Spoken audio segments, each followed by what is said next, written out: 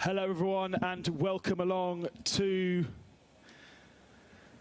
Barcelona for the 24 hours of Barcelona Catalunya. A very, very warm welcome to everybody.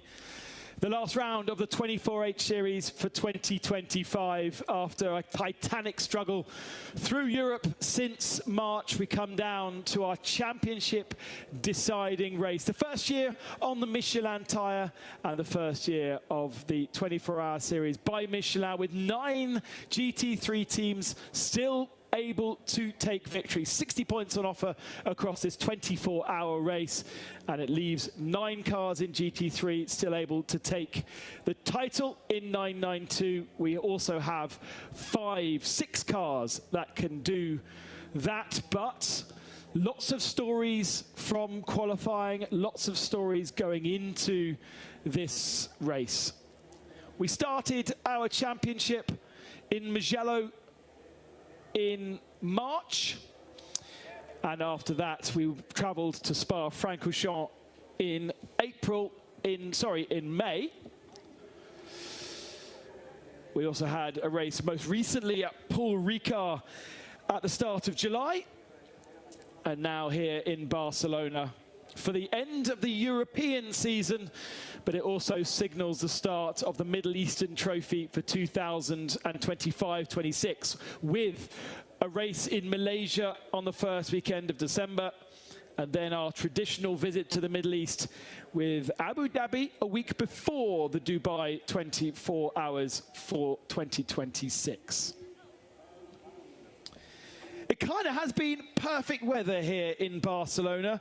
We haven't had much rain, but it hasn't been too hot on a circuit which is renowned for its abrasiveness, and in an area of Spain which is renowned for 40-odd degrees. But today is around 20, as it has been across the weekend. We're hoping those mountains don't gather too much rain clouds and it doesn't hit us here on circuit. Therefore, we get a dry 24 hours, which is enough of a struggle for our 33 teams as it is, without adding any other jeopardy. It is myself, Peter Snowden, Peter Mackay, and down in the box and down on the grid, we have Carla Velti and John Hindhoff. Good morning to you both down there. Good morning, Ben. Good morning, Booth. Good morning, everybody, and welcome to a very, very packed grid here at the Circuit de Catalunya, the Michelin 24 hours. These are the trophies that we are playing for, both today and for the season. Obviously, the historic Trophy Fermín Vélez, which has been part of the 24 hours of Barcelona since this was a touring car race. We have a brand new bubbly supplier here. Paladin are supplying the, actually nice to drink, don't just spray it. And then of course the big trophy for everybody in class, and the championship trophies as well will be handed out later on today. Carla Velti is with me for her first time as part of our broadcast team here. And Carla, what excitement we had in the qualifying yesterday, but how we saw it qualify is not how we're going to see it line up. No, listen, 24 hours is a long time, and if anything, yesterday proved how much is possible to happen, how much can happen here. Overnight, position changed on the grid, which already shows this is going to be very interesting for these 24 hours, so can't wait to see it start. And the positions we're talking about, in particular one that will have an impact on how the cars roll off, is that the Ajit Kumar car has lost its pole position in 992. They've had to change the chassis overnight after an incident in the nighttime practice, and therefore they've been put back. That does mean that Jordan Red Camel.nl have inherited that position. We'll talk to some of the drivers in a moment or two, but we're getting very close to the formalities, and if Seb swings round to his right-hand side, we'll start, as tradition dictates, with the national anthem here at the Circuit Barcelona Catalunya before the Michelin 24 hours and our championship finale for 2026.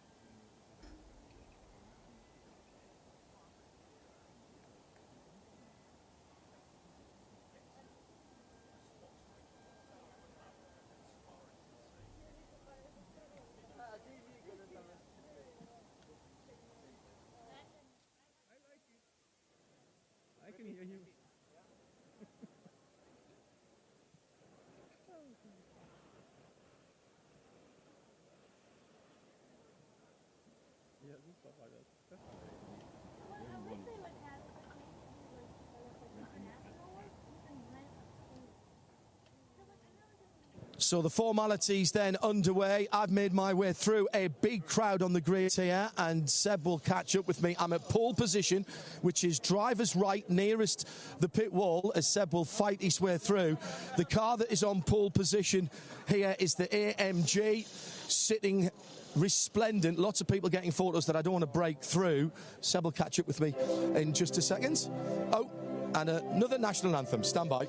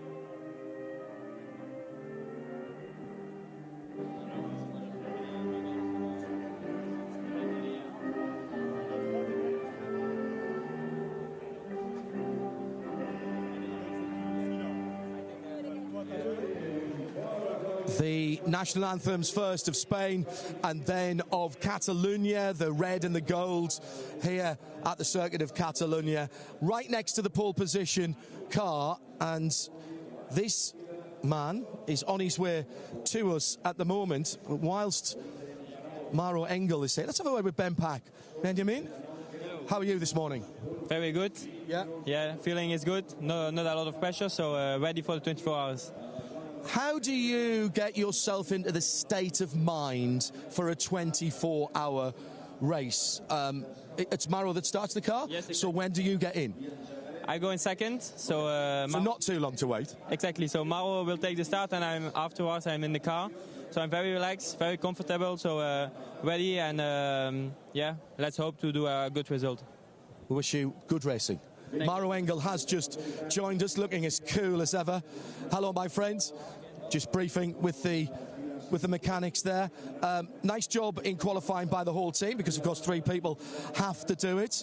You were always going to be here this weekend. I know how much you love this race. What is special about this 24 hours here at the Circuit de Barcelona, Catalunya? First of all, it's a great circuit, great atmosphere, great vibe. I've never done this race, so it's always been a race I've had an eye and wanted to do. So it's great to have the opportunity to do it. And as you mentioned, you know, the whole team at TFT and my co-drivers, everyone did a great job so far. And now just looking forward to settling in the race. How would you describe your 2025? Has it been a good 25, a reasonable 25, an average 25? It's been pretty good. I think in all the major championships we're in the running for the title, and now it's crunch time to see if we can get the titles. It becomes a very good year. If we can't, then obviously it's more of an average year. So, but I think we've put ourselves in a good position, and looking forward to those season finals now. Every time we've been talking to anybody in any class here, all they want to talk about is the Michelin tyre and how it reacts to this surface. This is a tough track for any manufacturer of tyres. Is that going to be the key here, tyre management? Yeah, for sure. Barcelona is a tough track for the tyre. We know the deg is usually quite high, and we hope that's one of the strengths that we can have. And I think we've set up the car nicely, and the tyre is working well. You're really looking forward to this, aren't you? Yeah, I was enjoying racing, enjoying being here, and looking forward to getting started. Race well. Have a good one. Thank you. Right, that's Maro Engel on pole position. Stay with me. This is a proper old-fashioned dive through. Look at how many people there are on the grid here as the tyres are coming out of their warmers to go on Maro Engel's AMG. Let's go back into the crowd. The grid's just starting to be cleared. It'll make our lives just a tiny little bit easier. You probably can't see the rest of the front row, but I promise you it is there. I'm going to try and grab some drivers. Proton Huber competition. I'll let you put your shirt on. Are you ready, Klaus? Are you ready to go racing? Of course. I mean, we have 15 minutes before the race, so should be ready. Yeah? And you've got Maro Engel right in front of you. We know him, we know you. So the big guns are in right from the start. There's an old saying in motor racing, you can't win a race at the start, but you can lose it. What's the mental situation for you right now? I mean, 100% you can not win the 24 hours in turn 1, lap 1. It's clear, I mean, we want to finish on top in the end of the race, so we will be hopefully smart enough to do not something stupid. In the end, it's really a long race. We will have different track conditions. Let's see how the night will be. Could also be that there's some small drizzles possible, or in the end of the race. This is also something we had to consider in terms of car setup, and clearly we are not going for corner 1. Coming to the end of what has been a spectacular lifespan for this version of the Porsche GT3 car. We've already been thankful to see that car racing in the Creventic 12 hours at Spa earlier on. Be nice to give this one a send-off with a victory. Of course, I mean, it would be a dream to win this race. In the end, we had really good races. The last 2 races were really good. We could win the 12 hours of Paul Ricard overall. We are in the Pro M category, and to win it overall, it's something really nice and special for our team. And I mean, 24 hours is always a different story. Everybody knows it's so hard, not only for the drivers, also for the machines, for the crew. You need to be focused for 24 hours. One mistake can change everything. But the car is well prepared. We took a lot of focus on this as a whole team. We tried everything, that everything is perfectly prepared. In Creventic, we often say that actually you, Maro, the pro drivers, this series isn't really for you. It's for your gentleman drivers and people who drive less often to come and do some big races and some big racetracks. How is that then? Do you have to have a slightly different mentality as a pro driver, knowing that this is slightly more relaxed? I mean, in the end, the rules allow it, that it's possible that you can have a pro driver. So that's why I think Maro, me, and some other drivers are here. In the end, it's clear, if you are on a full pro car, it's a different approach, also in terms of setup. We are 4 drivers now in the car, and the car has to fit for all 4 drivers. It means sometimes you need to make some sacrifices in terms of car setup. But this is how the sport is, and in the end you want to get the most out of the whole car crew, of the whole car, of the potential, and that's why you need to do sometimes compromises. Good to see you here. Thanks for coming. Thanks for bringing the team along with you as well. Race well. Thank you very much. Klaus Bachler, we'll let him get ready because he's first in the car. I want to nip across to the other side of the track here. Still quite a lot of people on the track. We'll get back to the Ferrari at Scuderia Praha in just a second, but here's the GT3 AM pole sitting car, and pretty special occasion for these guys this weekend. But before they get underway, Alexander Prince, how are you, fella? I'm fine so far. Yeah, everything is relaxed, excited for the race, so let's see what's come. Man, you guys have had a good season. You've had a smile on your face more times than not when I've come to speak to you, and I'm not always in the pit lane, I know. I suppose to use a phrase, what's your expectations for this race? It's difficult to say. For sure, we have in the front rows, we have all the pro drivers to catch up with these guys.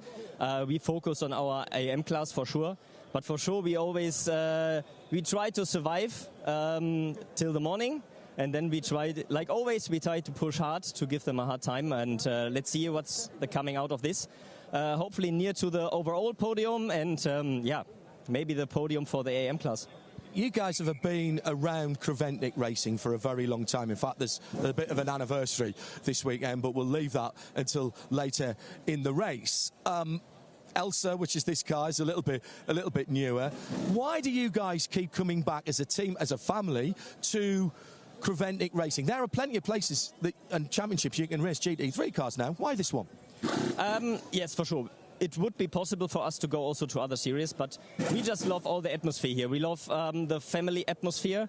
We love that the fans can really come close to the cars. It's not like completely like a secret everywhere. Also the teams, they are so friendly. We're helping out each other, not only in between the AMG teams, it's also with every kind of team. If someone has a problem, we are helping because we love racing. It's just about racing, passion, enjoying the whole weekend, and we have for sure the most driving time we can get. And as an AM driver, it's really important that you get before the race a lot of driving time, because we just come to the race and sit in the race car. It's not like the pro drivers that we can every week we sit in the race car.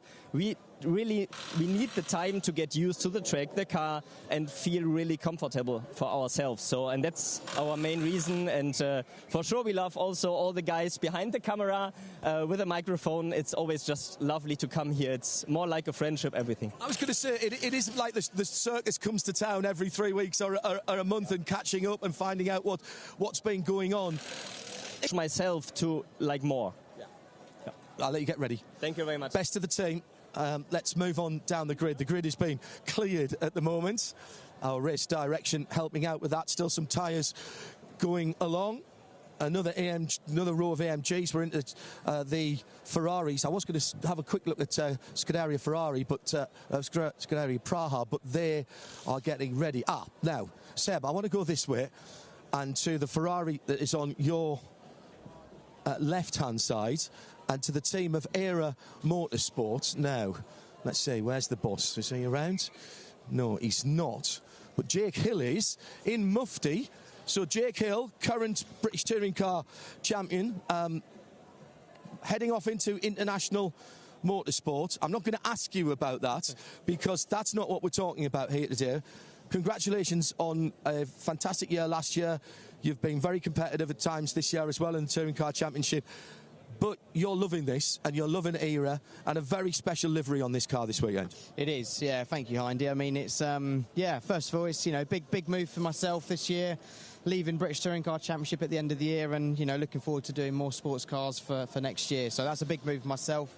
For this weekend, yeah, we got a new livery on the car for the final round with New Life, which is a special care baby foundation charity, which is important, obviously, to us and the team. So, yeah, glad to be supporting that, and hopefully we can get our time here. Yeah. But you're up against some very experienced teams in this championship and some absolutely top-class works drivers. I've just spoken to some of them. Yeah, for sure. I mean, for me, quali was good. I was on for pole in the silver stint in the middle part of qualifying until I got held up by an Audi in the very last corner. So a bit gutted, but yeah, still P3 for myself. Ryan was third in the gold session as well. Dwight still needs to find a little bit of time, but you know what? He did really well, and I don't think a lot of people used their effectively slowest AMs in qualifying at the first part yesterday. So I think Dwight's going to be all right, actually, once we get him in. Right. We've got to get off the grid now. When are you in? 5 o'clock. 5 o'clock, all right. Right, I've just heard a hooter. 2 Class Paul Porsches behind you, Seb, if you just spin around. On the left is that new 992 Class Paul. Remember, the Ajit Kumar red Ant car had to go further back because of a chassis change overnight. And we've got the 993 AM car right alongside it as well. What have they got ahead of them? 24 hours of this superb circuit, which races really well for multi-class racing. What does it look like? Well, rather like this. Here's Ben. Thanks very much, John. Here is the Michelin guide of this Circuit de Barcelona, Catalunya, which is 4.6 kilometers in length.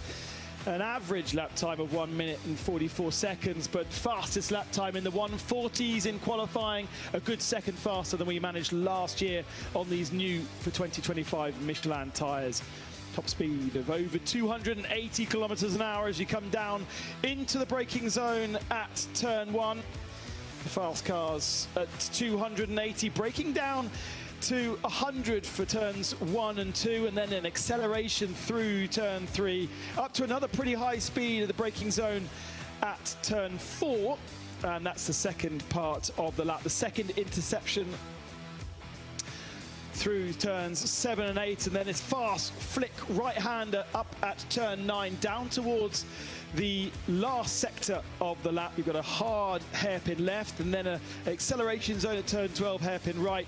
Got rid of the chicane that Formula 1 had there for about 7 years, so it's pretty fast at 13, almost flat at 14, relying upon those tyres before the blast all the way down to turn 1 once more.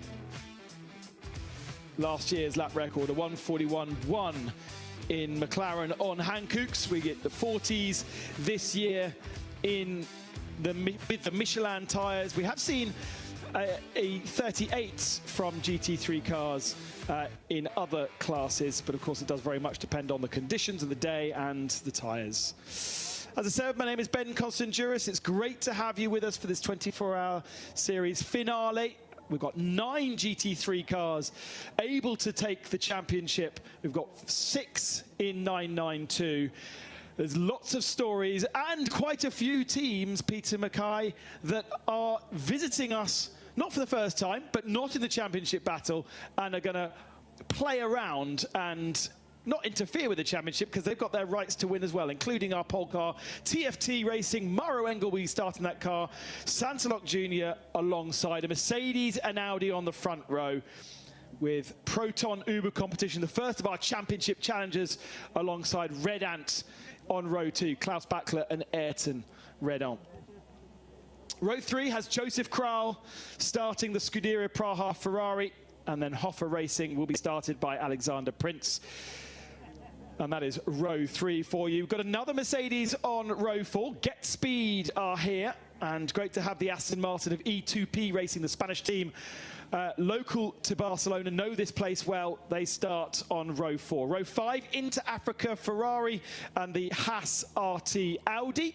2 full-fat pro cars on row 5. Then it's Viper Nisa Racing and ERA on row 6.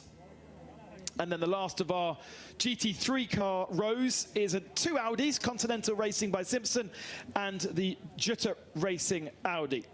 Then into the midst of our 992 category. A few changes there. Red Camel Jordan inheriting the pole position alongside Seb Lejeune Racing after a penalty applied to the Ajit Kumar Racing Porsche that starts down in 20th position now after a chassis change. Moreland Motorsport and HRT there just ahead of them, and Holmgard Motorsport will be sharing row 10 with Ajit Kumar Racing. Still waiting to see who will be starting that particular car. A different lineup for Ajit Kumar this weekend. The car run, of course, by Red Ant Racing.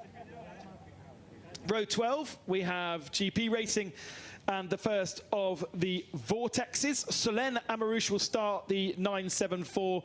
Lionel Father will start the 701. They are the only GTX category cars. GT4 is led by NM Racing.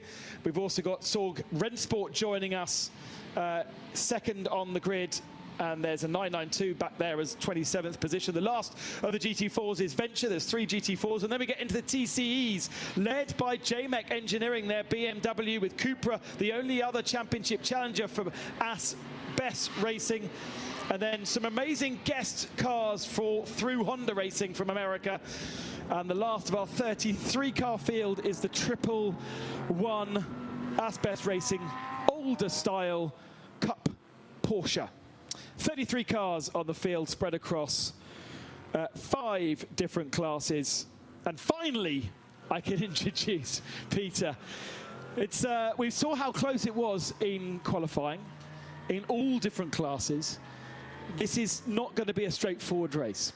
No, it won't. Everyone's been talking about tyre degradation all week long, and it has an effect not just on the performance of the tyre that you get across the stint, but also the way you set the car up. And some of the most experienced teams in this paddock who know their package inside and out have been struggling to find a setup.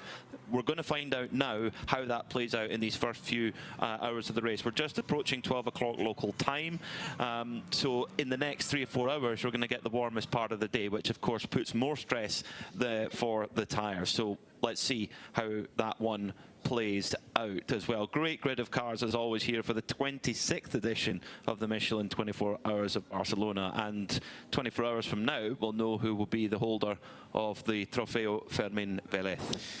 Just switching through the onboard cameras that you can watch on our YouTube channel, with Patrick Heusman aboard the RPM Racing Porsche down in 21st position on the grid, but a multiple supercar champion back in the day. Imagine that 992 car is going to be quite active in the first couple of laps. It will be, and what's striking me is that the top GT3 teams, a lot of them are putting their fastest driver in early. Maro Engel for TFT Racing, the pole-sitting Mercedes-AMG. Klaus Bachler in the Proton Huber competition Porsche. And also in the era Ferrari is Ryan Diel as well. So a lot of teams are going for their top-graded driver early on to try and get an early jump on this race. And I'm sure for all of the era team, they're racing for a bigger purpose this weekend for New Life Special Care babies. The car's pink. It's normally blue and purple. This weekend it's pink. And if you go onto the Era Motorsport social media page, you'll see the link where you can donate to that wonderful charity which provides special care for newborn babies who need special medical care. It's a fantastic cause. Do be sure to go and support it. Just a one formation lap, so the cars now lining up in 2x2 formation. The final couple of turns of this Barcelona lap, a plunge downhill through the final turn of the lap, which in racing conditions will be flat out. We've already had racing around the circuit this morning, the final round of the TCR Europe Championship as a support race. And it's really great to see 24H Series continuing to add to the program. Actually, a really strong amount of fans coming out to watch on the grid earlier on. It was an absolutely packed grid walk and a beautiful day. Barcelona does really do well with getting the locals to come and watch. 33 cars for the Barcelona 24 hours for 2025. Thunder and rumble towards the line to get us underway. And now they accelerate towards turn one and all spread out and fan out. You've got Maro Engel and Stefan Tribonini on the front row of the grid. Bachler and Redant will want to be working to try and get to the front, and actually it's not a particularly strong start from Maro Engel, really hassled by Klaus Bachler going into turn one. Everyone else sorting themselves out through the first couple of turns. Engel does hold on to first, and actually Bachler has got an Audi to his outside, so that's Tribonini trying to go around the outside of him after a very aggressive turn one. Now Bachler's having to look slightly in his mirrors as he comes into turn four, claims that second position, so Tribonini drops to third, and then Ayrton Redant in fourth. So Maro Engel managing just about to hang on to that advantage as he pulls out a couple of car lengths over Klaus Bachler, but unfortunately we've got a very early pit caller, the number 123 in the TCE category, the American THRW Honda Racing team. They unfortunately have come into the pits well off schedule, so that's not a good start to their 24 hours of Barcelona. No, and they've also under investigation for leaving the pit lane under a red light, so new to the championship, new to the regulations, and there's a lot to get your head around when it comes to Creventic Racing. So they actually had the aluminium welder out yesterday when I went into into their garage. So they've had a few issues, some sorting out to be done. One of the and actually come straight back out again. So whatever the issue was, not needing to spend too long in pit lane. Josef Kraul is on the move. He's up to fourth position in his Ferrari. Means Ayrton Redant must drop down a position. And in fact, there is a gap because Redant's down to sixth spot. And that's Axel Jeffries, who started in ninth. I'm thinking he's going to come across the line in fifth position. What a great first lap from the Zimbabwean. Axel Jeffries doing a top job there in that Into Africa car that's been run by Dragon Racing, that red Ferrari behind the grey and yellow Ferrari as they come down into turn one. But I'm really impressed in the early laps here. Stefan Tribodini, who's an AM-graded driver, he's surrounded by professionals here. Maro Engel, Klaus Bachler, two of the greatest GT drivers in the world right now, and he's right there around around with them and holding his own as well. Great stuff from Stefan Trebedini in that black and green Santilok Junior Team Audi. Wow, when he got into that car at the start of the race and saw the drivers around him, I imagine the nerves were high. But as you say, doing a good job. He's got Joseph Crowell all over the back of him through 3, but couldn't find a way through as they come down to 4. And actually, Crowell's going to be looking in his mirrors as well, because Axel Jeffries is right there. Then there is a gap. Then it's Redon, Ozeka and Lismo, so 2 Mercedes and Audi, and then Alexander Prince lost a position at the start. Dominic Ang moved up into the top 10 for Viper Nisa, and Ryan DL making inroads, of course, in his Ferrari down in 11th position right now, after the average qualifying, as we heard from Jake Hill, using their slower drivers and finding themselves therefore lower down the pack. We've got the yellow flag showing at turn number 5, and we do have a car stop. There it is. Oh, it's the Mercedes Adventure. Oh no, last year's winners in the GT4 category, they've got back going again.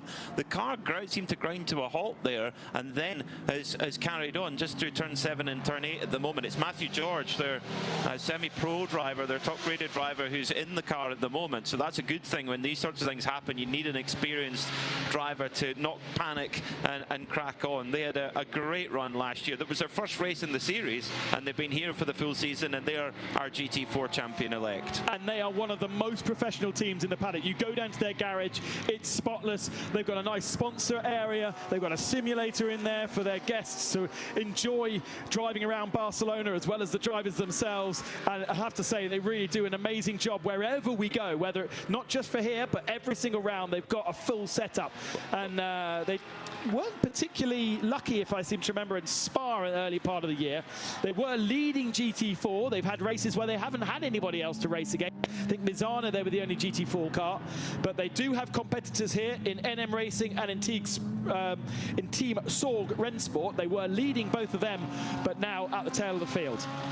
So a little bit of a split appearing then between the top 5, and then a couple of seconds back to 6th place, where Ayrton Redont in the number 93 Red Ant Mercedes is just a bit of a gap there. Is already coming across a little bit of multi-class traffic for the leaders with that delayed Honda, but they're kind of queuing up behind Ayrton Redont at the moment. That team, a very established member of the Michelin 24-hour series, double champions in 992. They've moved up to GT3 this year, and they've been getting closer and closer to that overall win. They came very close in Paul Ricard. Is this where they get their first overall win in Michelin 24-hour series competition? They're going to have to be perfect, but they've got a great driver lineup. They've got 5 drivers in there, including Loic Hartog, who they've managed to bring over from the Porsche fold for this weekend, which I think is a very, very wise signing indeed.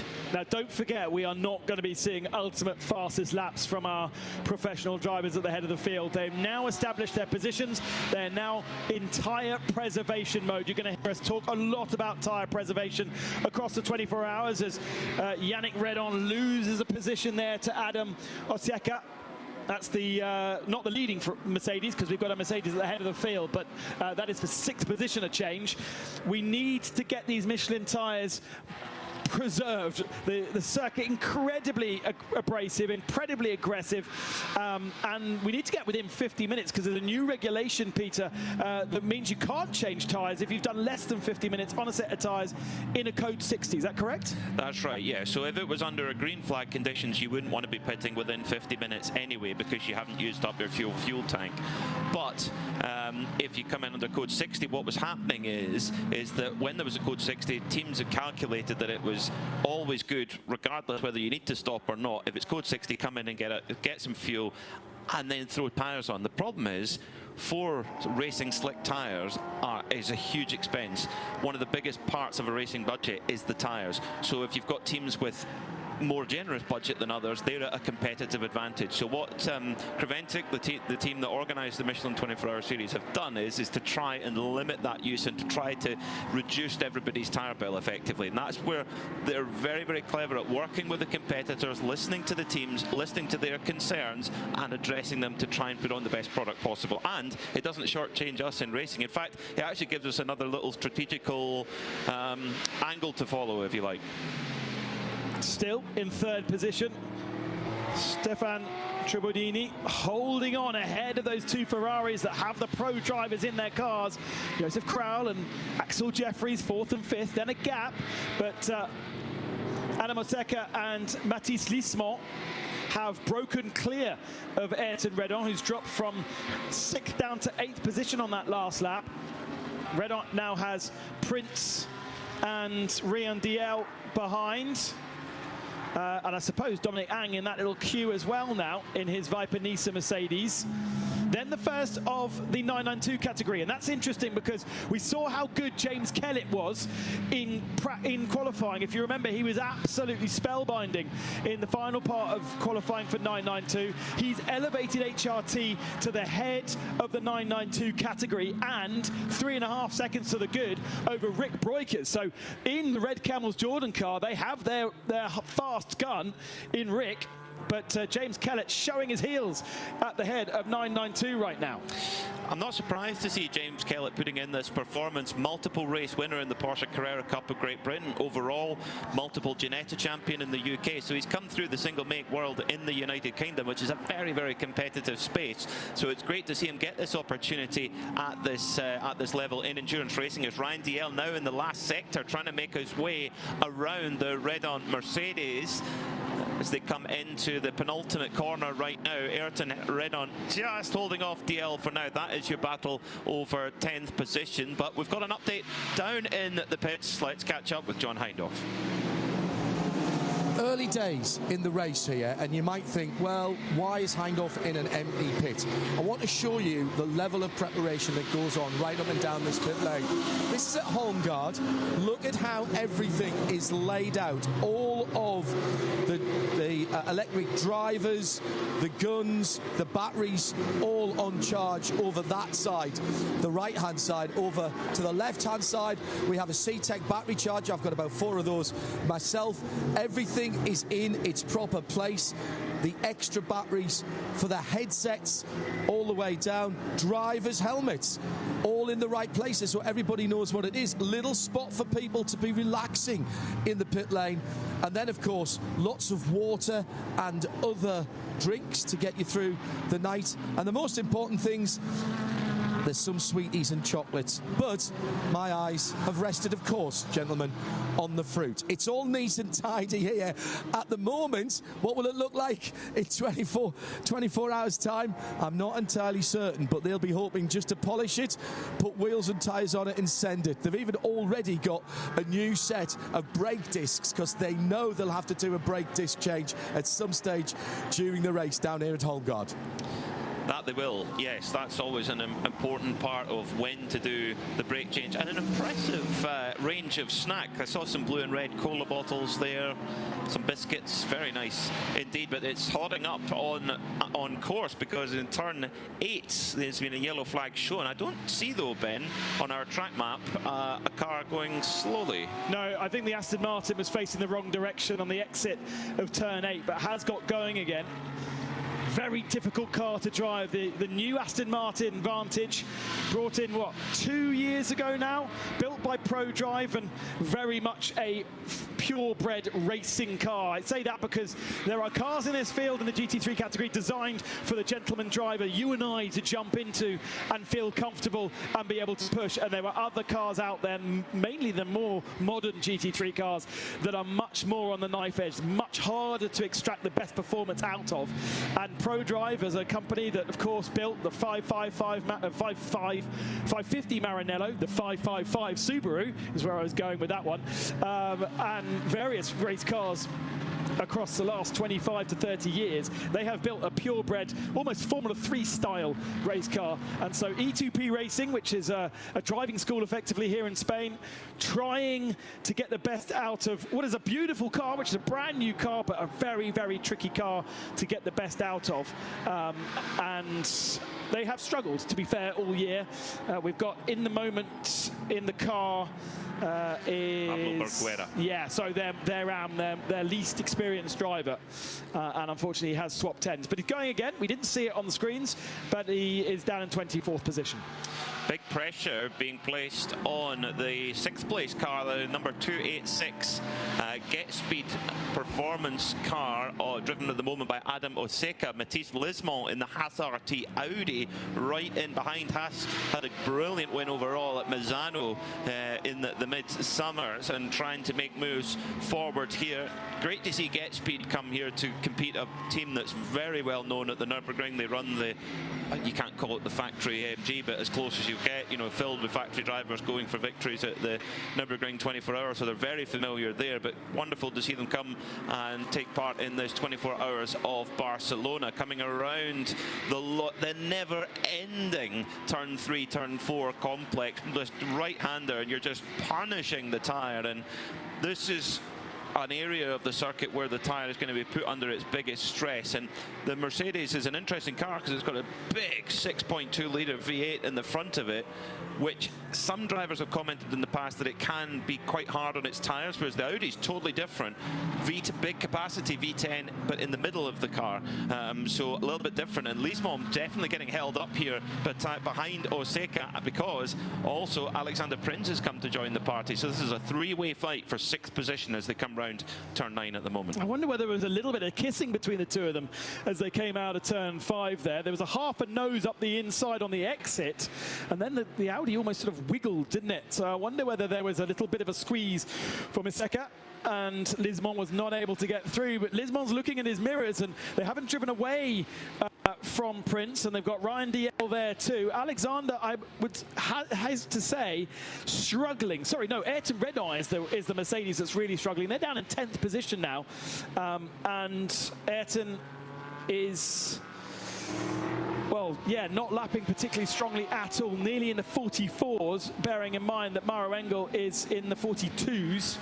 Most cars in the 43s. But remember, tyre conservation is going to be a thing. We've seen all season long with this first year of the Michelin tyre in this championship, we've seen lap records obliterated all year long. Now, whether it's a change in the surface or whatever, last year the best lap of the race was set on lap 3 by Frederick Schandorf in the McLaren, which had dominant pace. Didn't win the race, but was dominant in terms of one lap speed. As Lismont now up the inside now as they come down through into turn 5, and yes, does get through. Brilliant move there from Matisse Lismont in the Haas RT Audi, so moves up into 6th position now. Will he be able to pull away, and will Alex Prinz be able to have a go now on his fellow Mercedes competitor? But yeah, coming back to the pace, Frederick Schandorf went straight on the pace early on in the race last year, 141.193, and the McLaren was quickest in every sector. Now, Maro Engel is fastest at the moment of this race, a 141.392, so we're not actually on that pace yet. I think we will get there, but not at this early stage of the race. It's going to be a different complexion to this year's Barcelona 24 hour. Starting to get into a little bit of our TCE traffic. We've got 5 cars in TCE, 1 TCR Cupra. We've got the BMW Time Attack car. Peter will tell you lots about that later. We've got a sort of out of homologation Porsche. You can also explain that one to us. And then 2 completely bespoke Honda Civics. They are not TCR cars. They race over in America in endurance racing over there, and completely bespoke, built by that team. So a real mix of cars in the TCE category, and our GT3 cars having to carve through the back end of those right now.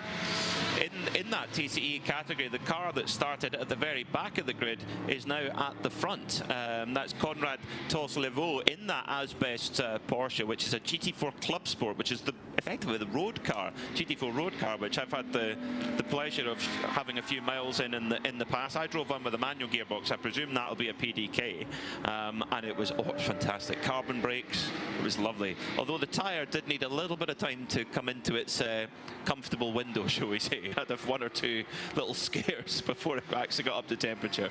But big slide coming through turn 3 and 4 for Rick Broikers. A lot of steering input there coming around that very, very fast, long right-hander. But Broikers, at the moment, running second in category and around 6 or 7 seconds away from the class leader, which is James Kellett, who's up the road in the HRT performance car. But Red Camel, they've got to think about the championship. At the moment, they're leading the championship from RPM by 6 points only, and 16 points from Home Guard. So for them, they've got to have one eye on the race, but also one eye on the championship. They've had a great year, but they want to finish it off in style here. Rick's got lovely space around him. He's got about 4 or 5 seconds up the road to 2 of the slowest GT3 cars. James Kellett has overtaken the 2 Audis at the tail of the GT3 pack, and he's now, well, James Kellett's 15, he's got some space, 15 seconds off the back of the Viper Nisa Mercedes. But then Rick Broikers in second position. He's got 7 seconds on Martin Rump in third position in 992. So loads of space to do his own thing. But we did see that car quite tricky to drive from Luke Broikers yesterday in qualifying. A little bit understeery in places, a little bit oversteery in other places. But at the moment, they are sitting at, as Peter says, second position for Red Camel. Mulner, third position. Gregory Servais is up to 4th position in the Ajit Kumar Racing Porsche. I know there's a lot of you online that will be supporting the AK Racing by Red Ant, and Servais is up in a brand new chassis since yesterday. So they might have done a shakedown this morning, potentially like 1 or 2 laps, but they had to rebuild a new car overnight after a crash in night practice after that previous car got pole position. And so much celebrations down there at Red Ant after qualifying meant a very, very late night for the boys down there to get a new car built, and they're up to 4th position. Well, the first laps they'll have done in that car is going to the grid laps. Yeah, they wouldn't have got a, what is it called? Not a sympathy lap. No, definitely not. But the car, interestingly, is in an Scuderia Farron livery. So maybe they've bought it from, maybe it's the Scuderia Farron's car and they've either borrowed it or bought it. I don't know. We'll find out. That's something for John Hindhoff and Carla Velti to find out for us. Maroengo leads the motor race by 2.8 seconds, but already that Mercedes AMG looking very out of shape in certain places. The car moving around a lot. So are we already getting into that tire difficulty? We're only 11 laps into the stint, around 20 minutes. We expect a GT3 car to go around an hour, so we're only really a third into the stint, and already the car slipping and sliding. The track is abrasive on the tire, but doesn't actually give much grip in certain scenarios. So this is going to be a challenge all race long. 992 is being led by Solène Amarouche. Sorry, GTX is being led by Solène Amarouche down in 22nd position. Daddy has lost a few track positions in the second of the Vortexes. Interestingly, and it's one for our pit lane team to investigate, the Vortex 701 is a traditional number we've seen them run. We've also seen them run as 702, and we did have this year a 703. I think that was at Paul Ricard. But for some reason, the second Vortex is being run as 974 this weekend. And usually, would I not? Yeah. Usually those would be reserved, I would have thought, for the 992 category cars. So why they've chosen to run a different number also means that they won't be competing for points and contributing to the 902 or the 901 points. So a different car, but Solène has been at one with that car, as she said in an interview yesterday, and she is leading GTX, just the 2 Vortexes in GTX. Leading TCE, as we've mentioned earlier, is the Porsche, the 111. And GT4 is being led by the local team, NM Racing. They've got 2 Mercedes in GT4 and a Porsche. And the team Sorg Rennsport Porsche now has dropped to 3rd position. I'm so impressed with the number 18 Audi of Stefan Tribordini there. running, albeit 10 seconds behind the second place car of Klaus Bachler, but holding his own very, very well. And this is the thing about the Michelin 24-hour series. You won't see cars filled all with professional drivers. It's always a mixture of amateurs and professionals, or indeed all amateurs, as the case may be. And it's how you balance that driver lineup and making sure that the weaker links in the chain, if you like, don't make the mistakes and keep the car out of the pit. But Stefan Trebedini is doing that, and doing it with some great pace as well, and is making it very difficult for Joseph Kral to overtake for third position at the moment. And here comes Kral now as they head down the hill, braking hard into turn 10, and Trebedini holding his line firmly, and Kral's going to have to think of another way. Engel leads by 3 seconds in his TFT Mercedes over Proton Uber competition Porsche, with Santalok junior team 9.5 seconds back, but holding those two Ferraris at bay. It's quite an aggressive start, actually, from Klaus Bachler. Started in third position behind Maro Engel, and rather than just following Engel into turn 1, Peter, he actually tried to sneak up the inside of him. That he did, yeah. It was a little bit of a steady getaway from Maro Engel, but the torque of the Mercedes AMG 6.2 litre came in, and you're right. The Proton Huber orange and purple machine of Klaus Bachler did have a little peak, but Maro Engel didn't leave the door open. When you've heard experienced as he is, you've got to get up earlier in the morning than that to take him out, that's for sure. As he really got into the stride early on, pulled a couple of car lengths, and Trebedini making Bachler's life difficult for second place there as well. Clearly that Santalok Audi has got great pace. It's called the Santalok Junior team, but there's quite a few drivers in that car which definitely have more life experience than that. I'm not sure why they call it the Junior team, but because it's the we've covered this in a previous race, I remember. It is not the driver lineup that's junior, it's the team, it's the mechanics. So it's like a second team for them to gain experience before moving into the Premier GT3 World Challenge team. Right, okay. Yeah. That's good, and what a great way as well when you've got experienced drivers like Pierre Caffer, who's been an Audi Works driver seemingly forever, when you could have such a thing, there to help with the car and to give advice and how to deal with the team, etc. That's a really, really cool project, and clearly they've prepared a great car. They're a former champion, of course, in this series. In fact, they're the outgoing GT3 Pro-Am champions.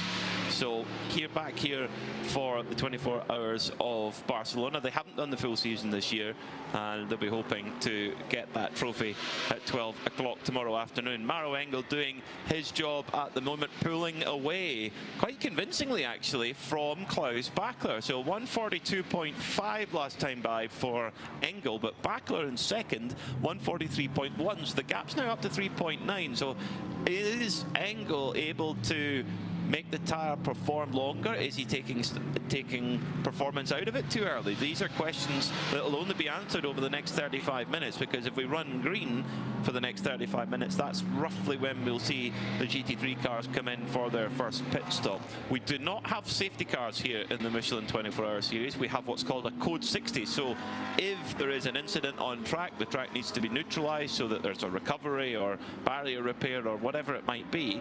We have a code 60, which means that we go to a speed limit of 60 kilometers an hour. Everyone has to travel at 60 kilometers an hour, and that's when we'll often see a lot of pit work going on, because most of the teams that have been successful in 24-hour series competition in the past, they seem to always go, like Herbert, for example. Whenever the code 60 would come out, they would go in. They would very, very rarely refuse surface under a code 60, and they've won this race 4 times. No other team has won it more than once. Taking a look at the dark red Vortex 2.0 of Solène Amarouche, the daughter of Lionel. Lionel is entered to be in both cars. Whether we will see him in both cars possibly depends on how one or the other does. You sometimes see drivers enter into two cars, but only use that second car if the first car dies, for instance. And so he's spreading his luck across both. But Solène, for I think the first time, is showing the heels to her father, and is a half a minute now up the road after less than half an hour's worth of driving. So she really has found a sweet spot this weekend in her Vortex 2.0, which was launched here 3 years ago. We didn't see it straight away on the racetrack. The Vortex 1.0 carried on for quite a while, and many of the components have come out of the 1 and put into the 2, but the main chassis very, very different, and the reliability, more crucially, much, much better. So we now can genuinely talk about them as performant cars. And we saw in the first part of qualifying, don't forget, that the GTX Vortex was faster than all of the 992 cars. The aero concept on the Vortex 2.0 is really, really clever. It gives fantastic straight line speed, but also good grip round the corners. It's been very, very cleverly designed by the Gomez brothers, and great to see them have more of a reliability to take to these 24-hour races as well. Leader in TCE, going very well at the moment, is the 111 Porsche for Asbest Racing, which have a significant advantage at the moment. We're just about 23 seconds or so back to Kevin Clark in the JMEC Engineering BMW E46. Yes, E46 M3. Spoke to Kevin Clark at breakfast this morning, and he said the first time he drove here in the Barcelona 24 hours was in an E46 BMW when it was a period car, when it was new. But this car's got quite the background behind it, which I'm sure we'll chronicle. But Asbest at the moment have two cars here, two very different cars, of course. One Porsche GT4 Club Sport and one Leon Cupra. Now, Peter, you're an expert of Porsches, far better than I will ever be. We've got a Cayman GT4 car in the TCX class, TCE class, but we also have a GT4 class. Why is this car not in the GT4 category? So you can buy, or you used to be able to buy a Porsche 718 Cayman GT4 road car.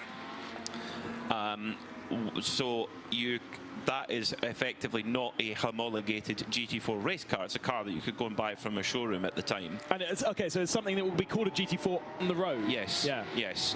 Porsche started doing a GT4 road car in 2015. Still really, really want one, but out the price budget at the moment. But but that is very much, it has a lot of the underpinnings of what then became the GT4 race car. In fact, you could take your GT4 race car to a dealership and have it serviced. Nowadays you can buy what's called a GT4 RS road car, and that is a much, much more high performance machine, and that is therefore made the base of the GT4 car even better. So the reason why it's in TCE is because it's not a homologated GT4 race car.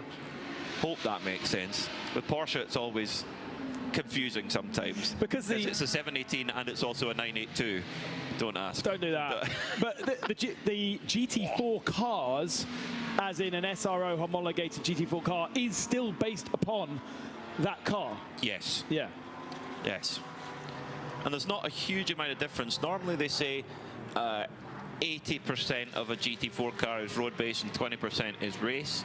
So it uses a road engine, road gearbox, and then a GT3 is sort of 20% road. That percentage has probably come down even more, and 80% race. You know, you look at a GT3 car, it uses the same base platform as a street car, the same engine, but a lot of the rest of it is very, very different. The gearbox is a huge difference. You know, a GT4 car uses the road gearbox. The GT3 car uses a race sequential gearbox, and that's where a lot of the performance, but a lot of the cost comes from as well. But it is worth pointing out that the way that GT3 has developed, if they recently have revived the GT3 series as a historic series, And you look at those cars from 2013, 14, 15, and they still are very much based on the road car with a cage inside. And, you know, they started off their life as something that was supposed to be for the road and then modified into a race car. Completely different to like the Ferraris we see now, the 296. That's a purebred race car. It's never seen a road car in its life. Yes, there are similarities, but it isn't putting a cage in a road car and going racing any longer in GT3. No, the Ferrari 296 GT3 has moved the game on in GT3 racing. I mean, the modular parts, particularly the rear section, the way it can be changed very quickly in a pit stop. I mean, when Ferrari won the Nürburgring 24 for the first time with the Fricadelli team, they had a puncture coming onto the Dottinger hole about, you know, 2 or 3k from the end of the lap. And they lost about a minute getting the car back with a puncture, but they removed the whole rear section and put the new one on within the time they would take to do the pit stop anyway, and that kept them in the race and they won the race. I think that serviceability won the race, but what an entire rear end of a Ferrari GT3 car costs, I wouldn't want to know. So it has moved the cost up, but the performance is, and the serviceability has gone up as well. And you see a lot of those Ferrari 296 GT3s racing around the world. How many have we got in the race this weekend? 3. So yeah, it's a popular car wherever you go. And interestingly, you would expect to see Italian plated trucks servicing those Ferraris, but actually it's Orica, the team based out of Paul Ricard, that effectively builds and supports the Ferrari GT3 effort. So always a slight surprise. Every time I see that, I have to double check it because it's not logical for me. Especially with Ferrari flying the Italian flag so furiously. Orica very proud to be chosen as the constructor and supporter of the GT3 program. Think how many great cars they've built over the years. You think of the Orica Vipers, their involvement with Toyota, and lots of other things. While we think about other great cars that Orica have built over the years, let's go down to John Hindhaugh and hear what he's got to say. I think a Ferrari 296 race rear end is probably would give you your Club Sport GT4 actually on the road, Peter. I'm in the place that nobody wants to be, in the penalty box. Well, not in this race. Obviously, Premiership later on this afternoon. It would be nice to have a few touches in the penalty box. If you're new to Creventic, a few different things about what happens in the penalty box. First of all, you can take a penalty if there is a code 60 out. You'd normally not be able to serve a penalty if a safety car was out in most races, although it has changed a little bit, so there's a multiplier on that this year, which Peter and Ben will tell you about. This is at the start of the pit lane, and if Seb swings round, what you'll see that's also different in the 24-hour series, 40km speed limit in the pit lane, but the reason that sign is right in front of the penalty box is because on the other side of that is 20km an hour for the fuel station. Yeah, that's right. That's why Seb and I and nobody up and down the pit lane are wearing fireproofs, because all of the fueling goes on in this set of extremely clever pumps that are placed before the rest of the pit lane. And when I say they're clever pumps, we call them smart pumps, and they really are. Each car has a fuel key, and it has on that key and within the car itself the information that tells the pump how much the car can have, because that's part of the balance of performance, how quick it can pump it, because that's part of the balance of performance, and if we're in code 60, if that car is allowed to have a full fill or not, and most of them aren't. That's what I mean by smart pumps. It means far less equipment in the pit lane and far nicer working conditions for Seb, for me, and for the rest of the pit crew. codes pumps this weekend available to the teams. That's significant because you, with 33 cars on a code 60, all want to come in at the same time, and you don't want to be queuing up. Well, you never want to be queuing up for your fuel pump, whether you're in a racing or a normal road situation. But sometimes we have 10 available to us. Here in Barcelona, from what I can see out my window, we have 8. So 4 pumps, or 4 systems, and 2 on each system. And therefore, you don't all want to come in at the same time and try and get themselves a pit stop. At the moment, though, we've just had 2 little yellow flags for 2 cars that have momentarily stopped and carried on. We've got all cars out on circuit. It's all going swimmingly well after the first half an hour of action at Barcelona de Catalunya. And just perfect conditions here. Nice blue sunshine. The clouds have lifted a bit since the start of the race, so that will keep the track up, which will of course not help the tyre wear and degradation. It's very pleasant in the air, but that direct sunlight on the track will heat it up and make it excessively difficult. Now, we talked about the difference in tyre wear between Maro Engel's Mercedes in the lead of the race and Klaus Bachler's Porsche, and it seemed that Maro Engel was beginning to pull away. That has turned around. Klaus Bachler is closing the lead back in again. It's only 1.6 seconds now between Engel and Bachler for the lead, and there's quite a big gap back to Stefan Trebedini, who still holds on to 3rd place. Joseph Kral has not been able to get past him, and I remind you, Stefan Trebedini is graded as an AM driver. All of the drivers around him are graded as either semi-pros or pros. Doing a great job at the moment is Stefan Trebedini. Does have a lot of experience. He does. Over 125 odd races, racing in the LMP3 Championship in the European Le Mans Series as well. That was last year. That is this year. Last year, he was part of the Lamborghini Super Trofeo Championship, so has jumped around quite a bit over his career in different series.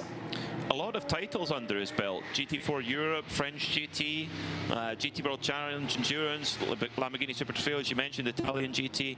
Yeah, so a lot of championships, but all at the AM or silver level. But he's matching toe for toe. You've got to remember, Maro Engel has been an AMG factory driver for a long time.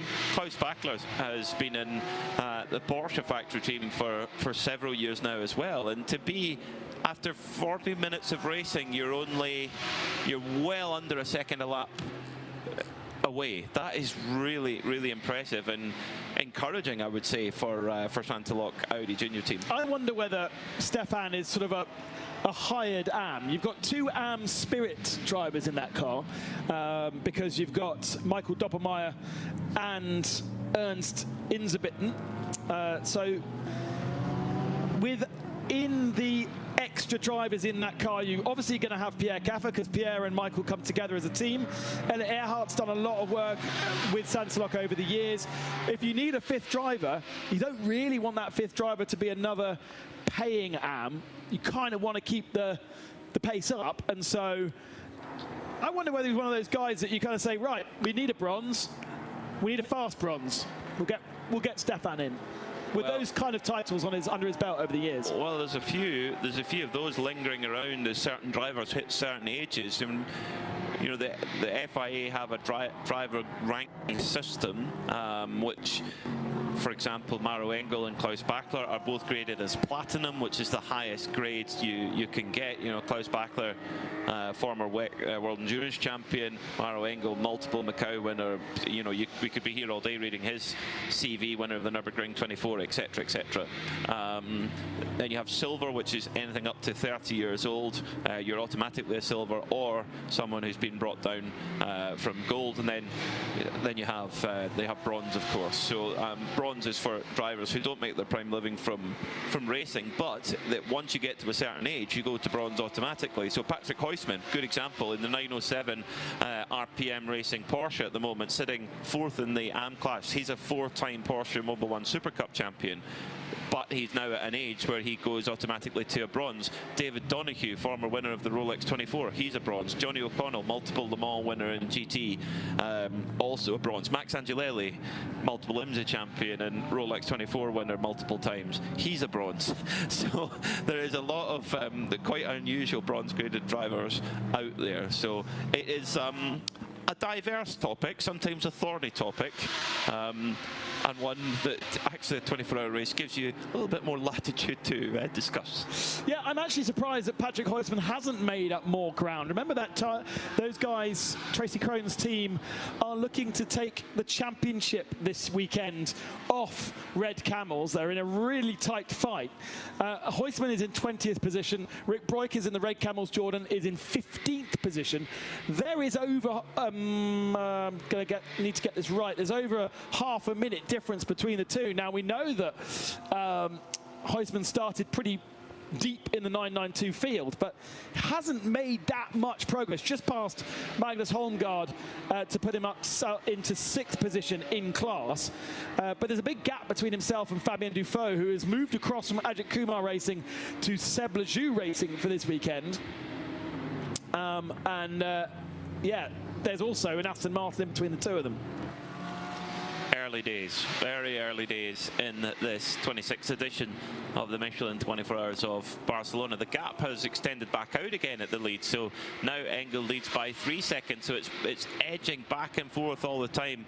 However, our race leader, Maro Engel, 143.8 last time by, 144.3 for Bachler. Joseph Kral has finally got himself past Stefan Tribadini into 3rd place, a 145.3. So we're sitting around the 145s. We are way off the ultimate pace we could expect, but I think it's simply the drivers having to be really, really careful with the tyre. I mean, we're hearing there's a peak of maybe 2 to 3 laps, then there's a drop off, and then it's how you manage it from there on.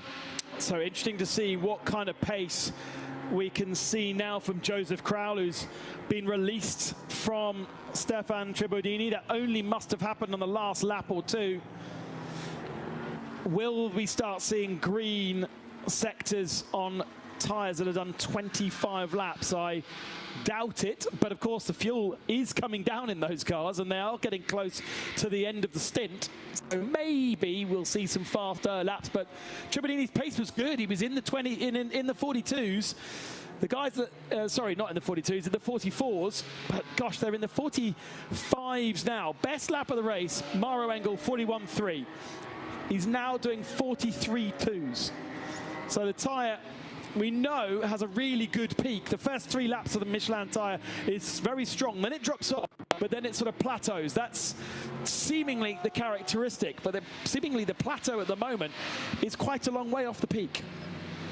Really surprising, actually, the difference. And a lot of the teams and drivers have been mentioning it all week about how high the degradation is. And it's not just the surface as well. There's a lot of high-speed corners here. I mean, your average speed is 165 kilometers an hour in a GT3 car. It's 103 miles an hour, if you prefer. So there's a lot of very high-load corners, particularly Sector 1, where there's a almost endless turn 3 and 4 at quite high speed too. So that is where you're putting, and then on the other side of the car, you are putting a lot of load through. So Alexander Prince right now coming through turn 2 and 3 into the long, never-ending 3 and 4. And the GT3 car getting up to about 160 kilometers an hour through there, then on the power up to about 200 kilometers on the exit, then hit the brakes at 220 kph. And just as we follow Alexander Prince through into Sector 2, we're going to have a code 60, and it's the leading car in TCE. The Asbest Porsche number 111 is off the road and has triggered our first code 60, which will be coming out any second now. And indeed we go code 60, and it's gone off in quite a big way, Ben Constanduros. First 2 cars have missed pit in. No, only the lead car has missed pit in. So Maro Engel is on the main straight, but Klaus Bachler dives in to get the first fueling. That's amazing how far that car has gone. He's gone a long way into the gravel at turn 10. Hasn't hit anything, but it is unusual to find yourself that far into the gravel trap. Klaus Bachler, the only car into pit lane right now, but imagine, I expect, with 25 laps on the tyres, with 45 minutes gone, we're going to get everyone in the pits now. Well, this is where it's very interesting, because under a code 60, if you have driven for less than 50 minutes on a set of tyres, you cannot change. But Maro Engel is just at turn 1 right now. Now, it will take, well, we'll be able to calculate this, because the average speed of a fast lap is 165 kph. So if your average speed is 60 kph, it's going to be nearly 3 times the length. So what does that make it? Quick maths, just over 5 minutes for a code 60, which would mean that by the time Maro Engel, our race leader, comes all the way around, if we are still under code 60, he could come in and get the tyre change. So actually, Maro Engel missing the pit lane could help him. It might not. It might be that we go back green and he's missed an opportunity to fuel up under code 60. This is where Michelin 24-hour series competition gets very, very interesting. My brain is melting. John Hindhaugh, could you make any more sense of this?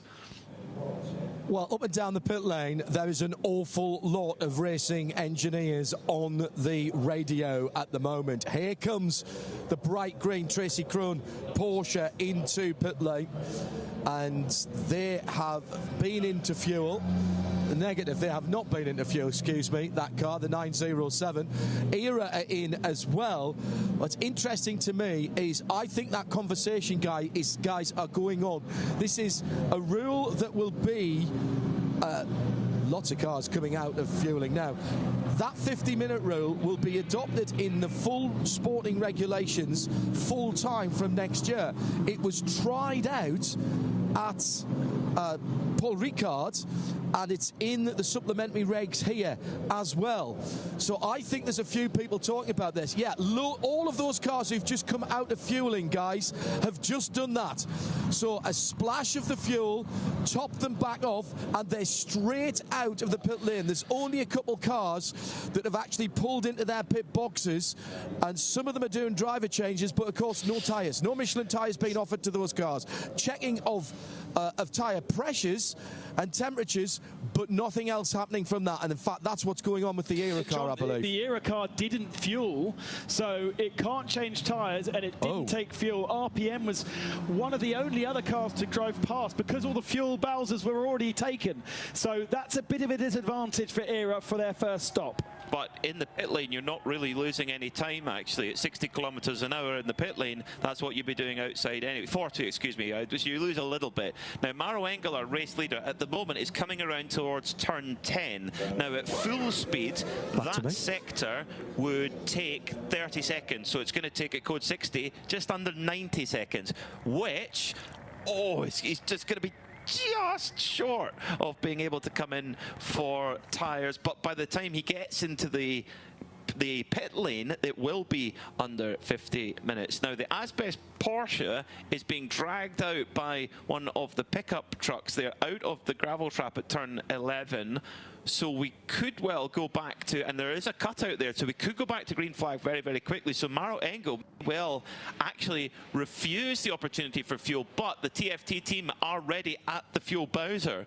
So they're obviously planning on at least considering it. Now, whether they pull Maro Engel now or not, I don't know.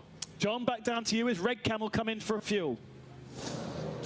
This is really interesting, guys. I've just spoken to a couple of teams, and they basically said to their drivers, pit, but if the fuel pumps are full, drive straight through.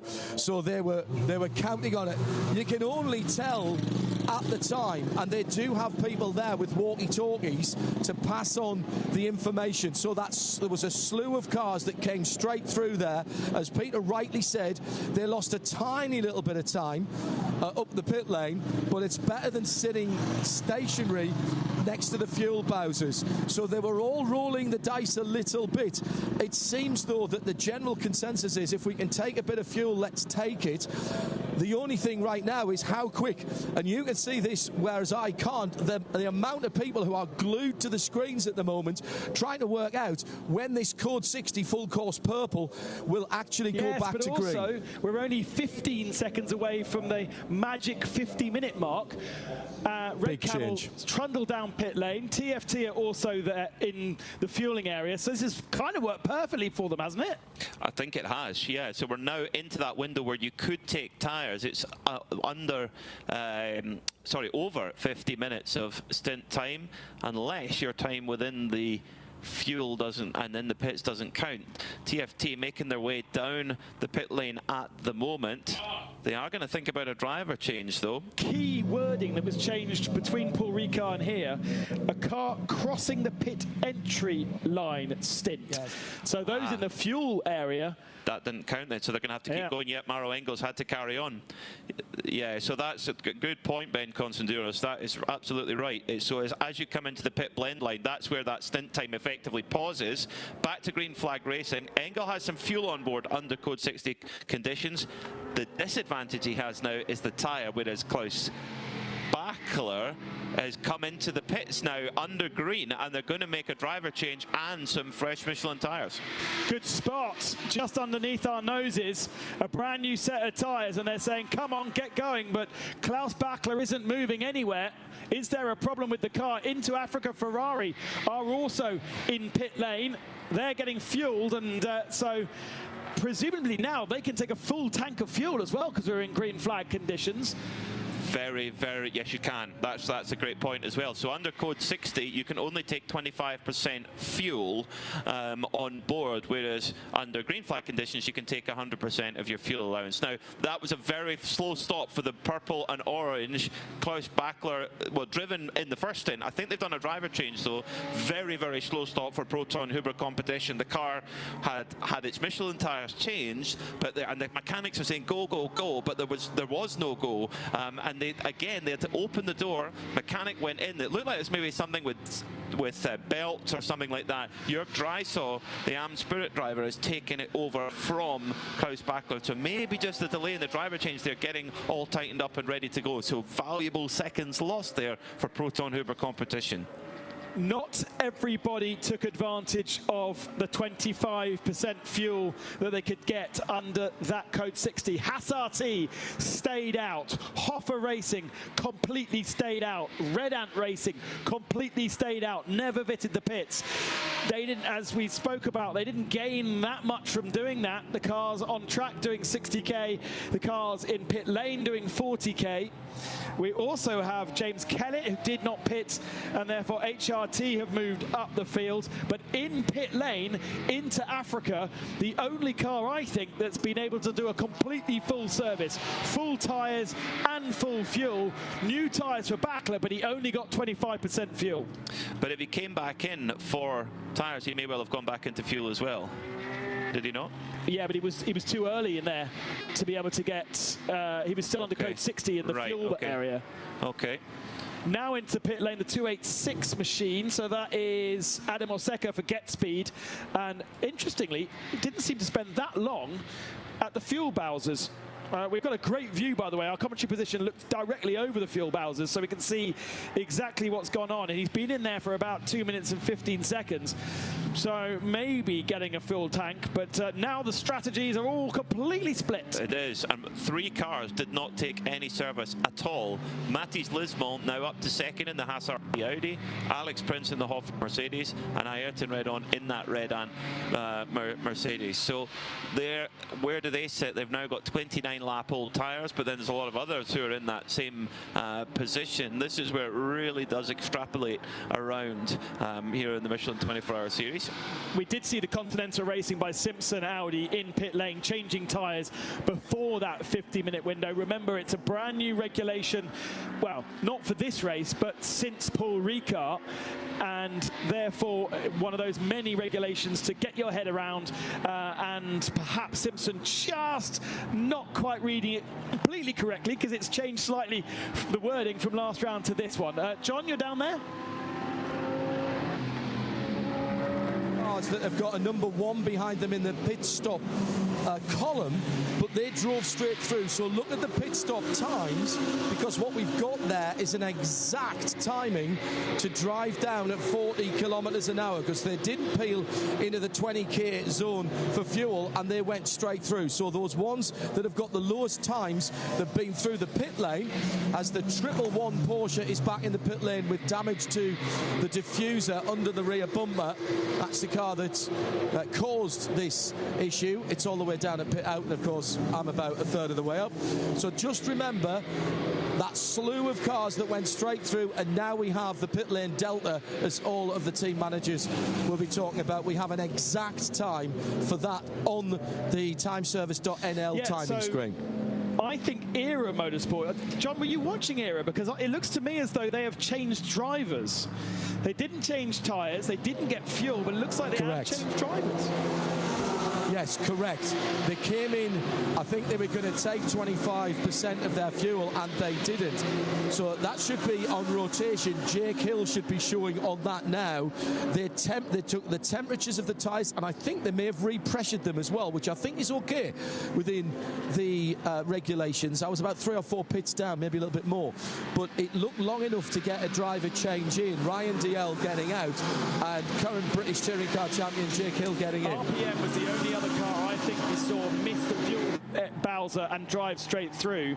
That cost them 1 minute total in pits, and Patrick Heusman is still being shown as the driver in that car.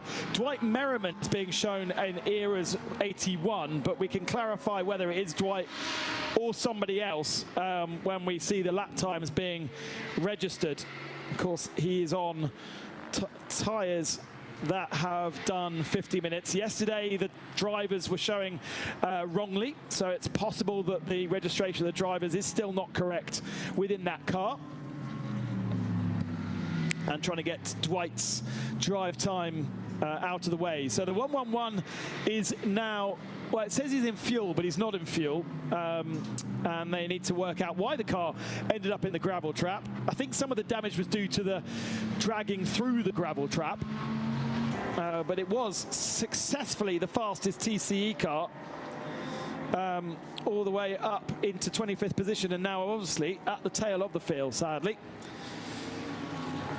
But that 50-minute rule already coming into effect, and the timing and the luck of having a code 60 at 49 minutes into the race is about to give, I think, the Continental guys a penalty. We will have that confirmed a little bit later on. We have no penalties shown up so far, whether it be for track limits or for anything else.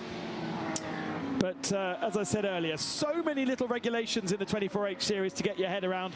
This regulation of the 50-minute rule came in for recar, but they reworded the letter of the law for this round. And one of the rewording was crossing the pit entry line. That is when the time stops. Where is the pit entry line versus the fuel area? Pit entry is before the fuel area, then you go to fuel area, then you go into the pit lane itself. And therefore, only those that were in pit lane, I think only one car has actually got completely serviced. And as I say, that is the Into Racing Ferrari with a full tank of fuel, with a brand new set of tyres, but they are down in 21st position, and they've got their AM driver in Jean-Louis Lelaca, 13th in GT3. So they've lost a lot of time doing that, but in theory, in the next 10 or so minutes, a lot of drivers ahead of them need to make green flag pit stops. We have made our first pit stop in the commentary booth. Peter Mackay has headed down for lunch, and Peter Snowden joins us for the next couple of hours. Snowy, what have you made of that first hour? It was all kind of calm, wasn't it? We started talking about tangential things, and then 1-1-1 in the gravel trap, boom, chaos kicks off. Well, I'm always very wary of overselling 24-hour races simply because of the duration of it. I said yesterday in our qualifying session when I covered the GT3 bit with yourself, Ben, that 3 15-minute sessions with a 5-minute gap between 45 minutes of GT3 qualifying yesterday. it was a portent to the future. It boded really well for this potential race. I thought this morning, do you know what? I think this could be an epic, because a 24-hour race sometimes isn't. That we've had experiences of that. That first few corners today, unbelievable what was going on there. Klaus Bachler having a little nibble down the outside. Mauro Engel saying, no, thank you very much. I'm a works Mercedes driver. I know what I'm doing. But straight away, we're into turns 1, 2, and 3 of a 24-hour race, and there was excitement. As you said, that 111 car going into the gravel at 49 minutes on the 50-minute rule, depending on where your car is on the track as a strategist at that point, you must have been thinking, this was sent to us, or was it not? It's unbelievable. What a start, as you say, Ben. And it's 1 hour in. And we've got an Aston Martin in the gravel, I'm afraid. And it is in the gravel properly. That's up at turn number 9. Unfortunately... Horrible corner. Paolo has already once turned around in that Aston Martin in the early part of the stint. And it looks as though we might have to go code 60 again. Yes, code 60 within 20 seconds. Pablo Biguera in the Aston Martin, beached in the gravel, and a get-out-of-jail-free card for the rest of the field. Viper Nisa racing already in pit lane, so they can get a little bit of extra fuel. No, they can't, because the code 60 comes out already. And the same rules apply then. Everybody wants to come in and get fuel, but they also will be able to change tyres now. Yes, but the Mercedes that's in the pit lane is already in the fueling rig. That's already there already.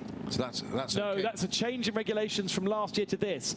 If you used to be able to get in before the code 60 and therefore take full fuel, but now the rigs are so clever, they know when the code 60 happens, they will stop refueling. Well, that's what I'm asking. I've just looked up, Ben. You've been on this for the first hour. Was that in there already when it went to code 60? Therefore, it's a valid pit stop, a fuel stop.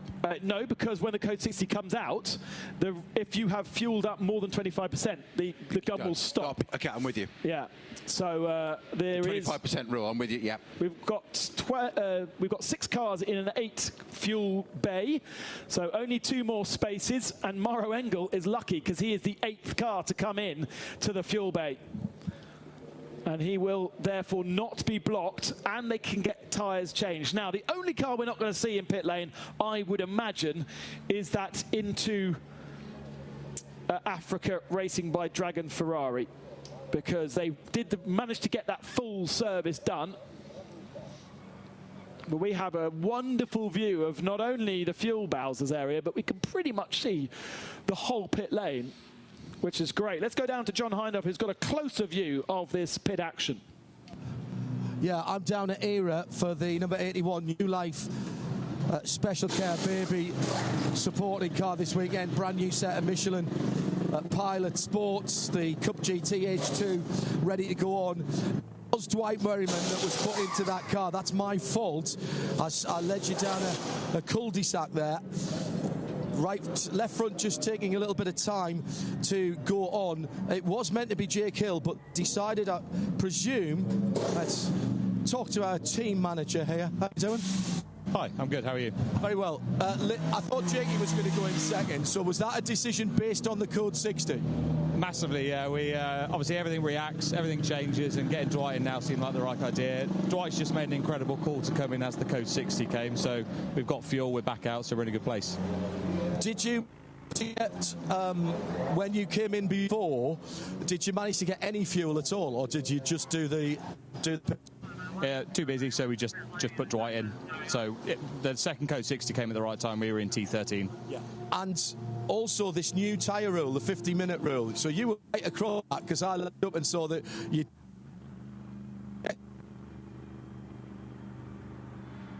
Yeah, it's something you've got to be so careful of, and it's another thing for the engineers to keep on top of, but it's all part of the game now. I always say there's as much talent on the wall as there is behind the wheel. Even more for you guys to think about now. Loads. If there wasn't enough going on, there is now. It's a lot of work. Remind me of your name? Oliver. Thank you, Oliver. That's the team manager down at ERA. So they've kind of got back to where everybody else were, gentlemen, for that... a look to see what the back of that Porsche looks like. So that was a tyre stop for ERA, John. They've got new tyres on that car now. I missed that bit. Correct. Okay, great. So extra fuel and a tyre stop. And a tyre stop. And I think that's going to be pretty much across the board for everybody. Seb Lejeune Racing, the 888 comes past our window on the racetrack. Fabien Dufault in that car. So they're going a different direction. And of course, the 992 cars can go quite a bit longer on fuel than the GT3 cars. This would be, logically, the time where a GT3 car would come in for its first conventional pit stop. Fuel bowsers are pretty empty.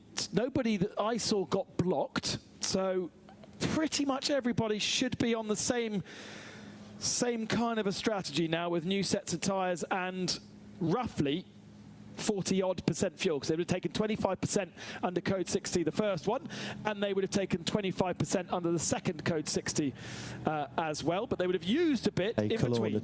Can you tell Seb sunblock on the not a lot of movement over at the Aston Martin at turn 9. I can see it from out the window, and although there's a tree in the way to completely block my view, the way it was pointing didn't suggest it would be that easy to grab out of the gravel trap. There is an extra bit of track there that they use from bikes, I think, when there's maybe not MotoGP, but yeah, MotoGP. Correct. Yeah, well, I don't know about MotoGP. You're absolutely right. There's an extra bit of track there. But it's never been a Formula One used extra bit of track, though, is it? No, but it does lull you into a full sense of security going up there. That bit of, you get drawn by the tarmac drivers with simple things. We see tarmac, shiny thing to approach, and away you go. But to me, that was always when I raced here. That was one of those really tricky. It was the Achilles heel of the circuit, unbelievably, because you've got a fast left hand up to it, and it's almost a kind of blind brow, and you need the car working. You need lots of power down to keep the aero working over there, but it doesn't want it. It looks like that Aston certainly swapped ends by the look of it to me.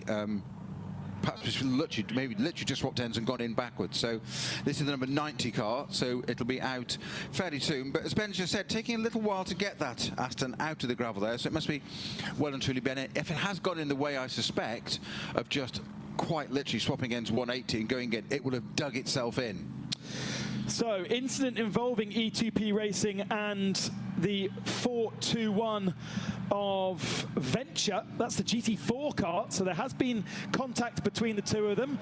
And we also have a penalty for the 133 machine of JMac Engineering not respecting minimum sector time during code 60. So, race control have woken up, the penalties are flowing. Let's go back down to John Hindhoff. We are going racing in under 1 minute. Very quick chat with Pierre Caffer then down here at Saint-Aloc Racing. Well, that was a bit exciting. You didn't start the car, but you've had to do a couple of stops there because of this new 50-minute tyre rule. Yeah, indeed. I mean, the new 50 minutes tyre rule is quite, let's say, intense. So the first time we couldn't get new tyres, so luckily we had a second code 60. So now we put Ernst inside the car, and now we will see how it goes. It's a long race, and I'm really happy to be back in the Creventic series. It's a really nice championship for all the gentlemen drivers, and I really like to work with them. I saw some of your competitors put their top driver in, including we had Klaus Bachler and Maro Engel, but you didn't start the race. Was that discussed? No, for me it was too hot, no. No. Yeah, it was. It's breakfast? Yeah, it was discussed, but we decided to put Stefan inside to generate a bit more bronze time, and right from the beginning on, we will see how it pays off in the end. One of the world's greatest GT and endurance drivers, Pierre Caffer, I've seen his whole career, and it's a delight to have him back here. Pierre, thanks for talking to us. Thank you, John. Hope to see you again. I'm sure Pierre will see him again. There's a whole 24 hours to go. John will be there. Yellow flag down at turn 9-10. We've got another car in the gravel. Will it be able to get out? The drone is picking it up. It's car 18, which is the Saint-Aloc Junior Team Audi. So poor old Pierre's teammate there has done a good job of getting out of the gravel without getting stuck. So we do go back to green, but Ernst Inzerbitten getting bitten by turn 10. And And meanwhile, penalties starting to flow for the slick-to-slick change. Now, we saw the 69 car changing tyres under that first Code 60, and it was a slam dunk penalty. They haven't been given a penalty yet, but the car afterwards, which was the 73 car, which is Proton Uber Competition Porsche, they have got a 60-second time penalty for changing tyres under the 50-minute rule. Now, when we saw them in the pictures, it was after 50 minutes, but they entered the pit lane, must have been fractionally before, and unfortunately they've been given a 1-minute penalty. So we're expecting a 1-minute penalty to come for the Audi of Continental Racing, but it hasn't shown up yet from race control. But Proton Huber have got a penalty as we ride on board with Jörg Dreiso. John, you were down there? I am down at Asbest, which was the car that caused the first Code 60 that caused so much consternation. I thought it must have gone in backwards, but they are working on the front of this 982, the 718, as it is termed in the model name, 982 being the type, and belying its road car roots. You can see the radiators at the front of the car, and they are getting some attention as well. Now, when we talk about going off into the gravel, gentlemen, by the way, the lights are going to need looking at as well. When we talk about going off into the gravel looks like this, and it's not all tiny little bits and pieces. That is the size of some of the gravel. So when we talk about gravel getting thrown onto the track, that's the sort of size of stone that are coming out the gravel traps here, which is why we like to keep the circuit as clear as possible. There's a little bit of work going on here in the 111 car. They're not going to be coming out anytime soon. It's not yet the time to discuss FIA spec gravel, but it does exist. And Formula One tracks must have FIA spec approved gravel. That's one for much later on in the day.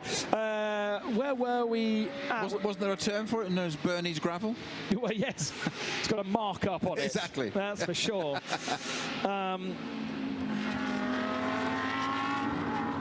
I've lost my train of thought. 73 with that 60-second penalty. Jörg Dreiso in the Proton Uber Competition Porsche. One of our championship challenges in the GT3 category. We've had quite a lot of changes of drivers, so actually let's quickly run through those for you. Benjamin Pack is now in the TFT Racing Mercedes, so they have decided to put another of their hot shoes in to that car. Alexander Prince has got the Hoffa Racing Mercedes up to second position. How? Because they must have not pitted under that last Code 60 by the looks of things. So the Ferrari 56 now has Matthias Weibo aboard it. The Red Ant Racing still has Yannick Red Ant. I say still, was it Yannick Red Ant in the early part of the race? I think it was. Ernst Interbitten, we just saw in the Santalok Junior Team Audi in fifth position in that car. Haas RT have swapped over to Nicholas Gwelink. Not a very experienced son of. In fact, if memory serves, had his first experience of that car at Paul Ricard in July. Douglas Koo is now aboard the Viper Nisa Mercedes. James Kellett hasn't yet come in to the pits in the HRT Performance Porsche 992 that leads the 992 category. Dwight Merriman we already covered off in the Era Motorsport Ferrari. Jörg Dreiso in the Proton Uber competition. It's going to get a penalty, so it's really going to drop down the order. Nicola Michelin in the Jutta Racing Audi in 10th position. And you know what? That really hurt Into Africa Racing. They are 16th position, and they are still 2 laps down on TFT.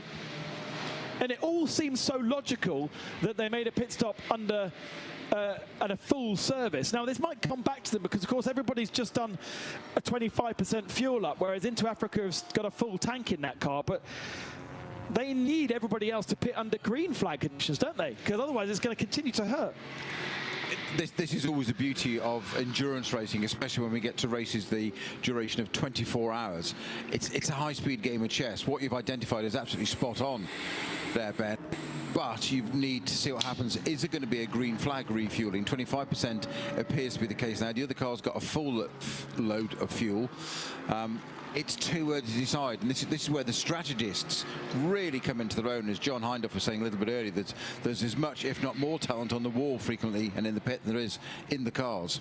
And that's where they'll all be working it out now. Little algorithms, spreadsheets, and all sorts of things going on in the garages there. Paul Truswell's one of ours, obviously, one of our commentators, does this for Red Camel. Jordan, he'll be down there in the pit lane doing all this sort of calculations now, or his software doing it for him as well, and applying the variables and the possibilities of how it can all work. So let's see. I think we need to see where we are about 15 to 20 minutes off the next refueling window, as in the second lot of 50 minutes. So just to cover off the Aston Martin, by the way, it is back out on circuit. Pablo Beguera is still aboard that car, has lost 3 laps from being recovered out of the gravel trap, and we yet to learn the fate of whether the GT4 car of Matthew George got into the side of it or vice versa, but there was a conflagration between the two of them on circuit. Matthew George, by the way, in his Venture Mercedes GT4 car, still leads in GT4 by 13 seconds over Brandon Lee Oxley. Both of those two have been in the car since the beginning. Both of them have just done a single pit stop under the first code 60.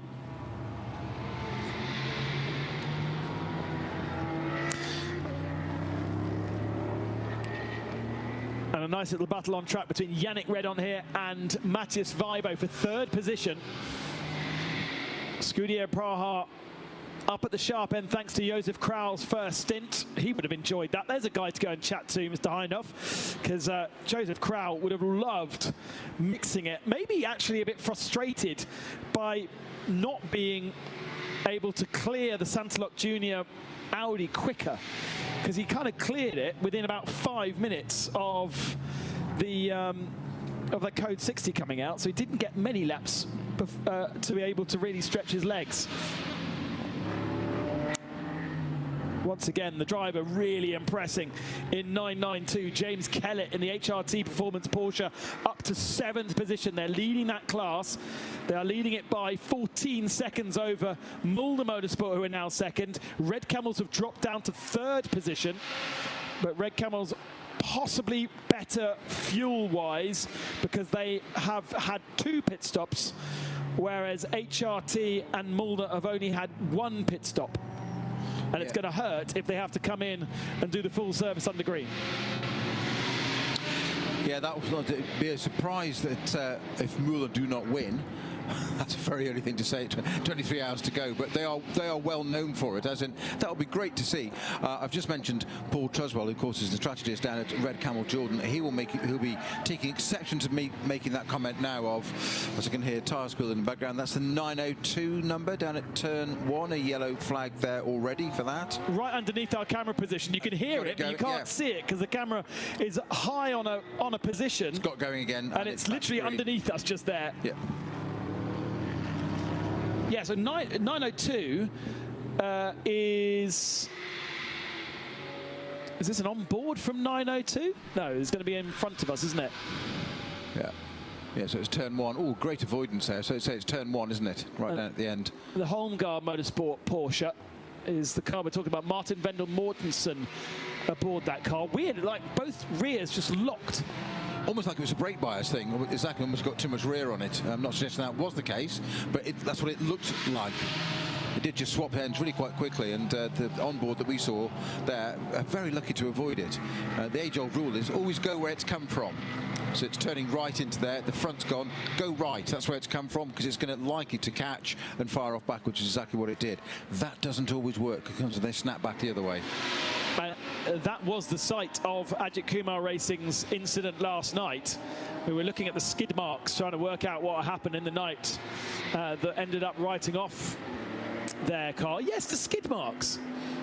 2 lines that went from the middle of the circuit to the outside, and then made a connection with the wall and came back into the middle of the runoff area, resulting in a chassis change.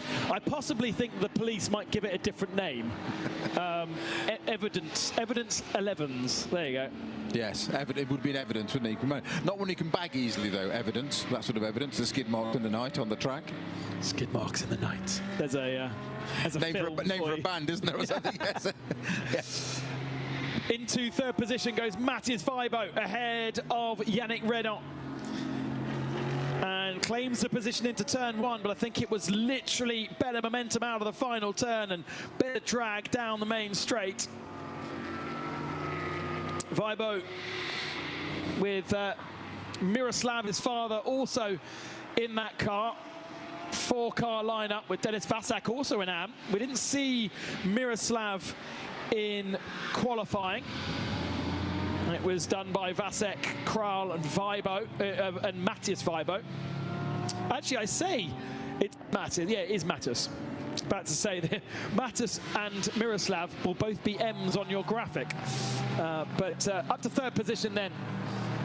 Yannick Redant, fourth. And the car that really struggled in the first part of the race was Alexander Prince, wasn't it? Dropped down to outside the top 10, but now in second position, 1 hour and 18 minutes to Alexander's stint. He would have had 2 fuel stops, but no tyre stop. And so this is where I think Prince is going to be really struggling. He's on one of the only GT3 cars in the field to still have his same tyres on from the start of the race, having missed that code 60. Plenty of fuel to keep going. But actually, look at that, Snowy. A 1:43.1 from Alexander Prince. That is well impressive on tyres that potentially have done over an hour's worth of running. I would say it's more than well. It's hugely impressive to get back up to there as well. How far would that? So it's only 19.3 seconds adrift. That is very, very impressive. The only thing is, we are aware that this circuit is got very, very high tyre degradation. So what's he taken out of those to get it that far back up the field again? And how long can he sustain it? Because it's no good if it doesn't help on the strategy. No, okay, so I'm going to correct myself here. I think he has taken tyres in the last stop. Yeah. But he didn't pit under the first code 60, so that's why Hoffer, Redant and Haas have been able to get right up to the sharp end of our timing screens, because they ignored code 60 number 1, but then pitted into code 60 number 2. James Kellett did come into the pits under code 60 number 2, but was only in for a minute, so he wouldn't have had a chance to change tyres, if I'm not mistaken. You can't change tyres in a minute, can you? Lots of traffic for Weibo to get through here. It's got the Era Motorsport Ferrari of Dwight Merriman in front of him. Dwight holding on. Interestingly, when some of these teams come testing, including Era Motorsport, across the test days of Thursday and Friday, they run 2 cars. So they'll have the race car they're going to use for the weekend, but they are permitted to run a second car. So they're 5 drivers that they've got in the car for this event get double the opportunity to have track time. Oh, another skid mark underneath our camera as Lappery is done. Who is that facing the wrong direction? There. What is it? It's a Porsche. It's a 938 Porsche. Loic Thiers in the GP Racing Porsche facing the wrong direction. But once again, I think he is, yeah, able to get away with it because the gravel is a bit further away from the racetrack. And I have to say, I think there's something damaged on the rear right corner of that car. Is that a flat tyre? It's hard to see on our monitor. The car just looks like it's sitting down a little bit on the rear right corner, Snowy. Rear. It's got a puncture. It's got a slow puncture on the rear. Now, yeah, definitely a puncture. Yeah, definitely now. Yeah. Mercifully, it's slow, so they should be able to get it back. And this is always the biggest problems with it for a driver is getting the car back. Now, certainly it's loaded on that side. See, now it's down nearly onto the rim. Oh, and he's also got the rim. Now it's coming off the rim. This is the problem. The car, because it's now going to move inside, and that's where it fouls up with suspension, and it can do collateral damage around there with wiring looms and brake lines and all sorts of things. So you can't tell the driver to go slow enough here, though it's completely counterintuitive. You you think you're doing 5 miles an hour, but actually, in fact, you're still doing 50, 60, 70k, which is ridiculous. It doesn't feel like it because you're used to driving at speed. And if you want to know why there might be puncture, take a look at the bodywork around that car, because it is scuffed up. So he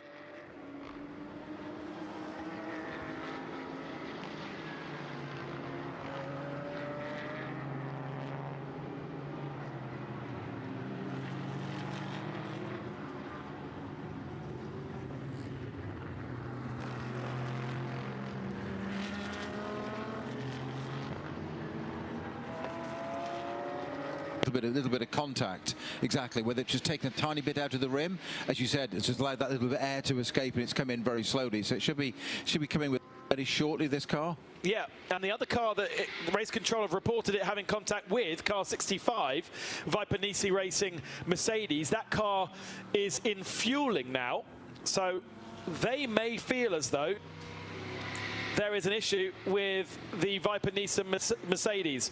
5 Malaysian drivers in that car for this weekend, and they are oddly pushing the car in the fueling area. Oh, okay, they haven't got the car in the right position in the fueling area, and so they've had to push it into the correct position before starting to fuel. So it's going to be even longer for that Malaysian crew. The 938 comes into the pits to change its tyre, but might be worth our pit crew getting into Viper Nisi Racing to understand what's going on with that Mercedes, which is one of 9 cars participating for the championship in GT3. And they did not start the season in Mugello, so they are the 8th car of 9. So an outside chance of a championship. There is the GP Racing Porsche having its rear right change. Now the question is, dolly jacks going under the car. So this is not simply a puncture. They also must be concerned with damaged tracking or suspension.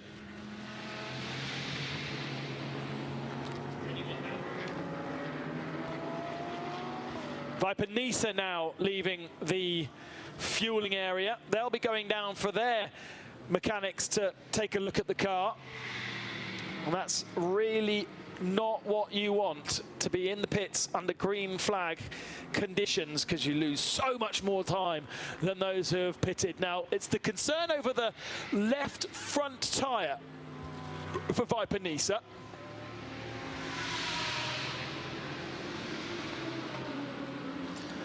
I can see that our cameraman Seb is down there. And do they, I mean, there's no body scrub at all. It doesn't look like it's hit anything, but Dolly's going under that car as well. Yeah, that's going in the box, isn't it? So there is a little bit, so there's a close-up there of the anti-dive planes on the front left. They are not intact, so there's been very light damage. It's caught something. Obviously, that we know which one it is. So that's suggesting front left, right rear. Yeah. It's pretty obvious what's happened there. Yes. So I'm guessing it's those dive planes that have cut the tyre. But so little bodywork damage on the Viper Nisi. Sharp carbon there. It was just infinitesimal little, almost a little kiss, wasn't it? That's, I mean, okay, fine if you've got a puncture, but they're both going into the box and they're both having potentially suspension or tracking being changed. So when we get our pit reporters back in motion, they can go and dig their nose in to find out exactly what's being changed there. But early drama for GP Racing and for Viper Nisi Racing. Potential thought for you there. Perhaps what's caused the tracking damage is that the 2 wheels have actually connected harder, taken the brunt of the impact, and the bodywork is actually collateral and light. So it's actually the wheels that have done it, and that's what's done a track rod end or put the steering out or whatever. That would be more logical for both those cars, requiring that amount of work. Our pit crew, I'm sure, will find out what's going on with both of those cars for us.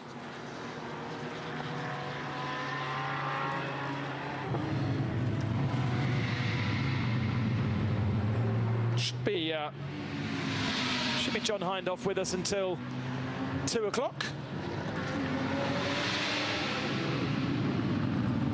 But we now settle down a little bit. And TFT lead leading by 17 seconds over Alexander Prince. Prince must have got tyres. His last lap was a 42.4. He's taken 2 seconds out of Benji Pack. He is by far the fastest car out on circuit, Alexander Prince, right now. That must be down to the fuel/tyres.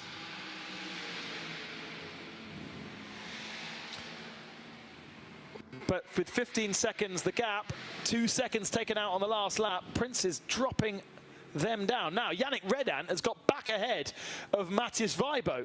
So there's been a change for third position once more. No further action involving Viper Nisa and GP Racing Team.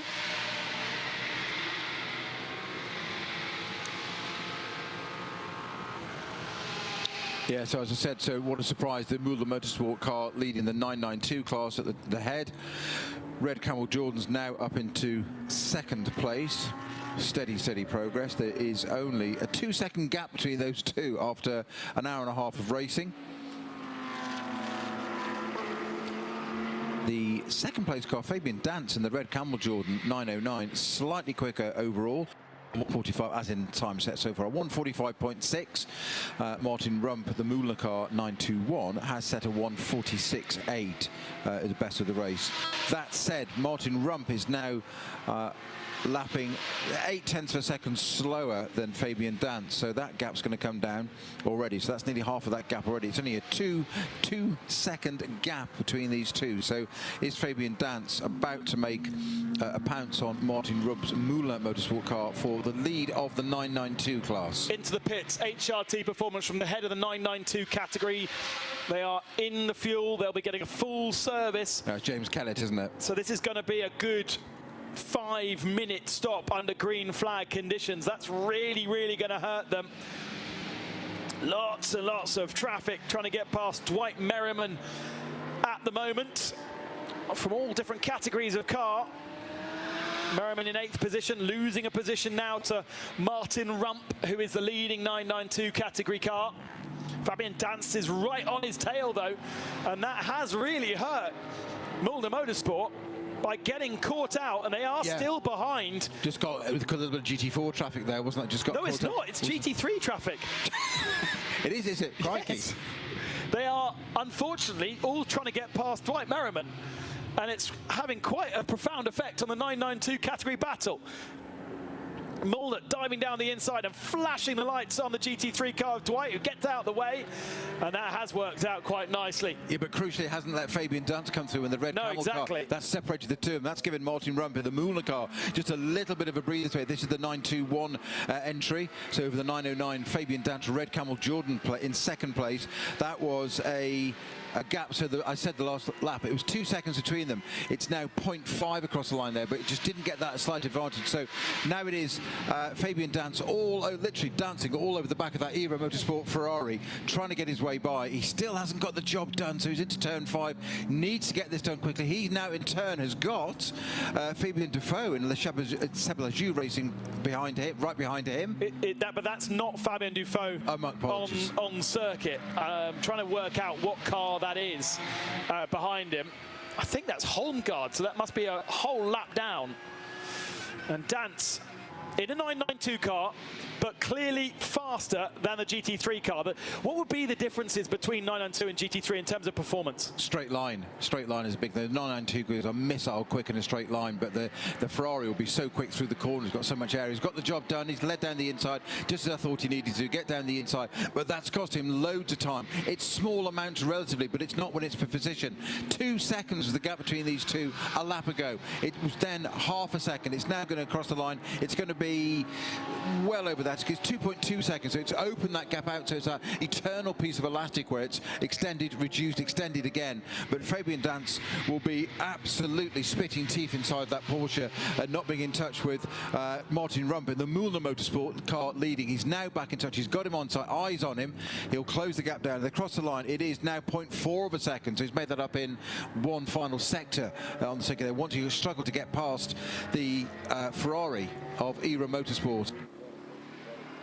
who's now in turn going to fall victim, isn't he, quite shortly to, this is the 81 ERA Motorsport car, very distinctive in its silver and purple, largely livery, unless you've got a different on what hue that is. Fuchsia, Titian.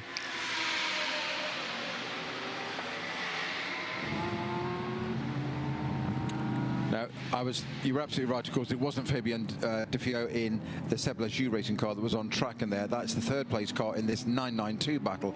Epic battle at the front for these two, but it is a nearly 24.7 second gap between second and third Fabien, the two Fabians.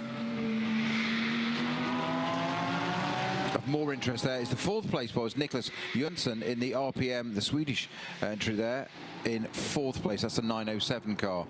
So battle is resumed now for these two. Fabian Dance and Martin Rump, they are now going to come up upon traffic, which might change the ebb of their battle for the lead of 992 class once again. Martin Vendel Mortensen in the Holmgard Porsche, 7th in 992, 19th overall, 1 lap down on Dwight Merriman, or maybe even 2. But he is the next one crawling all over the back of that Era Motorsport Ferrari, trying to get away through. And I tell you what, we've got a proper fight on at the head of 992. They're 8th and 9th overall, coming down the main straight and nose to tail between Martin Rump and Fabian Dance. I don't think Dance is quite close enough. And remember, this is not a Porsche Super Cup race. This is a 24-hour race. So it is for them. Well, yes. And we have just come off the back of the 992 Endurance Cup, which seemed to be a 12-hour Super Cup race, the way that they were sometimes attacking each other. But Fabian Dance has got a nice tighter line through turn 3. This should then allow him up the inside into turn 4 if he's brave enough on the brakes. Martin Rump just a little bit later on the brakes into turn number 4. It's not there where he wants to do it. He wants to be filling his mirrors there. It's exactly what he's doing. Right-hand side, left-hand side, filling his mirror. Look at him dancing around the back of the car, quite literally. Fabian Dance, what he wants to do is get down to turn 10 down the inside. Sorry, did I cut across you there, Ben? Sorry. No. Oh, sorry. No, what I was saying was Martin Rump is sitting in the middle of the road, defending like this is the last lap of the race. Just let him go. We've got, what is it, 22 and a half hours left.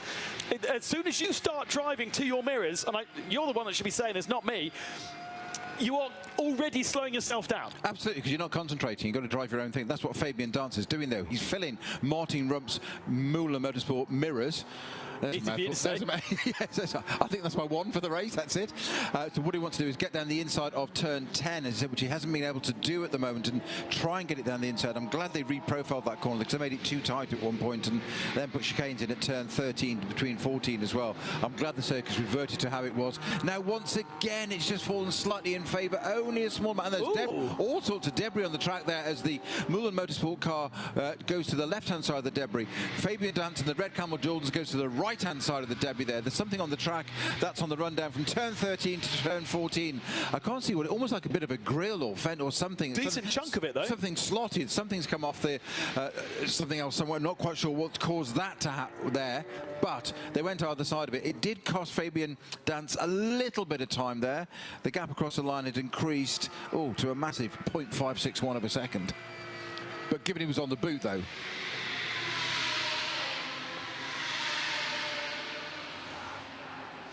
debris on track being reported at turn 13, 14. As we just saw, we've got a Cupra for Asbest racing in the fueling area, but from where I'm looking, it looks like it is a complete Cupra. Although the rear right-hand corner is possibly the bit that it could be on circuit. I'm not quite sure how marshals are going to get to that, but we've still got a fascinating, frantic battle for the lead in 992. It's quite similar, that bit of fencing or debris or venting almost. It's very similar to the rear extreme part of an R8 Audi that's quite prone to any kind of contact just after the rear wheels. So whether it's a venting or that, I don't know. So Fabian Dance looking down to the outside of turn 10. That's very brave to go around the long side, long way around. Martin Rump will defend that, but Fabian Danz goes all the way round to the outside in the red Camel Jordan, but of course he does that at the beginning. He's kind of held it, he almost did it there. He ran wide onto the marbles. I thought he's not going to have the traction there or the grip. It looked like he hadn't got the job done, but he kept it on the outside only just and got up the inside at turn 11. So Fabian Danz takes the lead for the 992 Cup class in the red Camel Jordan on the last two corners over Martin Rump in the Muller Motorsport car. And Rump must have come into the pits now because he's disappeared off our screens. Code 60 within 20 seconds. Let's go down to John Heinhoff, who is can tell us what's going on at Viper Nisa. Yeah, it's the left front of this car that's getting the remedial attention. They're doing a top wishbone on that. The wishbone that's going in is still on the ground. They're trying to get the old wishbone out. It's got a bit of a kink in it after that incident earlier on. This is the grey and fluorescent green number 65 car that was doing so well earlier on. They've already taped up the front splitter. Now we've got everybody starting to scramble in the pit lane as well. The Cupra has had full fuel because they were in long before this Code 60 came out.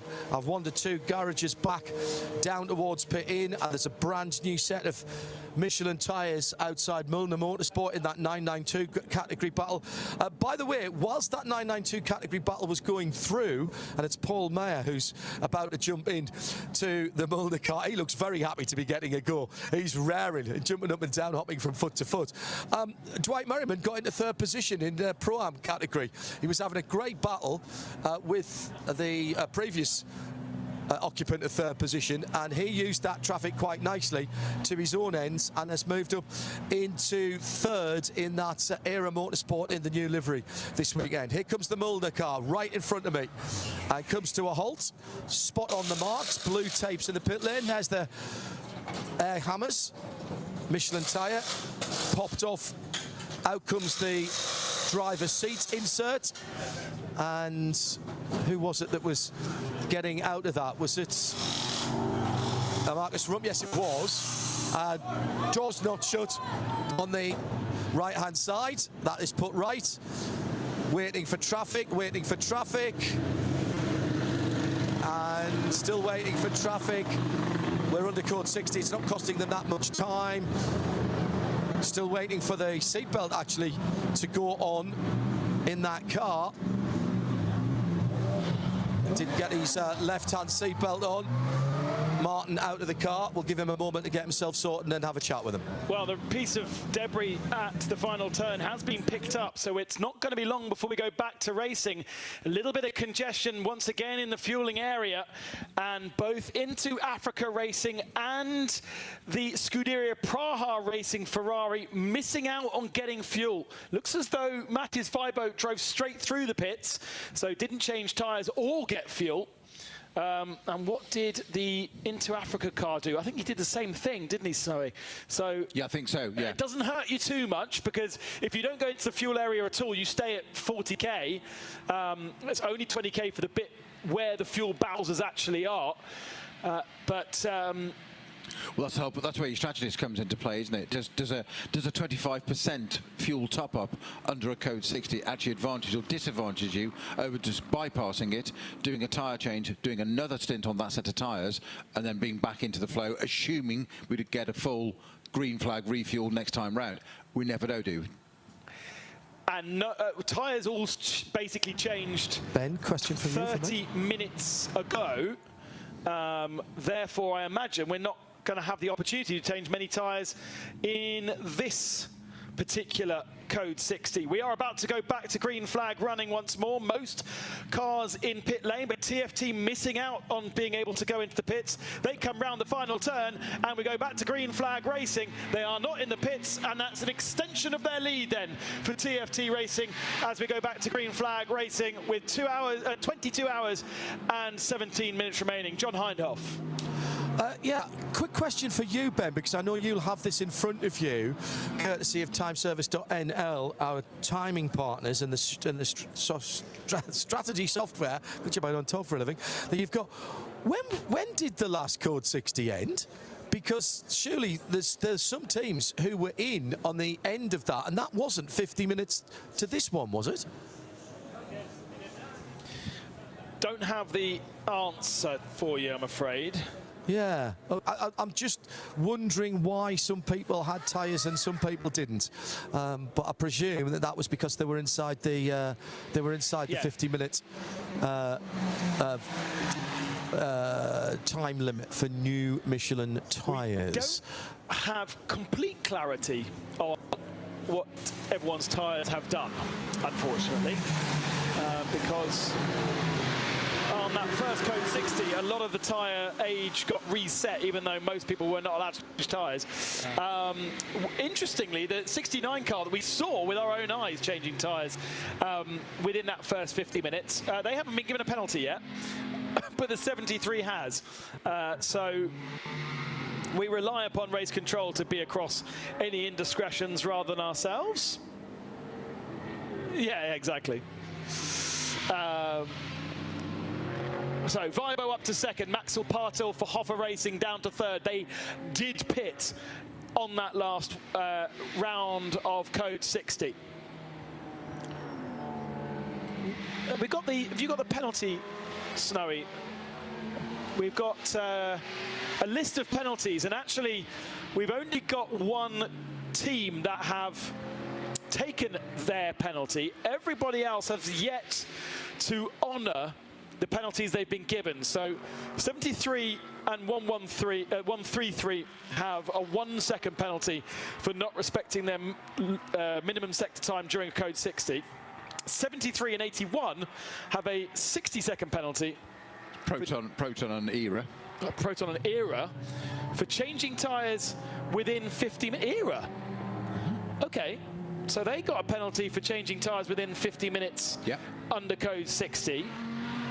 Which is a surprise. I thought we had got that one covered off as being okay. Either way, all four of those guys still need to come into the pits, stop in the pit penalty box that John Hindhaugh showed us earlier on, serve the 60 or the 1 second, and then trundle down pit lane. They can do it under Code 60, but it doubles, and therefore it doubles the amount of time, and therefore it's not worth doing. Yeah, as you say, so only one of those penalties has actually been served. That's the 133 entry. They had a not respecting Code 60 regulations. They've had a warning, so you can't really not serve that. It's a warning. They have to physically stop and do anything. The other four we've got, as you say, 81, 73 with 2 penalties, and 133 again. That's got a 1 second penalty, which is a pain, and has a 73, which of course is our Proton Huber car. Klaus Bachler started that car. Got a 1 second penalty, but there's 2 for the 73 entry. So for that car as well, my apologies. The changing tyres under the 50-minute stint. It has been issued but not yet served. So it might suggest to me that they are potentially discussing that. Maybe, maybe not. Maybe the race directors are under fire, shall we say, for can we appeal?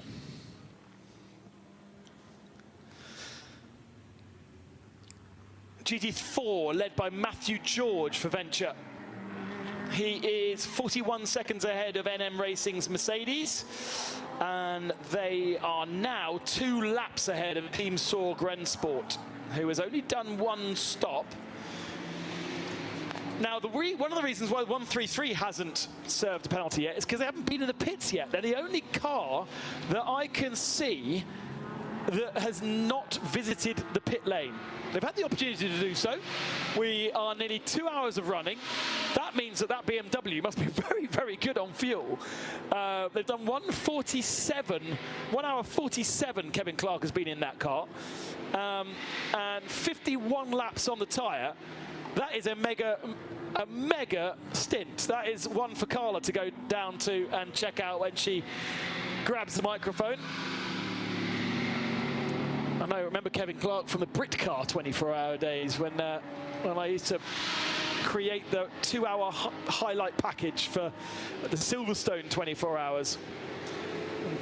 Kevin was racing a BMW in period then. They are partly by dint of being not having pitted at all, but also by dint of being quite fast, leading the TCE category. And they are leading.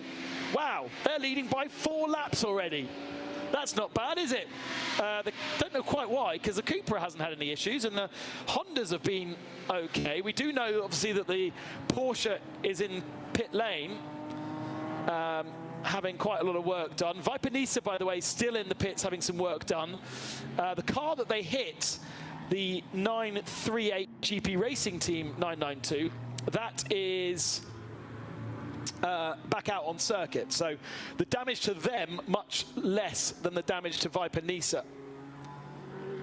And unfortunately, Asbez, 20-odd laps down already after that early issue into the gravel track. We didn't get to the bottom of exactly what had happened to that car, because it went straight on at turn 10 into the gravel and then incurred more damage by being towed out of the gravel trap with some of the splitter damage at the back. Didn't hit anything, but certainly with the fact that it's taken that long to get the car back out on circuit suggests there's a few question marks. So often the case, the marshals have an invidious task getting cars out of the gravel to get the race back to, certainly if it's been neutralised under a code 60 or anything kind of limits like that. If you're keen to get it out, but the car's obviously sitting low where it's not supposed to be in gravel. It's not meant to be a beach buggy, is it? Yeah. It's meant to be on track, on tarmac, on terra firma. So you go and attach the thing to get to it quickly and drag it. It's amazing what other damage you can do to it, and even just connecting it and also pulling it at an oblique angle can damage something else on that rope or hook at the front as well. So no fault of the marshals, who do a fantastic job, do not get me wrong, and that's what they're dedicated to doing. Is that the era Ferrari coming into the pits now? It is. I think it is, just diving into the pits now.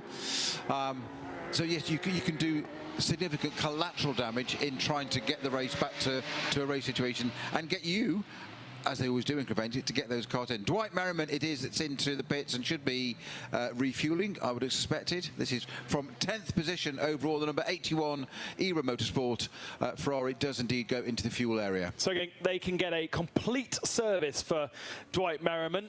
Full tank of fuel. The BMW just ahead, so Kevin Clark will be soon ready for...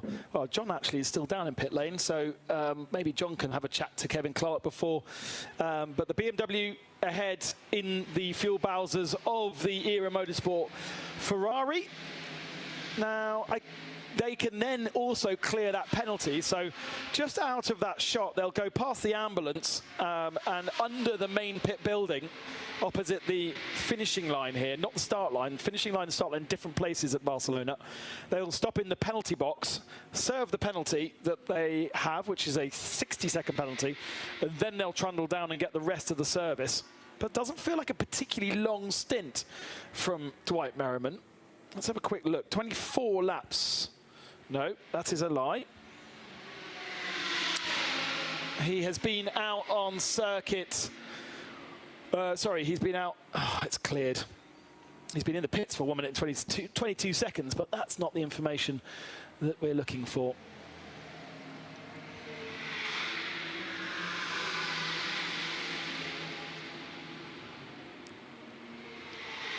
"23 laps has Dwight Merriman been in that car, so 46 minutes, and because they wouldn't have got a full tank of fuel in the car, that's probably up to the maximum they could get out the car. So whereas they would have preferred Dwight to get to the hour, that would have been much better for the drive time. It does mean he'll probably have to do either a long second stint or they'll need to put him in for a third stint, because he only needs to do 2 hours. The Cupra has stopped out at turn 2. On track, there's a bit of bodywork from what I can see behind the car, but off the racing line. Is it a splitter? The Cupra is facing the right direction. It's facing the way of the traffic, and off he goes again. Splitter, but there is a splitter. Whether it's from... Well, doesn't look like it's got one, that Cupra. And it doesn't go much further than about 10... That's going to be a code 60 again. This could well be a code 60. He's just literally put it in an even worse position because he's on the exit of turn 2 and it has just ground to a halt. There is a splitter there, but it is an unrelated incident. And I'm afraid So the splitter is from another Porsche. It's one of those bits of Porsche, isn't it, that we spoke so much about in Spa a few weeks ago. But the Cooper is ground to a halt, not moving at all. This surely will be a Code 60. And once again, those guys on the wall will be working out whether they can react by changing tyres, whether they need to react for fuel, or whether they don't react. There's an extra element now with that new regulation about tyres not being able to be changed under Code 60 if they've done less than 50 minutes, and pretty much all the pit stops have been done under Code 60. But crucially, Dwight Merriman for ERA is in the pits already, so he could change tyres because he was in the pits before the Code 60 has been called. Cooper rumbles off again. Code 60 has been called, though. Yeah, despite my initial visual eyes on that, it looked like what I thought was a massive right-out gap at the front of the Cooper there. I put 2 and 2 together with it being ahead of a splitter sitting on the track. The cameraman kindly zoomed in for us, and you can see the Cooper is intact. Splitter is intact. So 2 things totally separate. Commentators are so easily confused and led down rabbit holes, are they not? I speak for myself only. Unfortunately, though, this Code 60 that's been called is going to be cleared very, very quickly, because the reason for it is now moving again. The Cooper is rolling at 60 kilometres an hour. And so, yes, you can react, but I'd be looking at the incident and going, well, we don't really need to. The marshals may want to go and clear that splitter from the outside of turn 2, but it's not really in a dangerous position. There are a few cars reacting. The Ferrari 56 coming into pit lane, followed by the number 11. So those 2 that were fighting over second, Matthias Feibo and Maxim Partel, both going towards the fuel bowsers. Now, they could start fueling, and if that Code 60 clears pretty quickly, they could then potentially fuel all the way up under green flag conditions if they clear this Code 60. There's no evidence it being cleared yet. The splitter has been retrieved, though. Looks very much like one of those Porsche splitters. Into Africa Racing Ferrari, also into the fuel bowsers. My Lord, this is getting confusing already, isn't it, with all the different variations of strategy that's going on.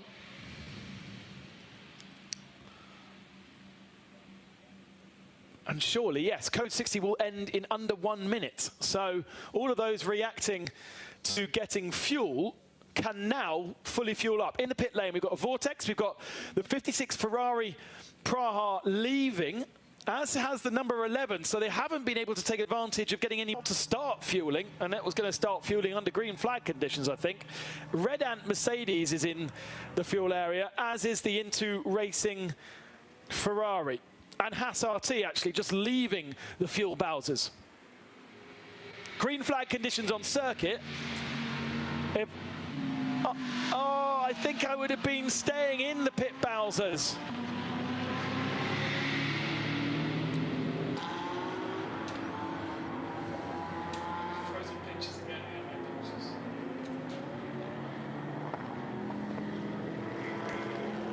Let's go down to Carla, who is taken over from John Hindhaugh in the pit lane. We welcome Carla Velti to the Radio Show Limited team for the very first time.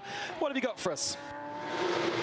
Hello, everybody. I'm here without a camera at the moment, but I have my eyes and ears on site for you guys. And actually, while I was having a little pit stop myself before I got here, I spoke to one of the drivers of the Red Ant team, who did let me know that the tire temperature of his front tires went up to 105 degrees Celsius while it was hot and sunny outside, which just goes into the topic of the drivers and teams maybe struggling a bit to find a rhythm with the tires with these different temperatures. It's now getting a little bit more cloudy. It's also quite nice for me to have a little stroll down here in the pit lane. And let's see how this changes and what they will report once it will get cooler outside. 105, Peter Snowden. Melty or okay? It's fine. Decent driver can manage that. Serious answer now.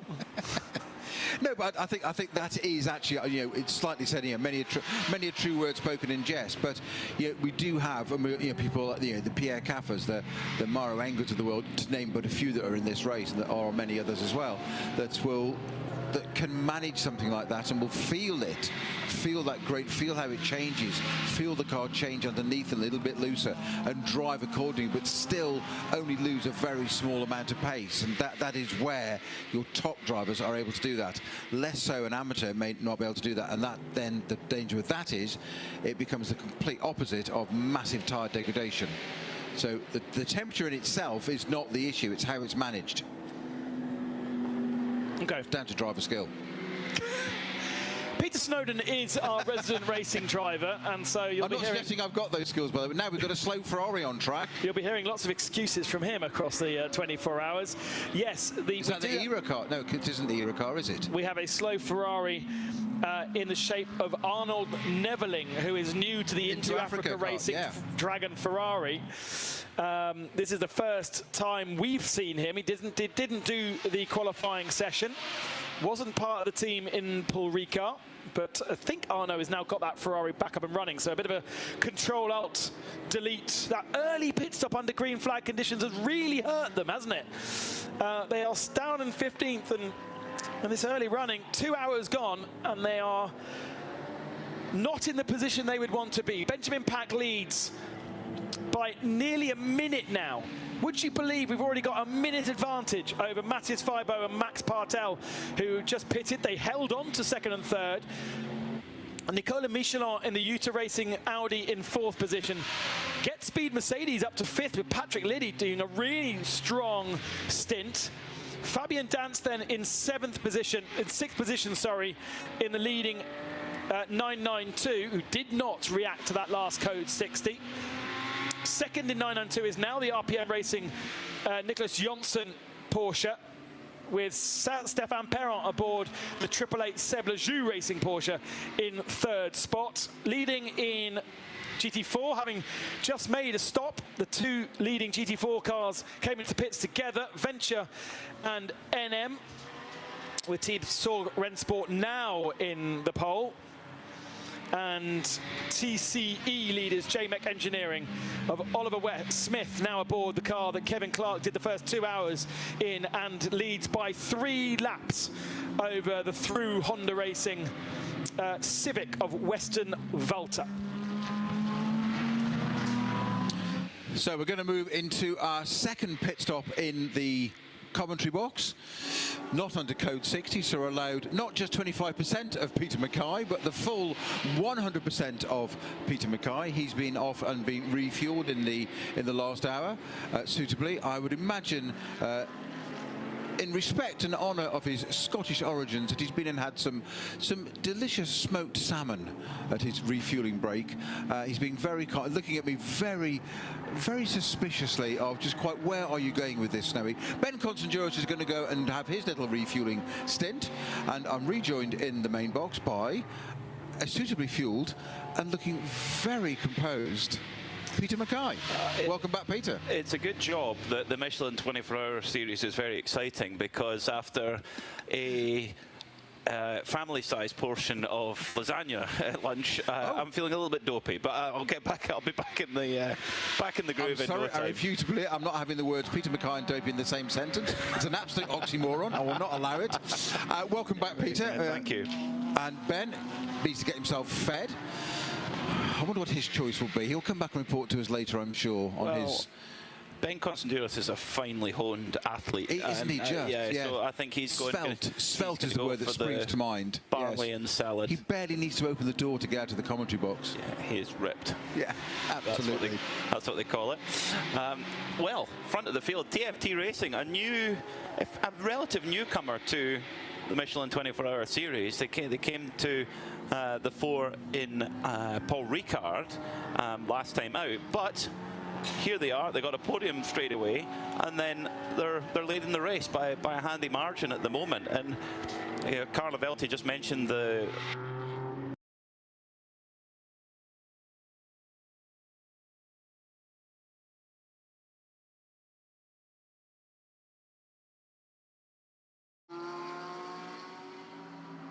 keep the tyre in, but it's not easy. And at the moment, we're at the are we quite at the peak of the heat of the day? We can't be far off it, and we've still got a good couple of hours of maximum track temperature really to contend with. Once we get into the night, we could see a very different complexion to this race, because the night, it has been relatively cool overnight compared to the daytime. It will be. I'm going to pick up on a comment there and just be the typical cynical, miserable driver attitude of leading a 24-hour race with 22 hours to go.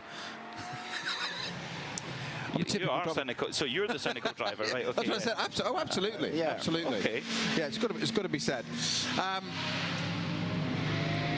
You've missed one of the best battles, actually. Well, I'm sure you saw it over in the hospitality unit there, but we had a fabulous battle at the 992 class, Peter, where we had Michelin Motorsport in the 921 entry getting into a battle with Fabian Dance in the Red Camel Jordans.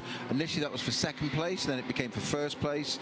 They've just done a little swap around now, because Fabian Dance it is that's in the lead of that class. A great battle. Yeah, it's Fabian is just so impressive. But he had to work for it, Pete. I don't know whether you saw it or not. I'm sure you were keeping up to speed, no pun intended, sorry.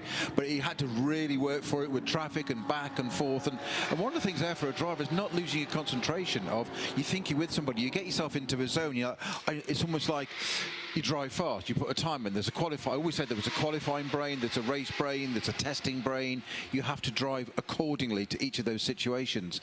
And you get almost a little bit, it's almost like a computer program. You're sitting a certain distance behind me, you go into overtake mode, as in, this is what I do. If that then changes and the car in front gets ahead of a back mark, as we saw there with Michelin on that, and Fabian Dance couldn't, you're no longer in overtake mode. It's sort of delete that minute. You've got to think from it and think again. And the danger is, my point I'm trying to make is that the danger is you're in overtake mode, so you then actually disregard the car in front. You've got to reset your brain and go, right, back marker, cancel overtake for the moment, focus on the back marker, I say like a computer program, and this is what I believe the top drivers do. They have so much spare capacity for these thoughts whilst driving the car. The driving the car should be the easy bit, in reality is, right, okay, I now need to concentrate on, get past the back marker, because the simplest mistake in the world is to trip over a back marker trying to stay in touch with the car you were racing 2 corners ago. And you don't want to be doing that, because you're usually quite unpopular in the pit box. Do you think we could write a program, Chat GP Snowy, the different modes that a driver should go through? I was transfixed by that. You're very kind. Probably the only listener that was, but you're very kind, Peter. Welcome back. Thank you. That's all right. You're dry, so in a really interesting position in this Proton Huber competition. Porsche coming through the last sector at the moment, because not only are they in a strong position for the Pro-Am Championship, they're also in with a hunt of the overall GT3 Championship. Now, as the live scores are at the moment, if they finish as they are right now, it would, now I'm waiting for us to update, it's going to be very, very close between them and Scuderia Praha, because Scuderia Praha are up in second position at the moment. On the live scoring, actually it would be Red Ant Racing that would pinch the championship, where they are at the moment in 8th position. Scuderia Praha would finish second in the championship. They are in second position overall, and Proton Huber, they would actually finish third after all of that. So they've got a bit of work to do, but as you rightly say, Snowy, when you've got 2 hours down, 22 to go. This is more actually about, I actually say you want to consume the amateur drivers' driving time that they have to serve by the rules, get that out of the way in the daylight hours, and you've got daylight hours up till about 7 p.m. tonight, something like that, 7:30 maybe. So you've still got another 5.5 hours of amateur driving time. Yes, you'll put yourself on the back foot a little bit in time, but then it's done. I think all through the night you want to be keeping your best drivers in through the night as best as possible. 100% so, yes, because depending on what level your amateur driver is, and that's part of the driver coaching program, to bring a driver through with your pro driver, helping them to do that and improve all the time, is they may be even slower in the dark, because it might be a whole new experience for them. So absolutely right, maximise that at the best possible, get it in the bank, quite literally, certainly on a race of this length. 992, Stephen Gambrell driving with the number 928 squad. That is the HRT Performance team. They're in 5th in AM at the moment. But let's go down to the pits, pit work, alongside Carla Velti. Yeah, I'm stood right here next to the TFT car where they do a driver change and a tire change simultaneously. Always very impressive to see what is going on, how quick these guys are. For the people who don't know, per car, the allowed amount of wheel guns is actually 2. So it's 2 guys that need to run around the car and do 2 tires each, which is always a great choreography. And out they go. TFT is done already and heading back out to fight for this win here in the race, which I believe is a possibility for them. It definitely is. Thank you, Carlo. Yeah, TFT pole sitters yesterday in the lovely sunset qualifying that we have here in the 24 hours of Barcelona. Usually the qualifying waits till the latter part of the afternoon, early part of the evening, and you just get some beautiful shots. Must be a dream for the photographers. And then the teams all had night practice should they wish to take it and dial in at the setup for the evening. I mean, tell me, Snowy, how much can you change mid-race to get the car to work in the heat of the day like we have right now to the potential cool of the night we could see later? What have you got in your toolkit you can use, and how do you tweak it? Quite a lot in reality. Again, I hate to say it, but it depends on the level of your driver. So you've just mentioned about the AM driver getting the time in. They may not, early stages of their career, be as aware of some of the changes that have been made to the car, whereas a pro driver can make those changes. The point being is there's more benefit to those changes. You can probably stiffen the car up. The car will run better at different temperature, so it'll consume different air differently, so the engine will run cleaner and sweeter, probably a few more revs out of it, so probably a little bit of power. Its torque curve might be slightly different, and it's those infinitesimal little things. Don't forget, racing cars operate in a very small window, so the top driver that's used to it, so you mentioned yesterday about our poleman Mauro Engel in a Mercedes, factory Mercedes driver, but driving on a Michelin tyre. And you made the very valid point of, I wonder how he finds that car on a Michelin, because he's not used to driving that. When we asked him, and he was like, yeah, tyres are tyres kind of thing. I exaggerate for clarity, but it didn't make that much difference to him because he's so used to the product underneath him, the Mercedes. And of course, the thing I love about it is as well, there's a Michelin tyre, but then there's also a Michelin tyre, and you think, what am I on about? Exactly. When he there are tyres and there are tyres. Yes. When he drives at the Nürburgring Nordschleife, which is an open tyre formula, correct. Tyre war, if you like, where Michelin have won the last 11 years in the Nürburgring 24. So generally, you've needed to be on that tyre to win. But because it's what they call a confidential tyre, that tyre is going to be very different to what we have here, where it's a tyre that has to work across the entire paddock. That H2 is being given to everybody, whether it be a GT3, a TCR, or a GT4 or whatever. It's just in different sizes. H2 compound, so it's one compound harder than you get in IMSA, in GTD. And that is the point, that in the night stint, when it's cooler, all the cars should, in theory, be kinder to their tyres during those stints. So the degradation shouldn't be as high as it is in the higher temperatures now. We heard a figure there, was it Carla found 105 degrees on the front of was it a 992 Cup car? I think she said that was on. That's, yeah, it needs some management. It was a GT3 car. It was a GT3. I don't know which one it was. We have to protect our sources. Okay, that's fine. That's fine. Okay, but the point is, that was the temperature. That was the number mentioned. You've got to manage that. Whereas at night, that shouldn't be so much of a problem. And again, if you haven't got the experience of the car or the circuit, and that's something else you've got to take into account, is you may have drivers here that don't know this circuit as well. So you can be confident with your car, but if you don't know your circuit, you can't be confident how to drive your car at that circuit. So you want both.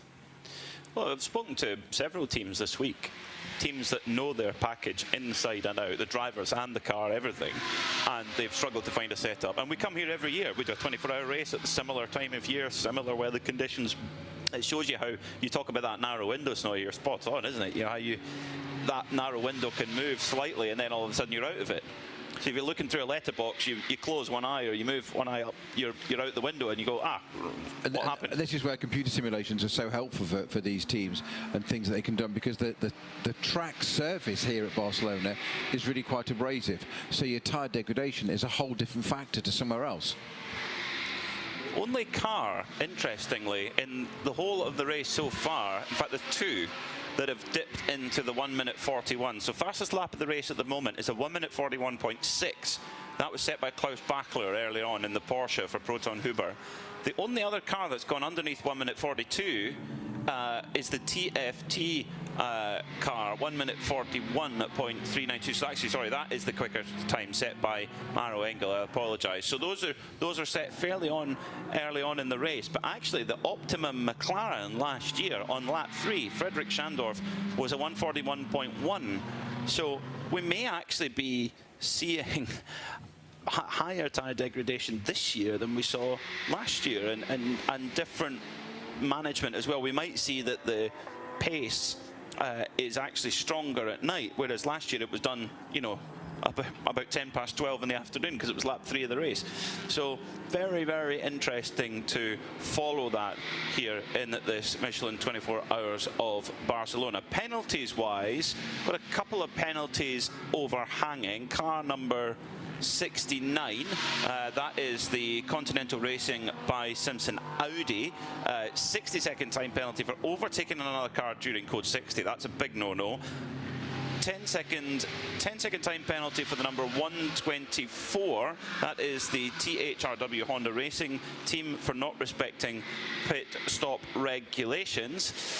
Now, as the battle for the lead goes on between Marcus Weibo and Maximilian Barthold, 0.7 of a second between the Ferrari and the Mercedes right now. We'll take a quick update from Carla Velti. Talking about penalties, I was just standing in front of the car number 73, the Porsche 911 GT3R of the Proton Huber competition team, and it was a image for the books really, because they have one of the first boxes. They're in the second box actually, which is placed just after the so-called penalty box where the car needs to stop for a penalty, and it was literally the image of the whole team standing there just a few steps away from their car, waiting for the penalty to be served and getting into the car. And it was Manuel Lauk that got into the car, and he looked like he was waiting for a bus really, just standing there and anxiously waiting for the car to come in. So that's always a painful moment for the whole team, I believe. Thank you, Carla. Change for the lead then as Max Barthold goes through, then Hofer, number 11 Mercedes, goes through into the lead past Matthias Weibo in the silver and yellow Ferrari, which pits straight away. So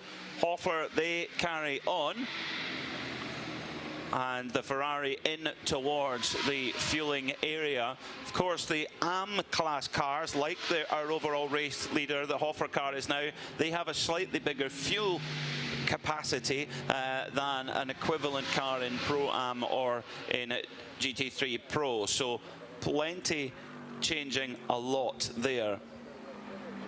So up to the front of the field then, Hofer Racing. So this potentially could make it a Mercedes 1-2 with Patrick Liddy in the number 286 Get Speed car coming into third.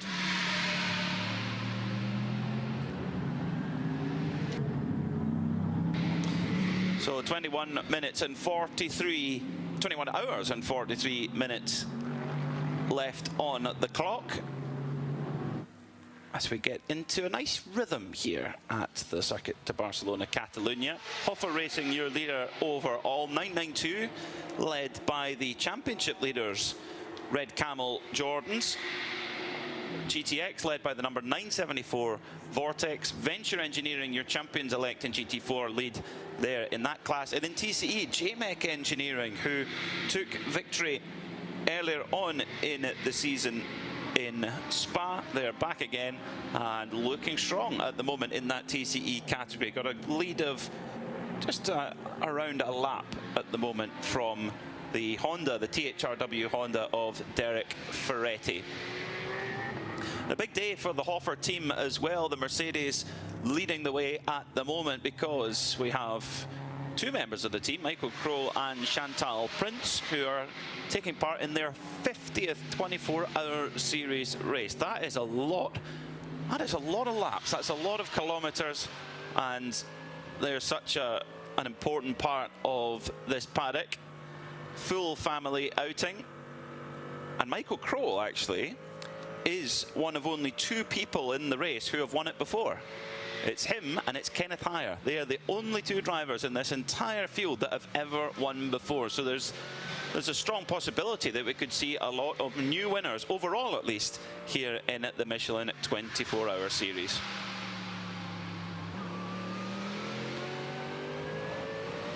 Coming down the hill now towards turn number 7. It's quite quick in a GT3 car as well. 200 kilometers, you hit the brakes there, then all the way down to 120 kilometers an hour, back up to 185 for the quick blind entry turn 9.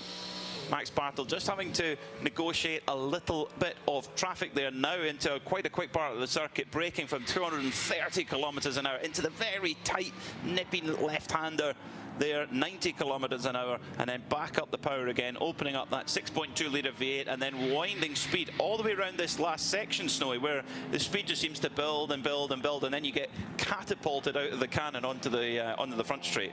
It's not that situation, especially when you're a kid, when you're running downhill, hopefully on grass it doesn't hurt too much, and you run too fast, and basically your body ends up going fast and your legs can cope, and you end up going, oh, and you're aware of it. It's like you're falling over, like the sort of roller coaster. So you did a perfect description there, Peter, of into turns 13, 14, and it is super. And you get to turn 14, and whilst you turn in, you do feel like you're just going to fall off the edge of the earth. I'm not a Flat Earth Society member, but it does feel like it's there, and there's this gravel trap going, come to me, love me, you want to be over here, and you go, no I don't, you're not worried about track limits, you're worried about being in the gravel. Like, I don't want to go on a holiday, I'm not in the beach, it's too early, it's 22 hours to go. Yes, you're getting an insight, folks, into the racing mind of Peter Snowden and what went through his mind throughout his career behind the wheel. Era Motorsport in their Ferrari at the moment, with that car at the moment, car number 81, has Dwight Merriman on board, just heading down in towards turn 1, and a couple of cars behind on the road is the Red Ant Mercedes, which is running, he lost it on my timing screen here. Red Ant is running a couple of laps ahead, but just behind on the road. Uranic Red Ant on board at the moment, running in the top 5. Their first full year in GT3 racing in the 24-hour series. Also running the Porsche Cup car for the Ajit Kumar racing squad. And they had a very, very quick change overnight, because the car, unfortunately the prime race car, was written off in night practice last night with an incident at turn 1. They've had to rent a car from Scuderia Ferron, who have very kindly helped them out at the last minute. Great bit of camaraderie there from the 24-hour series paddock. Carlo Velti down in the pit lane. What have you got for us? You just took my story a little bit off me, that they got the car from a neighborly team. Maybe the interesting part about that is that they actually took the back sort of roof part that you can see on said car and exchanged it with their own to have that one on the now sort of rented out vehicle that they're driving. So they were very lucky that someone had literally a spare car here, and they were able to get that one to be in the race today. So 22 minutes into the racing hour, with the Red Ant team now coming across a little bit of traffic. Porsche 992 Cup going in towards turn 1 now. Some penalties starting to come through as well. Car number 102 Asbest Racing, that is the Cupra, running at the moment 4th in the TCE category. Unfortunately, a 36-second time penalty for exceeding the speed limit in the pit lane, and that's on top of another time penalty for doing exactly the same thing of 38 seconds. So they've already built themselves up a fair amount of penalty to fight back from. Now, one of the biggest penalties in terms of the championship conversation is the penalty that was assessed to the Proton Huber competition Porsche, which is very much a contender for the championship, car number 73. It got a 60-second time penalty for changing tyres within the minimum 50-minute stint time under a code 60, which you are not allowed to do. Aero Motorsport were pinged for exactly the same thing.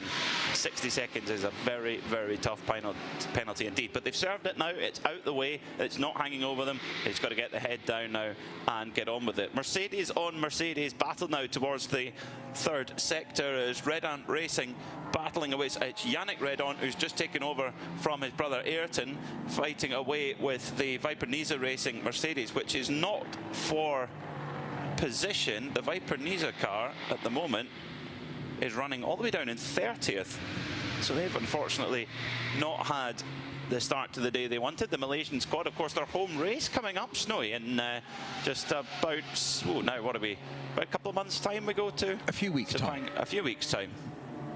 I mean, technically, yes. Yes.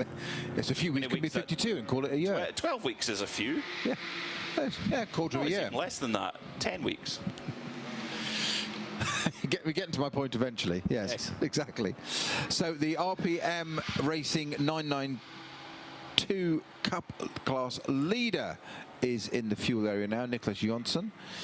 So that's going to promote the Sebastien Racing entry now, although I think that needs to, if I'm not sure, I think we'll let that fuel out. We've got Carlo Velti with some news in the pits. Carla? It's not like her to be shy, that's for sure. No? No, we'll come to her in a moment. Yes, you're right, Snowy. Sebastien Racing have just gone into the fueling area as well, along with RPM Racing. Now have we got Carla? Carla? Yes, guys, that was not me intentionally trying to get your attention, but nonetheless, I am watching pit stop after pit stop here. The Audi with the number 21 is just passing by me, the Haas car. And what I find interesting to see, you can sort of see a difference between AM drivers and pro drivers that get in the car and get out, because some of them leave the pit box a little bit more aggressive than others. Isn't that the case, Snowy? Yes, there is a limit for that. You need to, what you want to try and do as a driver, you want to be a show-off and leave a set of number 11s, as in two black lines. But the team don't always like you for that, and it does quite hard on the transmission as well. So you need to curb yourselves. But you're absolutely right, and you've spotted the psychology of racing drivers there. Well done, Carla. But that instant spike of tyre temperature is quite important, though. Absolutely. Yes, yeah, that was always my excuse. Exactly. Yeah, it's always get them warm by the time you're in the outer lane and onto pitch, so then you don't go and get off the limiter, floor it, and turn left. Not a problem. Not a problem. 42 minutes into the stint then for Max Bartel, so we've got plenty fuel on board at the moment. As an AM class car, they've got the most generous fuel allocation, and actually compared to the Pro AM class Mercedes and the Pro class Mercedes, they have a slightly bigger air restrictor on the car. So what does that mean? Basically, it allows more air to get into the engine and generates a little bit more power. The whole idea is that the AM class cars, which, as the name suggests, have more amateur drivers as part of their driver lineup, they then get just a little bit of extra power to get a bit of more parity from the field. And it's a really good thing, actually. And occasionally, and more so in 24-hour races, where it's more about consistency and attrition, we've seen it in the past where AM class cars can win overall. It doesn't happen very often, but when it does happen, it's special. We've seen CP Racing do it in the past. Herberth last year, great example. Herberth is an AM class car, won last year with Scott Noble, Ralph Bone, Jason Hart, and Dustin Blattner. They were just imperious, actually, last year, as Herberth often are. Driver change then going on at Krone Racing. I think that may, but I'm not quite sure whose helmet design that is, of who's getting into the car at the moment, but we'll confirm it as soon as they come in through the timing beam. It's Nick Jonsson who brought the car in. and it wasn't Philip Ambrecht, and Patrick Huysman started, so I'm going to say that's Tracy Crone who's jumped in. We'll see if that is correct when they come up towards the timing beam. New Michelin tyres fitted and off into the action. RPM Racing have had a fantastic season in their category, winning their class in Mugello, in Spa, and indeed in Misano. 3 out of the 4 races they've contested in this 24-hour series in Europe, they have won their category. You just made a very valid point there, Peter, as you always would, but of fuel, and we all talk about fuel strategy, how long will it last, tyres, etc. And the little bit you made the references, of course, you mentioned about the restrictors, the amount of the air that an engine consumes. An internal combustion engine uses vast amounts of air compared to fuel. In fact, the ratio is around about 12 to 15 to 1, depending on the compression. So you're using, let's say, 14 amounts of air compared to 1 amount of fuel unit at the time, and that's why it's so important. So when the temperatures change, that ratio can change, and why you have your restrictors, and that's how one of the balances performance acts so much. If you have a smaller restrictor, you're taking less air in, so it changes the way the whole engine works, and it's we always overlook that element. Yeah, it's and also weight is the other thing. Where if you have a pro car which has all semi-pro drivers or higher, you have to carry an extra 30 kilos. So the Red Ant team, they have to carry an extra 30 kilos in their car, and I know what it's like carrying around an extra 30 kilos. I just have to imagine not that many years back, and that sort of feeling is it. But 30 kilos is an enormous amount. I mean, in a Le Mans hypercar, they think that 10 kilos is worth 4/10 around Le Mans. 10 kilos is not a lot. So if you think 30 kilos, okay, albeit it's on a GT3 car, but still, it gives you an impression just how important that lap time is. And that's every lap for 24 hours. Well, rough ratio, but a litre of fuel is 0.75 of a kilo. So there you go. So it's 3/4 of a kilo extra for every litre of fuel on board. So you start reducing that. That's why the cars get nicer and lighter when they're less fuel load on them. But it's why it's so difficult on a heavy fuel load, which is why when you want an AM driver in it. This is the beauty of endurance racing. There's so many variables that you've got to take into consideration, and that's where the strategists just come into their element, literally, no pun intended. Well, Patrick Liddy at the moment is at the wheel of the number 286 Get Speed Mercedes, also running in the AM category. Patrick, actually a former winner of the Petit Le Mans back in 2023 in the GTD class in a Lamborghini Huracan. Very, very different car to this Mercedes AMG. Both naturally aspirated. That's about where the similarities end. They're both rear-wheel drive and they're both naturally aspirated. That's it. 6.2 V8 in the front for the Mercedes, 5.2 V10 in the middle for the Lamborghini. So very, very different things to drive, and yet Patrick Liddy looking good at the moment. Lap was 1.4 seconds quicker than the second place car last time by. We've got a problem for Pia Olsen. Oh no, in the venerable Cupra for Asbesh Racing. This isn't TCE Now, this category. is the second time that car stopped at the exact same part of the track, if you remember, Peter. That's where we were talking about the splitting. We thought they'd come off that car. It was actually a Porsche one. It's actually stopped there earlier. Right, okay, so we're talking about which corner are we here? We're looking around turn 7 and 8. Are we? Or are we? You're right, Snowy, I apologise. Yes. Turn 2. Yes. They both look very similar, that sort of right, left. Yes, you're right. That is turn, just coming out of turn 2 into the right on the entry point, actually, of turn 3. So surely we'll need to go for a code 60 at the moment. Race control letting it play out, and no, that's control good. Reset. He's got going again, Peter. She's got going again. Sorry. Open face helmet there for Pia Olsen, the number 102. Seat as the race leader. Explain what's just happened to us. Huge moment there. Race leader going by in the Mercedes. Just had to. The Seat got going again. Stayed perfectly on line over to the extreme right-hand side of the track. Absolutely the right thing to do. The Mercedes gave them a lot of clearance just in case they retook the racing line, which the Cupra didn't. But the Mercedes ran wide and suddenly got onto the dust and marbles, and you saw the car have a massive twitch on the outside there, and that could so so easily be a race-ending situation. It wasn't, but oh so close. And how things can change in an instant as the two American Hondas battling away, coming down in towards turn 7 now. Is that for position? No, they're not running on the same lap at the moment, so they would be well advised by their team to behave a little and stop slowing each other up. But the two Hondas in the TCE category running in flying formation at the moment. This is a team that's made together by Honda employees from all across North America who have come together to race here in this 24 Hours of Barcelona. They're based on, the cars are based on Civic Type Rs, and they're not TCR cars. They look quite like them, but they are based on more road-based machinery and built into a race car. So Pia Olsen, once she got back going again, coming around turn 3, the Get Speed Mercedes, Patrick Liddy gets onto the marbles, onto the dust, and we're not early on in the, we're not that far into the race yet, and it's already getting dirty on the outside line. It was turning right, and that is that's another car that's now no, it's the Honda. That's the 1, 2, 3. I'll just come back to a minute. The Mercedes there had a massive oversteering moment. That's the 1, 2, 3 Honda Type R that's parked at the side of the track with the steering pointing all over to the right-hand side. So I'm just trying to see if that's now is the right-hand wheel doing the same. It does look like both wheels the same. We're getting a quick replay now. That's coming around this. I think something's broken there.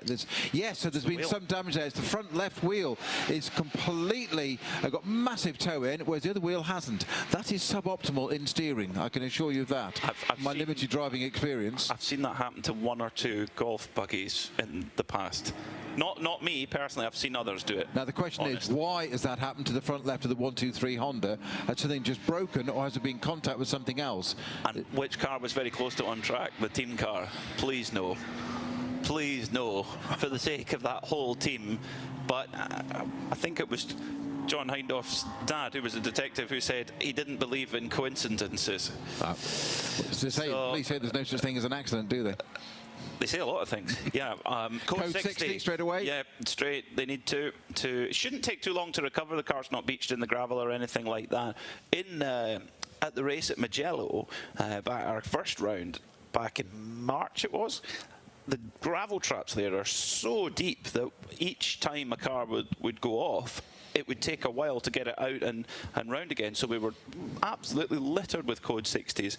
Not had that many today so far. Yeah, seven into the refuelling already, Peter. 7 cars in already in the refuelling area. Yeah, at the moment. Is there anyone having to wait? No, everyone who's come into fueling at the moment is getting that, as the 888 Seb Lejeune car has come through, has missed going through to fueling, has had to refuse that. It's done 25 laps on the stint, so that's not going to be enough to be able to take tyres. So they're just simply going to have to drive through, unfortunately. Now there's a few spots, few spots clearing up.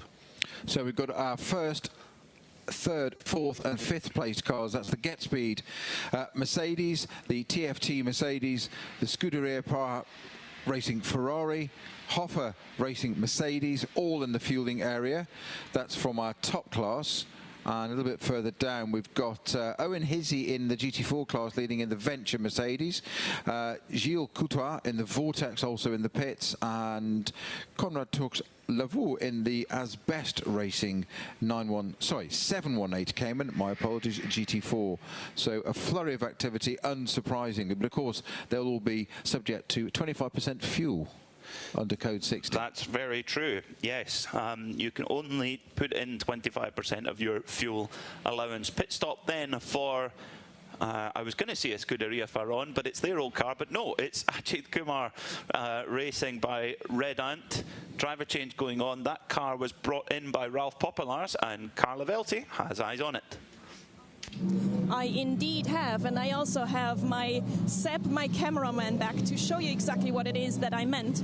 This is the part, the back part, the cover of the car, excuse me, need to make sure I'm not in the way here, that got changed. This is actually from the original car they had, and now is fitted on that, let's say, little rental that I have going on for the race right now.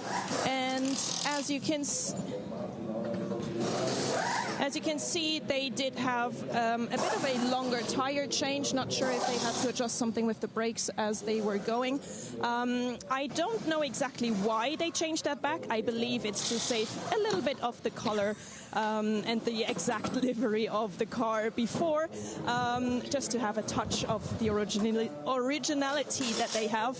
But yeah, here you go. That's how it goes sometimes on a racetrack. When things have to work, they work even with a car that is not yours. Ajit Kumar then has got on board the superstar of the Michelin 24-hour series for so many fans who watch on Tamil TV. If you're tuned in on Tamil TV in India, a very, very warm welcome to you from here at the circuit, the Barcelona, Catalunya. Ajit Kumar getting in for his stint in the Porsche 992 GT3 Cup.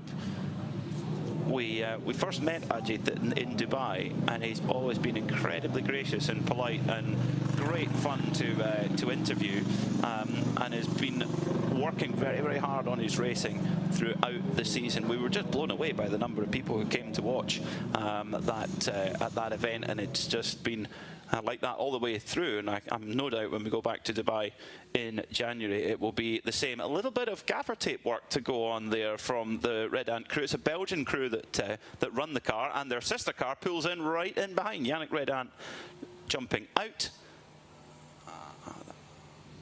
and driver change going on there. It's all busy along beside you, Carla.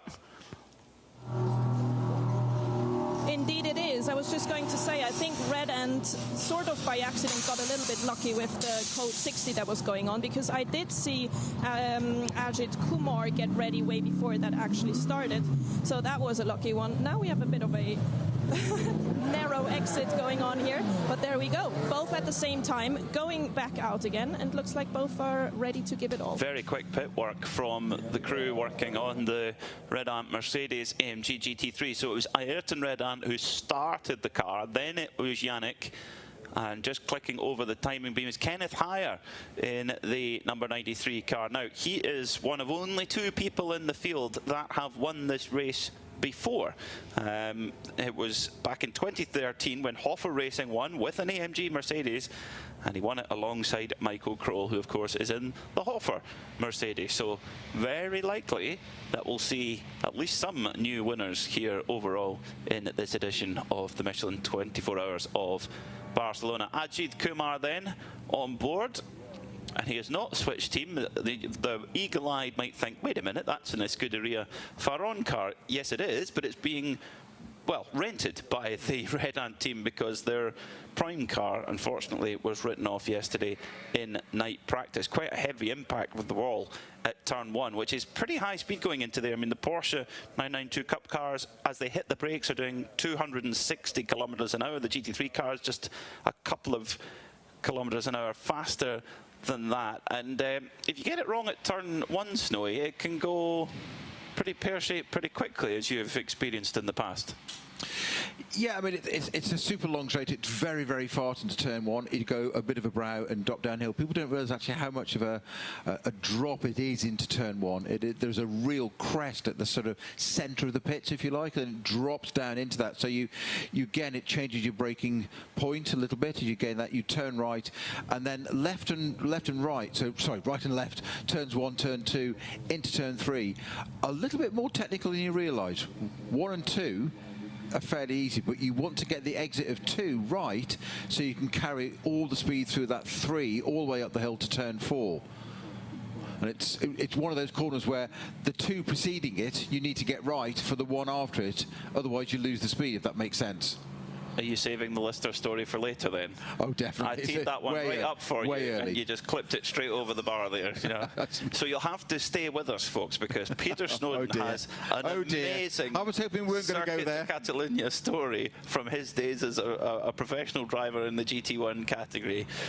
So you'll have to stick with us. Less than a minute to go then until we go back to green flag racing. The Honda Civic Type R number 123 for THRW Honda Racing is being brought back on the Royal Automobile Club of Catalunya's flatbed, and a little bit of work to do for them to get that car straightened up and pointing in the correct direction.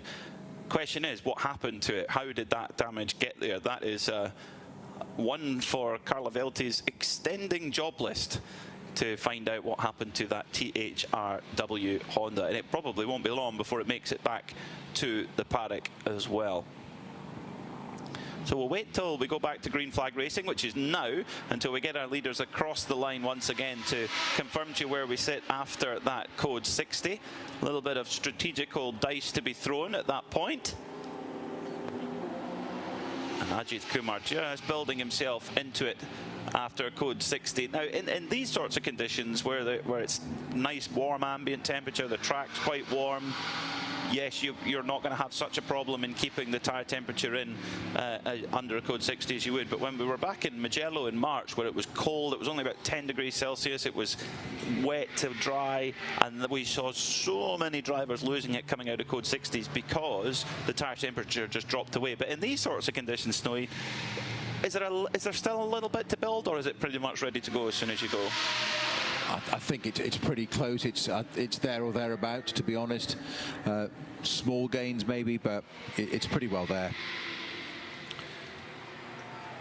So then your leader at the moment is Jaroslav Veselaho for Get Speed Mercedes AMG. At the moment it's a Mercedes AMG 1, 2, 3, 4 at this point in time. In terms of manufacturers who have had a good season so far here in the Michelin 24-hour series, it's actually been all about Porsche. The 4 rounds we've had so far, Porsche have won 3 of them, Audi the other. So actually Mercedes, although they've been really, really strong in pace, they haven't had the overall results yet. Is this the race where they change that? Let's go down to Carla Velti, who has found an artifact to talk about for us.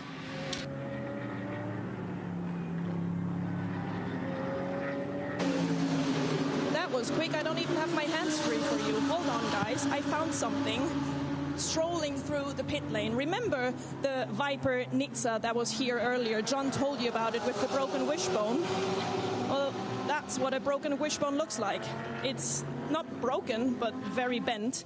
Now, I don't call myself a mechanic or a technician, so I will give it back to you guys to explain what exactly a wishbone is on a car, but nonetheless, look at that. That's what they had to change, which they did in maybe 20 minutes. Quite impressive. That is amazing. Thank you, Carla. I'm not a technician either, Snowy, but that does not look like the way it came out of the factory. Certainly not. Bent at 45-degree angle? Sorry, Peter, I cut across you accidentally in haste to answer your question. No, you're absolutely right. That's taken quite an impact on the end. That's a lateral impact to have bent that far. I'm quite impressed, actually, it's bent that far and not just sheared. Which would be worse, yeah. Viper Nizza, of course, a team that have all Malaysian mechanics that they brought over here throughout the season, which is just wonderful. It's a great country. Delighted that we're going there to Sepang at the beginning of December, and of course many of the teams will be taking part in the Middle East series for Michelin 24-hour series in January, where we go to Abu Dhabi and we go to Dubai as well. So many of the teams could travel to Sepang and leave the cars there, or even maybe fit in a little bit of sneaky testing as well while they're there and enjoy some nice warm weather. I've had the privilege of traveling to Malaysia in the past, and it is a wonderful place, wonderful people, great food, and a cool racetrack as well. Sepang, of course, brought the Grand Prix to Malaysia in a big way, and is well known by motorcycle racing fans as well. It's hugely popular both for racing and for testing for MotoGP. You can see exactly why the Creventic organisation have decided to take the Michelin 24-hour series to Malaysia. We're going to have a lot of fun there. I cannot wait for that trip. So Mercedes 1, 2 and 3 here. Get Speed from Redan, from Hoffer at the moment, and 2 of those top 3 cars are in the AM category. Now a penalty coming through. Ajit Kumar racing by Redan. That's car 901, the GT Silver and Red Porsche Cup car. A 15-second time penalty now assigned to them for causing a collision. Now I wonder, is that where the Honda was involved or another. Meanwhile, GP Racing Team have put in a fairly liberal application of gaffer tape, Snowy, to the rear right corner of their Porsche Cup car. There are two words, many of which I never thought I'd use in the same sentence, but gaffer tape, I know that's two words, and aerodynamic in the same sentence. That's a huge piece of artwork on that 938. They've moulded and shaped the tape after the door, ahead of the rear wheel, to still keep the airflow over the rear wheel. That's fantastic. Well, the Royal Automobile Club of Catalonia flatbed has brought back the stricken Honda TCE machine right back to the garage. That's service. That is proper service there from the RACC. But you'll see their badge on quite a lot of Catalan drivers' overalls. You'll see them. Meanwhile, Scuderia Farron, they have picked up a big penalty. Now, this is the second time we've seen this sort of penalty be handed out. 60 seconds time penalty for overtaking a car during the Code 60. That's an enormous no-no.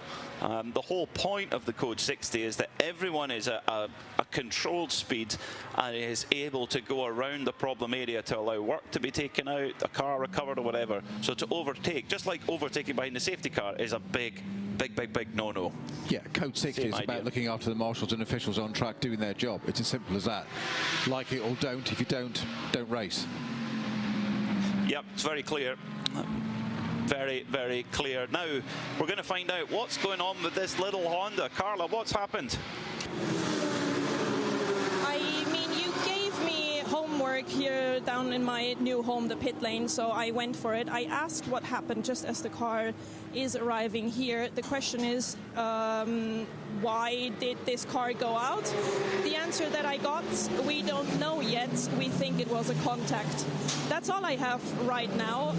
I think it's very interesting to see how the cars can come back into the pit lane, can be worked on, and then can re-enter the race. So that's good news for this Honda, that they can check the car, see if everything is okay, and hopefully get back out there. That is where the Michelin 24-hour series is fantastic. Whereas, you know, there are other major endurance races around the world where if the car is given outside assistance, that's it. Game over. Here, it's all about get the car back, get running again, and you just never know what can come your way. It's all about the true spirit of endurance here. A former race leader, TFT Racing, the number 28 Mercedes-AMG GT3, now being piloted by Patrick Charlet, that number 28 car, looking strong on pace early on in the race. And we will see it. Don't panic too much if your favourite car just drops back a little and you think, what's happened to them? Often there can be quite a big swing in terms of pit cycles here, whereas the time in the pits can be quite long. So for example, the last time the Milner Motorsport car came into the pits, it was in there for 3.5 minutes. Likewise, the Jutta car in GT3. And that's how long it can take to get some fuel, then go and change the tyres, change the driver, etc. So sometimes if your favourite car's just had a pit stop, it can look further down the order than it actually might be. And it can also depend on whether you get that pit stop done under a Code 60 or not. So actually there could be quite a lot of fortunes now, whether a Code 60, actually a little bit more luck involved. If a Code 60 comes out just after you've done a 50 minutes in the car, you then can get tyres done under a Code 60 and you get a cheaper pit stop basically, whereas like we saw in the very first Code 60 of the race where it stopped, I think it came out about 45 minutes and you go, oh, we could really do with putting new tyres on now since we're here anyway, but they couldn't underneath the rules. And that's just it's adding a little bit of fortune into it, but quite a bit of jeopardy as well, which us in the entertainment business enjoy. But that's exactly what a 24-hour race is about. Jeopardy. That is exactly the word. That's the high-speed game of chess, as our colleague Joe Bradley often refers to, which I think is a superb way of describing endurance racing. The longer it is, the more so. But it is jeopardy, because literally when you think it's all over or it's all going your way, complacency is the worst thing you can set into any member of a team. whether it be the driver, which always get the attention, and they shouldn't do, because they're not the clever ones. They're just twiddling a wheel and pressing a few pedals. This is a driver speaking, folks. 100%. You've got to be realistic. The people that do the work are in the pits. They're the ones that make it clever. They just make us look good, but they're the ones that do the work. They just provide the tools for the driver to do the job that they've worked out. That's where it's all done. It's all done in the head. But you guys tend to be better looking and have better hair, though. And be quicker. That doesn't make you fast, though. Most good racing drivers have great hair. It happens. Well, I should have been a lot quicker than I am then, because I've got grey hair. So grey hair. I think it's a great hair. Sorry, grey hair. I'm with you now. Of that. Can I have some, please? It's in the nuances. It's all in the detail, folks. The Hoffer Mercedes running strongly at the moment, up in third overall, but right behind is Dennis Vashik in the Scuderia Praha Ferrari. So they've already had a bit of a dice already for position early on, and they're going to be close, as we're actually starting to see some personal best lap times coming up onto the screen. Let's go down to the pits though, because we've got an update with Carla Velti. Well, the Porsche is back in. We just watched the GP Racing Team number 938 going back out, and it's already back in. And I just asked one of the mechanics, and he said it's a problem with ABS, which appeared after the crash that they had. So no amount of gaffer tape is going to help with a crash, I guess, and they need to figure out if they can fix that one. Gaffer tape can only go so far. It has amazing restorative power, both the cup of tea and the roll of gaffer tape. But sometimes even that isn't enough. You are far more informed about technical matters than me. What's ABS on a racing car? It's amazing what these kids have nowadays, Snowy. What? I think kids is the operative word. ABS, what's that? How does that work? I can tell you what IBS is. ABS, anti-lock braking system, Snowy. Wow. It's the future. Oh, it'll never catch on. Do you know when it was first run on a racing car? Oh, God. They'll be changing gears without moving the hands off the steering wheel next. Nearly. Who knew? Do you know when ABS was first used on a racing car?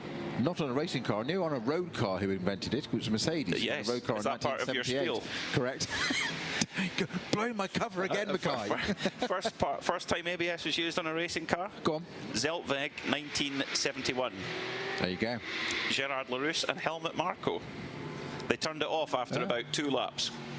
Yeah, Gerard Larousse went on to be very famous, didn't he? They're both quite good, yeah.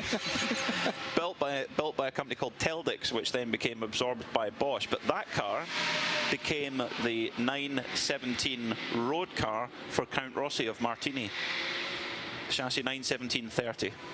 If ever you want the most in-depth Porsche facts, Mackay is your man. Yes, whether you want them or not. No, not at all. No, I'm totally with it. There you go. But yeah, ABS is something that every GT3 car will have, and if it doesn't have it, it's probably time for a pit stop. They're all designed around having it. On that note, I did some Aston GT4 testing earlier this season, over the winter, quite a lot of time in one actually, which was great to experience. And whilst I jest about what ABS is, it's something I've not been used to when I was racing all those donkeys years ago, and all the, I wouldn't even say black and white photographs, but the sepia ones I have, where you could colour them in, hand tinted. But it was extraordinary. One of the things I did as a matter of interest was, on that GT4 current car, was change the level of ABS settings to see how much it varied on the track, and then also change the levels of TC, traction control, and also start one extreme end of the other of both and move it across the field to get a variance and come back, just to see what it did, obviously within the parameter not firing the car off.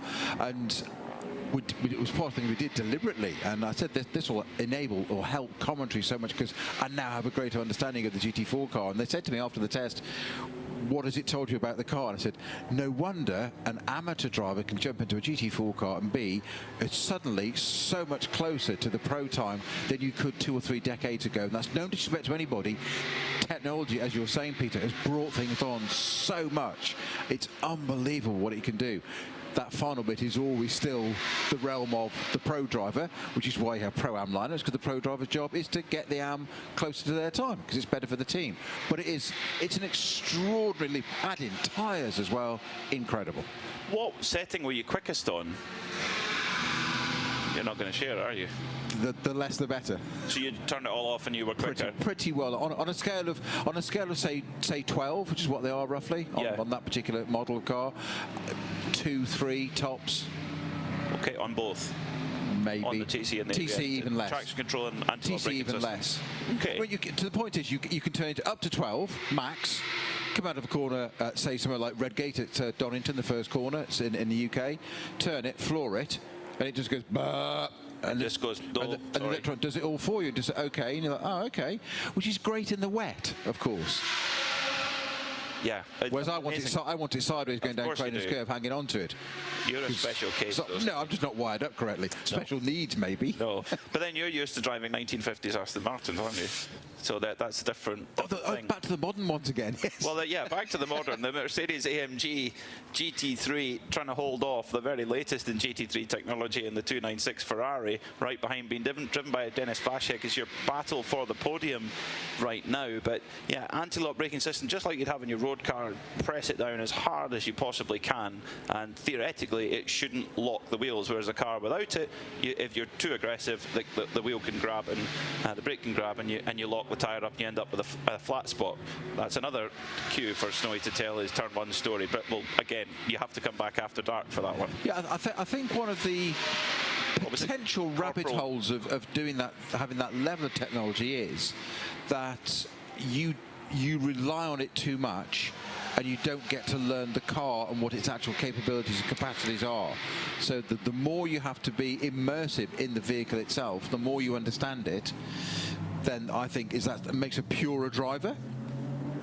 Not necessarily quicker, but equally I've got to respect that in this day and age, the running costs of a car are so vast.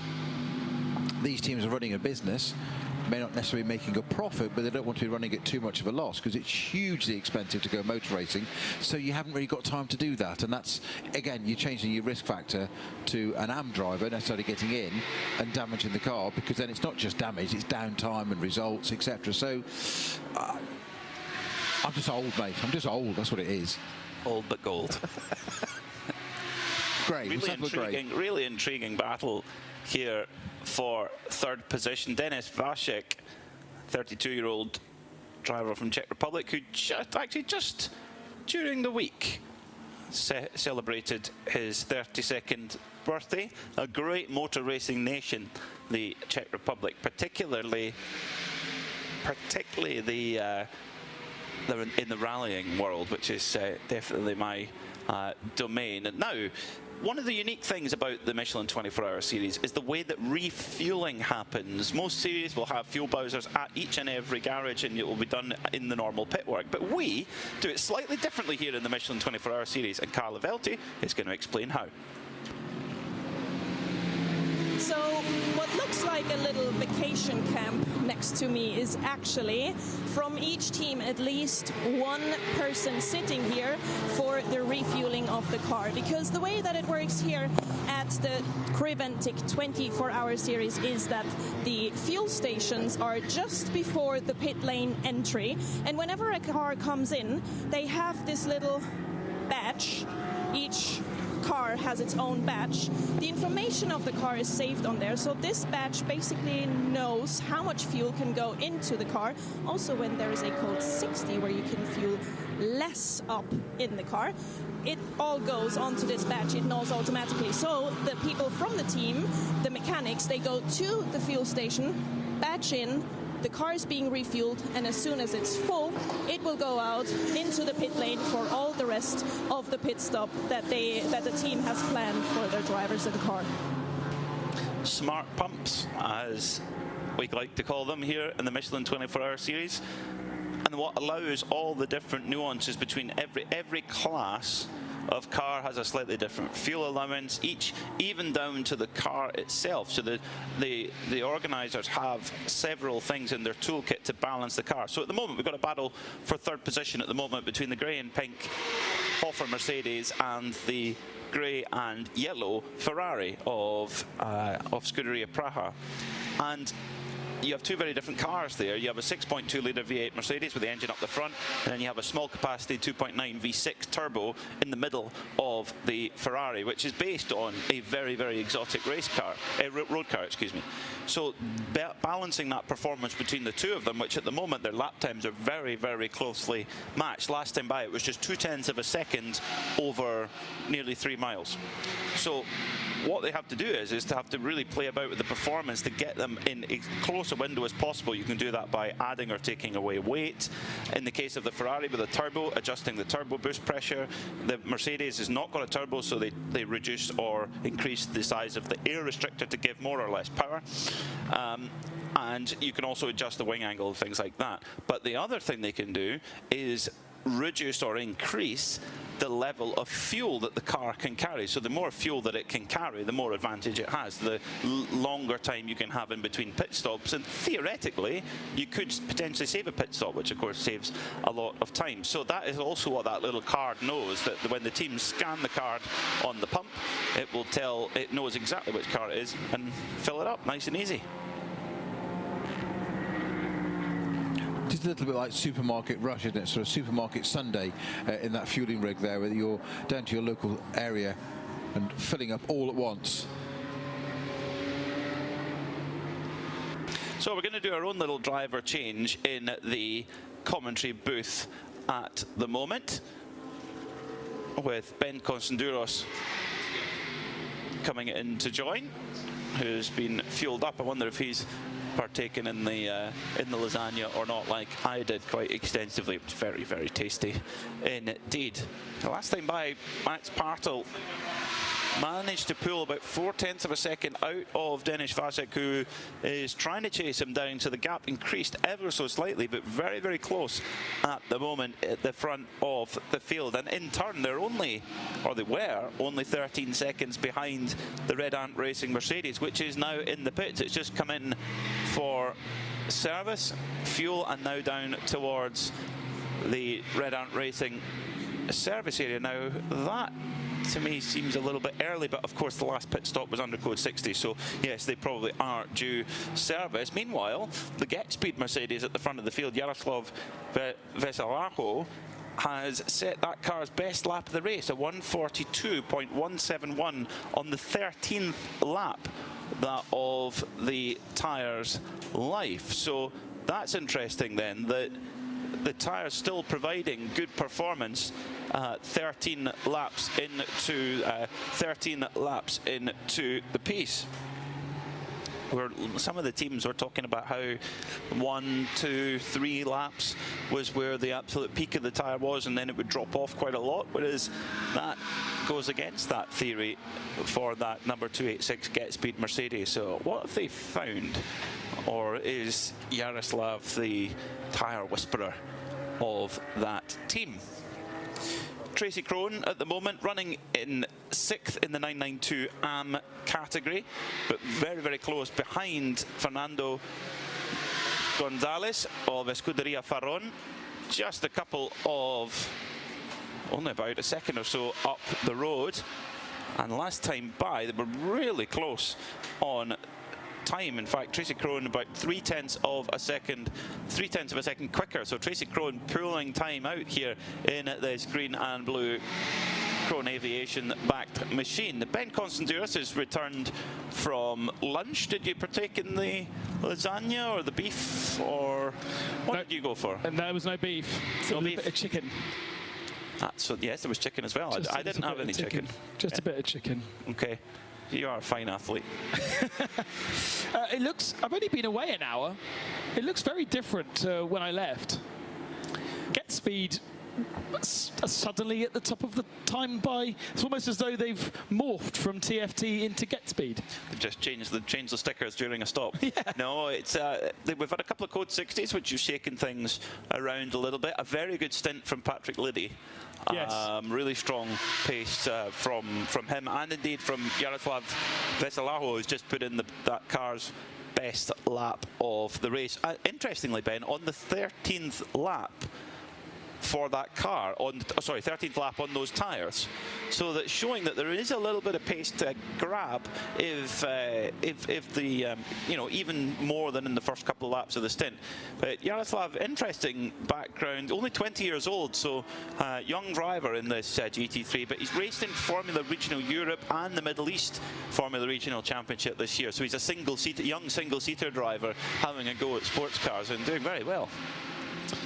Does look as though that Get Speed car is really able to be consistently driven. If you look at the lap times of Patrick Liddy and even of Yaroslav as well, there is not a massive variation in lap time. They are very consistent when the Code 60s are not out, and able to pedal that really nicely. A 1 minute and 20-second advantage they have, although they're now coming into fuel. This is what I was having a discussion with over lunch. It is so hard at this present time, because of the way all the different Code 60s have been approached, to really understand what kind of lap times, what kind of amount of laps a tyre has. We have the data on what the drivers have done, but we still don't really know what fuel everybody's got in as well. So as we get more to green flag running, it suggests that they needed to come in. So Get Speed in the pits now because they have to, and they will fuel 120 litres because that's the logical thing to do. And it at least gives us an idea that, well, they're back to square one again. But we've got to do that with 33 cars. That's the, yeah, that is the, and then of course, just when you think you've got a rhythm, you'll get a Code 60. Yeah. Just to mess with us a little bit. Exactly. And of course, that makes it very difficult at this stage of the race to kind of give you an impression on the live championship points. We need to be a little bit wary of that, because what we can tell you though is where the points stand right now, as they were coming into the race. So in the overall GT3 category, Proton Huber are your championship leaders with their Porsche by just 6 points from Red Ant Racing with their Mercedes. Scuderia Praha Ferrari are only another 2 points further behind them. Era Ferrari are on 82. They are 12 points behind Praha in third. Duta Audi are on 80. So you've got 5 cars there covered by 22 points. So it's very, very close there. In Pro-Am, Proton Huber are only 4 points ahead of Scuderia Praha and only 16 points ahead of Era Motorsport. In GT3 Am, it's Duta Audi who lead by 4 points from Simpson Audi, with the Hofer car 16 points in arrears. But their drop score is quite small. We'll worry about drop scores tomorrow. Just throw in that little complication. Just throw that in, but this is how it stands. And 992, Red Camel, they lead by 6 points over RPM and 16 points over Home Guard. So close there also. Now, Carla's getting a lesson in... I think Carla's getting a lesson in engineering of a Mercedes car there, because she's got her nose right in. Okay. Yannick Redon is there, has been wanting to speak to Carla all weekend, I think. So why don't we give them that opportunity? Well, I was not aware that the camera was pointing at me, but that's how it is in live pit lane, isn't it? So, looks like the Mercedes is done for today, or for this race. Very sad. Can you explain to me why? Yeah, we got a suspension failure. I don't actually know what happened or what caused it, but yeah, it would take quite a lot of work to rebuild the car, to get it back out. So we won't be doing that today here. We will be doing that back in the workshop. So the race will be over for us. That's very sad for this blue Mercedes that we have here. You still have a car running, though. How is it going with that one? Yeah, our support will go to the port guys, of course, and see that we can help them to the victory. Fantastic. You're really giving everything to get at least one car over the line. I really love it. So, got to see this, but good luck for the other car. Yeah. So we'll see each other in Malaysia. I love that. Ayrton Redon, it's just championship over, race over, and he's still smiling. In fact, he's still beaming from ear to ear. That's the true spirit of an endurance, even when you've had heartbreak, and they will be heartbroken.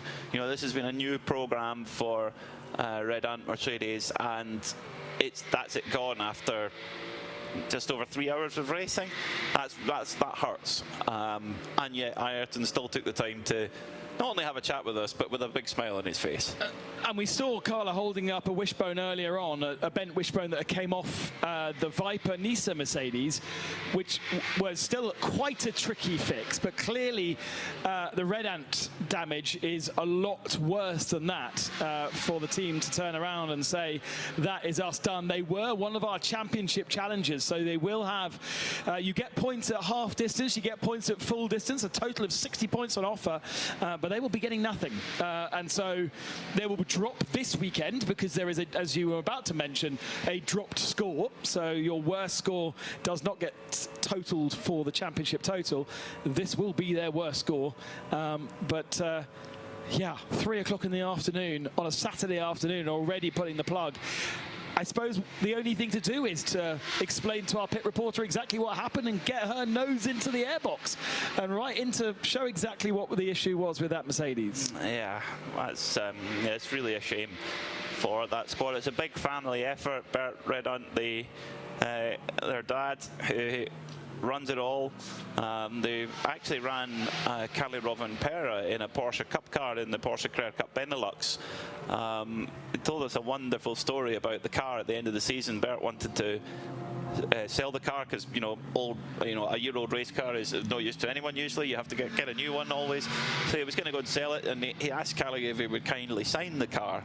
And Kalle, in his very straight-talking Finnish, said, "No, I'm not. I won't do that." Pause. Because I want to buy it. So he bought the car, and it now sits in Kalle's museum. Yeah, because he had such a great time racing it, and he wanted to have it as part of his collection. So that was a nice story. Oh, to be able to do that. Well, exactly. There we are. He's earned it. I've got quarter, or not even quarter-size versions of some of the race cars that I've commentated on, and that is all that I can get to. The memories are the same. The memories are the same. They come for free. So that's a pity for Red Ant Racing, and that does change a lot in the potential for the championship. As well, the Toyota Gazoo Racing team are very well known for their exercises, but Matthew George is currently he is leading what appears to be some sort of aerobic session at the moment, Carla.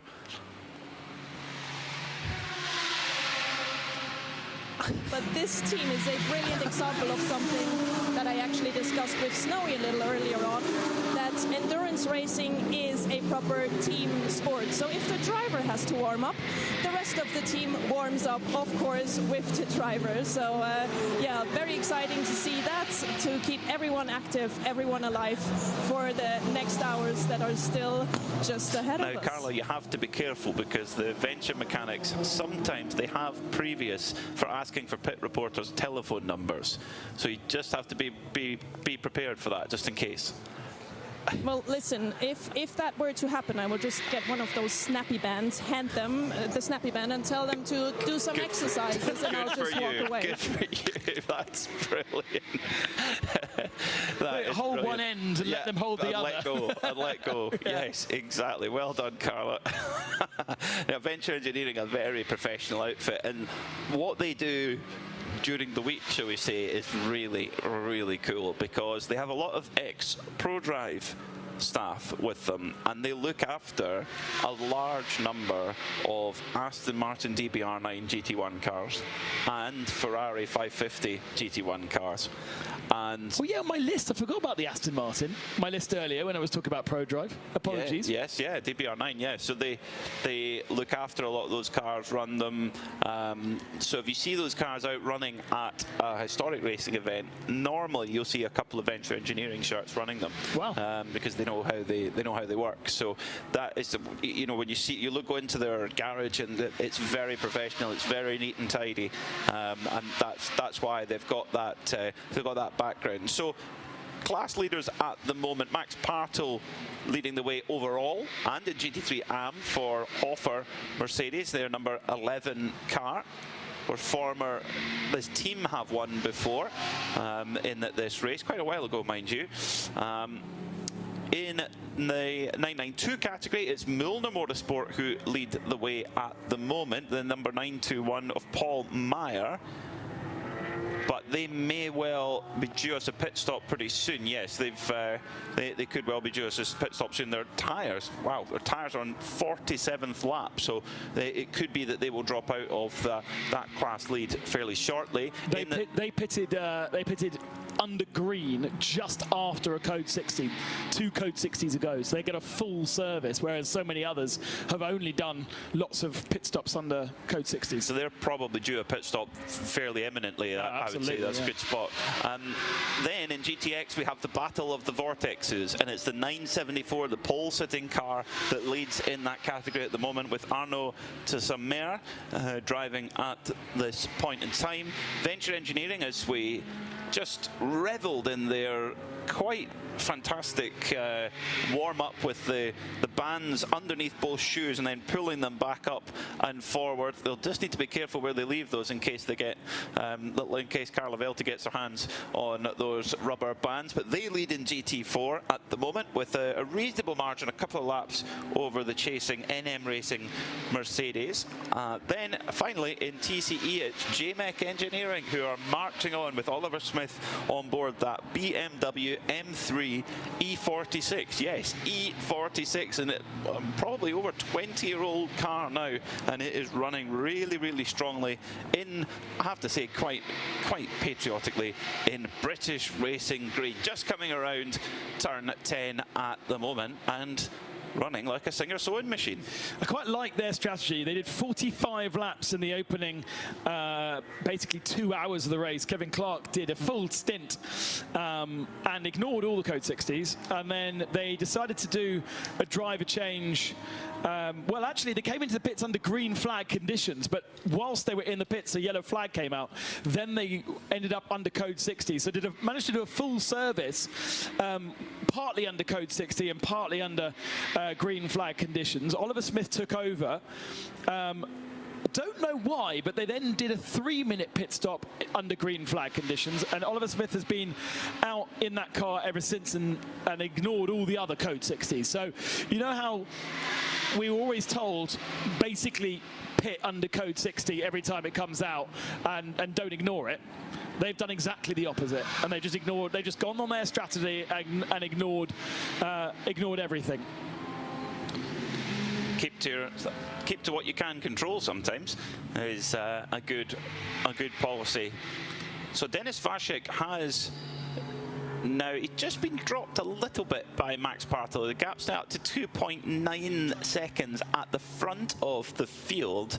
Now Max Partel will need to be 30 minutes in under 30 minutes because he will reach his maximum stint time. Now, there's one car on track right now which we need to talk about. It's the number 81 Era Motorsport Ferrari, at the moment running 5th in the GT3 Pro-Am category. But the reason why we need to talk about this car is because they are racing with a greater purpose this weekend.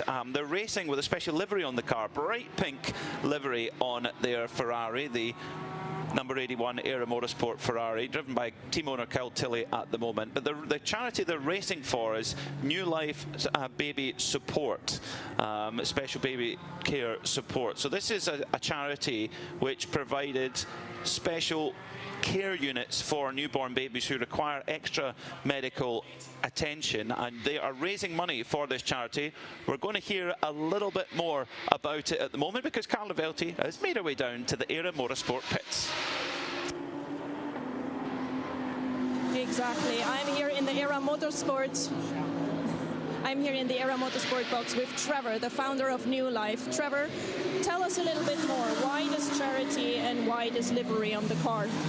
I set up this charity after my twin sons, Josh and Samuel, were born 3 months premature, very small. They were very tiny, and they had a brave fight, but sadly they both died within a week. And I always say the day I left the hospital was the worst day of my life.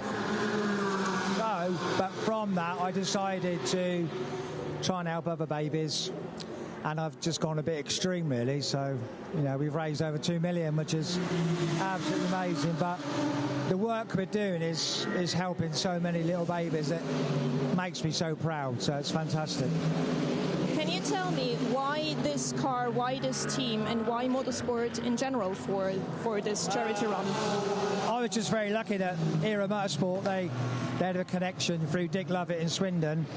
and they wanted to use a baby charity, so they contacted me. I do a lot of work at the hospital in Swindon, so it was just, I was so amazed, and to see the car, it brought tears to my eyes. It was just absolutely amazing. So, a very proud moment for myself and for the charity. So, and it just gets the word over to a new audience. So, I'm just so proud. And how do you enjoy being here at the racetrack in Barcelona? Oh, it's fantastic. The team look after me very well. I've never been here, but it's a fantastic place. And it's just a new dimension for us. And wow, I have to keep pinching myself to sort of work out what we're doing. So I'm so proud, so proud. Lovely. Good luck with the charity and enjoy the rest of the race. Thank you for talking to me. Of course. A great cause to support New Life special care baby units. I think something that would touch everybody. So if you go on to the Era Motorsport social media on whichever platform you prefer, and they've got links on there that you can easily find, click on there and just give a couple of pounds, as much as you can. It's for a very good cause, and this is something where motorsport can really help with charitable giving, is that it brings, I had not heard of this charity before, Ben, actually, but I think it's a hugely worthwhile cause, and the only reason I'd heard of it is because of Era Motorsport and competing in this event with this livery, and that's kind of what it's about, is it brings it to people's attention, going, actually, that is a charity that deserves support, and we should all get behind it. There's a lot of us sitting watching this race at the moment, and we should all chuck a few pounds if we can.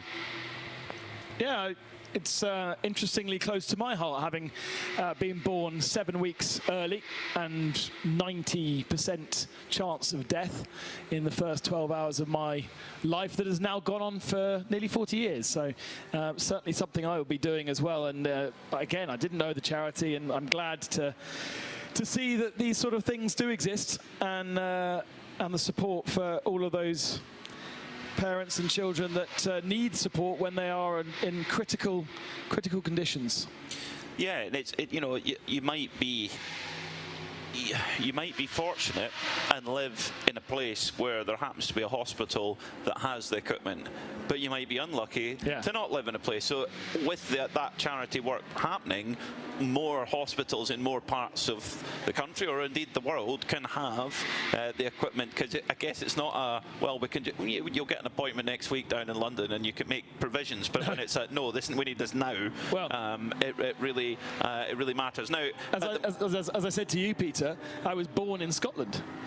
I don't live in Scotland, nor do any of my parents, but my mum was out in passing Stirling on her way back to the UK, to England, down south, when I arrived. And it was very lucky that Stirling Hospital had the facilities, and Dr. Michael Stewart was able to look after me. My parents deciding that my middle names would be Michael Stewart in honour of him.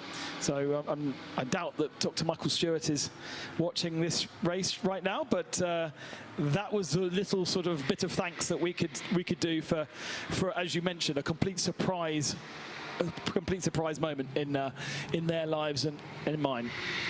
So if you want to support that, as I mentioned, go on to the Era Motorsport social media, or just search New Life Special Care Babies. The team have set a £5,000 target at the moment. We're not near that yet, folks. So for all of you watching on the Creventic Motorsports TV page, or if you're listening on the Radio Show Limited network of channels, please do support that charity. It's a brilliant initiative, and it'll give the team a boost as well. There's 5 drivers in that car who will all be given a big boost to see that their racing is making a difference for a very worthwhile charity. So we'll be catching up with them later on the race to see how things are going. Let's get to that £5,000 target.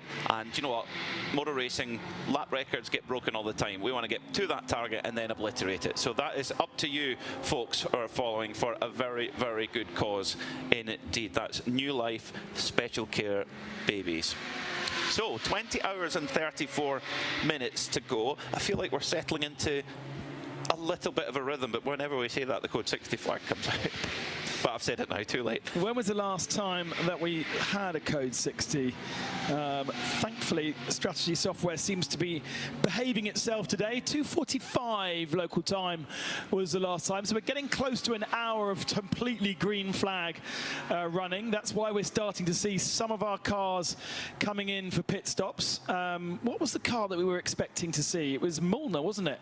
That we were expecting to see soon. Paul Mayer is aboard that car, and it is. Oh, you're too good. Look You're at that. too good. It has just come into the pits, literally just now. So that is a 47-lap stint for Paul Mayer on tyres that had previously done 5 or 6 laps. So the tyres have gone over the 50-lap mark. I think Carla is geeky enough to go down to Mulner and have a scratch around those tyres and see what they look like, because 50 was the target for 992 category cars, and they've managed it. But how good, bad, or ugly are they? That would be interesting to find out. That might be one of the longest stints we've seen on a set of tyres. 52 laps, yeah. Someone else has got 50 laps on a set of tyres. Scuderia Farol. 75 laps for the Vortex 701. Never. Wow, 96 laps for the Asbest Racing Cupra of Pia Olsen. Yeah, but hang on. A touring car, they can get away with running tyres on the back forever. But the fronts will be... Yeah, I mean, there's no way the fronts have done 96 laps. Maybe not. That's the whole race, according to... Yeah, it is the whole race. Yes, they've done 96 laps. Oh, no, hang on. They've only done 82 laps. So the race has only been 82 laps long for them, but their tyre have done 96. So they haven't done... They've taken tyres from practice or qualifying. Exactly. Get your money's worth. There you go. There's another one when the Cupra comes in, Carla. Are those the same tyres since the start of the race? I imagine not. There's still a few glitches in the software when it comes to our tyre age graphic that we have. A little bit of something flapping around the 18 front right wheel arch there. Yeah, the Santalock Audi at the moment, which ran very strongly at the start of the race, is now back up in 7th position with Elliot Earhart on board, who's a very, very handy driver indeed, very experienced in this paddock. Carla, have you got some more for us down in the pits? Just a little bit. I was wondering why Santalock is called Santalock Junior, and there is a very, very simple explanation for that. They had a program where they wanted to bring junior drivers, young drivers, together with very experienced drivers, and called that Santalock Junior. It's not that program anymore. They use it a little bit as a running gag because now they have very experienced drivers in the team, but they want to hold on to that name and keep it in-house because it was a very nice idea for young drivers. And don't be worried, the car behind them there is a second car, and so many of these teams, it's cheaper to buy a second GT3 car than to buy the parts. So you buy a second car and basically use it as a donor car. So they'll be stripping parts off that car in preparation for putting on the actual race car if needed, but that car may have been used in practice over Thursday and Friday as a second test car. And as you walk up and down the paddock here, you'll see a good half a dozen teams with that same idea and strategy. And of course, one of the drivers in that team, Michael Doppelmayr, is not a junior. He's not a junior, but he did buy the very last Audi R8 LMS GT3 car. Okay. So they do not make them anymore. You cannot buy a new one. You can only buy spare parts, but you can't buy a brand new car. And he got the very last one off, I was going to say production line. There's probably not a production line as such, but you know what I mean. The last one ever built. He also owns a GT2, but I'm not sure it's an Audi. I think it's no, maybe it is an Audi. But he's raced that with Pierre Caffer as well on occasion. He's been racing in LMP3 this year as well. Michael Doppelmayr, who's at the Road to Le Mans race at the Le Mans 24 Hours. He is of Doppelmayr Ski Lifts, if you are familiar with the name. I think they built all the cable cars for the Sochi Olympics. Wow, nice deal. Yeah, very good deal. Yeah. That'll buy you a few Audis. There you go. So Ellie Earhart is getting the the boot down, but the battle for the lead is raging on. There is, well, you don't need a timing screen because Max Partel has got a car length back to the second place car of Denis Vacek. So two stalwart teams of the Michelin 24-hour series. Hofer Racing, been here for many, many years. Scuderia Praha were an absolute powerhouse team before COVID, and then they've come back this year. It's wonderful to have them back. Joseph Kral driving, and Denis Vacek at the wheel at the moment. Just goes a little bit wide there. These two are pretty much on exactly the same strategies. They did a 4-minute pit stop under green flag conditions, followed by a 50-second pit stop under code 60 within a couple of laps of each other, and have both done exactly the same amount of laps since that last stop, 30 laps.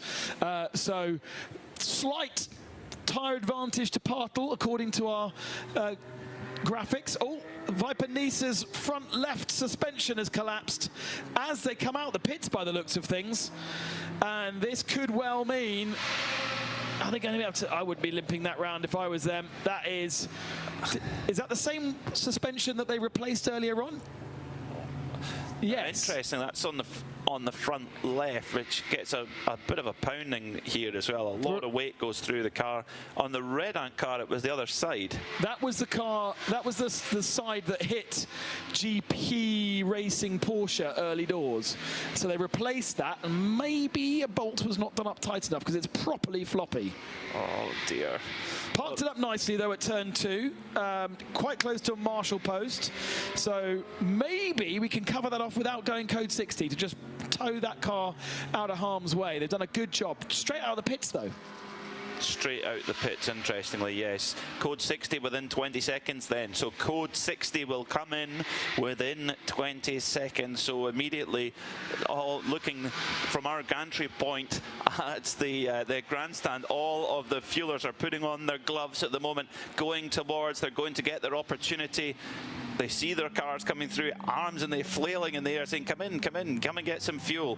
While the battle is paused at the front of the field because under code 60 you cannot overtake. It's a 60-second penalty if you do that. So now Max Partel and Denis Vacek basically paused for now until that Viper Nisa Mercedes can be extracted. Now the thing is, Ben, it may need lifted up onto the flatbed because the front left is quite badly out of shape.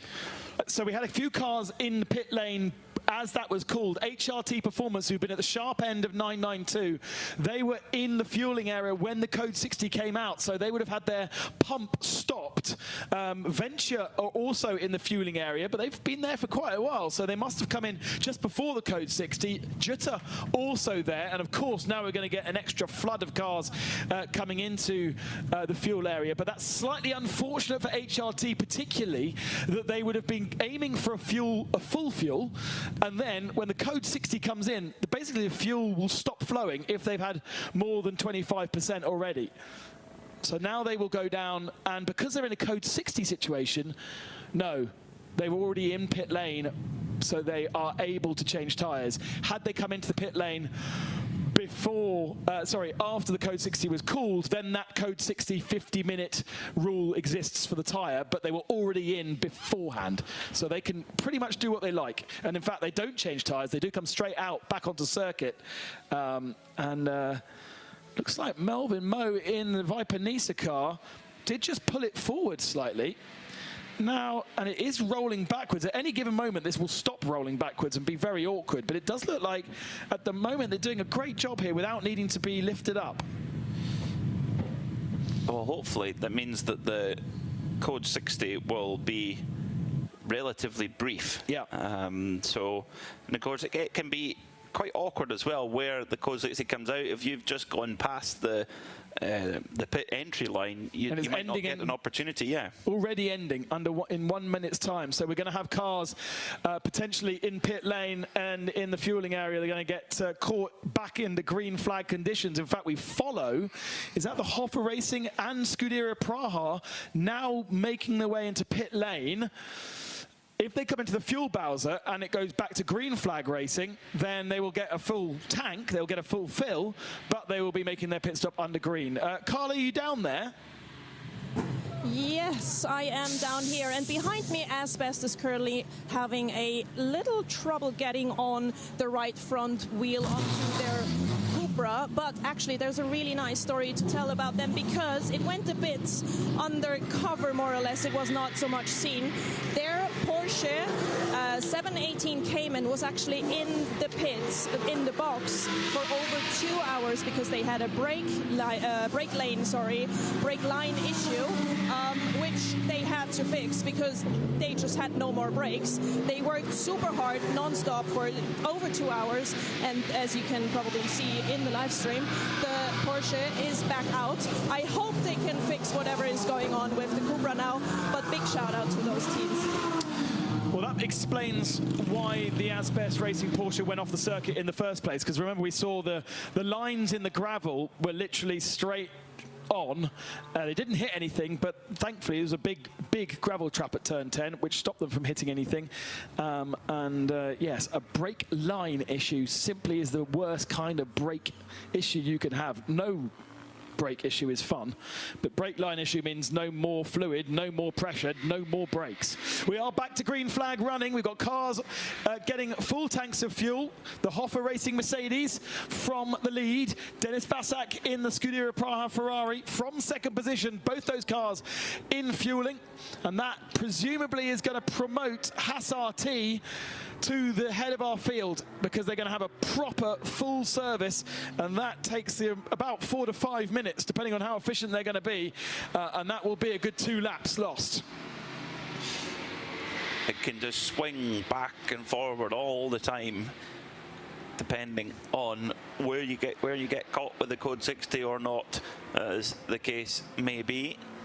The Asbest Porsche, of course, which ended up in that big gravel trap, cracking on. So in TCE, it means though that already JMEC Engineering have an 8-lap advantage, and it's quite an early time to say that. Their best lap of the race is a 1:55, which would still put them, actually it's not the fastest car in category, that is actually the Porsche, which is a 1:53.2. So there's about 1.8 seconds more pace in the Porsche, but that, of course, as Carla mentioned, that delay to repair the damage, of course, has held them back quite a long way. But with 20 hours still to go, plenty that can play out. Hoffa Racing into the pits then. As Red Ant, they've had to put the Ajit Kumar car. Yeah, Ajit Kumar car into the garage. What is going on here? It was Ajit Kumar who was driving at the time. He's still in the car. You can just about make out his white helmet there. Now they're looking at the right-hand side of the car at the moment. Mechanics going to work. Feel like this could be brake related. Feel as though that's a caliper coming off. Okay. As Chantal Prince leaves the pits in the number 11 machine after a pit stop of 3 minutes and 31 seconds. So a total time in pits of 3 minutes? No, that's not right.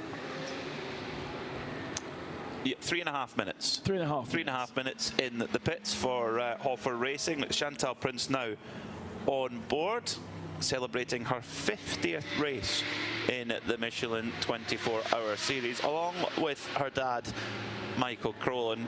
What a special thing, Ben, to do. That's the thing, whereas motor racing sometimes can appear relatively selfish, because it is. You know, you look at Formula One, it's one driver in a single seat car.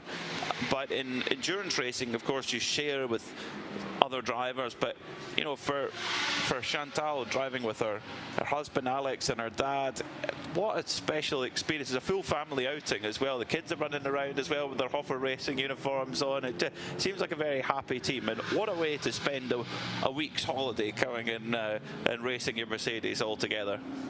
Yeah, absolutely. It's we've got a few of those, haven't we? Because we've got the Venture as well, family outings. Ebby Motors, when we go to Mugello in Italy, they are a big family affair. It is your hobby. Do you go out for a bike ride on a Sunday? No, I go and race a Mercedes for 24 hours around some of the best circuits on the road. Let's go back down to pit lane. Carlo Velti is our new pit reporter for this weekend, and you're with Abhijit Kumar's car. Indeed I am, and it looks like there is some spell on the suspensions here, because in this case, again, like on the Mercedes that we looked at before from Red End, it's the right suspension. So some piece seems to be not doing very well. I can see that they are replacing it. I just spoke to one of the team members and he said, no problem, we can fix that, he'll be back out, so that's good news. But nonetheless, what is going on with those Well, if you hit somebody else, which looks as though that car definitely has at some point with the tape around it, then, and actually we do, hang on, standby caller, I'm pretty sure that he's already picked up a penalty for a collision with another driver, haven't he? Yes, there was.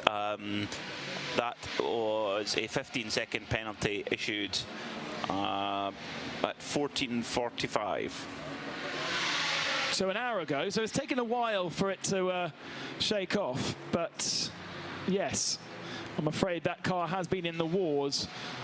I mean, there's nothing like, there is a few sausage curbs, but there's nothing like aggressively nasty around here to bend suspension. I think it is more the fact that they are getting into each other.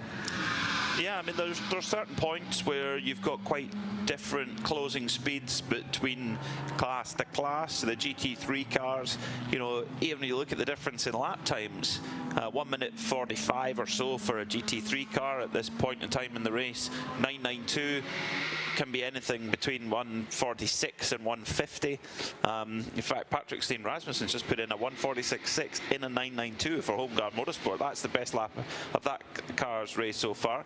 A GT4 car can be anything between 150 and 155 or even more than that potentially. So there's quite a lot of spread in time between them, and they make up their lap time in quite different ways. You know, for example, when you hit the brakes hard into the very, very tight turn 10, a GT3 car will be braking from 230 kilometers an hour and slow down to 90, whereas a GT4 will go from 210 to 80, so it's slower at both points, so it's easy to get into a little bit of a tangle with one another. Haas RT is now the leader of the Barcelona 24 hours. Ramaz Azam, last time out in the Into Africa racing Ferrari and Paul Ricard, but switching over for Haas RT for this one, the Canadian-born Abu Dhabi, or Dubai, sorry, based driving instructor. I seem to remember there he had his gentleman driver with him, but here is on his own as the charger for that team, with father and son Gwelink, as we were talking a little bit earlier on about father and son and family gatherings. There's another one. I don't know if I've seen much of Sandrine in the garage. She's been so often in the catering unit today. She came over to me earlier and said, if you want more drinks, let me know. I'll bring them over to the commentary box for you. I said, Sandrine, you've got a car to run. Sandrine is super chill. You know, when you live in Antigua, yeah, you've got to be, right? Your blood pressure can never be that high. Yeah. So Sandrine is she's always super relaxed, always with a smile on her face, and of course she leaves it to Chris Dodonka, the team manager. Lets him get on with it. But yeah, well, great character is Sandrine. Belgian-based, but Antiguan flag on the roof, and certainly when they first started, they would always have Antiguan help, so various mechanics or social media people coming over from Antigua for each race. I think that program may not be quite as fluid as it once was, but you know, they've expanded from one car in Creventic a few years ago. They were out in the SRO Spa 24 Hours, for instance, with 3 cars, and hoping to bring more cars back to this series next year. Yeah, we'll see them in the 25 Hours of Spa and the VW Fun Cup. They run cars in that as well. Yes, yes. So I need to talk to her about that. There you do. Yes, get yourself a drive in there. And Sandrine's son, Nico, is also a very, very good rallycross driver too, running in the Euro RX3 category. Has his eyes set on lots of things. He's got, clearly got big ambitions as well. You know how your phone listens to you when you have conversations and sort of you're talking about a whiskey brand, and then that whiskey brand is just advertised all over your Facebook and social media. Well, Sandrine was telling us how her son had been racing in Turkey and had this big spin, this big 360, and then carried on. And literally, as soon as I turned on my phone, there it was, FIA YouTube channel, Facebook page with the spin. And it's pretty cool, I have to say. Very, very cool. Gets front-wheel drive RX3 car, gets turned around on the exit of a corner, full 360, keeps it planted, and off he goes. Doesn't even lose a position. My concern is, how does it filter out the other things that comes out of your mouth, Ben? Remarkable technology. Can you imagine all the stuff that comes up on my phone? Waxing and waning moons, all kinds of stuff. We're not there yet, though. 5-star hotels, maybe. Only. Super yachts. Yeah. 5-star hotels, double king-size beds only. Only green M&Ms. Carla, rescue me. Rescue you? Okay, I'm right here.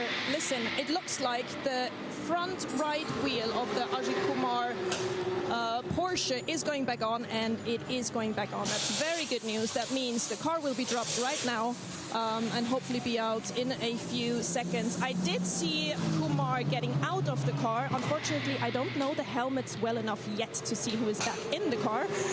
Nonetheless, Ajit Kumar is out, and I truly hope that this fix was a fix enough to avoid any further problems. Also very interesting, cars that go into the box or out of the box need to be... Yeah, I just wanted to give a little moment for this exit here. They need to be pushed in and out of the box. There's no driving into the box or out of the box because that's too dangerous. But yeah, there you go. Car is back out. Little rule that you need to remember. We've been talking earlier on about all the different rules. Well, there's another one. Ajit Kumar Racing, by the way, with a pretty much brand new lineup for this weekend. Cameron McLeod is now aboard that car. Gregory Servais has been in that car earlier. Hubban Ivan was the star of the in qualifying, and it's Ralph Popilars, who is the 5th driver alongside Ajit Kumar, who has raced mostly this year with Mathieu Detry and Fabien Defoe.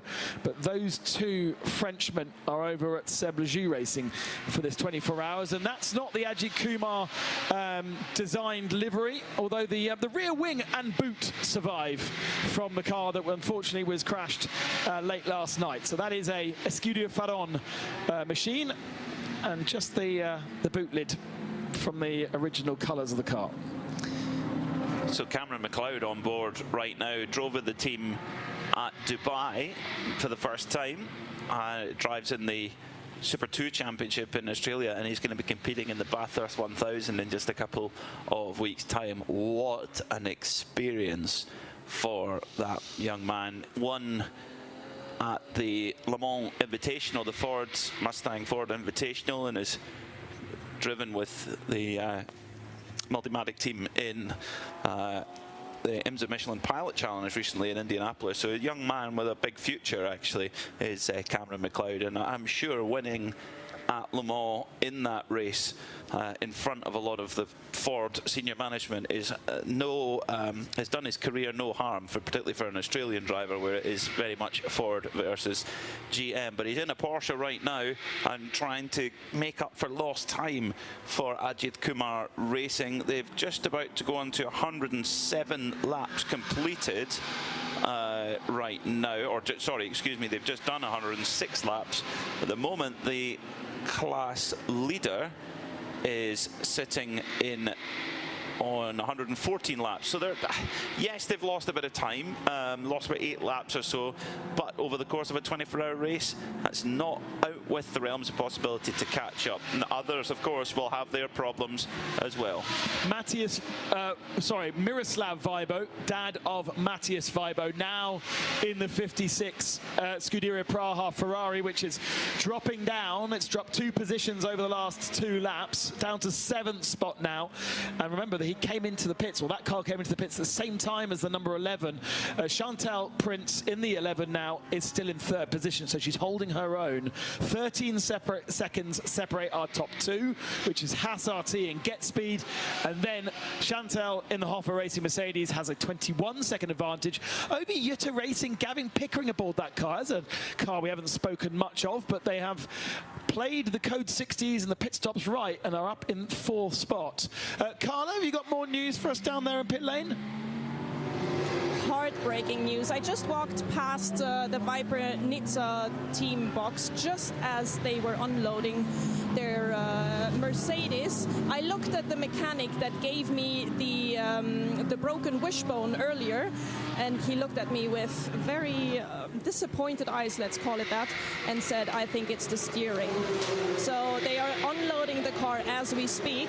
They don't know for sure yet what it is exactly, but they are definitely sort of driving in an unlucky streak, aren't they? Well, you know, there was obviously clearly big contact between themselves and the Porsche earlier on. They had contact with 938, which was GP Racing Team. That was what bent the wishbone, and we saw how strong and how much of a bend that wishbone had. So if they didn't replace other parts, and I'm sure there would be cracks and fractures in other parts. I don't know whether that floppiness looked like just steering arm, though. There was lots of flopping from various different latitudes and longitudes, so I would suggest more than just that, and therefore more work to do for the team. But we do know that those Malaysians are not shy of work, and I'm sure they will attack it and hopefully get the car back out on circuit once again.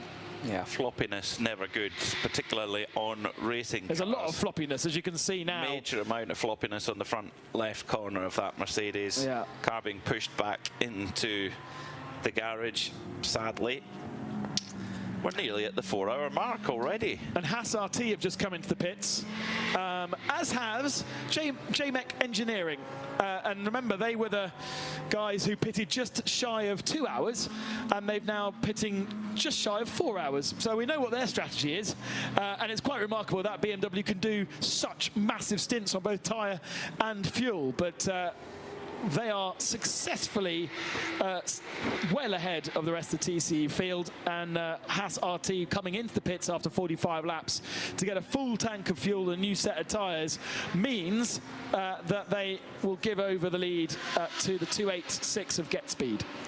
Well, Red Ant Racing have definitely been able to get some repair done effectively on the Ajit Kumar car number 901, because Cameron McLeod has just put in the fastest lap of the race for that car at 146.401, which is well within a second of the fastest lap of the leader in the 992 category. So showing that the car is now back up to full pace. So whatever was wrong with it, they've got it well sorted, and they can crack on and try and start to mount a bit of a recovery. Watching out of my commentary box window, the pit stop for JMEC Engineering, plus 20-year-old M3 E46. You would not know it's that old. It is so well prepared and so spotless. There's not a dent on it. It's not like the usual M3 from 25 years ago that always shows a scar here and a scar there. That thing is so sweet, and as you said, it was a time attack car, so it didn't have too many other cars around it for a few years, but it's been racing as an endurance car for a few years. It has, yeah. It was originally what's called a Super Lap Scotland car, which was like the Scottish time attack series, effectively. I also raced in a championship called Scottish Modsports, both at Knockhill Racing Circuit, my home track. Used to be owned by a guy called Ian Bonthrone, who, if you ever need an alarm fitted, he's your man in the Perth area. Okay. Yes. Good to know. He's as good. He's a very, very good driver. Very handy at the Nürburgring, actually.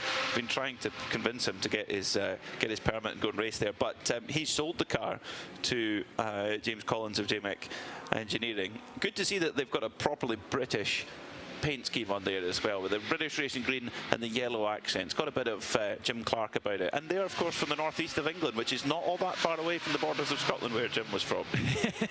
Tenuous links are everywhere. It's clinging on wherever you can find one.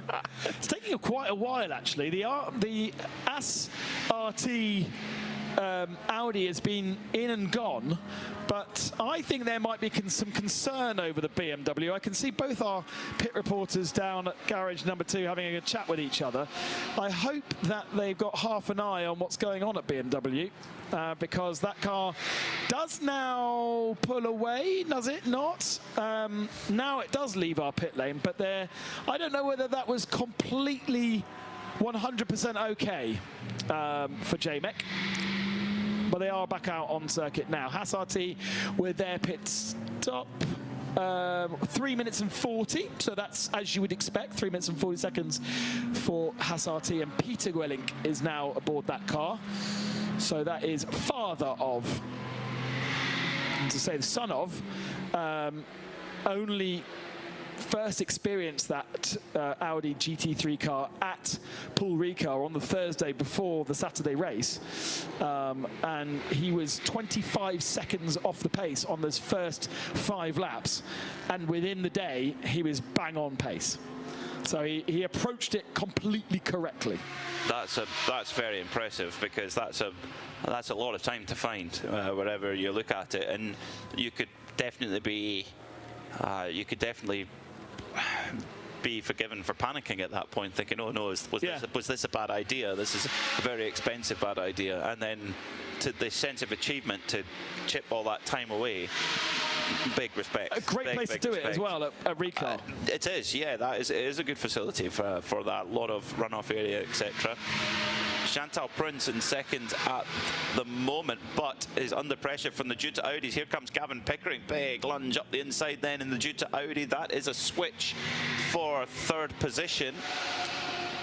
And the TFT car is going to come through as well. Yeah, so it's a 3-way battle for third position at the moment. But Chantal Prince doing her thing, just keeping the rhythm going. Keep that car out the pits. They've got some quick drivers in their lineup too, and they're thinking long game as well. So the TFT car, which of course was leading early on with Maro Engel on board on the fight back as well. But Duta going well too with Gavin Pickering, who has a lot of endurance racing experience. In fact, here is probably the most niche and off-the-wall fact of the day. Gavin Pickering raced at Le Mans in an LMP2 car, a Pilbeam MP93, which races in the Peter Otto Classic series at the moment. But he was one of the drivers in that car, a Pilbeam MP93.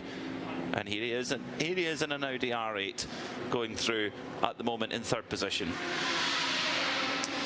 In the penalty box is the Ajit Kumar Porsche right underneath my nose, but more crucially, it has rearranged its nose. It might be leaving quite shortly, but it doesn't look like it's supposed to. I think you'll be able to diagnose more what's happened there. That is unusual styling. Occasionally, the kind of front, the kind of what would be the hood on the road car does flap occasionally on those Porsche 992s, but I've never seen one with a kind of sticky up nose like that. It looks like it's had a bit of lip surgery. John Hivenoff is our next pit reporter for the next couple of hours. John, you say that you've experienced a Porsche like that. Hopefully not yours. Well, no, mine doesn't have the toughened carbon fibre luggage cover like that. Mine's good old-fashioned metal, being a GTS rather than the GT3. I've seen that on Cup cars before. The new Cup car, by the way, it's not going to be called a GT3 for next year, which is something I heard you talking about. What is a GT4, what isn't a GT4? The new Porsche Cup car is now not going to be GT3 Cup, it's just going to be Cup. So Porsche sort of making things a bit easier for us. That does sometimes happen. This is a carbon fibre reinforced plastic front cover on that car. It would suggest there'd been a little tap or something had got underneath it. Maybe a little bit of rubber had got underneath it and just let the air get underneath. So that's not unique, that aerodynamic adjustment to the front end of that car, but they'll have to keep an eye on it. They've just patted it down and put some sticky tape on it as it's gone back out, so we'll have to keep an eye on that. May have to change that cover as they get through. I'm looking at my watch, it's just after 4 o'clock in the afternoon, Central European Summer Time, so that is the first major milestone, really, guys, isn't it, in this race? Time to have a look at the standings here at the Michelin 24 Hours of Barcelona.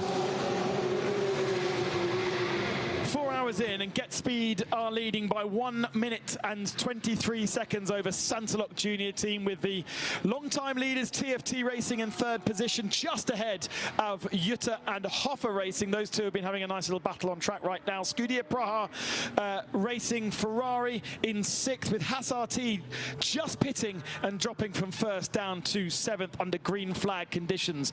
Inter Africa Racing clawing their way back up to eighth spot, eighth in GT3, just ahead of the leading 992 category car of Red Camels Jordan, with Luke Broikers at the wheel right now. Sasha Kakid is in the Continental Racing Audi in 10th position, with Konstantin Dressler in 11th. And then the second of the 992 and leading AM competitor in 992, Sebleju Racing, in 12th position. Era in 13th, HRT, long-time leaders in 992, 14th spot, and now third in 992, with Mulder Motorsport recently pitting under green flag conditions in 15th. Then the Aston Martin, that's been round a couple of times in GT3, down in 16th position. It's the last of our GT3 runners. Holmgard Motorsport 17th. RPM having a quiet run of things so far, in 18th spot and 4th in AM. Then you have the GT4 leaders. Venture, long way ahead of the other two GT4 cars. In fact, they've got two of the GTX machines between the two of them. Lionel Amarouche is now in the 974, so he is driving both cars. And Cyril Calmont is in the 701. There's about a minute gap between the two of them. NM Racing second in GT4. Ajit Kumar with various ailments and issues down in 24th position. And then the third of the GT4 cars is Team Sorg Rennsport. Leading in TCE by 5 laps, the 25-year-old BMW M3 ish, 24-year-old-ish, with just 2 pit stops to its name, ahead of the first of the through Honda Racing Civics in 27th. 28th position is in the pits right now, the Viper Nisa Racing Mercedes, with contact early doors and damaged suspension. Red Ant Racing is retired in 29th position in their GT3 Mercedes. Aspes Cupra with some issues earlier on. We didn't get to the bottom of exactly what they were. Through Honda Racing's 1, 2, 3 had suspension issues. GP Racing Team Porsche 938 back in the pits. Didn't realise it was in the pits. It's been in the pits for an hour and 12 minutes. So question mark over what's going on with GP Racing. And then Aspes Porsche back out on circuit, the 111, but it lost a lot of time with a brake problem at the start of the year. Start of the race. The race itself kicking off local time midday under blue skies and sunny conditions, and a massive packed grid walk celebrating another edition of the Barcelona 24 Hours, which has been a long-standing highlight of the 24H series. Maro Engel led the cars down to the first turn with Klaus Bachler hurrying him along towards turn 1, but the main star of the first stint was Stefan Trabadini in the Audi. He held on to third position ahead of other pro drivers. Some great familiar faces, familiar liveries, and some new teams at the 24H series here in Barcelona.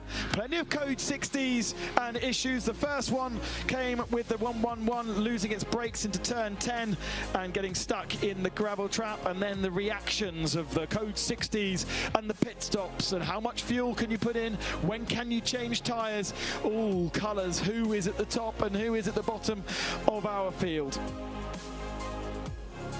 Punches, suspension issues, a bit of damage and a bit of carbon fibre left on circuit. But so far, just the one official retirement with Red Ant Racing Mercedes, and a question mark over Viper Nisa and the work they need to do with Michael Blichemont and the GP Racing team. But leading right now is Get Speed Mercedes. Clouds starting to form over the mountains behind the circuit here, as it has been over the last couple of days. It hasn't touched us though. We had a couple of droplets, didn't we, over dinner yesterday, but that looks more ominous than usual. John Hindhaugh is down in the pits for the next couple of hours and can give us an update on GP Racing team. Yeah, I'm afraid, gentlemen, that it is not great news from GP. I've been talking to their team manager, Romain, while you were doing that update. As you can see, they're pumping the fuel out the front of the car. That's not actually the issue. Sorry, as you can see, it doesn't work for radio, does it? The pump is fastened onto the fuel cell, which is in the where I'd normally put my crates of wine when I'm coming back from France in my 992. That's where that goes. I know exactly how many bottles of wine I can get in the front of a 992 GTS. So that's all coming out at the moment, and that's because this car isn't going very much further. Actually, the problem that they've been fighting is all at the back of the car on the right rear. There was an issue with damage early on, which I think was from the Viper Nisa car, wasn't it? Probably see my feet in there, and it's damaged one of the sensors for the ABS, and it's so far into the guts of the car, basically, that it's taking them a very long time to get it sorted. So I think what I'm seeing now is the realisation and the preparations for this car to be packed up. There is a driver with a helmet on just over to my right-hand side, so let's see if we can speak to this gentleman. I'll stick it underneath. Monsieur, ça va? Monsieur Tain. Yes, I do. No, you don't speak much English, that's okay, I don't speak much French. The car is done, it's finished? Is the car fixable? It's finished, or you can still race? No? No. Okay. We're not. He's not sure. He doesn't speak a lot of. I could have tried to do that in French, but he wouldn't have made it any better because he doesn't understand me French either. I think this is a team that is packing up. They might be doing some driver change practice maybe or something like that, but they're starting to put their screens away. They've drained the fuel tank. Sadly, as I just said to Romain, their team manager, the motor racing is called motor racing and not motor winning, and the issue is that you've got to take the bad with the good sometimes, and unfortunately you can't win every time. Hashtag this is endurance. I'm not sure anyone's told Loic that he's not going any further, because he's definitely still ready to get in the car. Maybe he doesn't speak the same language as any of the mechanics either.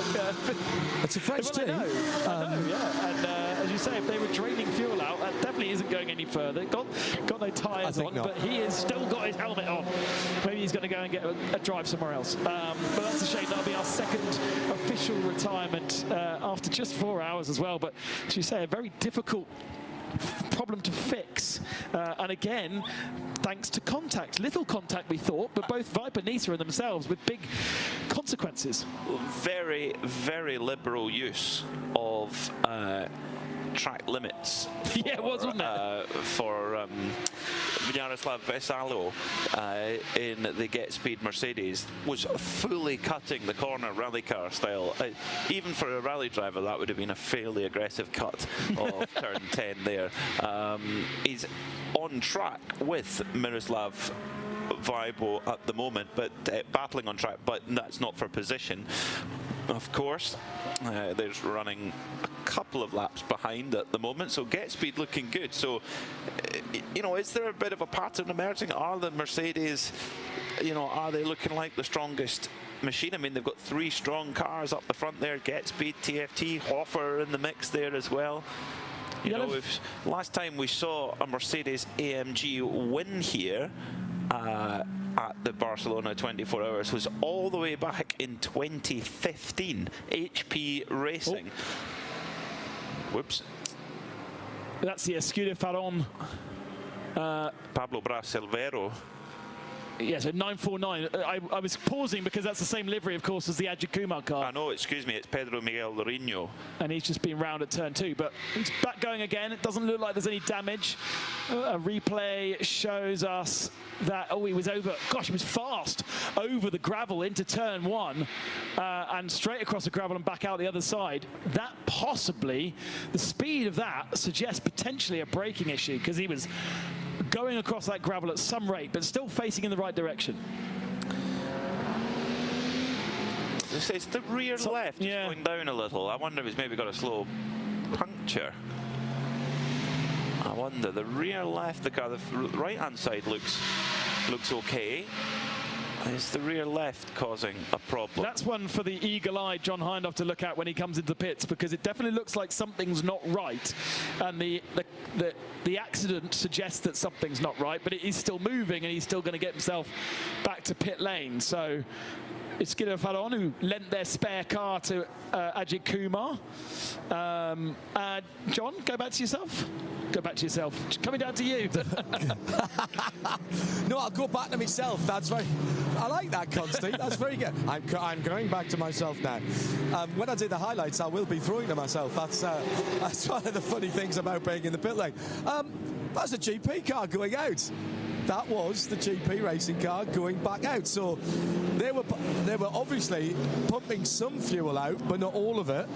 And that driver, Loic, who was standing expectantly next to the car, you should see his name on the timing screen now, and that car back out. So the only thing I can suggest is, between my dodgy French, is that I got slightly the wrong story from Roman there, and he was saying it took him a very long time to get it sorted, but it did seem as though they were pumping fuel out of that rather than filling it.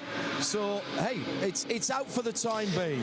Maybe they're just giving one of their drivers some laps and told them to take it easy, particularly if there's an ABS fault. I mean, you can drive those cars without ABS. Most of the series around the world run them, the Cup cars, without the ABS. Porsche Carrera Cup North America runs ABS. There's some of the non-pro classes in Carrera Cup GB run the ABS. So I stand corrected to myself.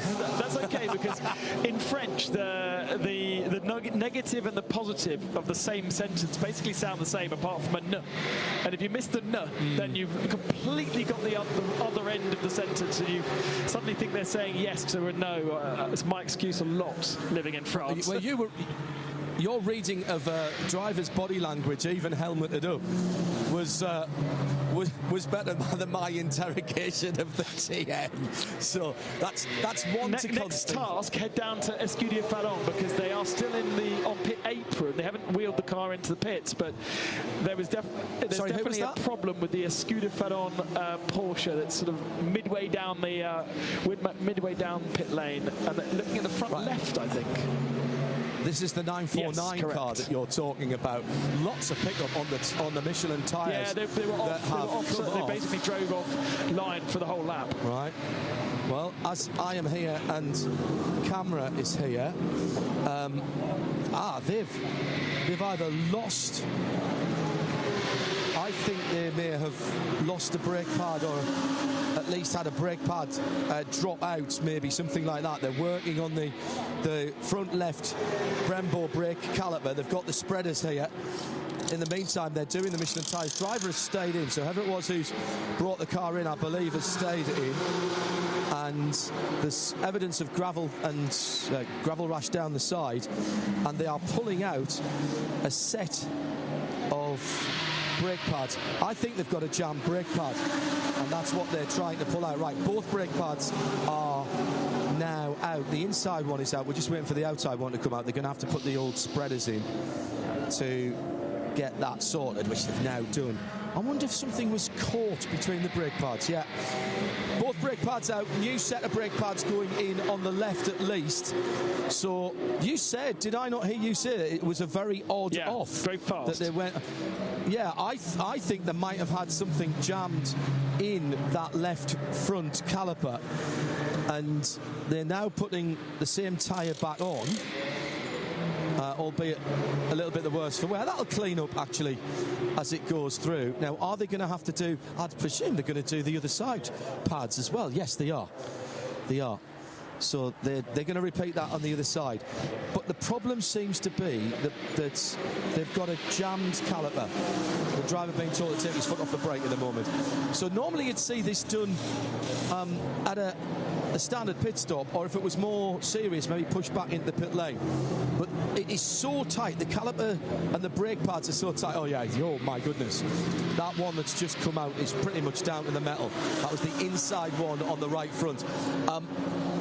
They couldn't even get the spreaders in to get those out, as some very well-used brake pads have come out. I don't know if we can get a shot of those, but there's not a lot of friction material left on those. So there you go, brake issues for that car.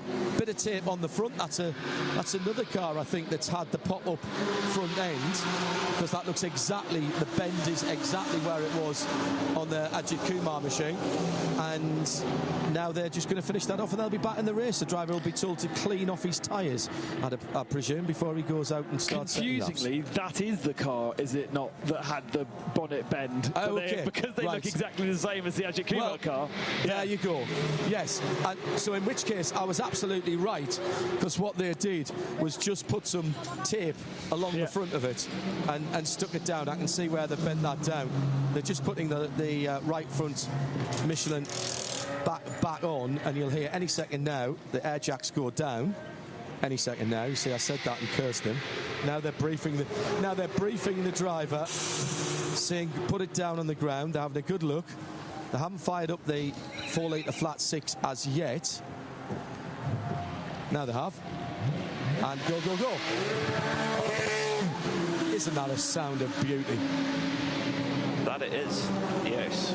Nothing quite like a Porsche flat 6. You always know when you walk into a circuit and you hear it and you go, yep, that's exactly what that is. Not that it's better or worse, Ben, I know where you were going with that, but you... No, I was a very just distinctive sound. As a Porsche aficionado, I can't imagine you don't like the sound of a Porsche. Of course, yeah. But it's been but then you can also, when you hear a 5.2 V10, when you're walking into the circuit, well, it's either a Lamborghini or it's an Audi, because they use, of course, the same. And the thunderous Mercedes as well. Yeah, that's a very distinctive sound. Just a thump it into the ground, isn't it? It's great. Talking of Mercedes, Jaroslav Vesalo, who is leading at the moment, 52 laps on his tyres in a Mercedes as well. We were talking about the balance of the Mercedes with that front engine over the front tyres, using and asking a lot of the front axle. 53 laps on the tyre, 36 in the stint, plus obviously a tyre that was already used in qualifying. So he was in the car, he got into the car at 3:11 and it's now 4:19. So any moment now, Jaroslav is going to be coming into pit lane. Well, we don't know if he speaks good English or not, but it could be interesting to find out how the tyres felt. John? Tyres, Ben, and the tyres. When would we ask that? Viper Nisa update. When Carla was coming out, she said you need to go and check the Viper Nisa AMG again, because although they'd felt like they fixed the wishbone problem, which was very badly bent, now I understand why it was taking so long to get out. Now, I do not profess to be a racing engineer, but the piece of equipment that is on the floor in front of me, I can identify fairly easily. That is a brand new AMG steering rack. Lots of play in the steering rack after that incident in the second hour, and so the guys have decided that there's no point in trying to soldier on with that. So the front end of the car is coming off, they're disconnecting the bottom end arms, etc., and that new steering rack, which has come brand new out of a cardboard carton, as if it's just been delivered by a well-known online company, which I presume AMG will do that for you. But that one is ready to go in. That is not the work of a moment, gentlemen, not the work of a moment, because then obviously they'll have to reset the front end up, the casters, the cambers, etc., string the car back up again and get that back out. But again, I'm going to mention that hashtag. This is endurance. These guys, at this point in the race, with just over 4 hours and 20 minutes gone, are not giving this one up. And they're in the shelter of their garage. The sun has gone over the top now. There's plenty of bottles of water out. They've got all the toolkits out, and they are elbow deep in replacing a rack on an AMG. I'll pop in later and see how they're doing. They were our Spirit of Race Award winners in Paul Ricard, having to build the car overnight into the race day after damaging it in night, basically qualifying. 124, which is not the Civic that had a problem earlier on. It's the other one, has also now had a problem. It looks like the right front axle isn't particularly happy on that car. It was the front left axle, wasn't it, on the 123? And yeah, it failed. You could see it failing as he turned in to the penultimate turn of the lap, and it is the front left. So the same part of the car. Oh, what a shame for that crew. The American Honda Team THRW Honda Racing, a whole load of Honda employees from all across the company, across North America, who have come together with this effort with not one car but two, and they are being put through the ringer in this endurance event. And a front axle problem, that could take a long time to repair. Now, at the moment, looks fairly dead stick, and the car cannot stay there. It would have to be recovered, which, of course, would trigger a code 60. At the moment, your race leader, Jaroslav Veselaho, has an hour and 40 minutes on his driving stint, so he needs to pit within the next 18 or 19 minutes or so. Otherwise, he will blow through his maximum stint time.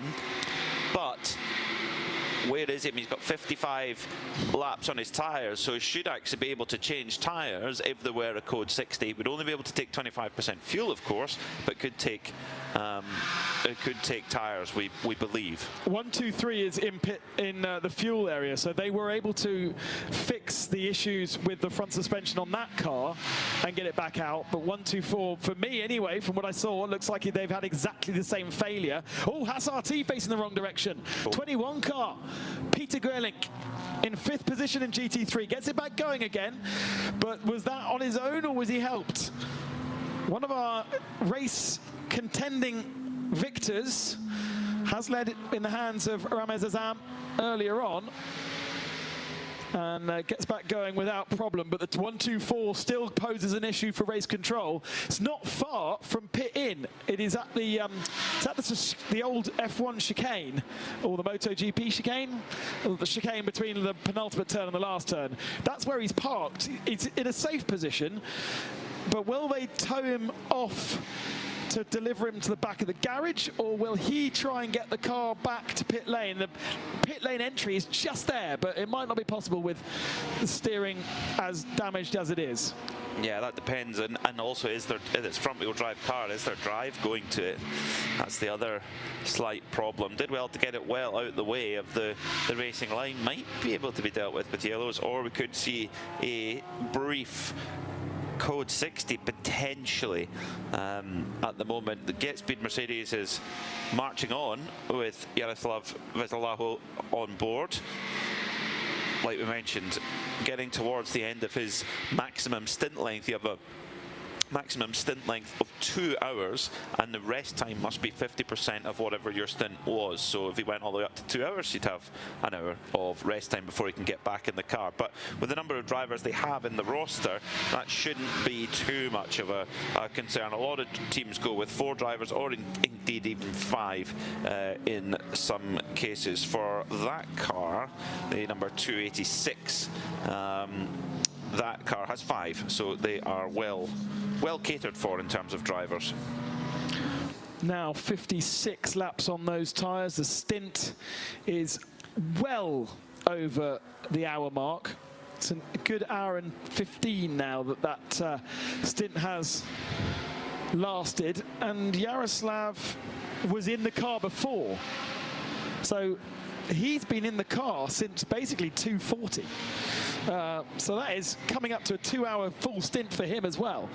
That is good effort. But you were saying he was a young lad, so should be all right. Yeah, no, it should be. Yeah, good experience though. A lot of good experience there for the Formula Regional single-seater racer. Only 20 years old. Good to see him getting that opportunity. As a little bit close for comfort between 2 cars not in the same class. A 992 car of Scuderia Faron and the number 73 of Konstantin Dressler in the Proton Huber GT3 machine. Now we have the 2 leading cars on track right beside each other, but there is a lap between them. The Get Speed Mercedes AMG and the Duta Racing Audi of Gavin Pickering. Now Gavin Pickering's a little bit earlier into his stint than Jaroslav is, so is there a closer battle than that particularly sounds? John Hindhaugh down in pit lane. What have you got for us? Well, I had, up until about 10 seconds ago, a completely empty pit lane. And however, now heading towards me is a Honda. Yeah, that's the good one. That's the good one. At this stage. Right. So that's coming right on its marks. It's fueled. It's just burned some penalty. And this looks like a pretty standard stop, gentlemen, for that custom-built Honda Civic Type R from the guys at HRC. The spiritual cousins, I suppose, and the manufacturer cousins of HART from the Marysville, Ohio plant. And if you get a chance, by the way, look at the headlights on this car. We talk about how this car is absolutely custom built. Look at behind the headlights. Here, I'll get Seb to have a look, because the car itself has got standard headlight apertures, but inside there is some of, it looks like they should be on a soccer stadium. They actually look like floodlights behind there. If you had Subbuteo when you were a young lad like me, they look like the Subbuteo lamps, but of course they're all high intensity lights. So when we say this car has been custom built to come and do motor racing, this is the sort of attention to detail we're talking about. A bonnet that has the louvres going in the right direction for the airflow, that's all carbon fibre, all Type R running gear, all into the 5-door shell. And do you know what? That is a thing of beauty, the way they put that together. It's fired up, the 16 valves are all working in harmony, and out it goes.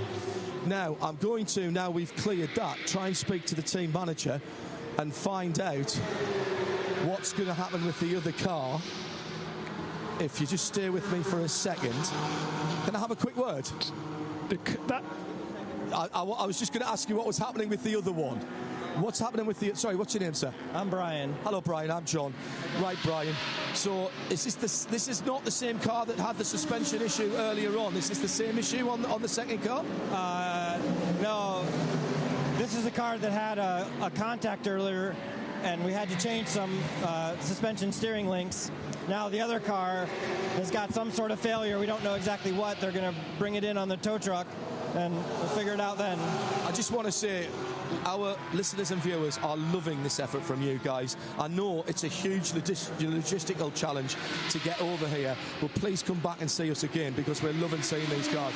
A huge amount of Type R fans out there. All right. Well, thanks so much. We're glad to be. We'll let you get on with it. So there you go, guys. It is definitely the other car, and it's not necessarily the same issue. The first issue caused by contact. This one, at least for the moment, the driver's not fessing up to any contact. That story may change, I feel. Leader in. The 286 Get Speed Mercedes is in fuel. It'll be there for a good couple of minutes before it can get down to pit lane to John, who's teeing up to have a go at doing an interview with Yaroslav, because the car has done 58 laps on its tyres, and Yaroslav's done just shy of 2 hours in that Mercedes with not huge endurance experience. It'll be interesting to see how he felt and how he got on, and we'll definitely go back down to the through Honda racing team and get a bit more of an in-depth detail into that construction of the team and how they work and what these cars are, because as John was just saying, they are. It's great to have something new to talk about. We always get excited when we see something a bit different come into Creventic, and it happens quite often, doesn't it, Peter? FYI, it's Andres Latour getting ready for the Get Speed. Sometimes we've had those V8 sort of silhouette machines come and join us. Obviously the Vortex is now a mainstay, although it's pretty unique. We had a Ligier in Paul Ricard, which to everybody's eyes looked like a prototype, but it was entered into the GTX class. That was kind of fun. And now we've got these bespoke built Hondas, and of course with BMW, which is pretty cool to have too. An E46 BMW M3 is very cool, especially one that's raced at Not Kill too. That gets big thumbs up from me. We understand from the pit lane that the former race leading Get Speed Mercedes will be switching out. Yaroslav Veselaho, and in will get Andres Latour, who is the 4th driver in the rotation. Driver with experience in the Asian Le Mans Series and indeed the Michelin Le Mans Cup as well. That car is currently sitting in fuel, so it'll be coming in to get serviced. That means then that Gavin Pickering for Duta Racing, Audi with the Circle K sponsorship, goes up to the lead, and Stuart White in the Into Africa Racing by Dragon Ferrari is up onto the podium also.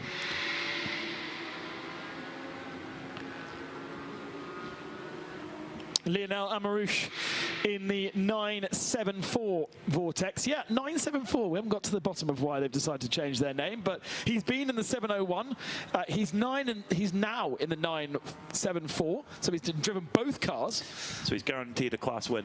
Well, and also they're the only two in the class, so yeah. I don't know which step of the podium he stands on, because he's going to be on both. Maybe he'll stand on, but he'll put one leg on each. That's one for Carla when she next gets back on the mic to go and have a chat with Lionel and find out. I wonder how different the two feel. Because, you know, not every car is different. Even if they are the same model and everything's supposed to be the same, they will feel different. I wonder if he has a preference. John Hindhaugh is with us and has got the leading car. Of expectation in the Get Speed performance. AMG GT3 Evo garage, as they were waiting for the 286, stopping exactly on its marks, maybe gone 2 or 3 inches too far.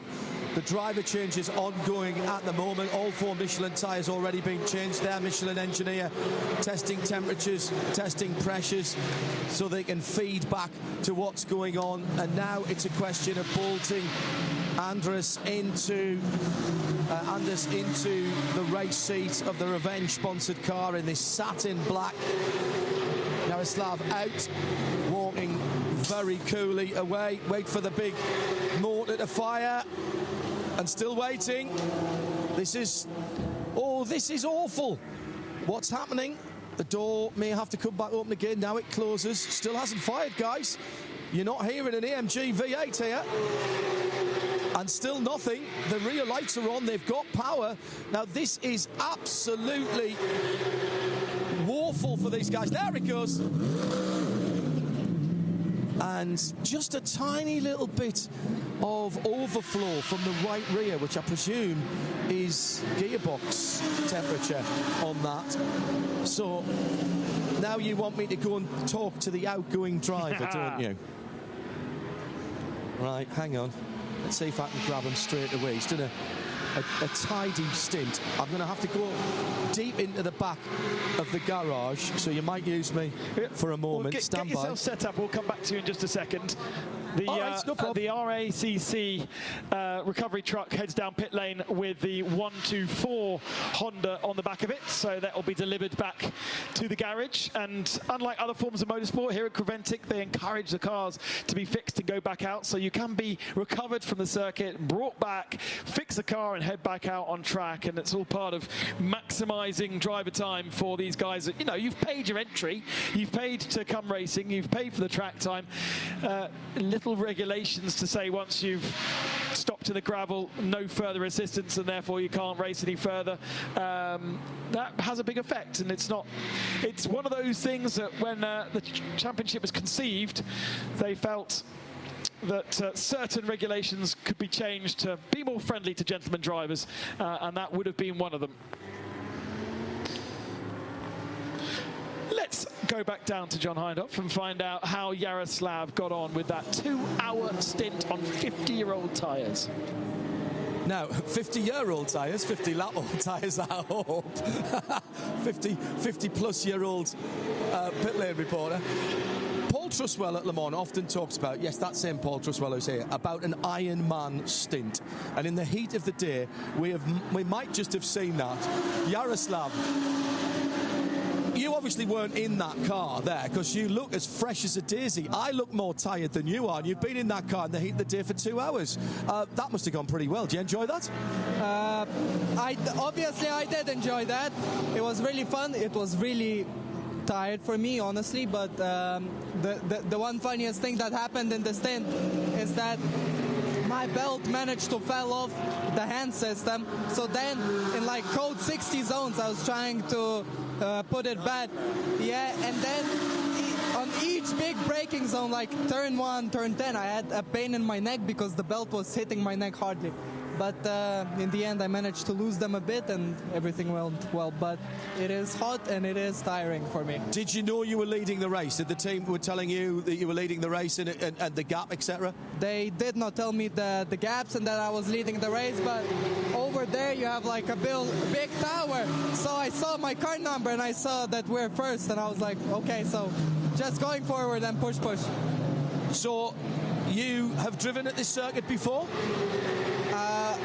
I've driven here last week in Formula 3 Regional. Right, but you haven't raced this car here before. Tell me, what is Circuit Barcelona Catalunya like in the AMG, and what's the key parts of the track to getting a good, consistent lap time? So, to be honest, by looking at other cars on the track, I could tell that they can take a bit more curbs, but it doesn't allow them to go faster because of that. That's the only thing that I could tell by just watching at this. But in the end, the car has really good grip, even comparing to my Formula 3 Regional. So the car is really, really sticky to the ground, and it's fun to drive. So you're learning about this endurance thing, because you've got to get this car at the end, and hammering every curve is not the way to get a car to the end of 24 hours. Yeah. But for now, we're just, I would say, not pushing at the maximum, just looking at everything what's going on, and we're focusing on the race. So no pushing at the maximum, but you were leading the race. I think people up and down the pit lane will be a little bit scared about what you can do if you have to push. I mean, we will see. It's gonna be a long race, and we have a night ahead, so it's gonna be fun. Right, you go and get yourself rehydrated. He actually spoke to us guys here at Get Speed before he was even properly doing his debrief. Jaroslav, thank you very much, sir. Welcome to Creventic. Good to have you. So there you are. Wasn't pushing. Team didn't tell him that they were leading the race, but he had the extra mental capability at 180 mile an hour nearly to check the timing tower going into turn 1 in one of the hardest braking areas on the circuit and go, oh yeah, I'm racing. Different breed, these racing drivers. Their brains are clocked at a different speed. As you said, John, the freshness of a guy that came out of a car after doing nearly 2 hours, and the brutality of hustling that car around of 50 old lap tyres. That was mega. That was really cool. They dropped down to 9th position, by the way, with Andres Latour in the car. We've just seen Konstantin Dressler get round them, but my lord, his attempt 1 lap before around the outside of turn 3 got me clenching. It was very, very close to being a massive accident. It's now got past a lot cleaner, and Latour is just trying to get himself up to speed, but every time he does so, he gets bombarded by somebody else. Axel Jeffries trying to get past. Here's what I just mentioned. Look at this. Into turn 3, kind of go round the outside, but he's going to be on the dirt now, and all of a sudden the Porsche says, no, it's way too dirty here, and very, very lucky to hold that. Did well, did Konstantin Dressler. Former winner of the ADAC Polo Cup back in 2007. So obviously knows where to make adventurous overtaking manoeuvres. But yeah, the former leader, Andres Latour, in that Get Speed Mercedes, has got Axel Jeffries all over the back of him, as you mentioned, Ben, that Ferrari. That's a pretty rude awakening to your stint. Meanwhile, Chantal Prince in that Hoffer Mercedes, just going about her business, quietly, safely, clicking off those laps. Now, Peter Gwellinks is going to try and nip past here as they come out of turn 3 and 4 into turn 5, and through goes Gwellinks in the Haas Audi. So that's for a 2nd position, but again, at this stage, just simply about clicking laps away. That's all. But what it shows to me, Ben, is that there are so many different cars that are in the hunt for this win, because Get Speed have had a turn at the front, so have Jutta, so have Hoffer, so have Santalok Jr., so have TFT, and they're all still there. They're all pulling off the laps, and you could really throw a dart at the board and pick a winner here. John, back down to you. This busy 20 minutes or 40 minute session since we went through 4 hours. I'm down at the Honda Civic Type R garage. Jeremy Lucas is with me. Jeremy, you were in the car. It's come back on the back of a flatbed. You were so close to getting it into the pit lane. This is the 2nd time we've seen a car from this team with a problem with the left front. What's happened? Well, the first time was contact with a Porsche, so that was not mechanical related for an issue, an R issue. On this time, I'm pretty sure the control arm broke. We've never run on slicks before, so I suspect the extra grip of the slicks is a little bit much for the setup that we have. We did crack a control arm yesterday, so this was the spare. So I don't know that we have another option to keep going, but we'll try. But I think it seemed like it was dragging under the car, so I think the control arm, this part is probably pretty well toast. We might try and weld the old one and put it back on, but yeah. So no contact or anything, just going in turn 12 and felt it give way and pull to the right. Is this where we've got to put out a request to anybody near Circuit Barcelona, Catalonia, who's got a Honda Civic Type R that we need a left front control on? It's actually not a Civic Type R part that's on the car. It's a base Civic Type part. And we did already ask at the local auto parts store, and they said it was too new to have any parts. And the dealer, I think, his parts department is closed today. So if there is another part available somewhere, that would certainly be helpful. Left front control arm for a base Civic. Right. So anybody who knows a Honda dealer in this area, what's that? An FK? 6. It's an FL5 car, but we're running the base Civic 11th gen suspension, so 21 and up Civic. Okay, we'll put that out there, and if anybody can go and unlock a Honda dealer on a Saturday afternoon, evening, hey, look, we'll try and get you back in the race if we can. And by the way, if there's anybody here who's listening who's got a base Civic, it's in the car park. Can we please borrow a left front control arm? And we'll be eternally grateful. Tell me about the experience, though, so far, because we've been chronicling this. I was saying to your team manager earlier that the Type R has such a global following, and for you guys to be here with these cars, it's outstanding. So tell me a little bit about your experience up until this point. Well, it's been great to come here and run with Creventic. They've been super helpful with getting us through the process. It's all very strange to us. This is the first FIA event that these cars have run. That was a whole process because FIA certification doesn't really exist in the United States unless you buy a manufacturer-built homologated car. This was not that. We built this ourselves. So we've previously run this car with good success. We've won our class at the Thunderhill 25 in California, and so we wanted to come try something a little bit more challenging. And the slicks is maybe a variable we didn't have enough time on. And you guys, much like the guys I commentate on in the IMSA Championship from Hart, HART from the Marysville client, you guys are all Honda employees pretty much. Exactly. It's the same thing. This team is out of the West Coast, and they use the name Team Honda Research West, but it's just like Hart in that it's all volunteers. We actually have people from 4 different areas of the country coming together for this event. We have people from California, from Ohio, from Georgia in the Atlanta area, and people from the plant up at the factory in Canada. And so what is your normal day job for Honda? Are you allowed to tell me, or are you in the Secret Squirrel Skunk Works? I actually just recently transferred to HRC for the new performance parts line, which is production-based parts meant for licensed street cars and trucks. So I've got 26 years of production car development experience and moved over to HRC to bring performance parts to our streetcar trucks and customers, because HRC has only ever been race-only programs. So I'm one of the team that is starting the new production-based program. And the thing is, you're actually learning things here for your day job, because now you know if anybody starts slapping slicks on to go and do track days, you're going to have to start thinking about that. Yes.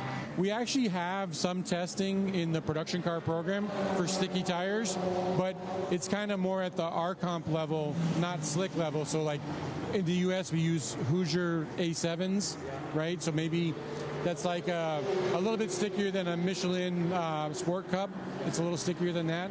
But we actually do that test in the U.S. on our cars to make sure there is margin.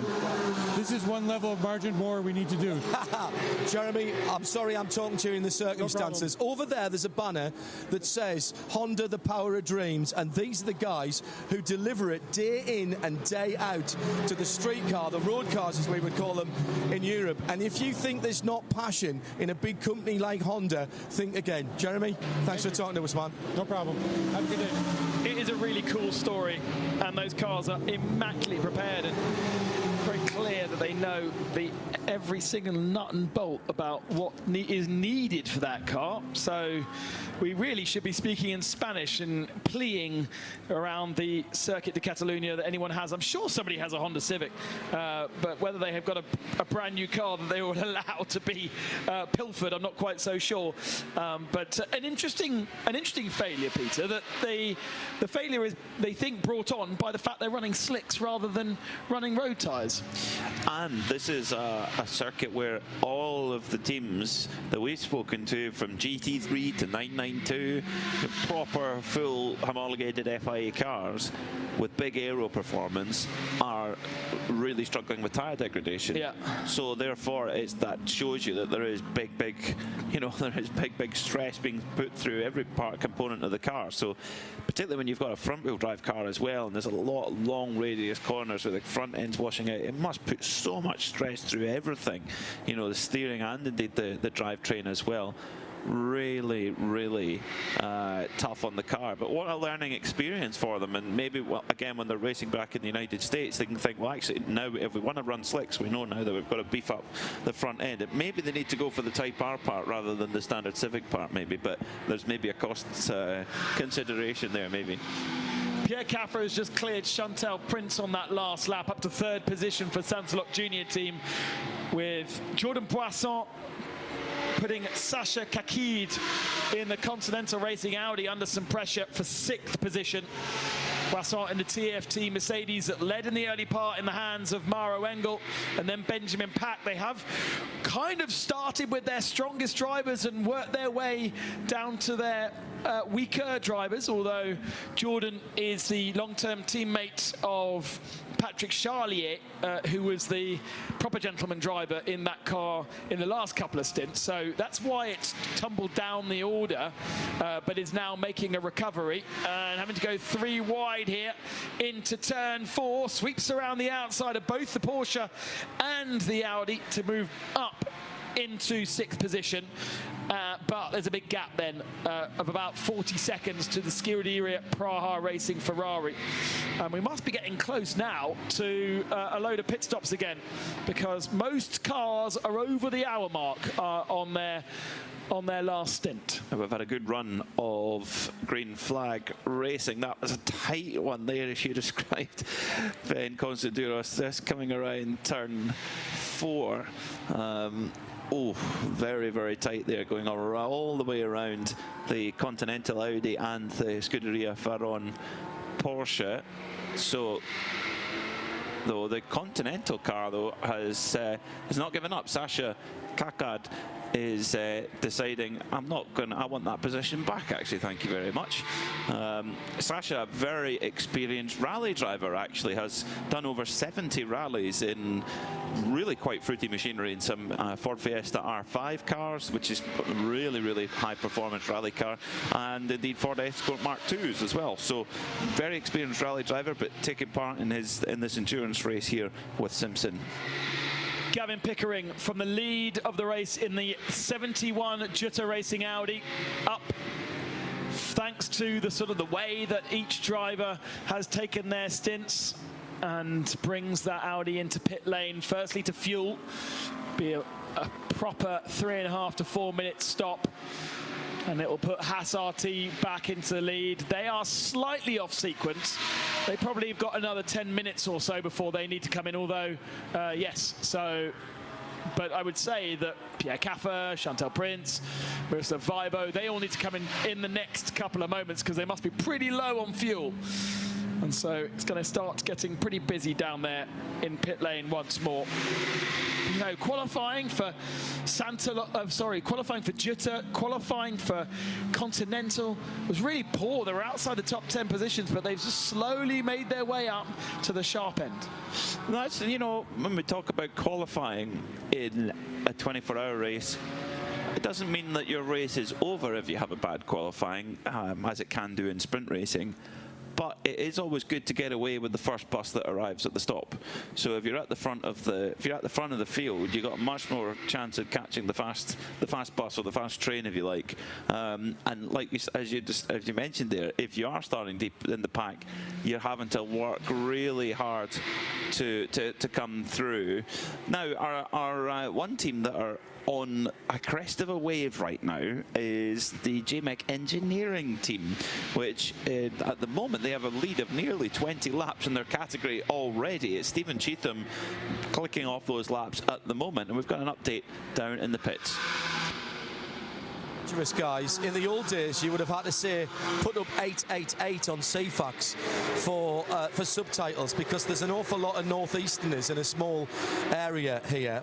But the guys, we're not saying anything about the car because it's all going quite well at the moment. However, there is a member of this team who is not here at the moment because he didn't look at the calendar properly. I had to be careful what I said there. And he's at a wedding at the moment.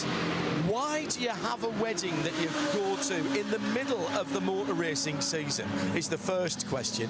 Secondly, you're missing 22, 24 degree sunshine down in Barcelona. And the lads are missing Stephen Hastings. Now, however, he's not missing them so much, A, because he's having a drink or two at the wedding, and B, he's tuned in on his phone at the wedding. Can you believe it? This is the power of Creventic.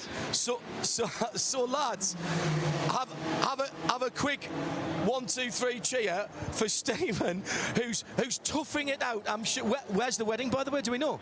I don't actually. I think it's in the northeast. I think he's around Newcastle area, as far as I'm aware. I don't know exactly, but should still be here in Barcelona with the boys. Should be here in Barcelona with the boys. Let's have a big cheer then for Stephen in 3, 2, 1. Hey! And by the way, before anybody asks, we've put our cultural and religious beliefs aside between the red and white and the black and white that's here, because once you get this far away from home, we're all just from the northeast, and everything else until the derby comes around. Thank goodness we've got the derby back this year. Everything else is put to one side. Keep up the good work, lads. Go well. Have a good day. Stephen, you're an absolute loon, mate. Oh, good God, get that away from me. Get that away. Oh, I'm burning. I'm burning. There's a black. I tell you what, though, if you're gonna bring a barcode shirt out to me like that, right? I'm glad to see it's got a proper blue star on the front when you had a proper sponsor. That's all. That's all I'm saying. Somewhat controversially. Thanks, guys. So how about that? At a wedding, missing being part of the team here, but still tuned in to the lads who are down here from the northeast. For those of you that don't speak football or indeed English, that was a football reference over the last couple of moments. I speak enough to understand that, but apologies to everybody who is in Everybody France in the northeast knows that. And India and Florida. You're all checking in on the chat, which is really cool. You may not have completely understood what was going on there, apart from the fact that somebody's at a wedding and not on a racetrack. That was the bit I got. Yeah, that was the bit I got. Yeah, and also I hope at that wedding it's not a proper wedding unless those who are wearing ties take them off and put them round their heads at the reception. It's not a wedding party unless you put your tie around your head. Have you never done that? Do not tell me, Ben Costurus, you've never put your tie around your head at a wedding. Take the clothes off. Well, it's more highbrow than that. Wow, I was not expecting that. Dearie me. Need that mental picture, Mr. Constantinos. It's a Newcastle wedding, man.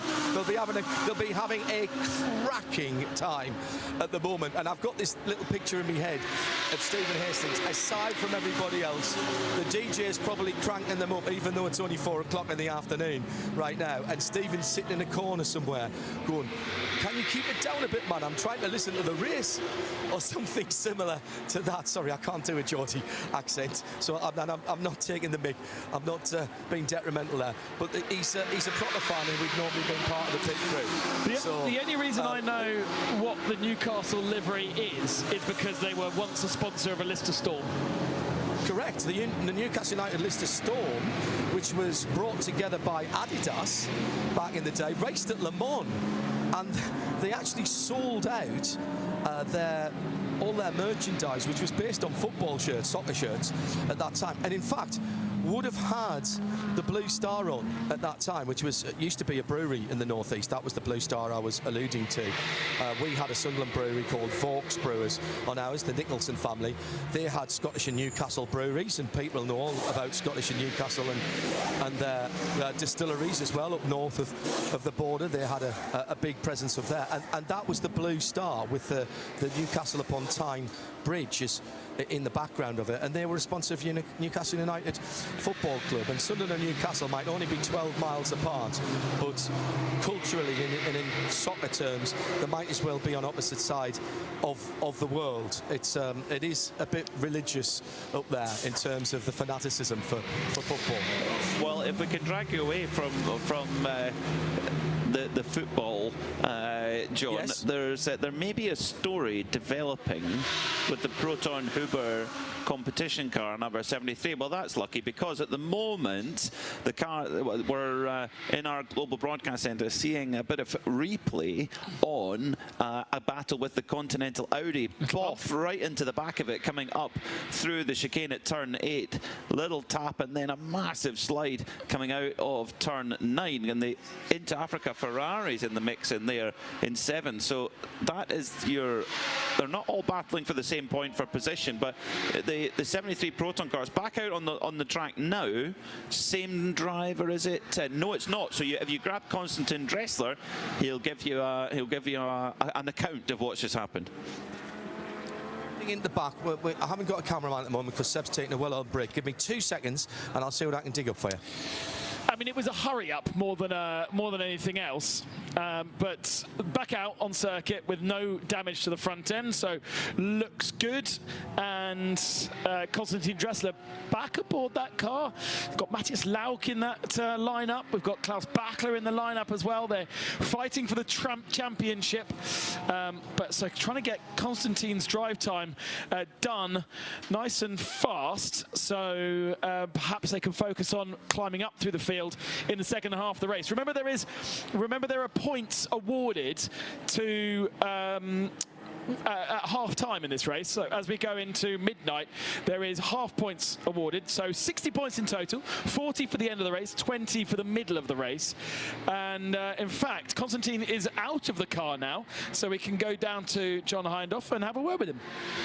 I've just pulled him into the body of the pit lane. Konstantin, looked like there'd been a little bit of contact there. First of all, was that the lap you were meant to come in, or did you come in a little bit early? No, that wasn't a lap we were meant to be coming in because we had a fuel alarm out of turn 5, and that is a sign for us to usually box that lap, and everything went to plan. Yeah, the contact was a little bit unnecessary, but yeah, I didn't expect the car to slide that much out of the turn 7 and 8, and then yeah, I just had a little bit of too much speed out of the corner. Yeah, well, but in some ways, probably better too much than too little. Other than that, that looked like a pretty clean stint. How's the GT3R going? Yeah, I mean, we had a pretty miserable start to the race, but we also know it's 24 hours here, so we're going to make up time now with Klaus in the car, and hopefully, of course, us fighting against the other M drivers. We did a good stint, and surely, but yeah, steadily, we are trying to make up the pace. That's a good point, that, isn't it? Because when you don't have a good... You've psyched yourself up for the start of the race, and whether you're in the car or whether your teammates are in the car, when something goes wrong like that, how difficult is it to get your mental preparation back again before you had to get into the car? It's not very difficult because the car is so much fun to drive. You step in the car, you just floor it, and that brings the fun. And you know, I don't know where we are currently, but quite far back still, I guess. But we're having fun out there, and this is the most important thing. And ultimately, after 24 hours, we look at the board, and maybe we are somewhere at the front again. I don't know. Everybody's been talking about tyre wear here, nothing to do with Michelin. This is an abrasive circuit. We've seen that in years past here. Starting to lose a little bit of the heat starting to lose a little bit of the heat out of the track now. How did the tyres go for you in that stint? Yeah, you have to be really smooth at the beginning of the stint. Yeah, of course, everyone wants to push for the best lap time of the race or personal best, but in a race like this, it's really unnecessary. You need to have a long stint. You need to nurse the tires. The understeer, the oversteer will come through the turns the more you push it. So you really have to nurture the tire at the beginning of the race, and this will give you a little bit extra at the end. So and everyone is learning now. So it's still the beginning of the race. Everyone is learning how much they can push in each stint, and I think it's something we also go through at the moment. I'll let you rehydrate and debrief properly. Thank you very much for talking to us straight away after getting out the car. We've just gone past another clock hour, just after 5 o'clock in the afternoon stroke early evening. There's another pit stop coming, one pit stop to my left, which is towards pit in. That's Holmgard Motorsport. This looks very, in fact, actually the two pits next door are about to pit, and they both look absolutely on schedule. New set of Michelins stacked up for both of those pit stoppers. Konstantin, I hope you could hear, even with everything that's been going on with that Proton Huber competition car, he had a massive smile on his face. Another guy who's well over 6 foot, just loving driving that GT3R.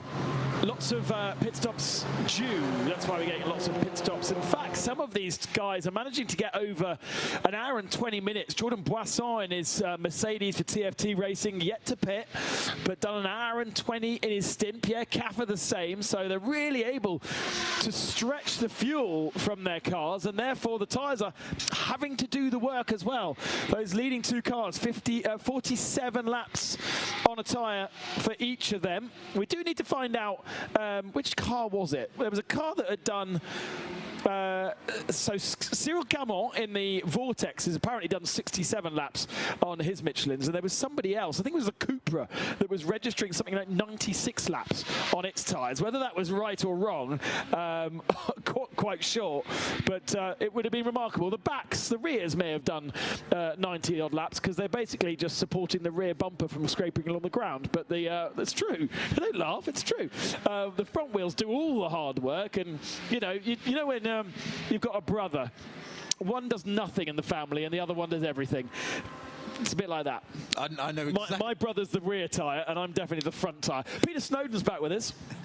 I'm laughing with you, Ben, obviously, because I think that's a brilliant description. I've got car designers the world over gasping or spitting out their coffee or tea or whatever they may be drinking at the time of, like, basically the job of the rear tyre just to stop the bumper dragging along the ground. It's just like an insight into automotive design. Fantastic. I can see Marek Reichman at Aston Martin sitting there going, yeah, that's true, that's what we do. To be a little bit more serious for a second, I was actually amazed in my World Touring Car days how much the rear suspension is engineered to help the front end of the car. How much that when you lean on that rear suspension, it doesn't just sit there, it starts to turn and it starts to fold to help the front end round, and the more you lean on it, the more it helps. So Matt Neal was very good at educating me properly rather than just being that stubborn sort of oik. Now, I'll make it a very, very brief of one of the greatest racing car designers ever, Patrick Head, years ago recounted the story of Frank Williams, with Nigel Mansell, and just apparently Mansell was out testing at Silverstone. Copse Corner was a flat-out corner. It was the first corner of the pits in those days, and apparently Nigel would give absolutely no feedback back to Patrick Head as to what the rear of the Formula One Williams was doing at the time, to the point that Patrick would despair because Nigel would focus on the front and tell him exactly. And eventually Patrick said, why don't you ever tell me what's going on at the rear of the car? And apparently Mansell just looked at him and just went, well, it's attached to the front, Patrick, so it's got to come with me, hasn't it? He just very good. Can't argue with that philosophy. I'm not sure it's necessarily the best engineering solution, but I can imagine Patrick Head just going, oh, really, and despairing. I think there's a bit more to it, certainly in a 24-hour race. You know how John Hindhaugh said that the 938 was just about to go out having what we thought was emptied the fuel tank? Standby caller. He did one lap and came back into the pits and has now stayed in the pits for another hour. So I think that what they were doing was emptying the fuel out, but they were perhaps doing one last shakedown, because I think that now is an official retirement for GP racing. I'm going to jump in again, just in audio here. Just a quick debrief going on. Who's just got out of the Holmgaard car? Oh, I have no idea. Jonas Holmgaard is in the car now. Right. It's young Mr. Rasmussen here. How are you? Very good. You look like you've worked hard there, but did you enjoy it? That's the key thing. Of course I enjoyed it. Of course. Why wouldn't I? So who did you upset in the team to get the hottest part of the day in the car? I'm thinking it's the team principal. Yeah. Yeah. So we tend to think when conditions are tricky, when it's slidey, that is when Porsches come into their own. How's the car going out there? First part of the thing is perfect. Last part is the tires are falling off. So yeah, perfect car out there. Did you have a couple of good battles out there? Just working through traffic? Didn't really catch the one guys I wanted to catch, but yeah, that's fine. Well, you look like you've worked hard. Go and have a drink, rehydrate. Thank you for talking to us. Next door, I think it was Chantal, the Prince, who got out of the Hoffa racing car. Absolutely standard stops from both of these cars who are in the first two pits. The pit lane now is actually in full shadow, and there's a little bit of a breeze blowing up from Yeah, up from turn 1, barely a breath of wind, but what it is coming up from turn 1. It's actually really lovely conditions at the moment as we have gone through another hour. That is why Joseph Crowell has just set a purple middle sector. We are about to see, I think, a new fastest lap of the race with a green sector 1, a purple sector 2 for the Scuderia Praha Ferrari. Crowell's on his second stint in that car. I think we saw him earlier on in the race. He's only 4 laps in, so he's got a heavy car, but he has got fresh tyres. He was the one that started the race, wasn't he? And he comes across the line now to set a 1:41.703, which isn't the fastest lap of the race. But why does it not tell me what is? Jordan Boisson has the fastest lap of the race right now, a 1:41.392. Although I should probably say that TFT have that fastest lap of the race rather than Jordan Boisson. I imagine that was probably a Maro Engel fastest lap at the start. But Crowell with a 1:41.7 isn't that far off and got a lot of traffic because he has to dive down the inside of Jordan Boisson. That is not for position because the Scuderia Praha car is 3 laps back. And some big work for Crowell to do after the Vibos have been and done their stints. Yeah, Josef Crowell flying in that Ferrari there, 1:41.7 just set on that lap. So he's out for that fastest lap of the race so far, isn't he? Yeah, but he's got work to do. He's got to get to he's dialing himself in. 41.4. I mean, he's doing it with a full tank of fuel. And as I think you were talking about earlier, I heard Peter talking about carrying extra weight when I was having lunch, which made me feel guilty. I was talking about myself. It wasn't automotive related. It was about me. Yeah, success ballast, it's called. Yeah, and so yes, he could get better performance out of a lighter car with the same tyres, the fresh tyres he has now. Joking apart, we always say the car's lighter with less fuel than it is, but then the metric is, it's 0.75 of a kilogram is a litre of fuel. So that's... Is it not 1:1? No. Is it not? No. God, I've always assumed it was 1:1. No. I've learned something today. There you go, chat. You've learned something. Those of you watching on our YouTube channel and joining the chat. Did you know that 1 litre of fuel is 0.075 a kilo? Correct. God, Snowy, you better be right. 75 grams. I'm going to carry that to every single one of my commentary boxes now. Okay. 0.075. Not. Yeah, 3/4 of a kilogram. Amazing. Bradley always says it's closer to 0.8 actually, from his team manager days, Snowy. I don't know if we're hearing John or not, but he's talking in our ear, whether we're out on air or not. Do you have heavy and light fuel? Presumably not. Well, diesel's heavier, obviously, because it's an oil, not fuel. Yeah. Okay. Yeah. Logical. But what about like a 95 versus a 98 versus a 102? That's an octane rating. It doesn't change the weight. Okay, fine. I love nice try. But it's a shame that there's no commentary box cam here because the way that Snowy is looking at me is quite spectacular. You're trying really hard here, Ben. No. Thank you, chat. Thank you, Rory, for saying I did not know that as well. Ben Consti. Yes, I know. What I was looking at was Axel Jeffries, that Into Racing Ferrari that really lost a huge amount of positions at the start of the race, is up now to 4th spot and is halfway, well, no, not halfway through, a third of the way through its stint. Pierre Caffer and Jordan Boisson still owe us a pit stop.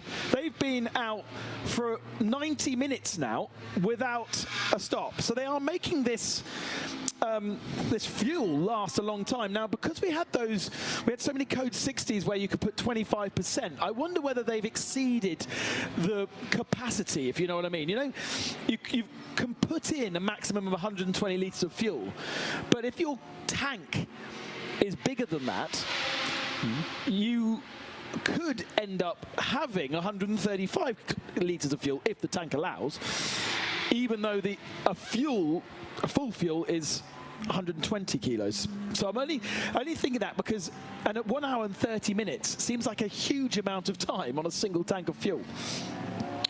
It does. It depends what the consumption rate is. We need to ask Paul Truswell what that is, but it's going to be over a litre a minute, I'd have thought, roughly. So you're probably using 2 litres a lap around here, thereabouts. Okay. I'd have thought. Paul Truzzers will know exactly.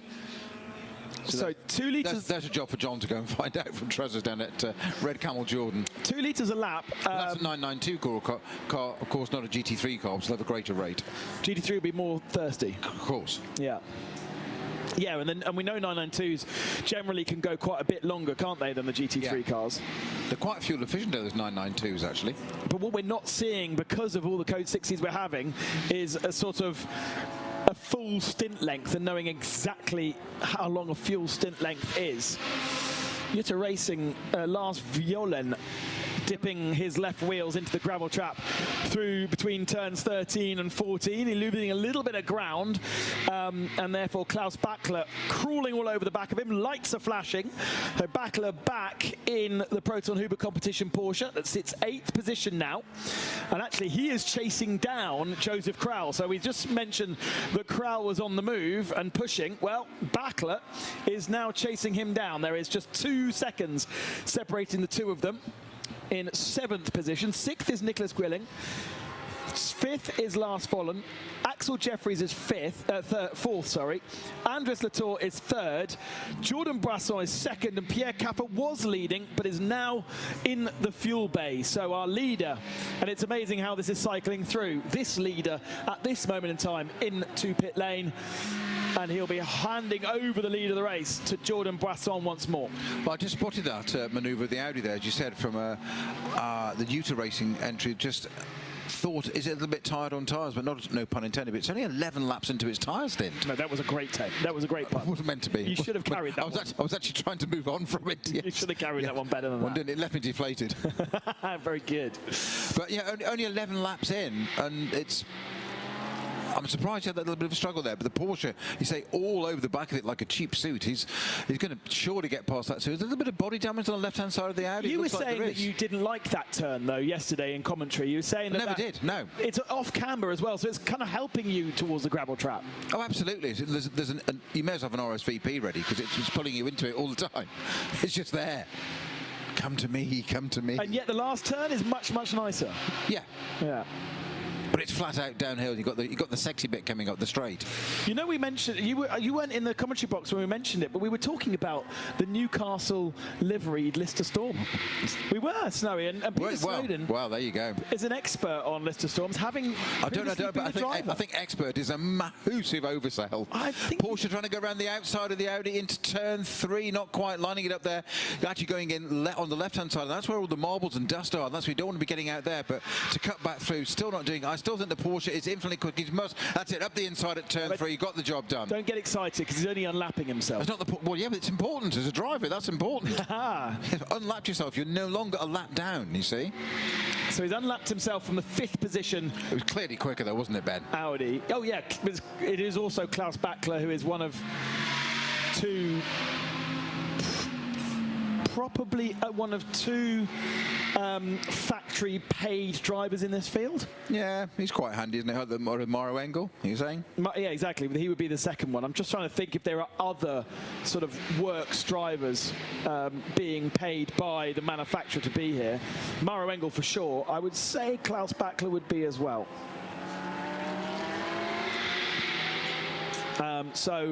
Yeah, we covered off the Newcastle Brown Ale Lister Storm. Was that a car you drove or not? In testing, yes, not officially, and that one.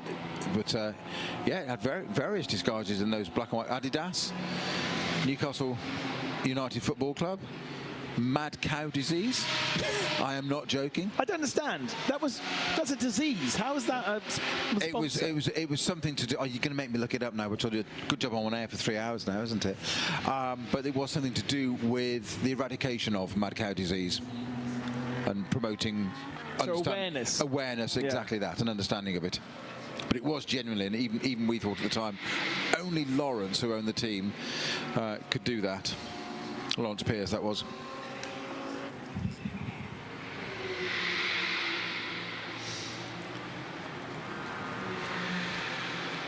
So battle for 7th position, Crowell versus Backler. I think this is probably why Backler is getting as much of a wiggle on as he is, because he knows that Crowell is only 2 seconds up the road. I wonder also whether the Santaloc Junior Team Audi is going to end up in this battle as well once it's come out of the pits.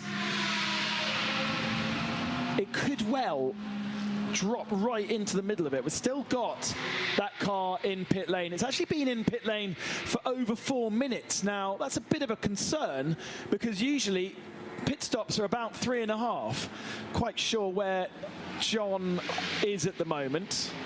But it now leaves pit lane, and that is a slow stop for Santaloc. Let's have a look at how slow it is. Yeah, 4 minutes and 22 seconds. So that's not wonderful, and that's mainly down to, yes, it's got a full fill of fuel, but that was mainly down to the pit stop and tyre area of the stop rather than the fuel part of the stop. Michael Doppelmayr is in the car. That may also explain whilst it took a bit longer to get Michael bolted into the car. And so an interesting moment to put Michael in the car. We've seen Itzenbisen already as the other AM Spirit. We've got 2 AM Spirits in that car, meaning that Pierre Caffa really has to pedal hard.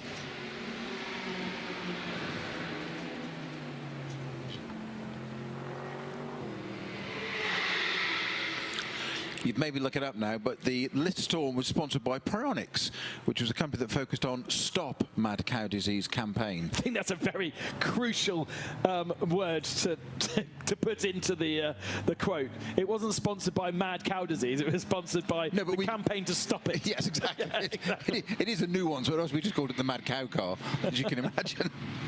We're drivers, don't want things overly complicated.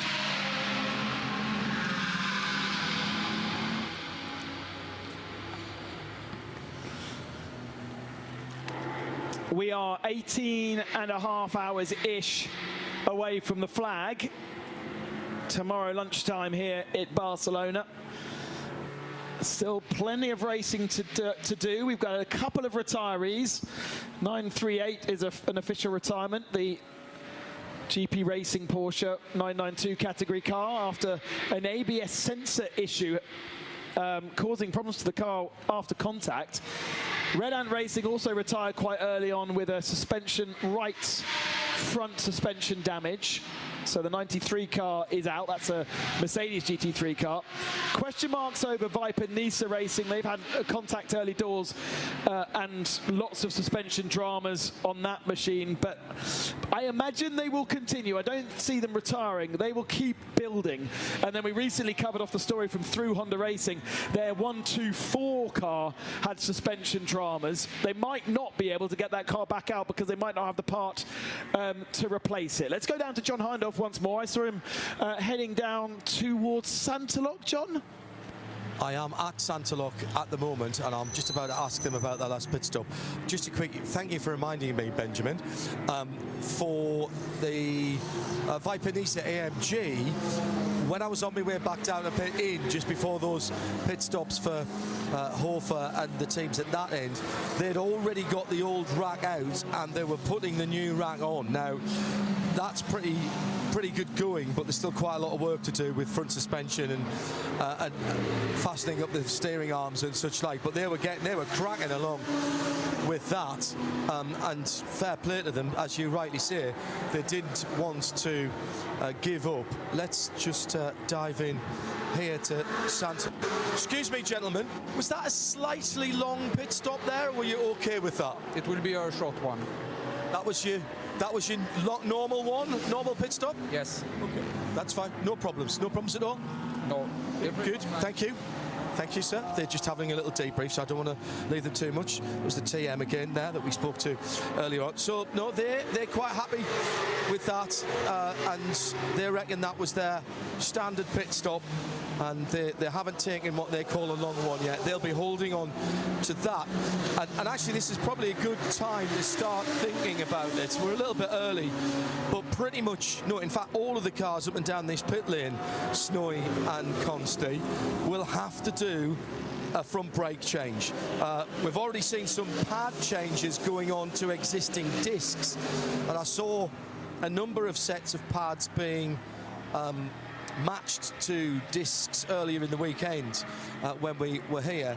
So you'll have a couple of sets of pads matched to a disc, and then they'll do a full disc and pad change probably just over halfway through the race, or at least that's when you'll hope they'll be going, because you kind of want them to do half the race or more, don't you? Got a Cupra leading in the land of Cupra, and a Porsche coming in, but that's right down the other end of the pit lane, and that is the Ajit Kumar lookalike car that had the issue with its carbon fibre reinforced plastic nose or bonnet earlier on. That's back in the pit lane, but again, that looks routine. Yeah, let's not forget that the Ajit Kumar Racing by Red Ant Porsche is in the colours of Scuderia Faron, because they're renting that spare car because the Ajit Kumar car was hurt yesterday. So it has the same livery as the actual Scuderia Faron 949 car, which has the damaged nose. And the only difference is the Ajit Kumar car has the original Ajit Kumar rear wing and rear, I was about to say rear bonnet. That's not correct, is it? What's the thing underneath the boot? Boot, thank you. Yeah. Sometimes my words escape me. Trunk, if you're slightly American. annoying as a commentator. You could have said engine cover. Yes, the engine cover, because of course that's where the engine is, but also boot. Did you just say you were a slightly annoying commentator? Or did I misinterpret that? That's the only bit of the Ajit Kumar coloured car left on the Scuderia Faron machine. It's all a little bit complicated sometimes. GT4 has just seen Mercedes flick through the shot. Reminds me that it is still led by Venture. They are 1 lap ahead of NM Racing. Keith Gatehouse is aboard the NM Racing machine now.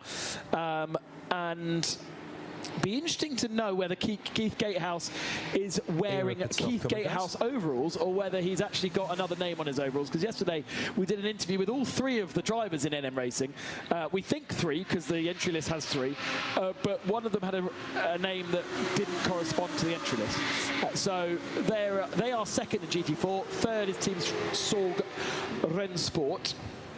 And no change in TCE, with JMEC healthily leading, but get this, now by 23 laps. 23 laps lead for BMW. They have only done, well, they've only done 3 stops in the whole race. Everyone else has done 6 or 7. They are quite remarkable.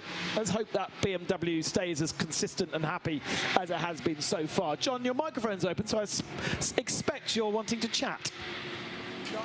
Just to let you know that the team and their numerous supporters at ERA, as they've got a double garage here, are standing by for a pit stop. And I tried to put Jake Hill, current British Touring Car champion, into the car earlier on, but they swapped the driver rotation round. But that is definitely Jake's very distinctively liveried helmet as he rocks backwards and forwards, left foot to right foot. So I presume the car is either in fuel at the moment or is about to come in. There's a driver seat insert about to go in. So this looks like, again, a full standard stop. There's a brand new set of 4 Michelin tyres still in their blankets, ready for when that car comes in, and it is due imminently.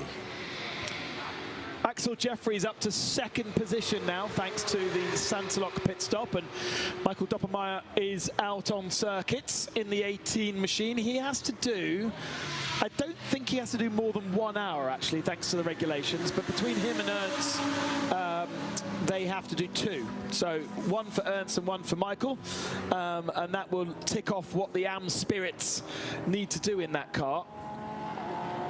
And then they will be using Ella Earhart, Pierre Caffer and Stefan Tribadini for the rest of the race, I would imagine. So for the moment, we're not going to see too much of the Santalok junior team. They'll fade down the order. Jordan Brasson is now 1 hour and 46 minutes into this stint. So I know John's already attempted an interview in French, but it might be worth another one. because Jordan Boisson has done 60 laps on those tyres, and he's going to do a full. Is he really going to do a full 2-hour stint without stopping? That is madness. Check my strategy computer and get back to you. The last stint has been 38 laps. So now I'm questioning whether Jordan Boisson himself has done 1 hour and 46 in the car. The tyres, if they didn't change tyres, which they would have done, have only done 38 laps. So that's a dodgy bit of information, I think, on our timing screen. Selene Amarouche is aboard the Vortex. She was at 1 with that Vortex earlier on in qualifying. She was very rapid, actually, and has been really showing the heels to the rest of them. That Vortex is now up into the top 20 again, having taken over from her father.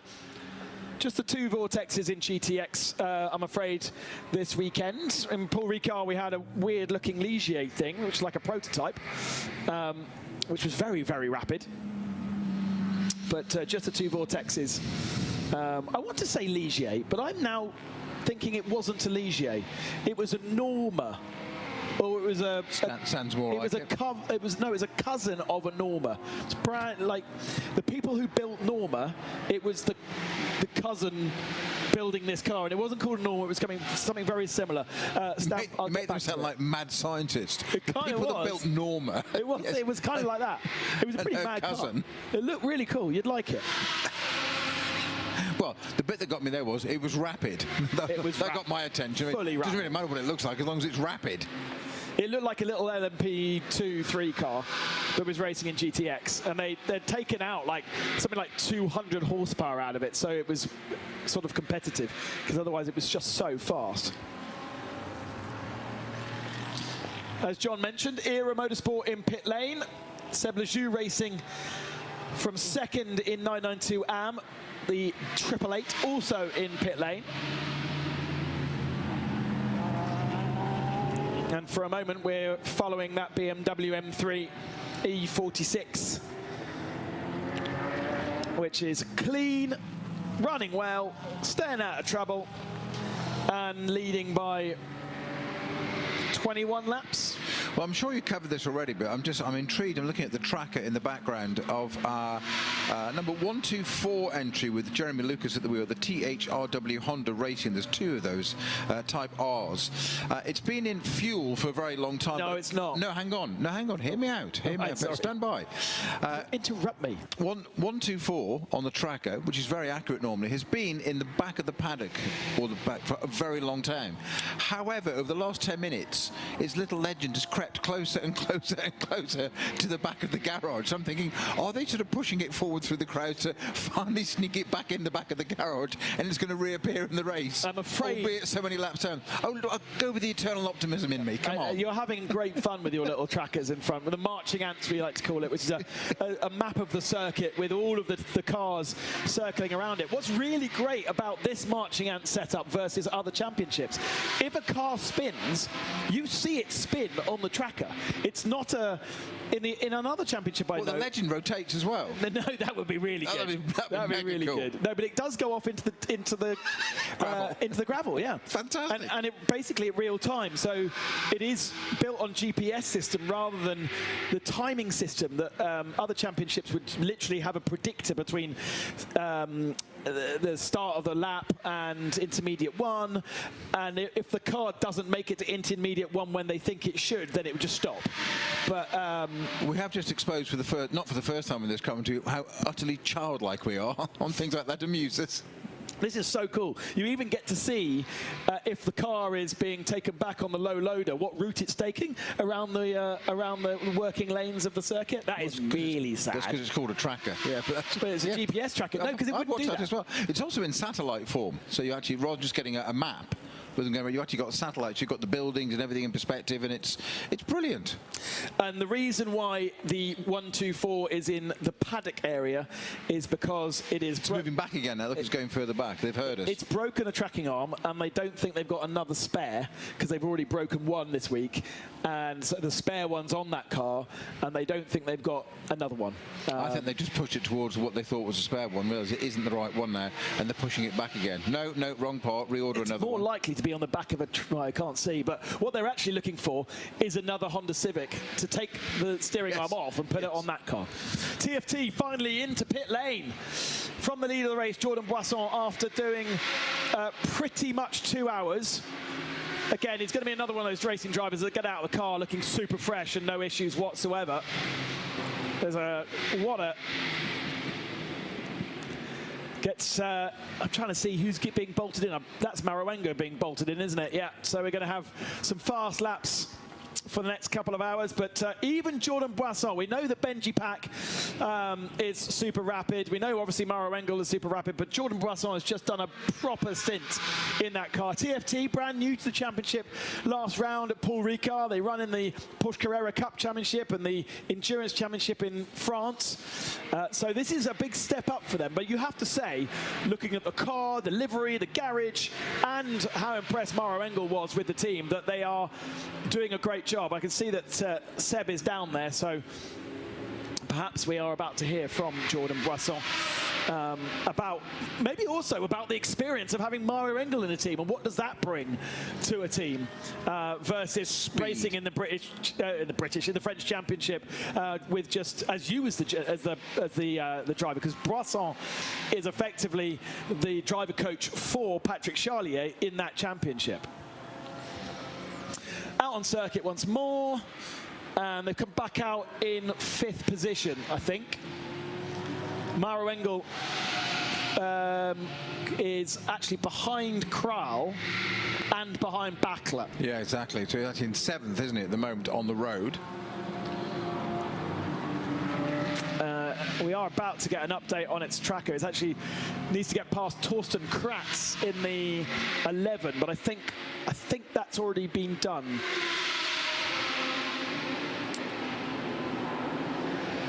Axel Jeffries, therefore, leads.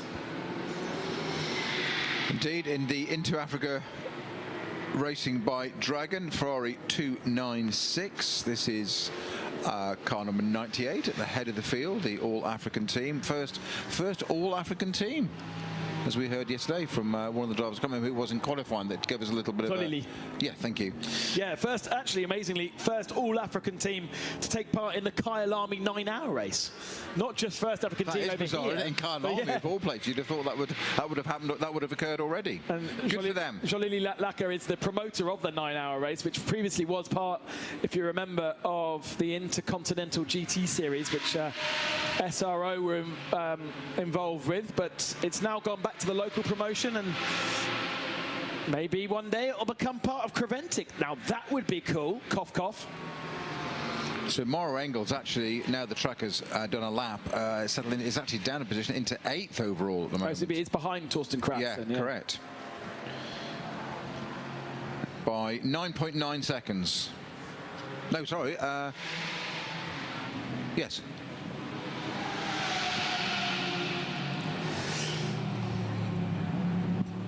Through turns number 4, the downhill left-hander to finish off the first part of the lap. And then heading back up the hill, the undulating circuit here at Circuit Barcelona. The turn 9 kink, right-handed kink, is also the corner closest to the entrance of the circuit. Let's go down to John Hindhoff, who has Mr. Drink, Jordan Boisson. Well, you asked TFT, Jordan Boisson. He's rehydrating at the moment. Jordan, great stint. How are you feeling physically after the end of that, first of all? C'était long, je me sens plutôt bien, on va enchaîner les autres, mais c'était éprouvant, c'était un long stint avec les pneus, on a remis de l'essence au milieu, c'était compliqué, mais je me sens bien, on va continuer comme ça. So he said it was a very long stint, it's very hot and very humid, but a bit complicated at times as well, but he's basically enjoyed it. How was the car? Sorry? How's the car? How's it? Perfect. Yeah. So, really perfect. Franchement, nickel. C'était vraiment bien. C'était vraiment bien. Donc, on va continuer comme ça, c'est bien. Sorry, I don't know it in French. The balance is good. The balance is good, and. Qu'est-ce que ça veut dire en français, balance? Ça veut, la balance, on parle la balance de la moto était vraiment bien. Avec le plein, ça m'a remis un peu à l'arrière, donc c'était bien. Donc c'était vraiment bien. Le pneu, comme le end of the stint, J'ai regardé tous les mêmes pneus de tous les stints, donc c'était un peu compliqué parce qu'on a remis de l'essence au milieu, donc du coup je suis reparti avec du poids à l'arrière. Ça m'a un peu calé l'arrière, mais à la fin du stint c'était compliqué. Okay, so he's saying he had to look after the back tyres a little bit as he was getting through the stint. But in general, you are happy? Très joli stint, and you are happy? Oui, on est content. Je sais que j'ai rendu la caisse en bonne position. À un moment on était premier, donc on va continuer comme ça. Maintenant c'est Maro dans la caisse, donc la pression elle est sur lui. Well done. Thank you, and thank you for coming to talk. I apologise for my bad French. Enough for French and enough English. Happy to be in the front of the field, as you probably heard. Ben, you speak better French than me, so if I missed anything else out, please throw it in. Pretty standard, really, you know. Very good, John. I didn't know you spoke such amazing French. The rear, basically what we all expected, really. The tyres were great at the start and not so good at the end. It's always quite nice when you can translate the most of it. But the good thing, once again, I think the temperature today is really helping these drivers because they do not look like they're completely knackered getting out of the car. And, you know, for someone like Jordan, who is used to 40-minute races up to an hour, not used to doing big 2-hour stints like that. Hello, fastest lap of the race. What a surprise, Mauro Engel. 141.378, new fastest lap of the race. Mauro Engel in 8th position. Watch out the rest of the field. He is coming for you at a rate of knots. There is nobody within 3 seconds of him up the road, but he has got fresh tyres. He's got that peak from this Michelin tyre. And even though the car is full of fuel, he now needs to remember not to push too hard because those tyres might need to do a decent chunk of the race moving forward. Axel Jeffries has brought the leading Ferrari, or what was the leading Ferrari, into pit lane in the fuel area. And the Inter-Africa Racing by Dragon Ferrari, which retired in Paul Ricard, having a much better run of things for the moment. But it's amazing. Leading the race just within the fuel area, it drops to 7th position.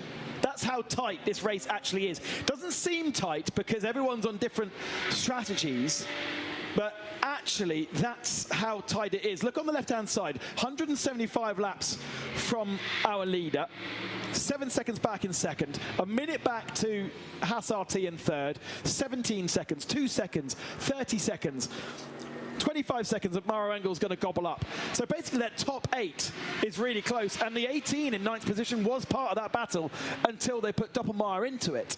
So it is really, really fascinating, as we expected in GT3, just how tight it is. 992 battle, at the moment led by Mulner Motorsport, but Paul Meyer is in that car again. I'm sure he only just got out, but it's done 42 minutes at Mulner, and therefore leads by a lap over Holmgaard. And actually, has Holmgaard just overtaken? Yes, it has just overtaken Red Camels, but that's because Rick Breukers has only just got into that car and has only just come out of the pits. So they are on quite different strategy to the other two. And Red Camels down in third with RPM up to 4th position now with Nick Johnson aboard that car. Back down to John Hindhaugh. Thank you, Ben. and we are heading into the evening now. What is it, 5:45 Central European summertime, and we're coming to the end of the Creventic season, a season that's seen many changes, including a brand new tyre partner, Michelin of course, and here from Michelin Motorsport is Charles Marmer. Charles, I've spoken to you before. Sum up for me this first season of competition with Creventic and the challenges that it has posed to you and your team. Yeah, for sure. So we started in Dubai. We had a race in Dubai and Abu Dhabi with our first generation of the new Cup range from Michelin. And then starting in Mugello, we had the new range, the H2, that we've had since Mugello, that we ran in Spa, Misano, Paul Ricard, and now here in Barcelona as well. And it's been going great. There was a little adaptation needed between the two ranges, but the H2 has been performing really well. So for the GT3 Cup cars and the GT4, so we're super excited. Now, of course, the 24-hour series is a big series with a lot of cars and a lot of running time. So the challenge is, of course, bringing enough tires for everybody and enough for the late entries as well, because you know sometimes teams entry are like within the last few days of the possibilities.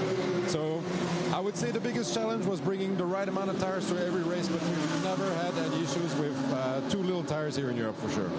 So we love stats here, and so do our viewers and listeners. So for the Michelin 24 hours here at Circuit de Catalunya, Barcelona, I was going to say approximately how many tyres. I'm not going to say approximately, because I know you will know down to the last tyre how many you have brought here. So yeah, we brought 6 full trucks of tires, which comes around between the 3,000 and 4,000 mark, which include slicks as well as wet tires. Now, of course, I mean, it looks like it's not going to rain this week. Don't say that. It's true. It's true. I don't want to jinx it. But yeah, we always have to bring wet tires, regardless of whether it is the south of Spain or if it's Spa. You always have to be prepared for the unexpected. Now, in terms of circuits, you talked about this being a big series, so a massive variety of cars, including some front-wheel drive cars as well, a massive variety of driver and driver ability, but also the circuits. And here at Barcelona is notoriously difficult for any tyre manufacturer. So what are you finding out here as we have gone through the first tranche of the race? Yeah, so what's important for us is we listen to the drivers. With the Cup H2, it's I would say it's the first major event with multiple types of cars driving this tire, multiple types of drivers as well. You know, anywhere from Pro-Am. And what we're finding is that, I mean, this track is rough on any tire, really. So with the temperatures cooling down slowly, we're seeing better and better performance, and entering into the night we're going to see, I think, an increase in grip, but yeah, whenever it's really hot, like around 12, 1 p.m., 2 p.m., it's hard to find a good balance between grip and the tire lasting and performing well over the full stint of the tire. So yeah, it's not easy. Now, this tyre that you brought and the slight change to the tyre, as you said, at the early part of the season, place this Cup GT tyre in your hierarchy for me. We know Michelin do tyres for everything, on-road, off-road, 2 and 4 wheels, and a lot of our viewers and listeners will know that you do Carrera Cup around the world, you do Super Cup, you do all the IMSA tyres across all of their series. How does this tyre fit into your hierarchy, if you like? Yeah, no, it's a good question, because we have different types of tires. This one is specifically developed for a commercial type of competition, so it's gentleman drivers, pro-am drivers, so it needs to be a tire that can be enjoyed by let's say the gentleman drivers, and you can still push it during a quali lap by a pro driver. So it has to be a tire that fits a lot of different demands, and also it's a tire that needs to be able to be fitted on different types of cars. Because you mentioned we have the Carrera Cups where we have a specific tire for the specific car, and that sort of tire we can use in a specific one mix series type of event, just like the Carrera Cup. And then on the other hand, we also have the other side of Michelin, which is corporate racing, which is, like you said, IMSA, the World Endurance Championship, and there we use, let's say, a special mix of the very best we can do, and that's where we keep our little secrets, you know, and we do our very best to accommodate maybe a little bit more of an aggressive type of driver and also a more aggressive type of car, like the hypercar. Yeah. Talking about the Carrera Cup, you've got a new Carrera Cup car to deal with next year, and that has been designed around a brand new tyre, I believe. Is that right? Yeah, let's say we developed a brand new tyre around the brand new car. No, I'm sure it was the other way around. I'm sure Porsche Motorsport, he said, no, okay, fine. No. It was in full collaboration with them for sure. I mean, how important is that to have those close ties and partnerships with the manufacturers with whom you're working? Oh, it's super important. I mean, we're super happy with Porsche. We've been working together for several years now, and whenever they seem fit to launch a new car, it's important for us to make sure that we have a tire that's up to date to what Porsche is looking for in a tire for their car, and that the tire is also performing to the level of performance that the car is going to be giving. So I don't have many details yet on the 992.2, but it's a step up from the previous generation, and so will our tire have to be as well. So we've been developing the new tire for a few months, if not even years, actually, and we're super excited to see it hit the road in next year in Super Cup, in Carrera Cup Germany, and other series. So final question before we get back to the booth and the action on the track. Some of our viewers will have seen people in Michelin uniform up and down this pit lane. Obviously, it's not one person per team, but what are those ladies and gentlemen doing, and how are you supporting teams? Again, the teams have vastly different amount of experience. So what advice are you giving these teams? Yeah, I'm very lucky to have the support of many colleagues that are here today. And the main goal is really that everybody has an enjoyable experience on track. Whether it is, like I said, the gentleman driver or the pro driver.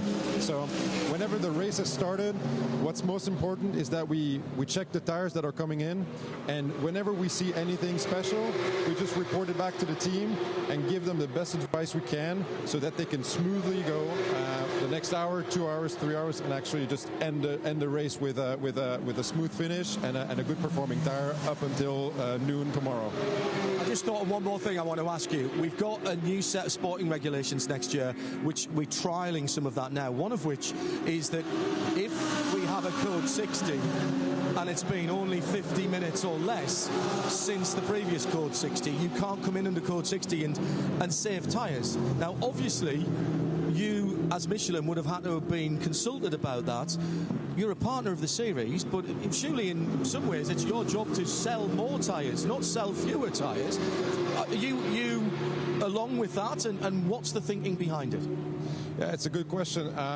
So the main reason why this new regulation has come to exist is because we've seen that in some instances the code 60 was like an automatic tire change, and you know, our tires, they are developed to go not just 20 minutes or 30 minutes. We're really trying to get a tire that will last at least one stint, if not 2 stints, and so we're really trying to make sure that everybody gets to really use the tire for a long time and get to experience a long-lasting performance of our tires. So of course, will it affect sales? Surely it will. It's hard to calculate how big the effect is, but in the end of the day, you know, it's most important that people actually just get the performance out of the tire from the very first to the very last lap, and not just play on whatever can happen on the track, you know. You're all set of racers at heart, aren't you, at Michelin Motors? Yeah, for sure. Charles, thank you very much indeed, and thank you to your team that we've seen everywhere in Creventic this year, and we'll see you back, well, obviously Sepang to come at the end of this year as we kick off the next part of the season, and then back in the UAE. Thank you. Yeah, and I want to thank my colleagues as well, because they're doing a stellar job. So thank you to all of them. Charles from Michelin Motorsport. There you go, guys. There's the tyre chat and the tyres and the enthusiasm and the genuine motorsport understanding that we get from the partnership with Michelin and Creventic. Yeah, that's a really interesting point about Michelin, what those tyres can do, well, up to an hour and a half we're seeing on these GT3 cars. Yes, they have a peak that disappears after a couple of laps, but then they are able to be pushed and pushed and pushed. They don't want the advert of tyres being used for a couple of laps and then being binned, because that initial bite of 3 or 4 laps is so much stronger, and therefore just brought them on. You lose sales for sure, but it's a better marketing campaign, it's a better message to everybody out there on circuit. Joseph Crowell, by the way, has just got himself up into 3rd position ahead of a Haas RT. Nicholas Gwillink aboard the Haas RT at the moment. Crowell is still half a minute off the Get Speed Mercedes that has cycled its way back up into 2nd position with Andreas Latour aboard. But that car must be coming into the pits pretty soon. Get Speed were one of the first to pit last time through in the cycle, and so expecting the 286 to come into the pits. Well, I was expecting the GT3s to be doing about an hour and 20, but they seem to be able to stretch to about an hour and 30, an hour and 40, although the data doesn't always tell exactly the story when it comes to pit stops, depending on what was the last stop to be done and when, and what was happening in that stop. What we do know is the Doppelmayr stop was quite long the last time through. Oh, we've got a splitter broken on the through Honda Racing Civic, which is slow out on circuit. Take a look at the front tongue of that car. Has he parked up, or is he just going a bit slow? No, he's just going very slowly up the hill into turn 9. And yeah, the splitter is chattering away. Looks almost like it's a bit more than that, almost a bit of under tray as well, rather than just a splitter, doesn't it? From that angle, just looking down, we just saw it coming over the brow of the hill at turn 9 there, and it's, as you say, it's flapping away. It's like a cat trying to drink milk out of the bowl, wasn't it? Like, lapping away at it. Yeah, that's a great way of describing it. That's put a great image into all of our listeners' heads. Backler now clears Gwillink, or does he? No, Nicholas Gwillink turns in on him into 7. And now Backler has to try and go around the outside at 9, which he will do, but squeezes Gwillink onto the curb at 9 to make it happen. It was a little bit aggressive, perhaps, but I think it was mainly a payback. Well, Nicholas hadn't seen him, had he? Exactly. I think he squeezed Klaus Backler to start with, as you say, potentially without seeing him. So I think Klaus Backler got the job done around the outside, but just a little sort of a, you do that, I'll do it back a little bit, just a... I'll do it Backler. Yeah, oh dear. He is still chasing down Crowell, but Crowell has been equal to him. And Get Speed now into the pits. So our car from 2nd position and making another green flag pit stop. We really do need a code 60 just to reset our strategies, don't we? We'll make life a lot easier to understand where everybody is right now. So Violin for Jutta, the 71 Circle K, I was about to say Special K, Circle K sponsored Audi, leads by over a minute over Crowell. Backler up to 3rd. Gwillink up to 4th. Get Speed dropping down now. And Maro Engel is not far off the tail of Hoffa Racing in the TFT Mercedes. About 6 seconds behind Torsten Kratz. Let's go back down to John. Yeah, you were spot on with that Honda Civic Type R, gentlemen. The whole of the splitter was flapping away. I'm not even sure what's keeping it on, to be honest. Came straight into the pits, didn't even go into fuel. And they're going to work around the front of that car, still on the apron at the moment. The front Michelin tyres have come off that Honda Civic. I think this is a great story. I really do. And it's clearly one that our viewers and listeners are getting behind. Have you seen the 124, John? Is there any progress there? That's a good point. I am almost at the pit now, so I'll stick my head in and have a look and see what's going on with that tie rod at the same time. They seem to know what they're doing with this car at the moment, so it's not like they've put the dollies under it and are dragging it straight into the garage. Well, not at the moment, at least. The hood is up, as it's an American saying, and the dollies are coming out now. So I'm going to quickly slide into the garage. Oh my goodness me. absolute transformation on the second of the car, and they have got the front end stripped down. And is that a new part?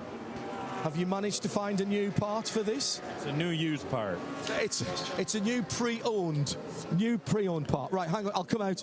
There is a new steering arm. It might be pre-loved, but there's a new steering arm ready for the car that had the left front issue. Sorry, I think I lost you for a moment there. Have you got me back?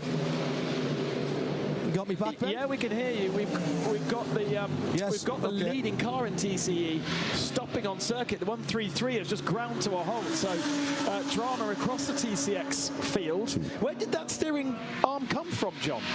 I thought they couldn't find one. I haven't ascertained that at the moment. I had to go rather too far in the garage. Apologies for that. Whether that is the original one that's been repaired from earlier in the week, or whether they've had one donated, it looked in pretty good nick to me. It's just finished in black. The front of this 123 Type R is being looked at the moment. It's very, very odd. It looks like it's sprung all of its mount. Now, I'm going to say this might be contact damage with something, but I can't see where on the front end of that car and the splitter itself. It has had a hit, and all of the panel gaps at the front, around the front valance and the front wings, fenders, are absolutely spot on. Very, very odd. I'll get back to you with that slow car out on track, and I'll try and dig a little bit deeper. The question is it still slow? They did a control-alt-delete at turn 3, and it looks as though, I can't see it on the tracker right now, but I think it might be moving at full racing speed once more. Can you see it, Snow? The 133 BMW on our little marching ants. I don't know where it's gone. But I'm pretty sure it got moving again. And in fact, yes, it's just come across the line. So it is all good. No problems. Don't panic, everyone. I was about to say, don't panic, Mr. Manring, but that would not be a cultural reference that anybody else would get other than some of our British viewers and listeners. British viewers, yeah. Yes. So, yeah, the 133, this is the J-Mac, isn't it? BMW. It did look, everything was entirely its own. We did get shown the replay by the race director there, and it was just, sorry, by the TV director, and it just slowed, stopped, rebooted, and rejoined. So it was entirely on its own, nothing other than something mechanical, possibly electronic. It is all back up to full speed now, and is coming through turn 5 up towards turn 6, which is where it had its little issue on the previous lap. So all okay.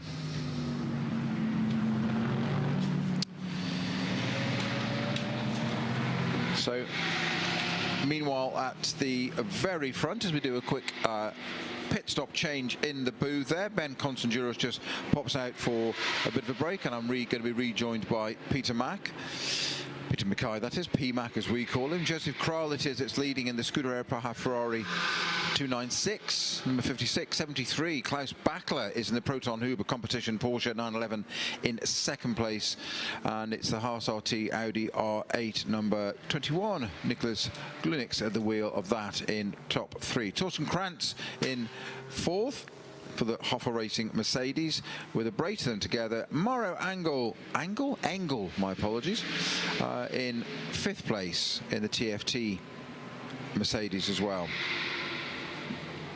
Hello, Snowy. Welcome back, sir. I'm in a particularly sprightly mood. Do you know why? Let me guess. I'm going to say something golf related, and it's not a VW Golf. Correct. Okay.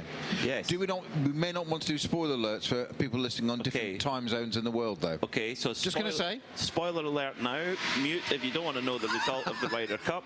Ready? Okay, that's enough of a spoiler alert. Europe have just put another point into the Americans and are leading comprehensively in the Ryder Cup. We're absolutely impartial, but that is just simply. Well, of course, we do have an American team with us, so we shouldn't gloat. That's for sure. John, save me before I cause an international incident. Hindhoff and diplomacy, two words that don't normally go together, but I think I'll dive in for you. Right, I'm still at Honda. I've had a good chat with the team as they're working away, and I've had a look at the parts that failed, and that left-hand side steering knob just completely bent up. They've never seen anything like it before. The one that failed originally early on in the weekend has been repaired, and I thought it was a new part, albeit new used part, because it's got signs of use in it. You can see it's been fitted to a car, but you can't see that it was a failed part at all. So they're going to bang that back on the 1, 2, 4 car, and the 1, 2, 3 is at the front of the garage. So it's now going to be a battle between the mechanics of the two different cars to find out which one gets fixed first, to see who goes out first. And it's now time for me to step away. I think Seb's looking into the garage rather than looking at me. Do you want to punch up Seb? Are you listening? He's not. Well, it's time for me to hand over to my far more glamorous core-pit reporter this weekend. The well-rested Carla Velti will be taking you through the next couple of hours. Indeed I am, and well-rested indeed, because we have a lovely catering going on here with really good coffee, and I did have maybe 2, so I'm ready for the next couple of hours.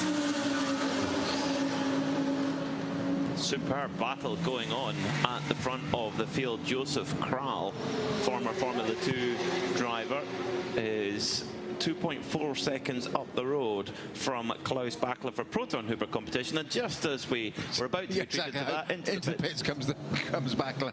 Yes. Beautifully teed up there, Peter, for a pit stop. They've both come into the pits though, so it's going to be a race. So it's still battle on, game on. So that effectively means that they're on the same strategy, more or less.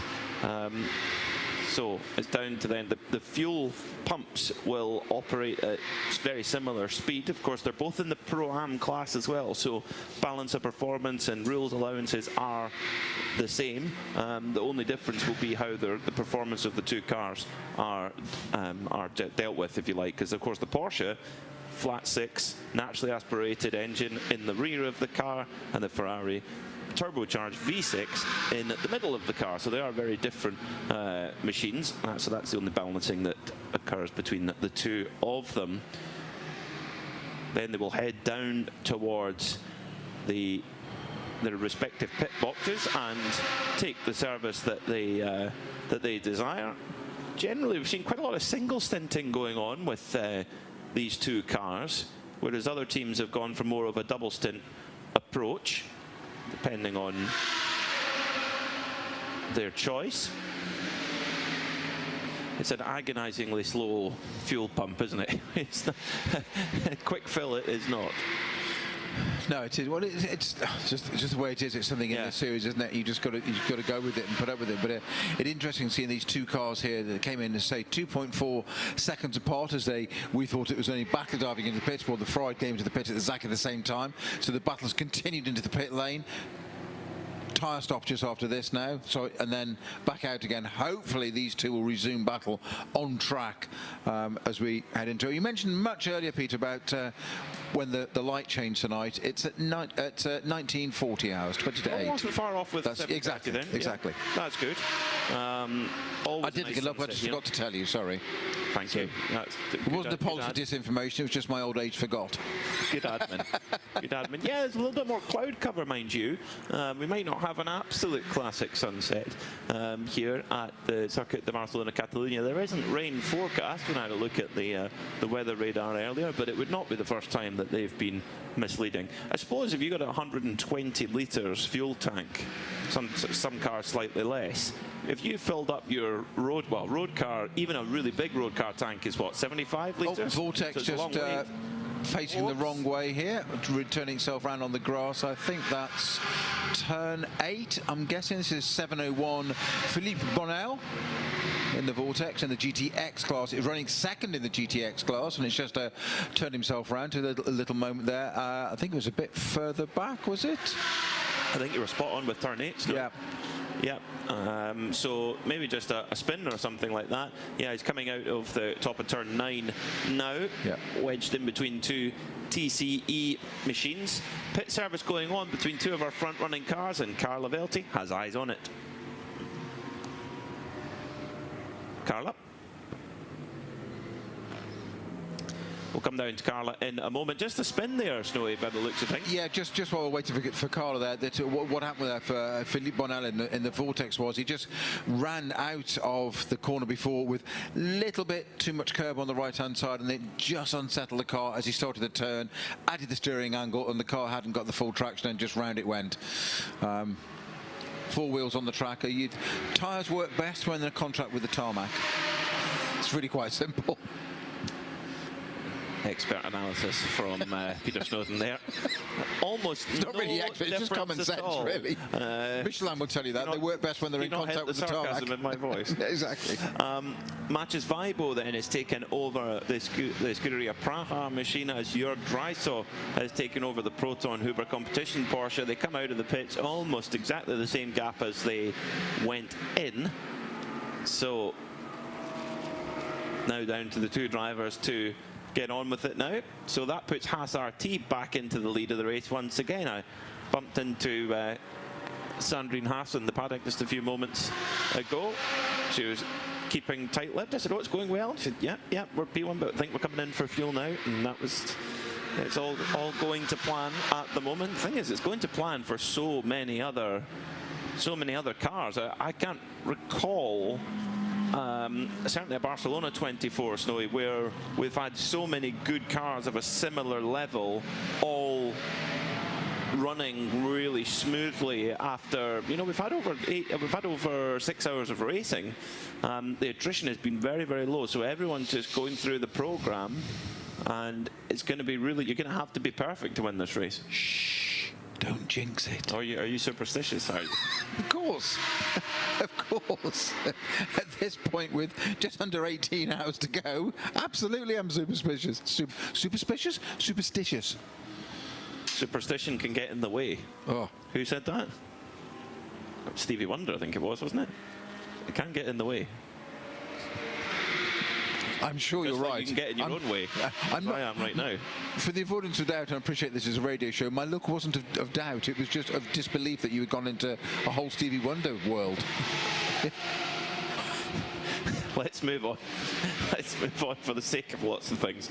Jörg Dreisaw, effectively the driving force behind this Proton Huber competition effort. They had a tricky start to the season, not a good run at Mugello, had a couple of accidents there. That at the moment in the championship battle is their drop score. They only scored 6 points that day, so they would drop that off their total, but they have had a very good run the last couple of rounds, second overall in Misano and winners overall at Paul Ricard. Very exciting finish to that race in Paul Ricard, where German rally champion Mark Vollenwijn joined the team and held off the charging Red Ant Racing team to win that race by just a handful of seconds.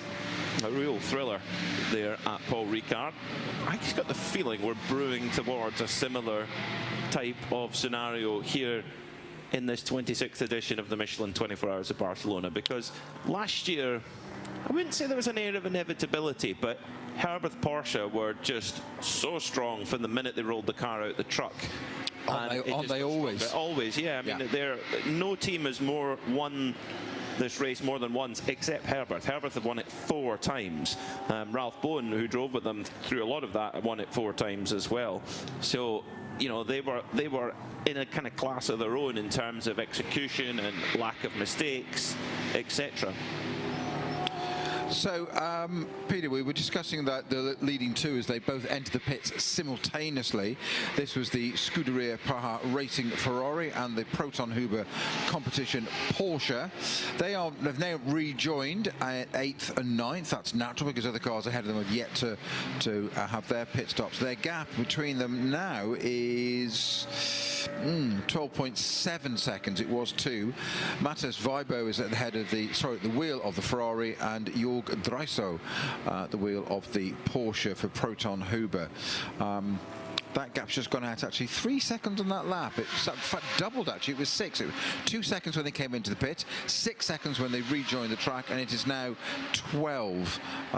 So I'm not quite sure what's happened there. So it was a 144 and a 150 respectively on their stint. So I think just a little bit of getting into traffic and whatever. I think that'll settle down quite shortly. But a little bit of work there to do for the Huber competition car that Klaus Bachler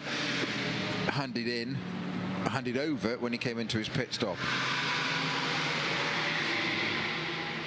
Oh, it's just impossible to tell who's got the edge here. The now Hofer, they're taking their turn towards the front of the field. Thorsten Kratz is on board. He's only 11.2 seconds behind Maro Engel now in the TFT car. While we ponder that and try and figure out the conundrum of this race, let's get an update from Carla Velti. Exactly. I'm here in the box with Michael Kroll, who is in the Hofer Racing team, driving not only with his daughter, but also son-in-law. But today we celebrated something very special, didn't we? You and your daughter raced 50 races together. What does that mean to you?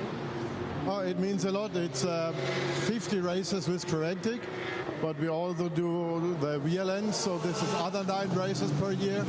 So we have now, I think, about more than 100 races together.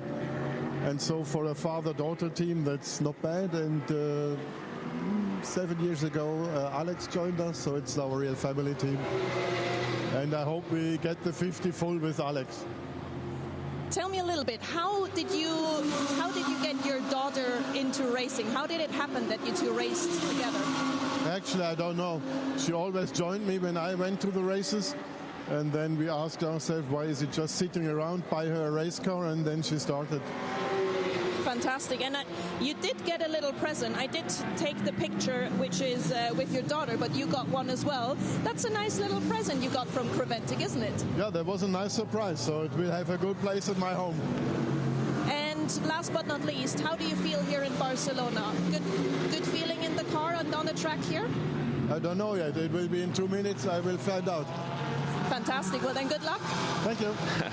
But Michael's being a little bit guarded there because, of course, he will have had plenty of time out there on track. But yes, in the race, fair enough. Great to have a chat there with Michael Kroll and his daughter Chantal Prince, and of course Chantal's husband Alex, a big part of the team as well. Full family affair there, and they're in with a chance of a really, really good result so far. It's all going very smoothly into plan at the moment.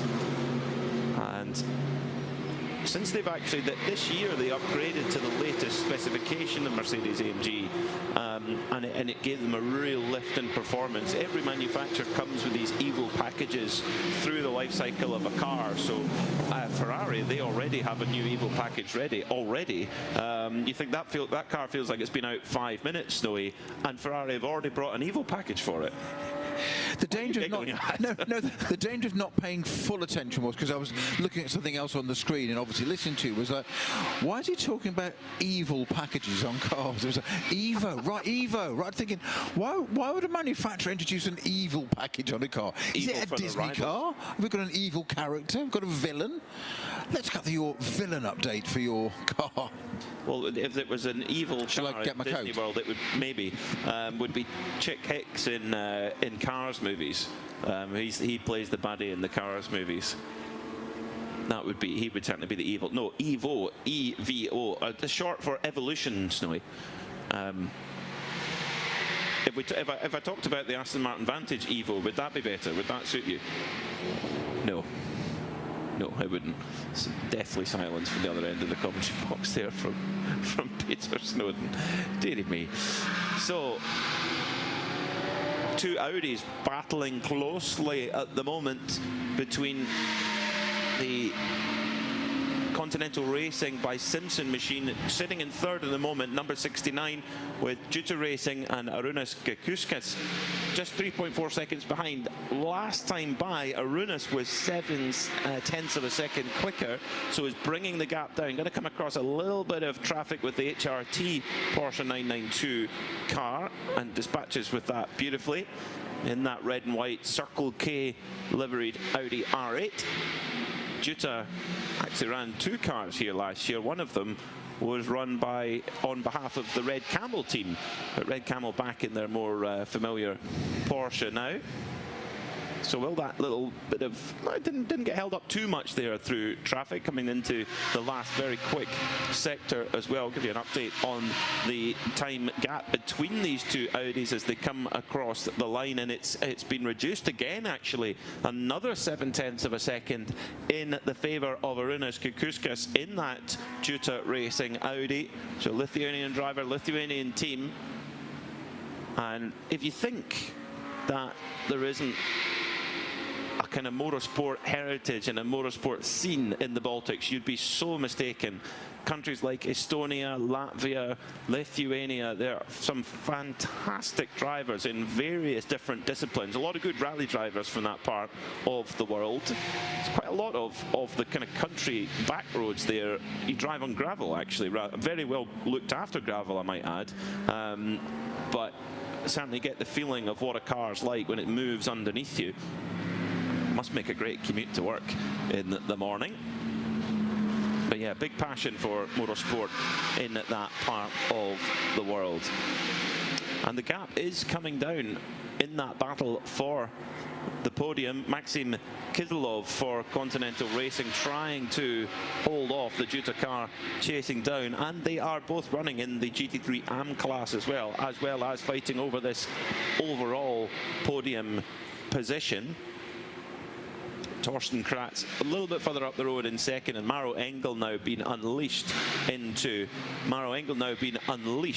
at the front of the field. They put in a great opening stint for TFT Racing, and they've brought him back out again for this run. Of course, they only have a certain amount of time that they can use him for. They can't just keep throwing Maro in the car. They've got to be tactical where they put him in the car. Strategic, absolutely. You're absolutely right. They can't just stick him on. It sounds great. We've got a works driver. Put him in the car. It's obvious, but not so easy to do that. So just as we talk about Maro, Engel has to go, whoa, 2 wheels in the gravel, and he looks towards... He didn't get anywhere near the gravel, it was just a bit of grass. That would be your driver's excuse, yes. That was just coming out of turn 4, which is a right-hander, sticks the 2 left-hand wheels in as he's going around a couple of Porsche Cup cars, but it's something that Maro's very used to.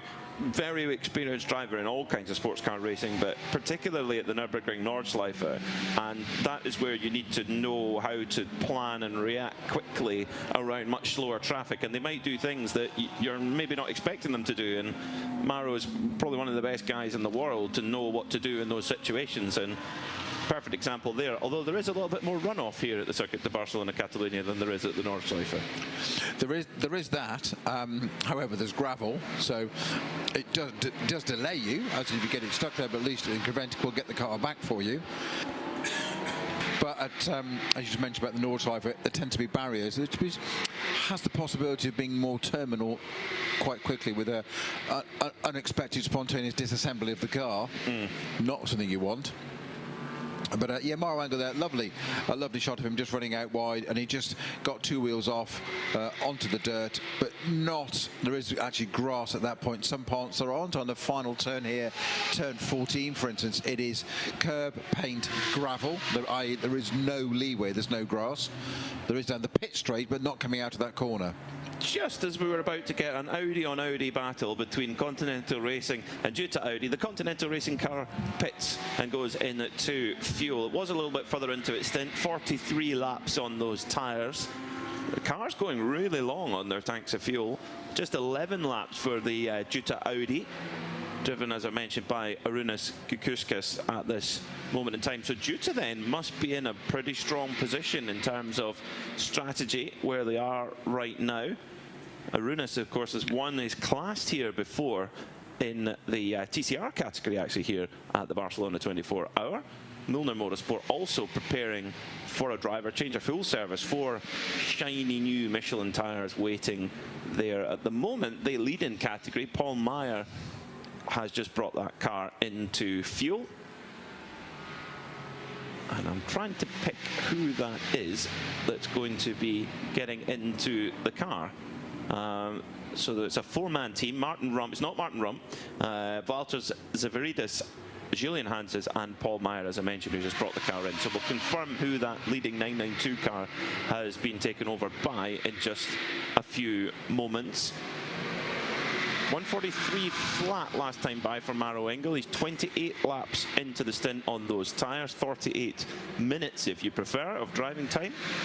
So tyres probably past its peak at the moment, but Maro managing it very well and extending that gap. He took 3 seconds out of the Hoffer Racing car last time by, which has just pitted as well. So we may be starting, actually, could it be that the Juta car in third, it's only 12 laps into its stint, is it actually your net leader at the moment? But that can change, that could develop quite quickly over the next little while. I guess this is going to be a race that's won under the cover of darkness. When we come back tomorrow morning, could we see a completely different complexion? So TFT Racing, your leader overall. In the 992 category, it is Red Camel Jordans who lead their 24 laps into their stint, which should be around 40-ish laps, thereabouts. So they are a little bit ahead on strategy of the Milner team, so they're looking good at the moment, and they've got their star driver in at the moment. Double Daytona GTD winner, Rick Breukers.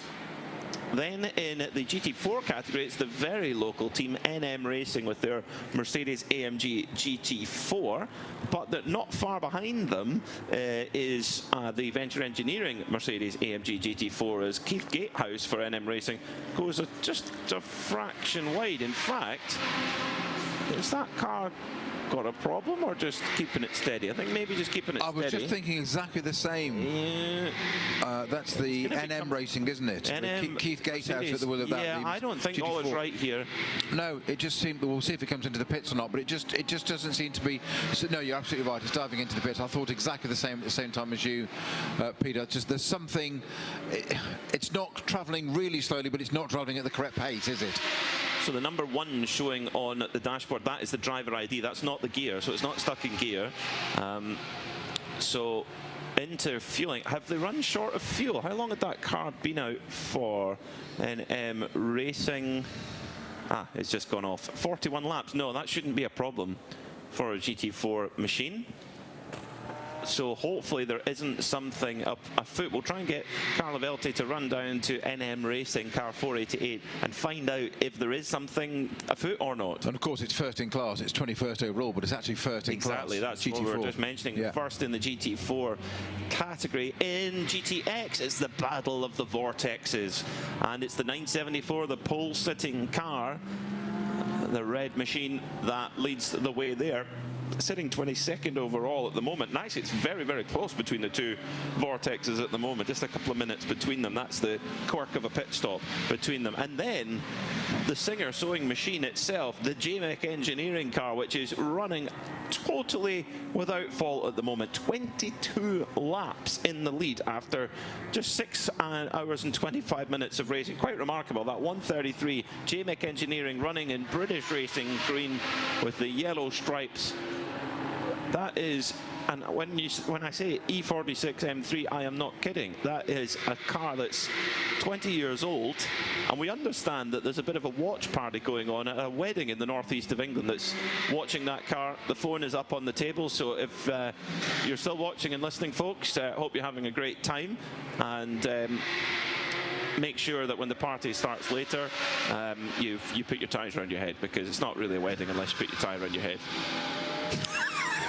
It's not really a party. The party's not been good enough if people don't start doing that.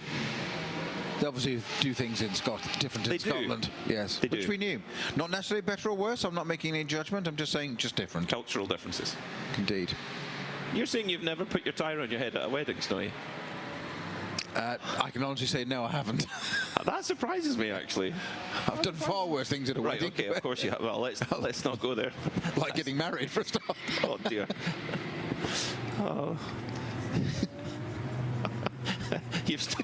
You've stumped me with that one, I'm afraid. I'm sorry, folks. Still got it. Folks. Yeah, he has. So those are your class leaders at the moment, and JBEC are nice and smooth and steady with James Collins, the car owner and team owner, on board at the moment.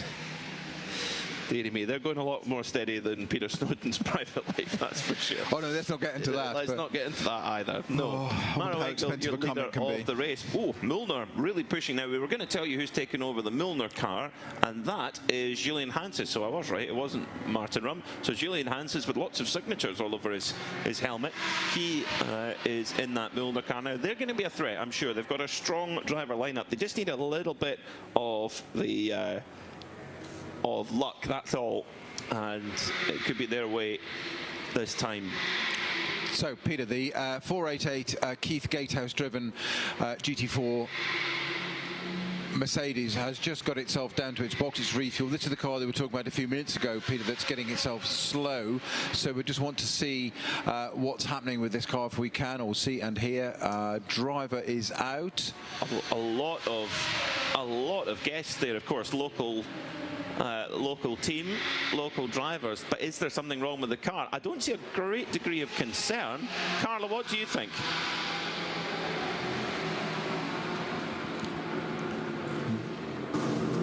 You just interrupted me as I was trying to get the driver that just got out of the car for an interview, but I'm going to give him a second taking off the helmet.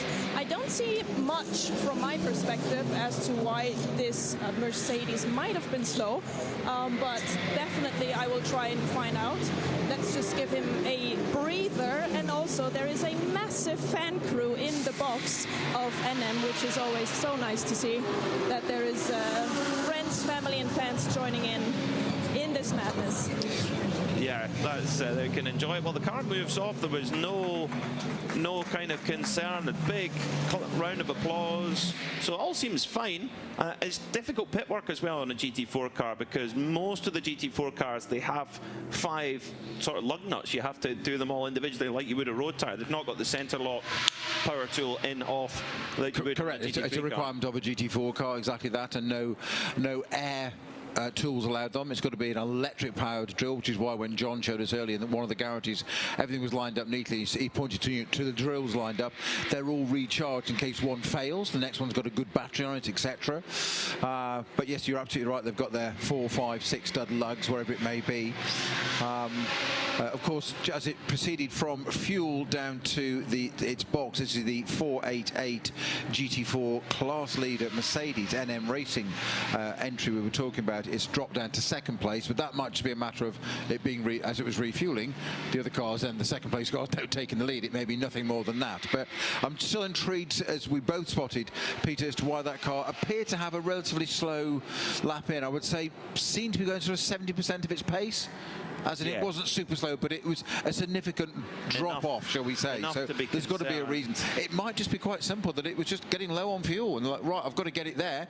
Better get it there than to run out on track on turn 10 when you've got 14 turns on a corner. When you're not leading ideal. the race. Exactly. Yeah, when you're leading the class, yeah. And it could just be let's play it careful, because generally speaking in the GT4 category, whether it's a 12-hour race split into 2 segments, a 12-hour straight through, or indeed a 24-hour race like today at Barcelona, generally in the GT4 category, it's who makes the least mistakes and who spends the least amount of time in the pits. Usually it's a battle of attrition. There's, you know, we've seen alternators getting repaired all the time. We've seen all kinds of different things that teams have had and still won. So generally, I mean, if you can run in GT4 without complaint, normally you'll be in a good shout at winning the race. Even if you've not got the fastest car or the fastest driver lineup, generally in GT4, it's make that car run the full 24 hours without a problem, and that is not an easy task. Yeah, quite a thin entry for Creventic in this particular race, our last race of the 2025 season in the GT4 class, with just 3 entries. Neville Jones it is in the Venture Mercedes GT4 leading that class. It would be because it's GT4 class. Second place is now the NM Racing AMG, Manuel Conago has taken over the wheel of that from Keith Gatehouse, and Michel Salambach on Team Saul Grensport is the third place there. Carla has caught up with Keith Gatehouse, who just got out of that what was leading class GT4 car. Carla, thank you. I was told you're quite exhausted, so let's take your seats for this interview. I don't want to strain you even more than necessary. So, tell me, it looked like your car was a little slow in the in-lap. Is everything okay? I sent myself off the line and picked up a lot of marbles, and that caused me to waver, I guess. Down the straight, I tried to weave a little bit to get the marbles off. It helped, but apparently not enough. So you tried to basically get the dirt off the car for it to be ready now to be fast again. So there's no actual problem with the car. Pretty much, yes. How did you feel in general? Is it exhausting out there?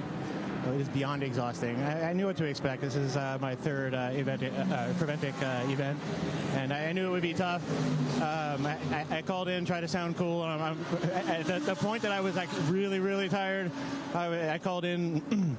How many laps do we have left? And the engineer was like 30, and I was like, copy that. And I was thinking, oh my God, how am I going to make it? But we made it, and Philip, the engineer, talked me through it, gave me some pep talks, and we kept going, and we'll keep going. Did you have enough water in your car to drink? Yeah, but for some reason, in the heat of the moment, I forget to use the water, so I need to get on that a little bit more and hydrate a little bit more. Everything will be fine. All right, relax, and your car is coming back into the box right now as we speak, actually. No, that's not a good sign, but let's let the camera catch it. Yeah, let's go check it out. Go ahead, have a look at your car. We are walking out of the box as we speak. Car is coming in. Car is not really coming in. The NM mechanics are actually running towards the car because it's limping back in the slow part of the pit lane, trying to make its way back, but the mechanics have to push the car. And I just got news from Keith. It looks like it's the gearbox, what he said. Anything else you can tell me right now? That was just what I got from the principal real quick. I asked him what happened, and it appears to be a gearbox issue. But we're close to the pit, so hopefully we can get that repaired and continue on. I was just going to ask, are you going to relax now a little bit? But that looks like a stressful situation you don't want to miss. That was the initial plan, and it looks like now things are going to get a little bit heated, so we'll have to delay that for a bit. We'll try to cool down anyway. We will catch up with you guys later. Well, great job, Carla Velti, getting right there in the heat of the action at NM. So something was afoot after all in that car. The mechanics now having to push the stricken Mercedes towards their pit box. I mean, we just mentioned it. These are the situations you hate to be on the money, but we meant it in GT4. It is a battle of attrition. These cars aren't quite as resilient as the GT3s are, generally speaking, so these things can go wrong, and unfortunately it struck for NM Racing Team. So this is likely going to put Venture up into the lead. Yes, they've gone into the lead then. So Venture Engineering, last year's winners in the 24 Hours of Barcelona, and of course they won very, very late in the day when Samantha Tan Racing had a car that was coughing and spluttering on the last few laps. So GT4 is never over till it's over. So NM Racing, they're going to have to go to work, and gearbox wise, as soon as you hear gearbox, you just shudder, Snowy, I always think. Yeah, it's rarely a quick fix. It can be done. Obviously, with this amount of time left, we have 17 hours and 25 minutes. Huge difference left, so things can be done. I guess you can change an entire gearbox, but it's never usually a quick fix unless it's an electronic selection or something element of it that's, obviously you've got two sides of your gearbox. You've got your paddles, you've got your electromagnetic paddles that activate and say change gear now. You're actuating actuators, and then you've got your actual mechanical gearbox bit. So it depends which side of it is. If it's mechanical, it tends to be a little bit more serious. But just as Keith Gatehouse was chatting to our pit reporter Carla there, the car had just gone out to the pitch. We thought all was good, and not so. We also saw one of the other Mercedes to be not rotating at the same time. Was that the 65 car we saw just coming back around again? So that was shown to us by directors of that car rotating and rejoining. An amazing rebuild job as well. They had a lot of work to do on the front of the car, front left from my memory. So there was a lot to do, and they've got it done. They've got the car back moving again. That is the true spirit of endurance. Where it was, we'll see if we can decipher that. Actually coming through turn 1 and 2, the car came around and just lost it coming out of turn. Just out of turn 1. What's going on in the car at that point, Snowy? Because there's a lot of changes of the direction there by the looks of things. No, not at all. It's just a right-hand turn. It's just got on the power too soon and just gone round. You're going right then left. Yeah, but it hasn't got to the left bit there. That's the whole point. So it's gone before that. Didn't even get even that far. It's just turned in. It's almost like it's on cold tyres or got on the power too soon or not enough TC or something. But you see, it's just as he's turned and refed the power in, the car just rotated round to the right. It even got to the left bit. Well, he's carried on, which is good. At the moment, that car's been driven by Aaron Lim, so that seems that it was just simply a driver error rather than something of more of a problem within the car.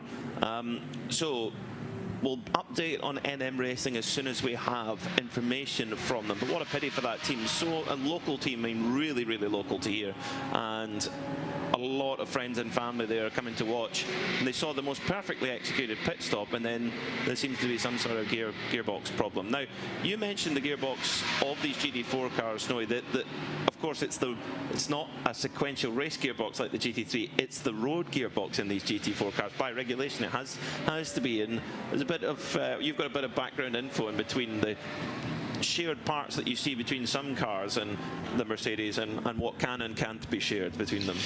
Yeah, I mean, the GT4 Mercedes engine, a derivative of which is used in the Aston Martin GT4 car, certainly in the what we call the 17A model, the previous model. It's now a 40A, the latest car, but it's the same engine. Obviously, Aston do quite a bit to it. It's quite a bit different, but it is a Mercedes donor engine, if you like, or base engine. However, Mercedes are very proud of their gearbox. They make very good gearboxes.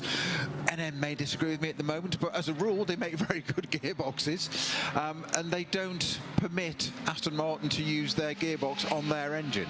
So Aston Martin have to have their own GT4 gearbox mated to the back of a Mercedes engine.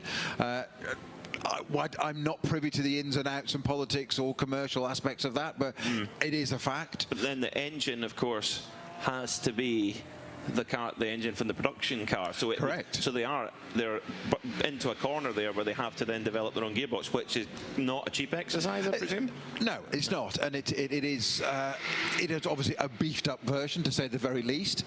Its changes will be quicker and whatever. But there are proprietary companies out there across the world. I'm not going to mention any names because there's too many of them. I don't wish to disparage anybody else, but there's plenty of companies the world over that make these gearboxes and are specialists in taking a road box. And you've got to remember, a road gearbox these days is operated on a paddle shift anyway, so it's got the basis of it there. It's just strengthened and made into a race version. There are going to be transmission engineers across the world now wincing at my words, saying it's a little bit more to it than that. So while there's a really close battle going on for fourth position between the Inter Africa Audi and the Haas RT, sorry, Inter Africa Ferrari, excuse me, and the Haas RT Audi, we're going to get an update from NM Racing with Carlo Belti. I am here with the driver Manuel, who was in the NM car when you were just on your outlap, and all of a sudden you're coming in. I was having an interview with Keith, and it sounded so good. What was your feeling in the car right now? The car was really good. The team told me to push. There was a free track.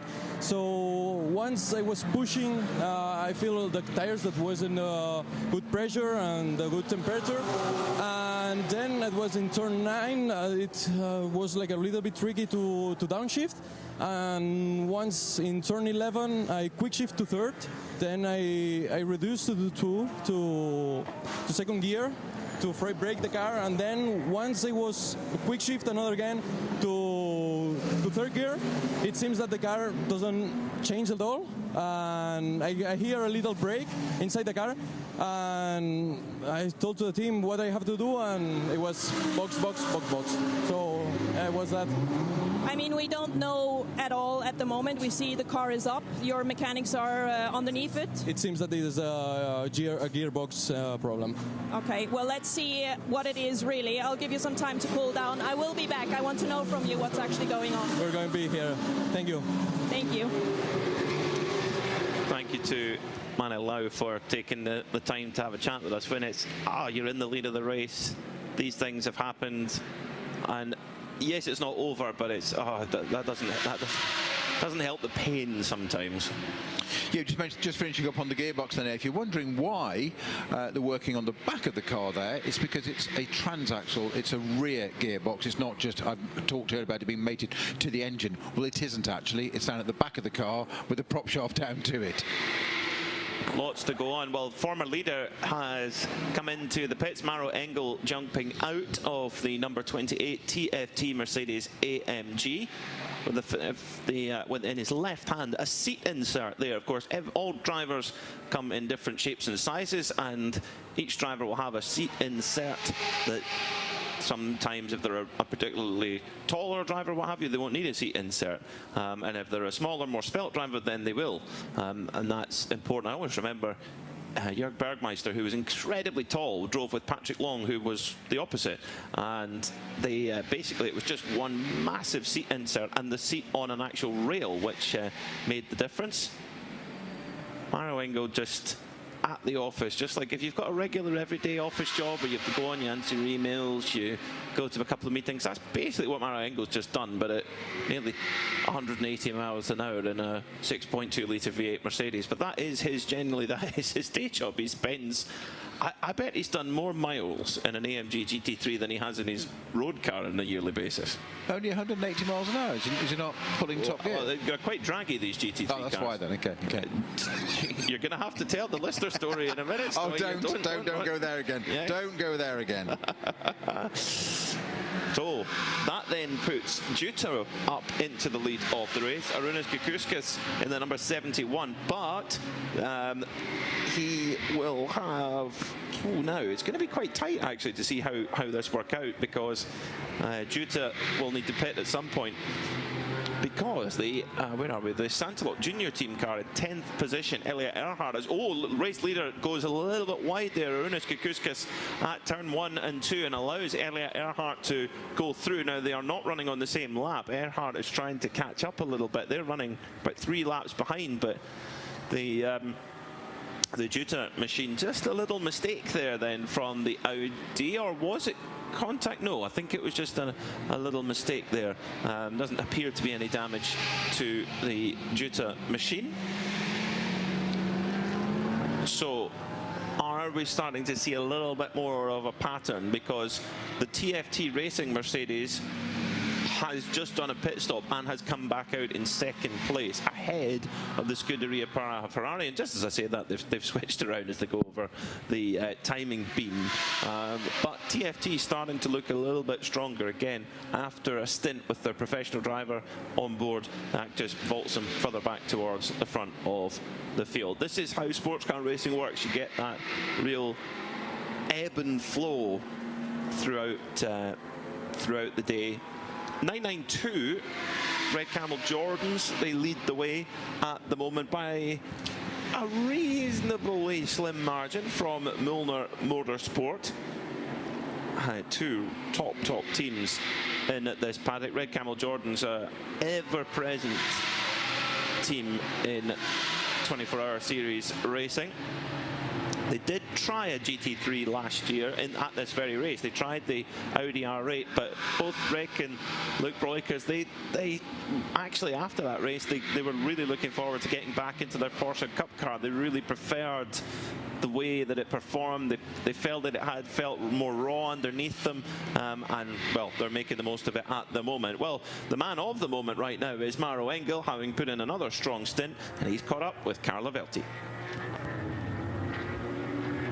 Up in the commentary box made a comment saying, I wonder if he spent more time in his race car compared to his car that he owns at home. That's how confident you look. How was it? It's probably not wrong. Yeah, it was good. Temperatures are coming down, so the track grip is improving, and yeah, that was a fun stint. Obviously, a lot of traffic, and you always have to stay sharp in these traffic situations, but it was good fun. We did see you a little bit touching the grass in some moments. What was that? Explain a little bit. What was it for you right there? Yeah, there was a lot of cars side by side in that moment. I just wanted to make sure there's enough margin, so I put 2 wheels in the grass, and not more than that. So you purposefully put 2 wheels in the grass? Yeah, just to make sure there's enough space, yeah. You know that there's people who try to avoid that in racing. Yeah, it's generally faster if you can avoid it, for sure. All right, and now you handed over the car. What is the situation at the moment? Tires feeling good in that temperature? Car feeling good? Yeah, Patrick's doing a good job now. He's in the car. He's already done, I think, an hour and a half in his first stint. So, yeah, just following the plan and racking up the laps, and then we'll see how it goes. There is one thing that people who watch these races wonder about. It's the fact that you guys go to sleep. While a race is going on, you go to sleep. How well do you handle that? Can you sleep? Yeah, I'm definitely going to go to sleep now. Quick drink and some food, and then lie down a bit, so I'm in shape for my next stint again. Then have a good nap. Nap does sound nice, actually. Sorry, it does. Were you able to nap in the middle of a 100%? Yeah, 100%. You've got a job to do in a set window. What I loved there from Maro Engel was we'd commented a few minutes ago, hadn't we, about that? They're running wide at turn 10, was it? I think onto the grass. Where it was four and five. Onto the grass, and it was a little bit wide, whatever. So, but he's just admitted, in the cool way that somebody of Maro Engel's ability, talent, skill, I will keep it going, can do, that he'd done it deliberately because he'd gone round another car, so he wanted to make sure it had got enough room. He's so confident in his understanding of that car underneath him, he can afford to run it around 2 wheels on the grass and just carry on around that. That's Kevin Estre style mentality of pass on the grass, literally. Yeah, it's quite cool. Both cut from a fairly similar cloth, actually. Yes, and have gone toe to toe many times. He's 40 now. He turned 40 at the end of last month, is Maro Engel. And you're looking at me with a deathly look there, but shows you how long he's been at it. Nürburgring 24-hour winner, 3-time Macau winner. Now, Scuderia Farron in a little bit of... Are they in strife here, or is this a routine brake change? I think that's a brake pad change on the rears. So 1, 2, 4 Type R that did rejoin, by the way, with its repaired steering arm, has just had a rotation at turn 5 by the look of it. I'm going to say, sorry, turn 4. I'm going to say at the look of it coming into turn 5. I'm guessing it did it on its own. I'm hoping it's not a steering related issue because it just had that repaired. It's just gone around on its own in its own axis. Oh, there's a Mercedes and a Ferrari immediately behind that have literally only scantily got past it. It was around 3 million euros of cars just narrowly. Just for avoidance, I did say scantily, not scantily, got past it, just to make sure it gets any chat conversation. I know we're less than an hour off Dusk, but having to protect yourself. Absolutely. Yes. My reputation. Yes. Jeremy Lucas is at the wheel of. So this was the car that Ben, I thought was ridiculing me earlier. He wasn't ridiculing me, just thought it was quite funny that I noticed on the tracker it was at the back of the pits and it seemed to be coming in and out and in and out. He said, no, it's retired. I said, I'm not convinced it's retired. I jokingly said at the time, because it was a steering arm failure, that it had actually been brought forward towards the back of the garage again, as if it was hinting like it might just come back in again. John Hindhoff, in his detective skills, inherited from his dad, had gone and found out that the original steering arm that broke on that car, the replacement then broke. In the meantime, talk about organised, they'd repaired the initial breakage. It's now became the spare, so rotated it around, and that's now on that car. Now, the 949 Porsche that is in the pits, Seb, our cameraman, has got down there and got some great footage of looking in on that brake pad change on the rear. Well, it's not just a brake pad change, they've got the disc off as well. However, there's something going on with the hub where they've, you know it's getting serious when they've got an electric drill out, and now one of the bolts is sheared off. Now it looks like they're trying to replace the hub. No, it's where the disc has come out, so the one of the bolts, the retaining one, it's sheared it off. This is the second one of these bolts that's now sheared off. They're literally having to drill them out. What that means is they need to use a smaller drill. There's a retaining screw always on a disc, by the way, to keep it in position. Then the wheel holds it on, but before that wheel goes on, it can be loose. There's 3 on the look of it by this. You have to use a drill of smaller diameter to drill through, to drill the center of the remains of that bolt out, to make sure that falls and collapses in to come out, because you don't want to damage the thread that's gone into. So the bolt's sheared, but the thread's there. Am I making sense? Yeah. All I'm thinking is, if you were driving that car, it's best not to be watching what's going on at the moment. Better just to get in the car. No, absolute opposite. Utter faith in your mechanics. Well, of course, have faith in the mechanics, just don't watch. No, don't question it. Don't question it. They know what they're doing. They know what you're doing. That's called teamwork. Carla Velte's down there. Carla, what are you picking up down there? Actually, I picked up not the opposite, but something a little bit against what you guys said. It was the team manager speaking to the driver via the radio and kind of with like hand gestures, actually explaining what exactly they are doing in the back. I feel like there's some drivers who maybe prefer to know exactly what's going on rather than just sitting there anxiously waiting. And the other thing as well, there is only a few mechanics allowed into the pit lane. They all wear these collared, let's call them arm bands. Please help me, English guys, what it's actually called. But they wear those, and only those with these bands can get into the pit lane and work on the car. The rest of the team needs to stay behind the red pit lane at the pit lane line on the floor in the box, which means if there is pieces that need to be that need to come from the inside of the box to the car, they have to run back and forth. So it's a very sporty moment that is going on here. People running around, and it looks like they are indeed struggling a fair bit to get things back into place where they belong. But all in all, once again, it shows the dynamic that goes on in a team and how intense it can get from now to in a second. Carl, you're absolutely spot on there with information to the drivers and differences of opinions on drivers. Some vary, or all vary, but I was one of those drivers who I want to know what's going on. Exactly. What's the problem down on the corner there? I need to know exact information. I trust them people. I want to know exactly what's going on.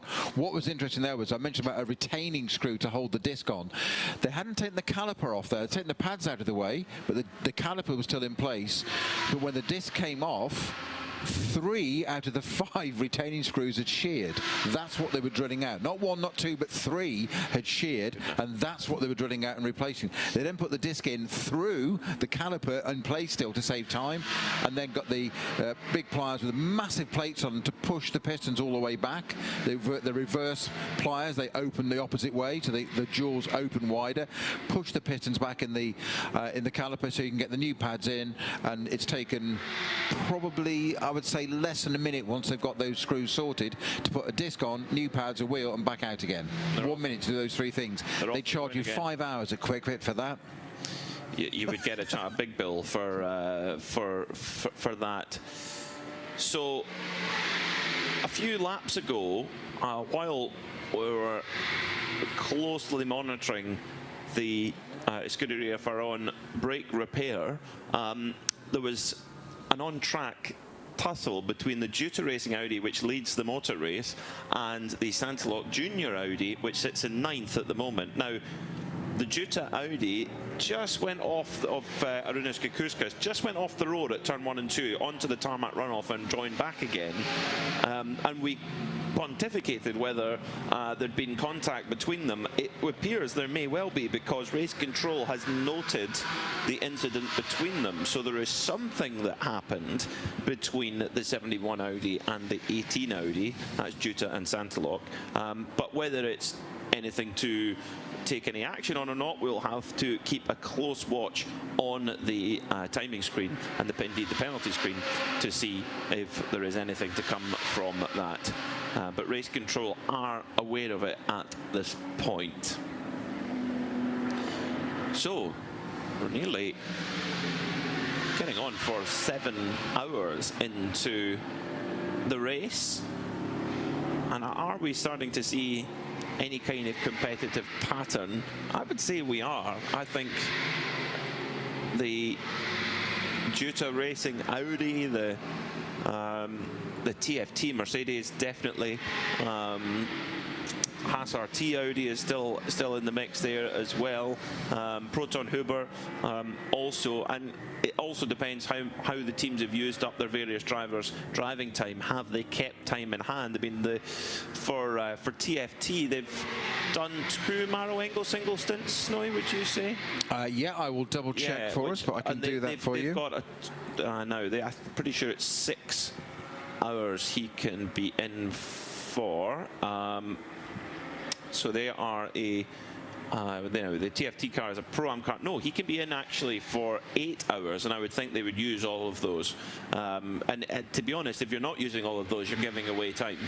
Because if you've got a superstar like a Klaus Bachler in the Proton Huber competition car, or Maro Engel in the TFT Mercedes, or a Pierre Kaffer in the Santalok Audi, all proper top-level professionals, you've got to use every last minute that you can have them in the car. So, for example, for ERA Motorsport, with their Ferrari, it sits 5th in Pro-Am at the moment. They've got Ryan DL in their team. Again, they want to use 8 hours of his time if they absolutely can, because each lap, the professional driver is always going to be quicker, and it's a cumulative effect. But I would think, Snowy, if you were a team manager, you would want to keep those hours for double stints through the night, surely.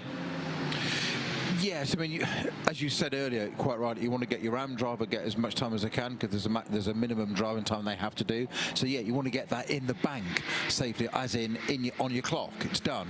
Therefore, you haven't got to think about it. You've then got a freer options remaining afterwards. With that one, yes, you want to keep something in the bank for later in the race, because there is a sort of pattern in a 24-hour race, which is now going to be completely blown out of the water. I've said it because I'm going to jinx it, but there is a bit of a pattern that at night it kind of settles down. I don't really know why. I don't know what it is.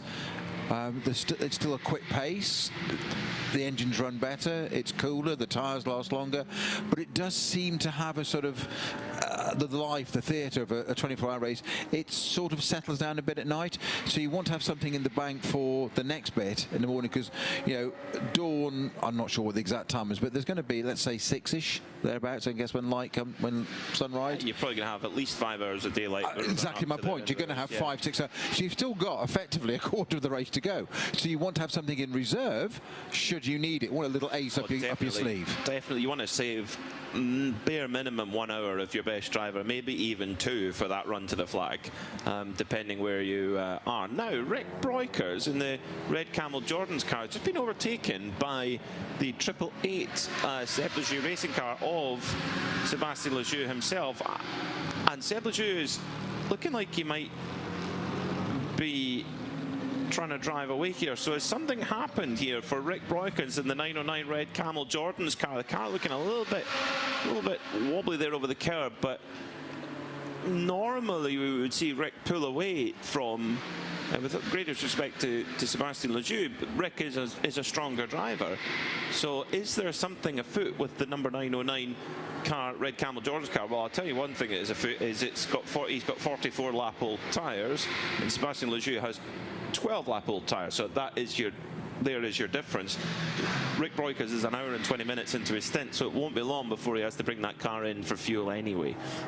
So that just shows you, actually, Snowy, how much the tyre can make a difference. You can have your best driver in the car, but if they're on tired old boots, then it's not going to give the performance. Exactly. You know, there's only so much you can do with it. If it hasn't got the contact or the footprint underneath you, then there's nothing you can do about it. So at the head of the field currently, it is the Utah Racing Audi leading from the Scuderia Ferrari. Haas RT Audi in third place. TFT Racing are in fourth with their Mercedes, and Proton Huber competition with their Porsche 911 GT3R are in fifth place. So 5 different makes at the very top, and we've talked about pit stops. We've just had yet another one in the commentary box with Peter Mackay now hopping out for a little bit of supper and sustenance, and I'm rejoined by Ben Constanduras. Hello, hello.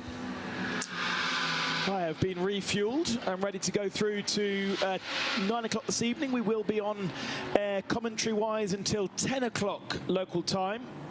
So another 3 hours of commentary before we switch to onboard pictures for the night stint. And we will move back live commentating with you at 7:30 in the morning, all the way through to the flag at midday to cover off the really important part of this 24H Series race. Remember, this is the final round of this year's European Championship, and therefore points to be won and championships to be won. There will be points to be won at the midpoint, so at midnight we will allocate half points effectively, and then full points at the end, so 60 points in total for the victory. Haven't had a code 60. Now you've done it. Yeah, I know. Welcome back, Ben. Well, I just was thinking about it because... No, you're absolutely right. Absolutely right. You have got to go back to standby cooler. I would like to say that I had been clever and professional and hadn't mentioned it. The reality is, I hadn't even thought about it. 3:35. So you're absolutely right. 3:35 in the afternoon was the last time we had a code 6. We had quite a flurry in the early part, didn't we? It's now 7 o'clock local time. We've had a couple of yellow flags to cover off a few incidences, but the drivers have, in the main, either got the cars back to pit lane or have parked them up out of harm's way. And so it really has worked, been very, very efficient. What it has meant is that these gaps have stretched and the cycles have not been affected too much by code 60s. But we are on varying strategies across our field, with Rick Broikers in the 992 lead for Red Camels Jordan. Now coming into the pit lane, into the fueling station, and in with that relinquishes the lead of 992 to Mulner Motorsport. They will drop down probably behind Holmgaard and maybe even behind Sebastian Lejeune Racing at this present moment in time. Lejeune only 10 laps into their last stint, whereas Mulner 40 minutes into their stint. So lots of variables across our field right now. Just the 2 retirements officially. We don't think that NM Racing are retirees yet. They have been in the pits for half an hour with that gearbox issue that Carla so expertly covered. Red Ant and GP Racing both out. This is how long it takes to put 105 litres of fuel in a 992 machine. Well, depends on how much he had in beforehand, doesn't it? But it must feel like forever, especially if you've been travelling at speed and you come off a full green stint. That picture is now actually frozen, so he may now be moving again. Actually, look out the window. No, he's not, but it had frozen. And we'll get Rick into pit lane. I imagine that Rick will be getting out of the Red Camels car, handing over to either his father. Have we seen Evo yet? Yes, he has done a stint in the car. I saw his legend on the timing screen at one point. It was a little while ago now, but we can find out when that was. Yeah, he was actually the last one in the car. So yeah, he did a 47-lap stint. Rick has done a 47-lap stint. So they're just shy of that 50-lap target that we were told that they were hoping for. But they also have, in the main, sort of done their own thing and ignored some of the code 60s, quite interestingly. Truss has always told us to pit under code 60 whenever you can, but certainly that's not been the strategy from them in the early part of today. And maybe the tyre thing, maybe the tyre regulation that came in at Paul Ricard, where you can't change tyres within 50 minutes under code 60, has changed the game when it comes to pitting. Rick jumping out. I have to say, I don't know the colours of their helmets well enough to know who's jumping in there. But once again, looking like they are in command of the 992. There is Evo, listening to some music, filming the pit stop. And should be happy with that. We'll be able to tell you exactly how long that took. Well, I hope he's listening to us, not music. Well, actually, that's a very good point. Same difference. That's a very good... We're not music, definitely not. No, you're probably right, actually. He is probably listening to us with the headphones on. How long did that pit take? Let's have a look. 4 minutes and 14 seconds total stop into out. Carla was there watching and has... Did I hear Luke Breukers with you, Carla? Exactly. Luke is standing next to me from the team Red Camel. Let's ask a very general question. How are you feeling right now? Well, the first stint I've had was very difficult. At the end of the last 10 laps were very much a lot of oversteer. It was also quite warm. The tarmac was quite warm. Now I just saw Rick went out, and he's doing better now. The track is cooling off, so there's a bit more grip. So yeah, quite well. When you and I met yesterday, actually, you did tell me the story of how you got into racing, and you got into racing actually quite late compared to many others here on the grid. Can you tell me the story, how you got into it? Yeah, quite late. My brother was always racing as my father, being in go-kart since young. And I never was really into that, but one time we went to a local go-kart race, a 2-hour endurance race with only rental carts. And at the end of my stint, I was just as quick as Rick, and then they thought I should also get my license, but I was around 19, 18, and then I just got into all of it, and yeah, since then I'm hooked. And how is it to be in a team sharing a wheel with your brother? Yeah, that's a lot of fun. It's always also the competition behind the wheel to see who's faster, which sector, etc. So it creates an extra layer of fun. And how about that competition? Does that ever get between you? Ooh, which one? The competition between you two. Does that ever get between you? Do you sometimes fight about times and so on? No, I think we listen to each other, and of course Rick has way more experience than me, but it never gets between us, no. And now, just before I got you, I actually ripped something out of your hand. I want to show that to the viewers, and I will explain it to the ones that are listening. So, more often than not, in racing, you see this thing called tear-offs, right? Can you help me quickly unfold it? There you go. So literally, this is what is stuck when it's not folded together like this on the windshield, right? You can see how dirty that is. How hard is it with the visibility on track when it gets to this state before you tear it off for the next one to be clean? This one is quite clean, actually. It's been way worse. Last time we were in Spa, there were a lot of insects. So this is a clean one, I would say, but it can get very bad. Is it worse when you get towards sundown, when the light gets bad as well? Yeah, that's also why we removed this one, because if you have the sun on the tear-off, all the dirtiness also gets displayed in your eyes, etc. So now we took it off before the sun goes down. That means now there's no more tear-off on it. It's just the normal windshield. I think we have 1 or 2 layers left, so we'll see. Let's hope that's enough until the end of the race. Well, good luck. I'm guessing you will get a rest now. Is that right? Yes, have some food and then jump in after Fabian. So getting ready. Okay. Well, then enjoy your meal and good luck. Thank you so much. Gosh, that idea of picking up a windscreen strip and looking through it. I wonder where that came from, Carla Velti. I mentioned that to her last night, not to her to do it today, but on a completely separate thing. When, do you remember at Le Mans there was like loads of flies everywhere?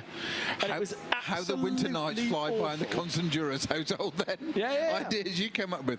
Why don't you pick off a discarded windscreen tear-off and look through it? It's kaleidoscope time with Ben. Well, do you know what? Still good stuff. Still good stuff. Absolutely. No criticism. Just great idea, Ben.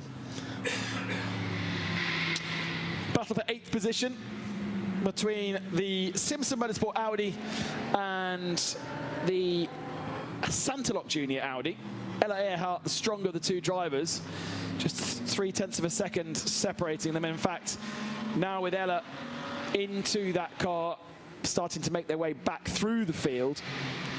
Doppelmayr, between Doppelmayr and Ingebrigtsen, they have to do a total of 4 hours. They are the AM Spirit drivers, and therefore they have to do a total of 4 hours. I think I said that each of them had to do 1 hour each. They actually have to do 2 hours each, but they don't have to do 2 hours each. They can, one of them could do 1 and one of them could do 3, but in total the two have to do 4 hours of this race. Carla, back down to you.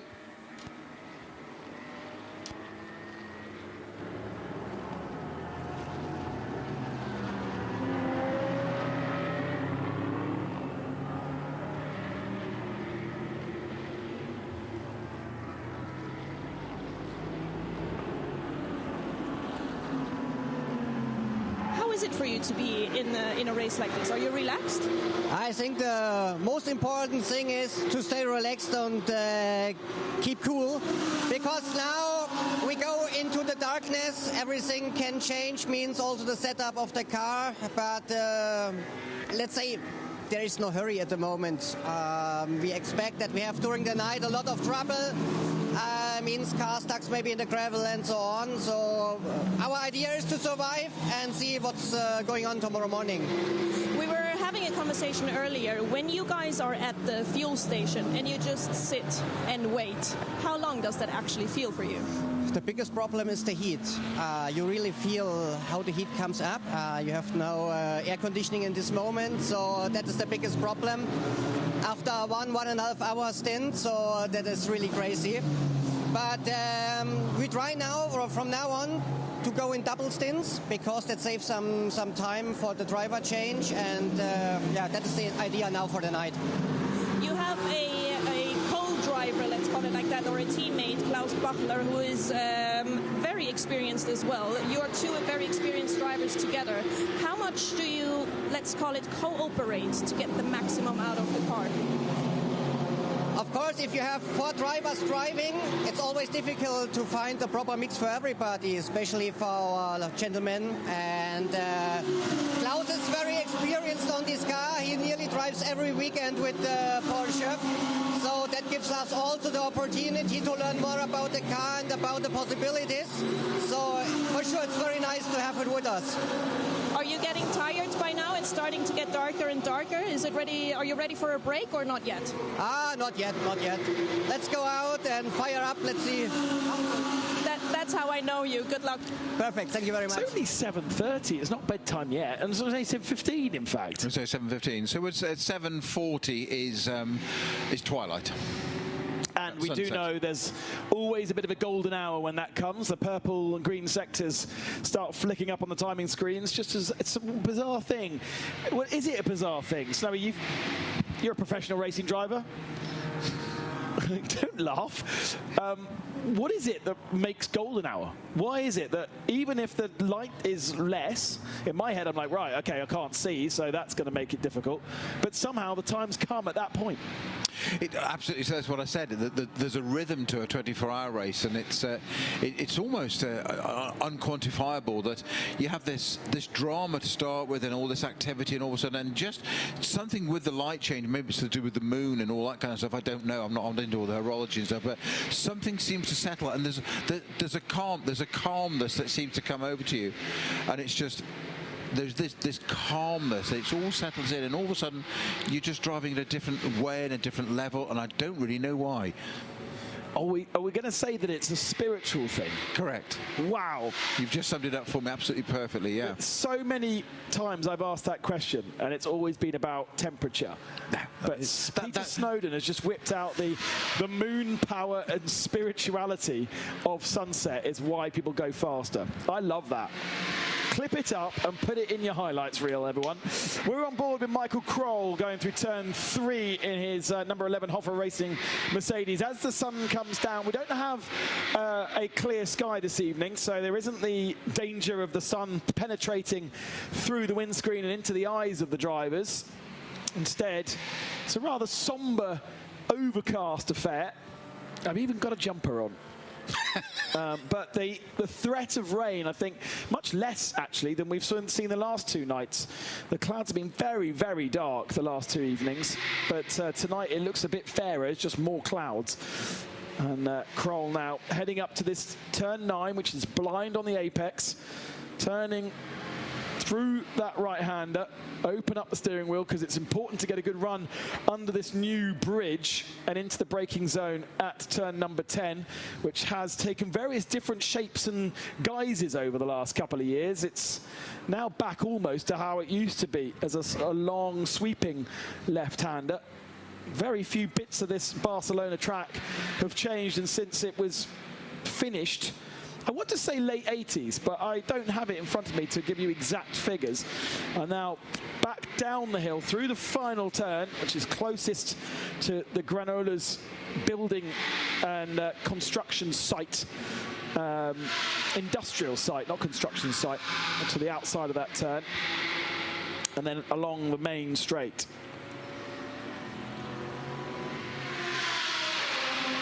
It opened in 1991. I did think it was late. It wasn't late 80s. So yeah, 1991. It's younger than me. In fairness, most things are, because you are a mere baby, as in a good Snowy way. by name, snowy by age. Yeah, exactly. Over the line comes your drive. Yeah, September 1991. So it's celebrating it's a birthday, isn't it, this month? But it's interesting. I mentioned this earlier without really thinking about what you've just said, and again, you've said it far better than me. Which is why you're lead. But they did change the circuit, and those turns down at turn 10. Yeah. It got tighter and oblique and horrible, in my opinion, humble opinion, one person's opinion. They may vary, others are available. What it also allowed for by doing that was a bigger gravel trap. That was partly one of the reasons. Yeah, because the cars were getting so fast and whatever, especially Formula 1. And that is a slight danger. Just with that, on turn 13, 14 as well, between 13 and 14, they put the chicane in that's still there, and it's an oblique turn right, almost a 90-degree turn at turn 13, into a tight left-right out to reduce the speeds coming into turn 14. And mercifully, in my opinion, and I'm sure others agree, and certainly we will, Creventic here, racing here, they've changed it back again. And it's usually circuits, once they've been changed for necessarily the worse, for one race of a year, like a Grand Prix, it doesn't tend to come back.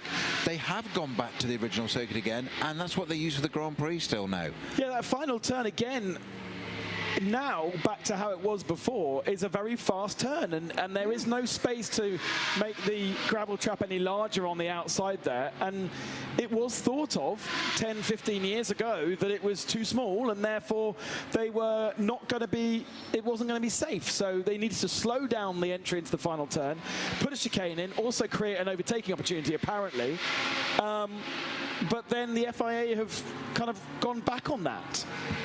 Now, the 133 Mercedes, BMW is what I meant to say. Only BMW in the field. Yeah, listen to what I mean, not what I say. The BMW that is in the field, that is, of course, the JMEC engineering entry. James Collins at the wheel of that car at the moment, currently in 25th position, is that right? Yeah, but as you were trying to get to, it had stopped on the side of the circuit. Yeah, but it seems to have that all the time, doesn't it? It's just had a few recurring issues with that car.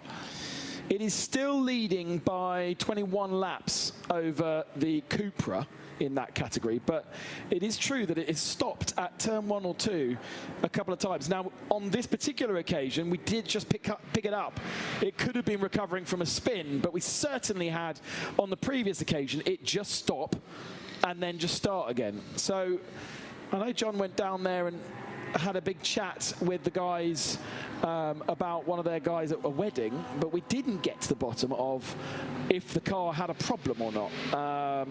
Would be a bit of a shame. Carla is down in pit lane. I don't think you're at JMEC, but where are you, Carla?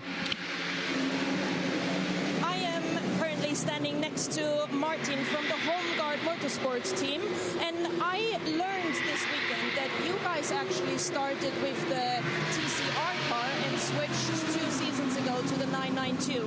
How good does this car feel? It's completely different, going from a front-wheel driven car to a rear-wheel, and a car with the engine in the back as a Porsche. It's a completely different car. First year was a big learning curve for us, but this year we have been very competitive, so it's been a great switch so far. When I looked at the entry list for this race, I saw you are a completely Danish team. I wasn't aware that there are so many talented Danish drivers. Is it that there is like a program in Denmark where you guys are actually being pushed into this, or how does it come about to have a Danish team? Well, actually, it's our first year with a completely Danish team, so it's kind of a coincidence, I think, but it's always nice. It's easier for all of us with the communication to be a Danish team. But actually our engineers, so they're Spanish. So we are not completely Danish, but it works very, very well. We know each other so great, back from karting days and so on. So yeah, it's great. How is your experience in 24-hour races? Are you used to it, or is it something that you still find your groove with? I've been doing it a lot now for many years, so I like it. I like to drive in the night. It's actually what I prefer, so yeah, I feel very comfortable. And I must say, it's really hard to stand here and have an interview with you and not get hungry. It smells so good. You guys have a little catering going on back there. How's the food? Are you fueled up to be ready? I'm fueled up, yeah. We have our team manager's wife. She do the barbecue out there, so it's great. Yeah. And you're next in the car? I'm next in the car, yes. Good luck for that. Thank you. Yeah, Home Guard Motorsport really have built a great momentum here at Creventic, as you say, with those 2 Volkswagen Golfs in TCR, and then as that sort of fizzled out in terms of a class, sort of being forced almost to move up into the 992 category. Don't forget also, Mr. Le Mans is from Denmark, and Nicky Team. In fact, here's a fun fact for you. Of the fans at the Le Mans 24 Hours, British is the most represented nationality in the grandstands, but the Danes are usually number 2. And that is mainly and almost entirely thanks to Tom Christensen and his brother, who runs a massive campsite at the Le Mans 24 Hours. And of course, the Dane Train, a long-time Aston Martin partnership of Nicky Team, Marco Sorensen. He always is, isn't there normally one that isn't Danish? I'm trying to think of the third one that is Danish in that field. But I'm sure, for instance, Johnny Adam at some points has been part of it. Definitely not Danish. And definitely not a Viking. But the closest you'll get is Danish bacon sandwich. Oh, don't talk about bacon. Any time. Oh, I've triggered him. Every time we go into commentary on an endurance race, it's never in the UK, and therefore it's never good bacon. Casper Elgaard. Oh yeah, there's a good shout. Yeah. Throwing it out there. But yeah, great to have Home Guard with us. Only one car with this weekend, but we have seen them run 2 in the past, and certainly they did run 2 in the Michael Christensen. Michael Christensen, yes. Just thinking. I'm saying these things like I'm really clever, by the way. Peter Mackay's sending me messages, and I'm just feeding out what he's saying. Cheers, Peter.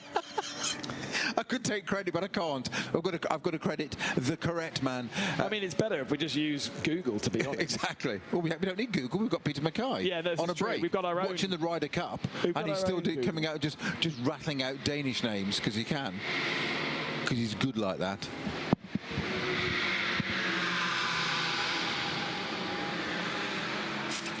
Still watching this battle between the Continental Racing by Simpson Motorsport Audi, now giving chase to Michael Kroll in the Hoffer Racing Mercedes. So that is for 4th position.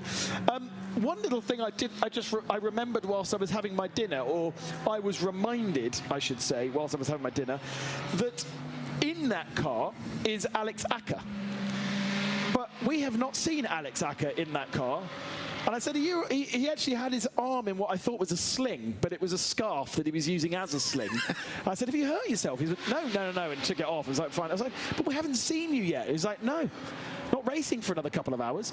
So they've got their semi-pro still up their sleeve, completely up their sleeve. I was talking to Pierre Caffa earlier, and he was saying something similar, that he will go in. I think he has done a stint already now, hasn't he now? But he was basically saying exactly the same. He won't be in the car for quite some time after the start. Yeah, well, we did see Pierre. We saw Pierre out earlier, we have seen him in the car, but not quite. I think they're saving him for the night. You definitely don't want to put your AM drivers in at the night, do you? That's very much a sort of well-trained thought. Again, we need a commentary camera box. Because a pro driver can do it with their eyes shut almost, whereas an AM driver. That's why the dark doesn't bother them. Looking for those apexes, and it is amazing to say. I don't know how much floodlights do we have around this circuit? We don't really, do we? We sort of low down floodlights, but for instance, the 992 endurance race at Spa finished in the darkness, and they hadn't lit any of the apexes, and all of a sudden you're like, wow, okay, this is really dark. Le Mans 24 Hours is not a patch on a night race properly, because you're looking for an apex out the side of a window, and these lights don't track as you turn, like in my Ford Focus RS, whereas where I turn right, the lights turn for me so I can see the apex. You don't have that in this car, so you can't see those apexes when you're through these hairpins, for instance. Got the same in my Land Rover as well, but it's got a slight height disadvantage. It tends to roll in the corners so much it needs directional lights, because you might be pointing the wrong way. Snowy, get on subject. Why don't we have them in the race cars? There's a very good. I suspect the mechanism for it is too heavy. Talking of lighting, the lights these days are so good. Before we continue that little thread, we have Carla in the pits. Indeed, I am in the pits, and I am with Daniel Sorg from the Sorg Rennsport, we have to say correctly, team. You are running the GT4. GT4 is a rather small group, but nonetheless, you have all the challenges out there as well. How is Barcelona treating you so far? Yes, it's always the same challenge for everyone. It's 24 hours, it's hard, it's exhausting and demanding. We just took over P2 in class due to bad luck with the gearbox of the other components. So yes, it's unlucky. We are only 3 cars in class. Could be better. There could be much more GT4 teams around doing this fantastic race in series. I think the base is good for GT4 cars and teams, but they have to find the way to join us here and having a bigger party, having a bigger competition. So yes, luckily we are in a good position now.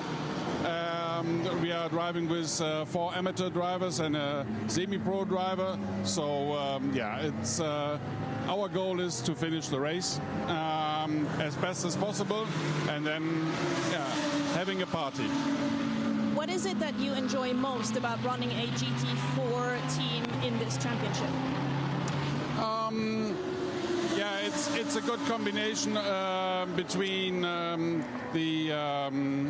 the costs, the budget needed. Of course, any other faster car needs a huge bigger budget. So this compromise is good, and so that's what we like, what our customers like. They're having a good car, a reliable car, easy to handle, and so yeah, it's a good combination. Would you say that the GT4 is a good car for young drivers to get used to a track? Yes, of course. I can only recommend any, let's say, Formula 4 driver, for example, or out of karting, to join GT4 teams and races. So in a 24-hour race and a big event like this, you always get a lot of driving time in a short period. So you really learn a lot. Fantastic. Well, you've heard it here first. GT4 is a really, really cool thing to drive. Yeah, keen. Anybody's got a GT4 that they can give me to drive, I'm up for it. Yeah, you too? No, we've got one you can drive. Oh, you've got one I can drive? Yeah. Oh, brilliant. Okay. See you next week. It's got an Aston badge on the front and the back, so but you might like that. Is it an Aston? Or just put a badge on the back of something else? Only you would go there immediately. It's the way you said it. I was going to say it's a Skoda then, and everybody loves a Skoda. Going, what's wrong with a Skoda? But yeah, no, it's an Aston. It's a GT4 Aston. I have there was a Fiat, a red. Actually, you were talking a couple of nights ago about treating yourself for your 40th birthday coming up in a month's time. So there you go. It's for sale anyway. So there you go. Spot on. Perfect timing. I think I need a little bit more help to actually. I didn't say I wanted to own one. We can take instalments. Yeah, okay. Over the next 55 years. Blue sky thinking. Come on. Just before we lose the blue sky, let's have a bit of it. No more blue sky. The sun. I know there's a lot of people on the chat who are excited about the sunset. I'm afraid the sunset was a bit rubbish. There was very little setting. I mean, it did set, but it got not seen because there was lots of cloud. Well, it hasn't happened for 10 minutes yet. It's 19, 40 hours. No, I'm told by the chat that it's sunset now. But I was looking out the window to see if I could see it, and it's definitely the orange hue,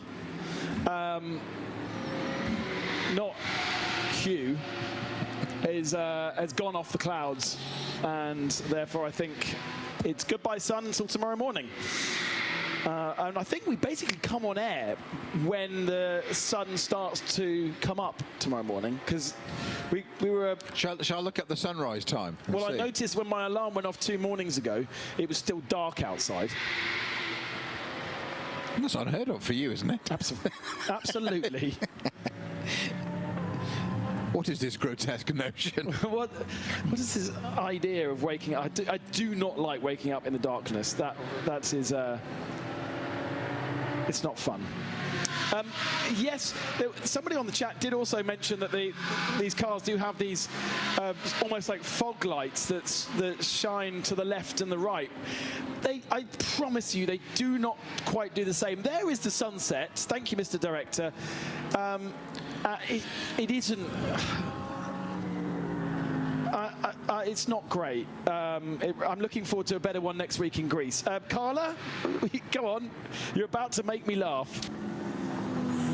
I think I will if you guys see it on the camera. I've made myself comfortable because I see more and more team members having a seat in beanbag chairs or any other lounge chair that they can find, because as you just said, sun is setting, darkness is coming in, which means slowly but surely the first people are getting tired, and it's a weird comparison that I'm going to do now. Ben, you will be better at that, I guess. But don't you say when your baby sleeps, you should sleep as well? So when your baby is out driving, you should take a break, right? So I'm not going to get up from this while on camera, because this is not going to be elegant. But yeah, slowly but surely, the struggle with being tired during a 24-hour race is going to roll in. Carla Velti's first 24-hour race as a pit reporter. Maybe also starting to feel the fatigue. She was listening. It just cut away, just as you said yes. Very wise. Sunrise is 07:44, by the way. Oh, my Lord, we are going to be commentating. It is almost exactly 12 hours. 7:40 to 7:44, sunset to sunrise. Carla is right.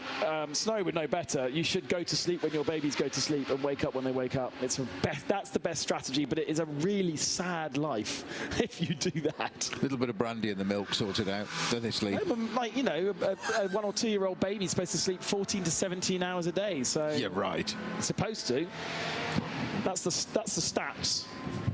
Baby goes to sleep at 8 o'clock in the morning. 8 o'clock at night. Should wake up at 7:30 in the morning if it is 3 or 4. I was given a whole sheet. the other day, and literally was. It's funny you bring it up, but it's not really appropriate for our... As I always say, kids don't come with manuals. No, but weirdly, our school think they do, because the school has been giving us an instruction manual about how and when they should sleep. So yes, now we need to look out for happy hour. Are we going to see any green or purple sectors? And it very much depends on where they are on their stint length. Hoffa Racing, Alexander Prince in the number 11 just has come out the pits. So I would say fresh tyres on Hoffa Racing, but heavy fuel. So maybe some purple sectors there. But somebody like Ella Earhart has been in the car for an hour and 10 minutes. It's just not, it's not really great, is it? It's not ideal. Not ideal for doing... Suboptimal. For doing happy laps. Happy laps. Is that like happy clapping? Happy laps. I like that. I'm going to introduce that into the team. Happy laps. Happy laps. Patrick Charlier aboard the TFT Mercedes. It just got passed by Arnaud Novelling, who is in fifth position in that Inter-Africa Racing by Dragon Ferrari, to give it its full name. If you are looking at the pictures, we've got a nice full grandstand down there at turn number 10. And they will all be filtering soon into the centre of the paddock, where we have the Kiss FM Music Festival, which actually has been going on a while.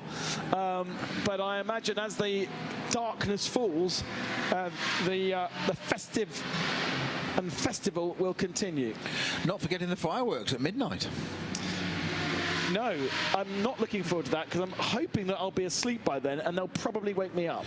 Absolutely, but, well, I hope they don't wake you up, of course, but it was mentioned in the driving briefing that I attended yesterday, and I just thought, what a nice touch initially. They're mentioning it to the drivers, and I thought, actually, thinking of that from a driving perspective, it's a very good idea they do warn the drivers that at a set time, I'm sure they said midnight, it might have been 1 o'clock, but I'm sure it was midnight, that there is going to be a firework display, because if you weren't aware of that and you're in the car in that stint, you would get one heck of a shock if there's suddenly a whole lot of explosions going on at a corner as you're approaching, as you're about to dive down the inside of somebody on a diminishing gap. I imagine that you get into this sort of zone, right? And Absolutely. you're just like in this comfort zone where everything's going We're quite sensitive nicely, souls, yes. And then all of a sudden something out of the ordinary happens, would, I mean, maybe wake you up, which could be a good thing. You don't want bangs. But you don't want bangs. Carla? Or was that John? Or was that nobody? Possibly nobody. It is Carla. Are you a fan of fireworks? I am a fireworks. The only problem with fireworks is that they usually take place quite late, and I really like my sleep, so I don't get to see them very often. But talking about fireworks, quiet. Can you hear me again? All right, wonderful. Yes, I do like fireworks, but they take place quite late, and I like my sleep, so I don't see them very often. But speaking about fireworks, there's actually some things going on in the pit lane as preparation for the dark. The marshals are putting down little helps for the drivers in the pit lane so that they don't miss the actual pit exit. This is going to sound very weird because of course they have to just drive straight on out, but nonetheless there's things going on here. There are measurements, there are timing boxes that are standing here, so they really need to be careful when they drive out of here, and they do tend to get nervous. They want to get fast, they want to go out, so these lights help in the dark that they don't miss that exit. And look, there's a sign on now as well where it says light on. Lights are always on, but they need to be on now. Yeah, absolutely. A regulation that they have to have their lights on once race control tell them. If the cameraman pans to the left-hand side, he will see that little lane that everybody has to go through. And those big boxes there are what we call the RFIDs. So they are from Michelin, and they are registering the barcodes on the tyres as the cars go through them, and that is giving us our tyre age data. which we aren't seeing on the track. It also registers the cars going through pit lane as well, so we know pit in to pit out. But it's automatically taking what tyres are on the car at that point, thanks to a little sensor within the tyre, and then transmitting that data, which then goes up on our timing screens. So very important that you drive through them. The other reason why there are those lights there as filters is, of course, you're not allowed to use high beam in pit lane because you'll blind everybody else. So whereas out on track you can have high beam, in pit lane you have to have low beam only, and therefore, I mean, you can still see the pits is pretty well illuminated, but that's just an extra little safety thing to make sure they go through the right hole. Yeah, of course, and you also have very restricted vision from the inside of a racing car. It's not the same as a road car. You've got the smaller glass areas, you've got roll cages, you've got harnesses, you've got a crash helmet on, you've got a small visor, you've got a HANS device, and windscreen decals on the top of your windscreen, the banner strip across the top, and a limited vision. So it's not that easy to look out and necessarily see things, because you're designed to be looking forward all the time. And as you say, you're not meant to be looking to the left or the right, really, because that's you turn a corner and look a little bit either way, but you're primarily looking down the front. So that's exactly why they're there. There's little lights or helps, so as Carla called them. I'm going to rename them. I think they're lovely, putting little helps out in the pit lane. I thought that was brilliant. I know Carla's down that end, unless she's sprinted very fast up the other end. The vortices have been metronomically and without fault circulating, and the 974 is the car that leads. Now that is a new number to Vortex. They don't usually run that number. So question number one is, why are they running that number? Question number two, and more importantly, because one has actually just come in to fueling, are they really on 110-lap-old tyres? 110-year-old tyres. According to the stupendous. According to the RFID that we've just shown you, the tyre age of Vortex 974 is 110 laps. And the reason why I think this is possibly correct is because no, we'll do it in the pits then. Because the 701 has 94 laps on its tyres. Now, if there was one number, I'd think, oh, I'm totally with you. I'm totally with it. Yeah. But we've got two Vortex trying to run about 100 laps on their tyres. So there's a mission for Carla, but she can't do it yet because she's somewhere else. There is the Vortex, and the tyres are coming off, thankfully. Definitely need to find out whether they actually have done 110 laps or not. Let's go back down to Carla. Standing next to Lars, you're one of the British drivers here in the Utah team, and you guys are sitting very comfortably on P1. How's it going? Yeah, I'll be lying if I said we wasn't expecting this, but look, it's just down to consistency, you know, and just putting the laps in, having no mistakes. Yeah, we've worked our way to the top pretty early and stayed there with good strategy and good fuel stops under code 60 early on. So yeah, at the moment there's been no code 60, so it's kind of like everyone's going through the motions. But I have to say that you know, the drivers have been great. You know, I think there's 2 drivers that have been a whole season, and 3 of us are new to the team. So you know, if we continue the way we're going, you know, fingers crossed, we should be up there hopefully at the end. If you say you're new to the season, since when are you part of the team? So I've been racing on and off with Utah Racing for the last 3 years in this championship. So the last race I did actually was Spa last year, so I haven't been in the car for a year and a half. So I'm pretty rusty. But yeah, we found our feet pretty quickly as a team. We're not the overall fastest at the moment, but I don't think that really matters in a 24-hour race. We just have to keep it clean and keep consistent. So no, look, we're very happy where we are. Just hopefully no mistakes, no car failures. Fingers crossed. There's a long way to go. We just have to keep doing this pace, and we should be okay. And the team's obviously fighting for the AM Championship. No, they lead the AM Championship, so it's very important for us to be leading up there, you know, at midnight for the points, and then obviously at the end to try to clinch that for the team. So that's our overall aim and job for the team. How easy was it to get back into the Audi R8 and get used to driving it? So, because of limited testing, I only had like 25 laps prior to the race. So, and I haven't. The first time I tried new tyres was in my first stint. So, to be honest with you, my first stint was a practice session. So, I was very happy the way it went. I want to be a little bit quicker, but that comes with time and laps, and so I just have to be patient. But I think by the end of the 24 hours, I should be pretty up there with the pace, and you know, my teammates have been great as well. They've got lots of experience with the Audi. So, but no, the Audi's a great car. It's very nervous. So, but it's a great endurance car, and you can see that now. You know, the Audis are always at the front. You know, in these races. So, no, really, yeah, it's been good. It's been good. Now, my English colleagues up in the commentary box and me, who I'm from Switzerland, so I have other languages in my pocket, we kind of discuss constantly how you pronounce the team name properly. Please tell me. Okay, Utah Racing, yeah. So that's it's Lithuanian. So they're a car dealership in Lithuania, and on their side hustles a race team. So no, great guys. Been doing this championship for many years, and yeah, hopefully we can get a good result to end off the season for them. So yeah, fingers crossed. Now see, Ben, this is for me very easy. The U is in the Swiss German as well, so Utah, lovely. Thank you very much. Thank you. Cheers, thank you. Epic work, Carla.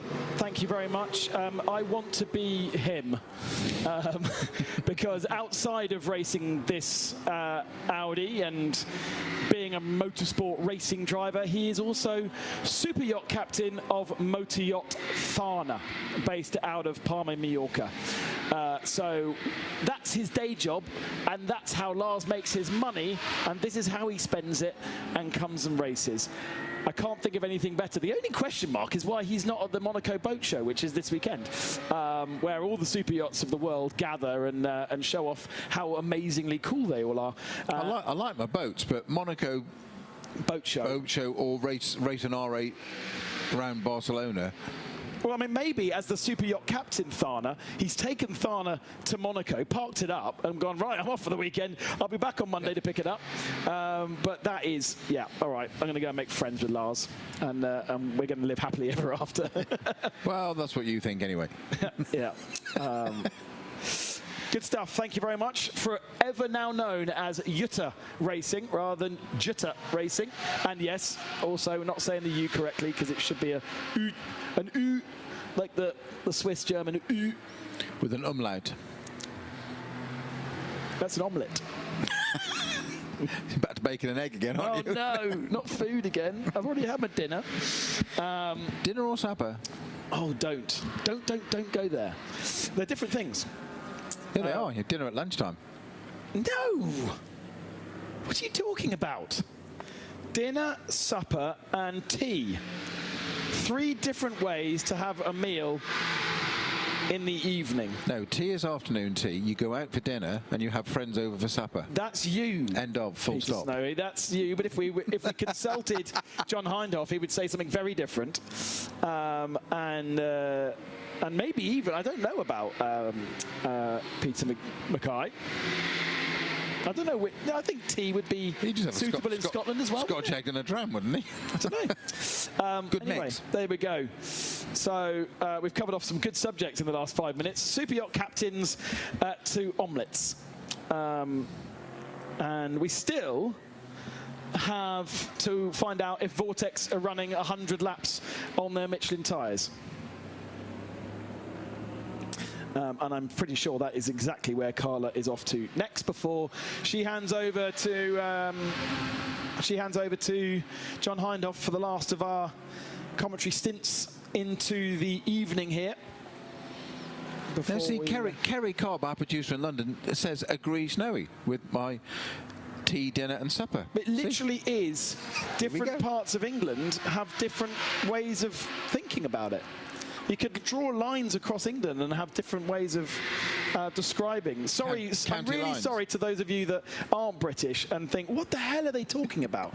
But it is a highly important subject. Thankfully, we might get one of the answers, which is far more interesting to the fan zone, fanship, than what we're talking about right now. Let's go back down to Carla.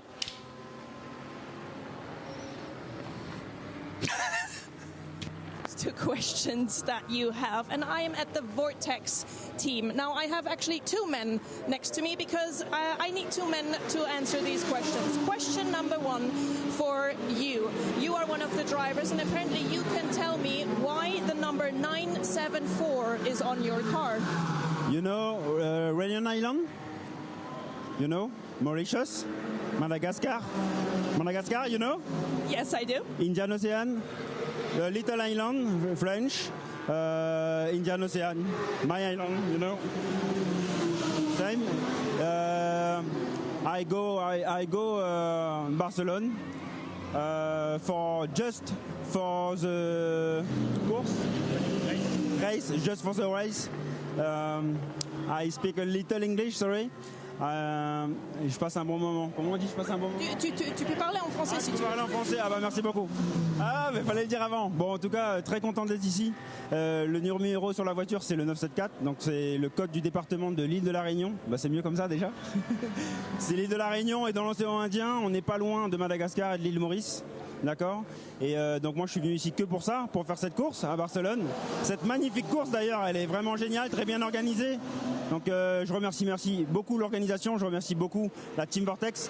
Je remercie beaucoup aussi Avenir Assurance qui est sur la tenue, qui est une entreprise à l'île de la Réunion mais aussi en métropole. C'est grâce à cette société que je peux rouler aujourd'hui ici. Et je remercie bien sûr la Team Vortex, toute la team, toute la partie mécanique, la direction, les managers et Enzo qui fait un gros travail pendant la course, avant la course et à mon avis après la course. Donc je remercie beaucoup parce qu'il y a eu des aléas dans la voiture. Donc voilà un petit peu pourquoi le drapeau de la Réunion est posé sur cette voiture. Et je suis vraiment très fier d'être là aujourd'hui dans votre organisation et dans cette course de dingue. I'm going to translate that for our listeners really quickly. So Johan is using basically the postal code of a small island that is close to Madagascar, which is the flag that he is carrying, and is very proud to do so. He is very happy to be with the Vortex team. He's very grateful, and he's enjoying himself a whole lot here in Barcelona. It's very nice to have you here, Johan. And now to you, sir. You know everything about the car, about tires, about strategy, and so on. Is it true that your car just put 110 laps on one set of tires? Yes, it's true. We've done 3 stints with the tires by swapping each time, so it's not 105 laps at the same moment, but it was like 30 laps and then back in the back of the garage and then 30 laps again. So yeah, 3 stints. But now it's that. Now we're gonna change tires. Did you change already, or do you still have to change? Yeah, we already changed. Johan was at the wheel with the 100 laps, but now it's done. He get out of the car and the tires also. So the question, if you're happy with the tire, is almost obsolete. It's incredible how long this tire can go. Yes, it's really good for endurance races. Really, really good. Well, then let's hope the next set is just as successful. And yeah, good luck for the night now. Yeah, thank you. It's going to be a long night, but we're used to it. Thank you. Brilliant work there from Carla, answering 2 very important questions. And I cannot believe that the data is correct. And Vortex 701 is out there on circuit right now. It's done 100 laps on those tyres. The other one came in and changed after 110 laps. But get this, Snowy. They didn't put a new set on. They've put a set on that's already done 50. I know, it's bonkers. Everyone else is like 50, put them in the bin. Yeah, I can imagine that people like Paul Troswell down at Red Camel Jordan is scratching his head now going, seriously? Are you just making this up? No, it can't be true. Because, no. In fact, we'll go and ask him, shall I, on my break. Lovely. And I think Carla did the translation for Juan Olivier regarding the number 974. It's the departmental code assigned to the Reunion Island. By the way, if you've never been to the Reunion Island and you've heard of Mauritius and you've heard of Madagascar, Reunion's better. It's just amazing. Highly recommended. to as a little holiday destination. We did see, we did hear actually, or we heard, I don't know if you heard on the stream, the screeching of tyres down at turn 1 with the car rotating. No problems, they carried on. Tracy Crone. It was Tracy Crone. Tracy Crone, 907 Porsche, yeah. So, car number 907, not a Porsche 907. RPM Racing, Tracy Crone's team having a little rotation and carrying on, just missing his braking zone. Interesting time to put Tracy out in the car as the moon comes out. He is obviously the gentleman driver in the car, but has an incredible amount of experience. I was just going to say, you can't go, I mean, amateur driver, gentleman driver, whatever you may want to tell me, but a huge, vast amount of experience, Tracy Crone. So, but just a little caught out on that turn. It was, yeah, turn 1. They brought in Patrick Heusman to that team this weekend because, of course, they are participating for the championship in 992. They are in 5th position in 992, 3rd in AM right now. And actually only 12 seconds off Jonathan Kearney in the HRT Performance Porsche. But Tracy is a little bit slower at the moment. Coming up to 8 o'clock local time here in Barcelona. Sun goes down, party starts in the paddock. We've had a decent amount of fans and a good flow of fans in and out of the circuit today. A lot of them, Snowy, carrying around used Michelin tyres. I knew what you were going to say. I said exactly the same to Carla on our break before you came back in. I still it amazes me the souvenirs people want. On the way back to the commentary box, there were a couple of spectators that had not only got a used tyre, they'd got a damaged rim with the remains of a carcass of a tyre on it, and the front bumper PU section of what looked like a TTR car. I sincerely hope the team would give them permission to take them, but they were looking decidedly second-hand parts, not the spectators. I don't know what you do with them, though. Genuinely, what are you going to do with them? That's my view. And what for? One of them walked past me, and it was still warm. I could feel the heat coming off it. I was like, how have you just got that?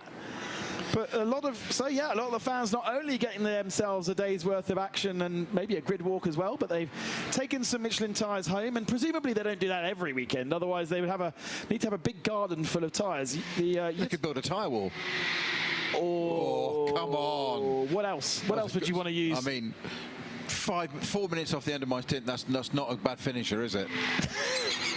Why would you want a tyre wall in your garden?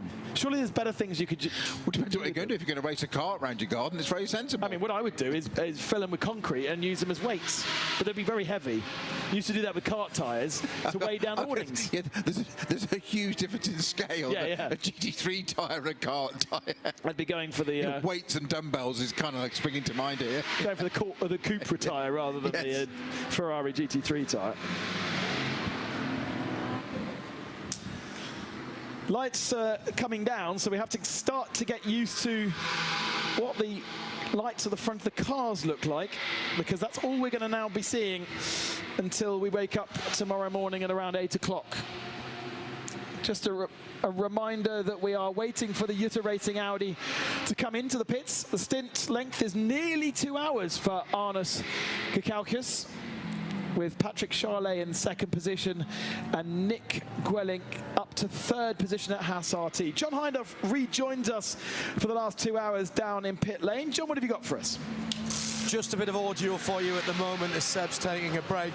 A Scuderia Farone in the pit lane with the number 949 Porsche, and they are doing something with some lights on the front of that car, pressing things to get different flashy bits and pieces. However, the main thing that they're doing at the moment is this is the first time I've seen somebody doing a planned brake stop. And this is discs or rotors for our American audience. Rotors and pads. Rotors and pads. And by the way, breakfast, lunch, afternoon tea, obviously high tea if it's more than just finger food or it's got something warm, and then dinner is in the evening. Supper, if you haven't had dinner, a bit later on, generally speaking. That's the way the food goes. I was listening earlier. But come on, John, you were having tea. you weren't having dinner or supper, you were having tea as a lad. You can have a cup of tea well, that's a whole at tea different thing, time. Yeah, an afternoon tea I agree with. Afternoon tea and high tea, two completely Absolutely, separate things. totally agree with you on that. And I have no problem with saying you go out for dinner and you have friends round for supper, but we would all, even if we were having dinner at home, we would call it dinner. Supper is a rather lighter meal than dinner, I would say. Because Peter Snowden seems to be agreeing with you. It's my take on it. And don't forget who I am. Oh, fire! Fire on the front right of the Porsche, and that was a little bit of, because I could see that was burning green, that was a little bit of brake fluid that is on fire there. But the guys are there very quickly with a blower to cool it down. So excellent work by the Spanish team here as they continue to put the new tyres on the back of that car. They're still not happy with that. They're going to get, I think they're going to get someone with a fire extinguisher as well. Just a tiny little bit of brake fluid as they were spreading the right front caliper. Brake fluid is extremely flammable or inflammable. Why is flammable and inflammable mean the same thing? That's something that no one's been able to answer me. However, they've got the brake change partially done, and now what they've realised they're going to have to do is, because they've lost some brake fluid, they're going to have to get the bonnet up and top up the brake fluid reservoir. Now remember, dear viewer and listener, this is the car that had the bent bonnet earlier on, so they've had to pull all their carefully applied racer tape from the front of that number 949 Porsche, check that everything's all right in the reservoirs, dual reservoirs for the brake fluid on these Cup cars, and now they can go back to changing the brake discs. So a little bit of an excitement there down here in the pit lane, but they've managed that very, very well indeed. More cold air being blown into that just to make sure that they are okay, and they're trying to get the driver to pump the pedal and top up the reservoirs at the same time. These are the sort of things, gentlemen, that happen in endurance racing. 16 hours remain here at Barcelona for the 24 hours, and we are slowly getting ourselves, well, that's the first third of the race done then, isn't it? And because we're about to be in the midst of pit stop chaos, a little bit difficult to check in with the order, but TFT Racing do lead by 23 seconds at this moment in time over Haas RT, with Jutta Racing having just entered pit lane. They've been in pits for 3 minutes, having fueled up, and now they're going down down to get their full service. Mirius Flybo in fourth position in the Scuderia Praha Ferrari, and the Protonuba competition round out the top 5, but Manuel Lauk in that car will be moving up through the standings over the next couple of hours.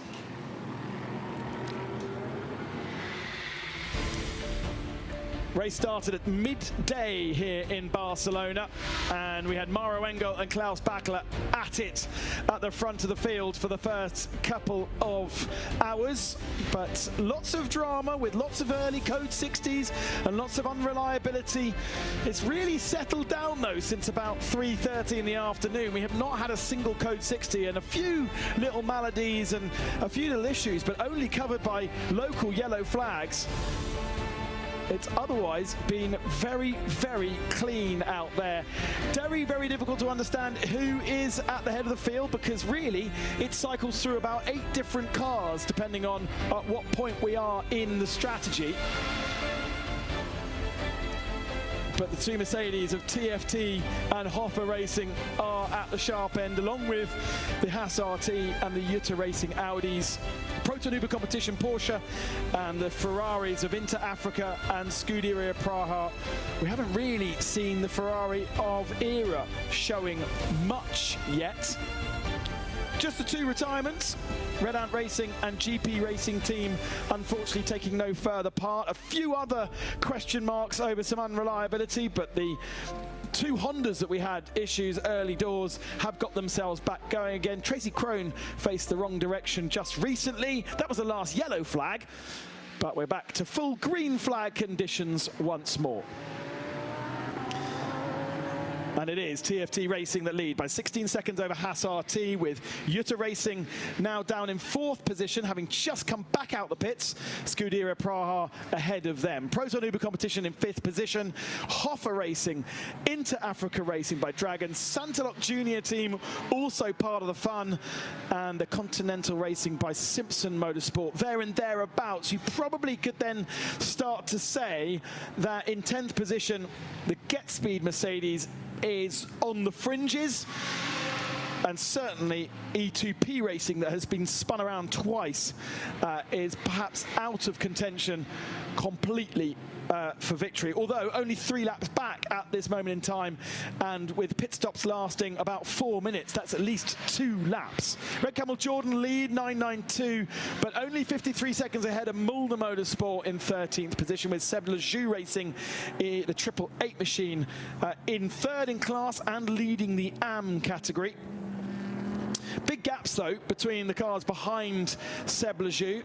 HRT Performance a lap back, Holmgard another lap back, RPM even further back, and then Ajit Kumar Racing with various issues across this race so far, down in 5th in the AM category. The 2 Vortexes on an economy run on their tyres, and other than that, running very, very faultlessly in 20th and 21st position. In fact, at the moment, just 0.058 of a second between the 2 of them as they came across the line. It's now 6.7 seconds.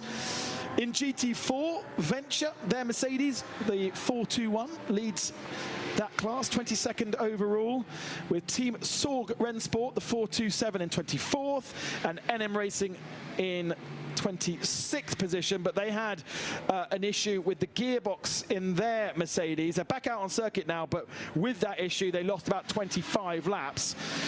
JMEC Engineering ahead of them as the lead TCE car. They do have something going on with that BMW.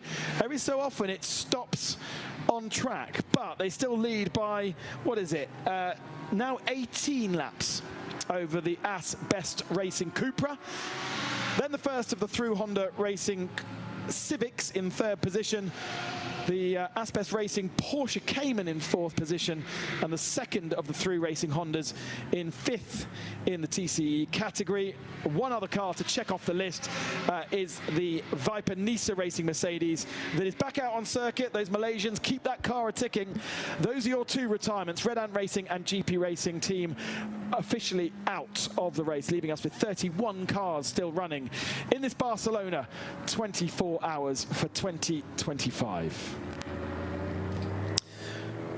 We've made our pit stop in the box, so we welcome back Peter Mackay. We say good evening, good night to Peter Snowden for the next hour. He will take us to 10 o'clock local time with John Hindhoff. No, sorry, with Peter, not with John. John will be down in the pits. What were you observing other than tomfoolery from the last couple of hours whilst you were having your dinner? Well, I was mainly observing the delicious tortellini on my plate, actually, I must be honest. That was very nice. And keeping an eye on the Ryder Cup as well, which is going swimmingly at the moment. And also trying to keep us on track every so often. And naming Danish racing drivers. I was listening. Yeah. That was proof that I was listening during my little dinner break there. Down in the pits is John Hindhoff for the next 2 hours, and he is with the TFT Racing Mercedes. Yeah, the black and yellow car just comes to a halt. Huge amount of brake dust coming off the front. Brake dust coming out off the front of the car. And it must be getting cooler because they are starting to tape up some of the ducts on the front of that car. Absolutely standard stop. The Benz motor fires and the 3-pointed star leaves. Now there was a driver change there, and you'll be able to see who it was. It was done so quickly. I was walking up as it was happening. It was done so quickly that the incoming driver was in the car long before anything else happened.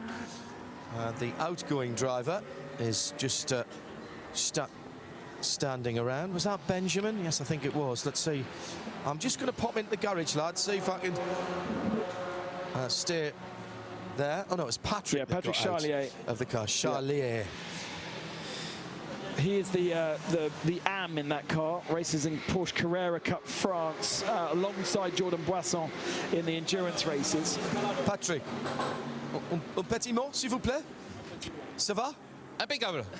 Impeccable. Fantastic. Toujours, hein? Ouais. And the car? How's the car? I know you speak. You must speak some English. I don't speak very well in English. The car is very good. So you got the shift into the night. Yes. So excellent. You enjoyed it. C'est joli, oui. Excellent. Enjoy and excellent. Yeah. The team are doing very well. Very well. You are happy? Very happy. And le pneu? The pneu? It's okay. C'est vrai? So good. So good. Well, thank you. So he's rehydrating as well, and he's done a good job in that car. Now, they were one of the leading lights earlier on, gentlemen, but fortunes change quickly in these races, and they've sort of went down and then had to fight their way back up again. By the way, the paddock is absolutely heaving at the moment. There's still quite a few hardy souls in the grandstands opposite the start-finish line, but the new area that is down by turn 10, there's a steady stream of people going across the walk-over bridge and up the new lifts, elevators to there. The paddock is absolutely heaving with spectators. It's a real good atmosphere down there, and there is a bit of a party in the fan zone tonight with some music on the stage. That comes a little bit later on. Yeah, the Kiss FM disco. Should we go? Disco? Yeah. Isn't that something you do as a child? Disco. Excellent. Well, I don't know. But are you that cool, Ben? What is it called? Is it I would never go to a disco these days. Might have done as a 12. You just go to underground raves? You're just that cool? Yeah, I thought the so. festival. Thought so. That's why your eyes are so baggy. Because all these raves you're going for me. Is it time for me to get out the old, get the vinyl out and get the old ones and twos out? I think you might get a gig, John. Oh, I would love that. That would be that. That takes me back. It's only some. Oh, sorry, I can't remember. Just coming in now. This is another standard stop straight out of the fueling zone for the number 427 Porsche. Of course, that's just where I've walked away from, down on the pit lane, and they're heading back out onto the track now. Manuel Lauk, as we expected, now up to second position, making great progress in that Proton Huber competition Porsche. But interestingly, still 1 minute and 30 seconds between Haas RT and Proton, and the 888 Seb Lejeune in his car, I think, is in the gravel. Very, very close to the edge of the circuit, but possibly. Yeah, he's at turn 1. Do you know what? Those 992s have really struggled with turn 1 today. We just saw Tracy Crone loop it around, but he's gone a bit deeper. And the rear tyres are in the gravel. This could be the next Code 60. Let's have a look at what happened. Is he helped? No, he gets caught out by the car in front, and that's what has meant that he has missed his braking zone. Was the car in front Manuel Lauk? Was it? It looked like a purple and orange car, which Manuel Lauk is driving. It's difficult to tell in the dark, as we have gone Code 60, unsurprisingly. There was no contact between the two of them, but if it was, that was mighty close. I mean, it's a big braking area there. 260 kilometers an hour. They're hitting the brakes in those Porsche 992 Cup cars, trying to get it slowed down to 110. So you're probably going from 6th gear to 3rd or 2nd gear, maybe? Would you be 2nd or 3rd gear through that first corner? No, I reckon 2nd. 2nd, yeah. So you got 4 gears to go down as well. So easy to lock the rears if you're a little bit too quick on that. And I think that's what's been happening. We have a lot of cars heading to pit lane. This is going to really reset our strategy now. It's not going to be a long Code 60. It's going to be easy to receive and retrieve Seb Lejeune.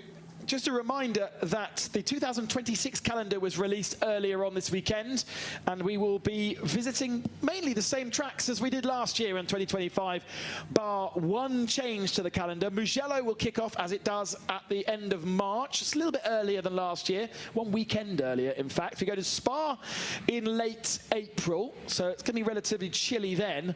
We have moved the Paul Ricard event back 1 month, so we're going to Paul Ricard at the start of June rather than the start of July, and because it was too hot in July.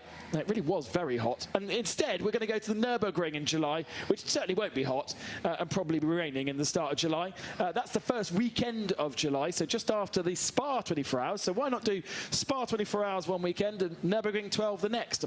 Probably will be. The season of the European season finishes here in Barcelona on the weekend of the 20th of September.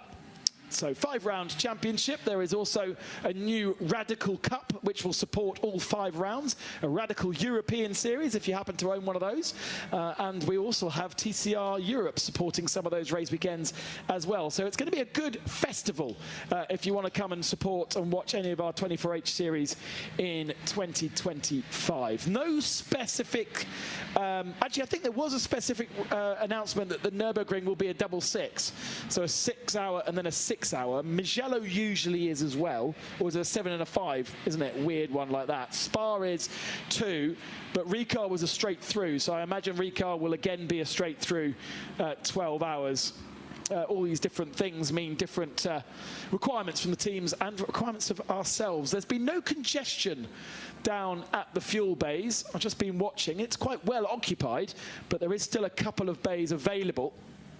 And pretty much everyone has decided to come and take advantage of this Code 60. Bit of a delay for the number 421 machine. That's Matthew George in the Venture Engineering Mercedes. Not a massive one, but a bit of a delay getting the fuel attached and getting it going. So we're going to have a little bit more of an extended Code 60 because there is track cleaning to carry out. So a little bit of debris and bits and pieces around the track. Well, I mean, we haven't had a Code 60 since 3:30 in the afternoon. Wow, nearly 5 hours. Yeah, so 5 hours of people dragging gravel and tyre rubber onto the circuit and stuff like that. Usually every Code 60 you have the opportunity to do a bit of clearing here and there, but on this particular occasion we haven't because we've just been racing. So why not? Gives an opportunity to kind of reset the strategies for a lot of people. Of course, some people won't be able to change tyres because this new regulation that you have to be over 50 minutes with a driver on that set of tyres before you can change tyres. So that will mean some drivers or teams will come into the pits, take 25% fuel, but won't take tyres because they won't be allowed to take tyres. They'll be waiting for that 50 minutes to be up. I cannot tell you who those people are and who those people are not because it is quite a mathematical equation to work it out at this stage in the race. But in theory, the tyre age graphic will give us an idea of some people who have had the opportunity. And it looks as though Scuderia Praha are one of those. Brand new tyres on that car. But that doesn't make sense because he's done 56 minutes. Oh no, the stint length is the driver. So that means that Miroslav Vibo has done 56 minutes in that car. He's come into the pits. He's got 25% fuel. He's got tyres. They haven't changed driver. And he's back out on circuit again. Actually, pit lane's quite quiet. There's not very many cars in there at the moment. Where are all the cars? They're all going around the track at the moment. Remarkable. Through the middle of a motor race. Incredible. No, but I say that because were we not expecting Haas RT and Proton to take advantage of this? Well, at the moment, Haas RT are just coming around towards turn 5, so they may well have just missed the opportunity. Right, okay. So that could well, I mean, they won't have missed it by much. And who else were we looking for? Well, for top 2, so Proton as well. But Proton Huber, they are just coming around towards turn 11, so they definitely missed the opportunity. Right, okay. So, but they may well get it now because they're heading into the final sector. Depends how long the track cleanup is, of course. So this is where you sometimes you can get you can get lucky or not in the case of Code 60s. But usually over 24 hours, it does even itself out normally. Opportunity on board with Manuel Lauk to check out his dashboard that says FCY, full course yellow. Shows you that he's 60 kilometers an hour limiter is on and is allowing him to be 0.2 of a kilometer over according to that. So they are really on the very maximum of their limit. It's a limit, not a target. Exactly. And they're in first gear on the left-hand side. Is that the gear? Because I also heard you mention that there's a 1, 2, 3 for the driver ID as well. The driver ID is a lot more basic unit. Oh, problem for the E2P Aston Martin. No, their home race. They are from Madrid, but the only race we have in Spain. Oh, no. That's down at turn 8. Yeah. Parked up on the left-hand side. We had a notification saying Code 60 would clear in under 1 minute, but not if there's an Aston Martin parked down there. I think there's a bit of confusion from some of the cars as to whether they could overtake it or not. Well, it's always tricky because you get a big penalty for overtaking under Code 60. Meanwhile, our leaders in the TCE category, JMEC Engineering, drama for them. John, what have you got for us?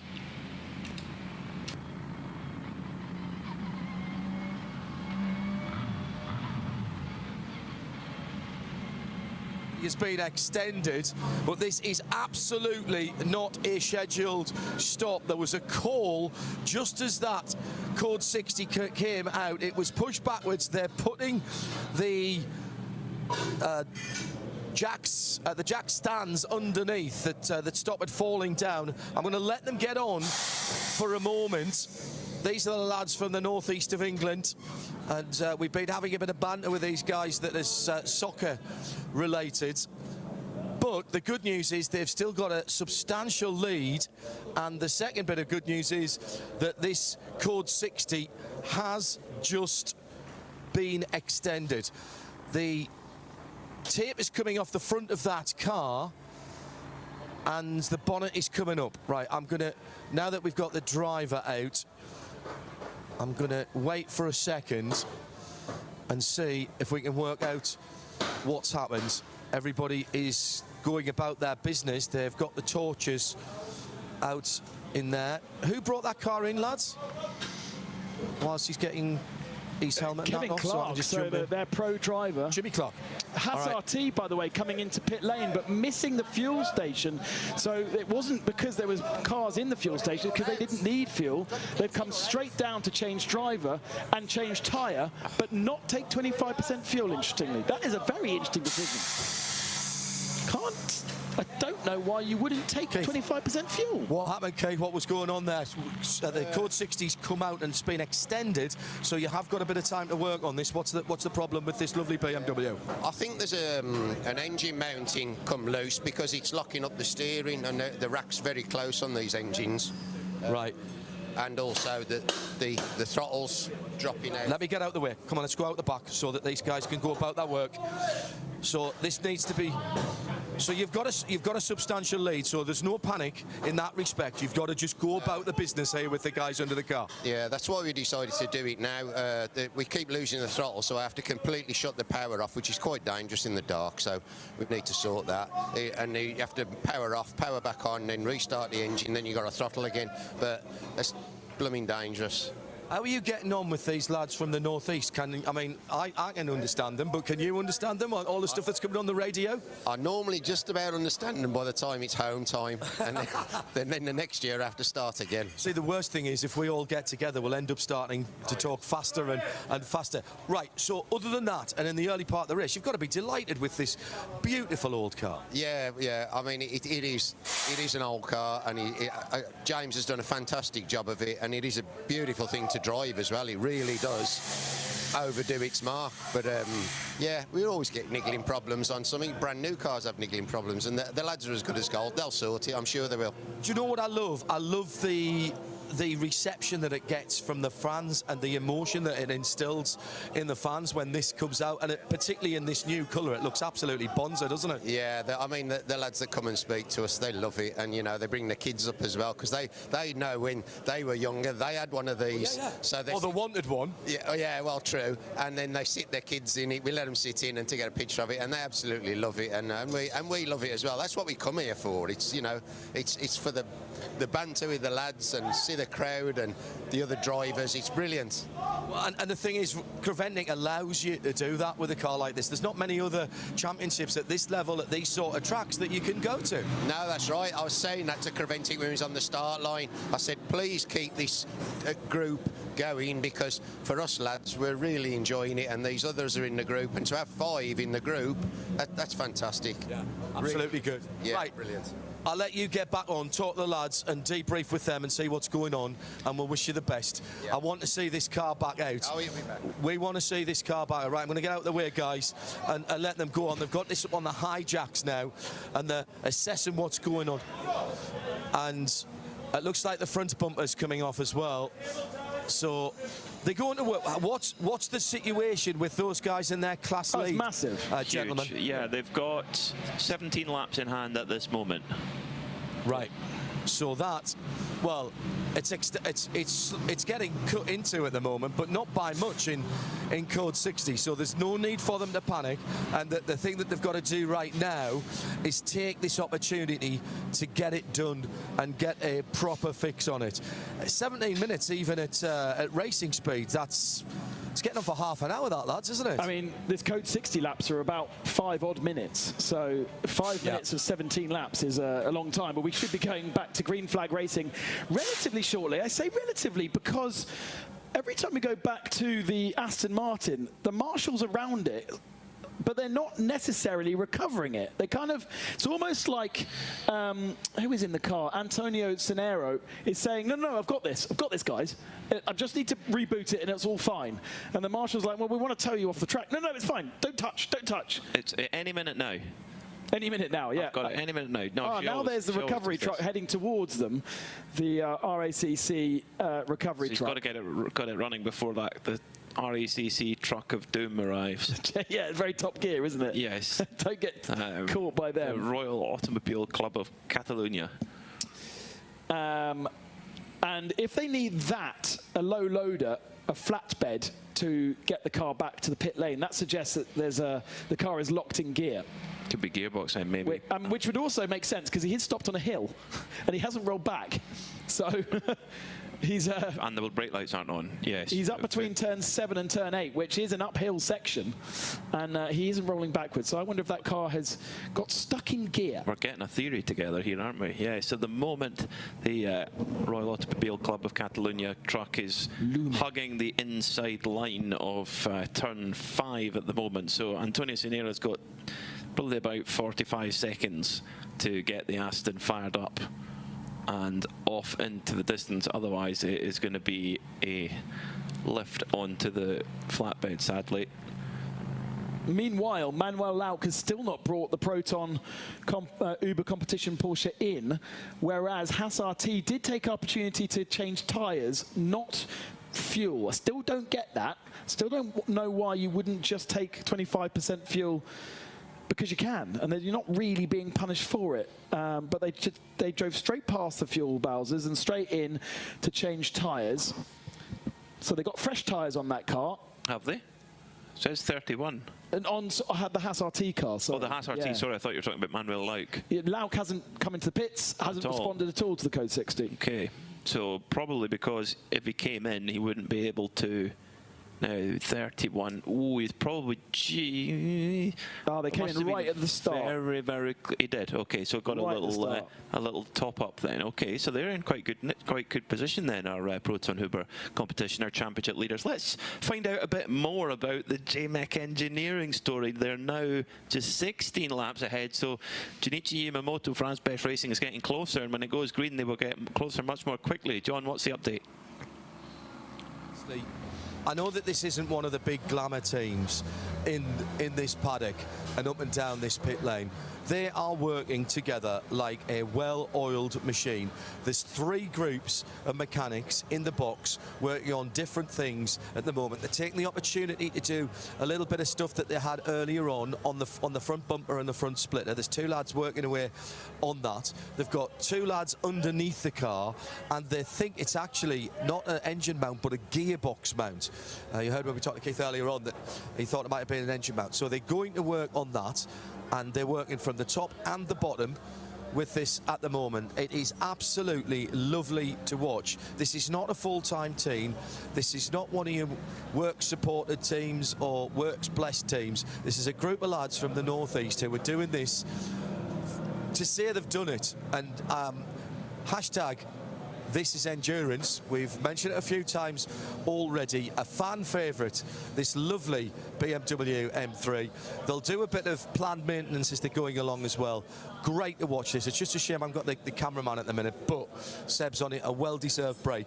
But I just wanted to chime in with these lads. I know they're from my neck of the woods, so I'm bound to be drawn to them, and we've been having a bit of fun with the football shirts as well. So watch out for some pictures coming up on the socials as well. But our cultural and religious differences have been put aside when we're away here.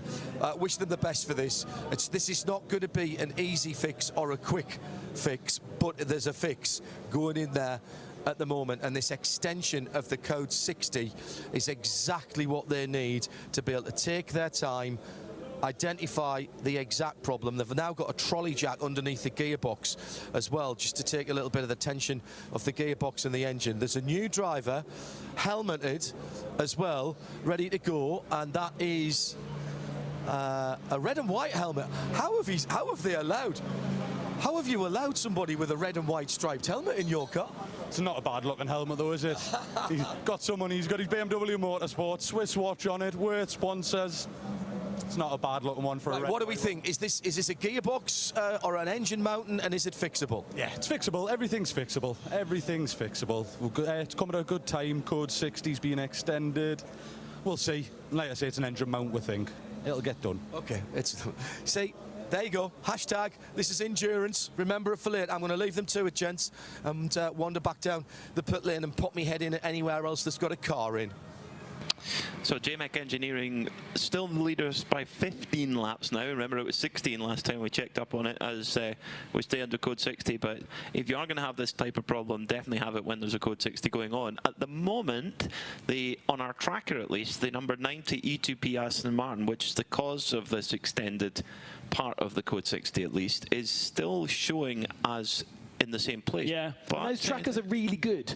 So I don't imagine that it has moved. Well, Manuel Lauk is just heading down towards that area now in the number 73 Proton Huber car. Yep, still there. They're still just about moving it onto the RACC truck at the moment, but that will take a little moment as well. Whether they will drive all the way around to the pit lane, I'm sure that's what Antonio will be campaigning for. No, that's a shame because they were within 5 laps of the lead when that happened. Yeah. That's going to hurt because they've had this pain several times already this year.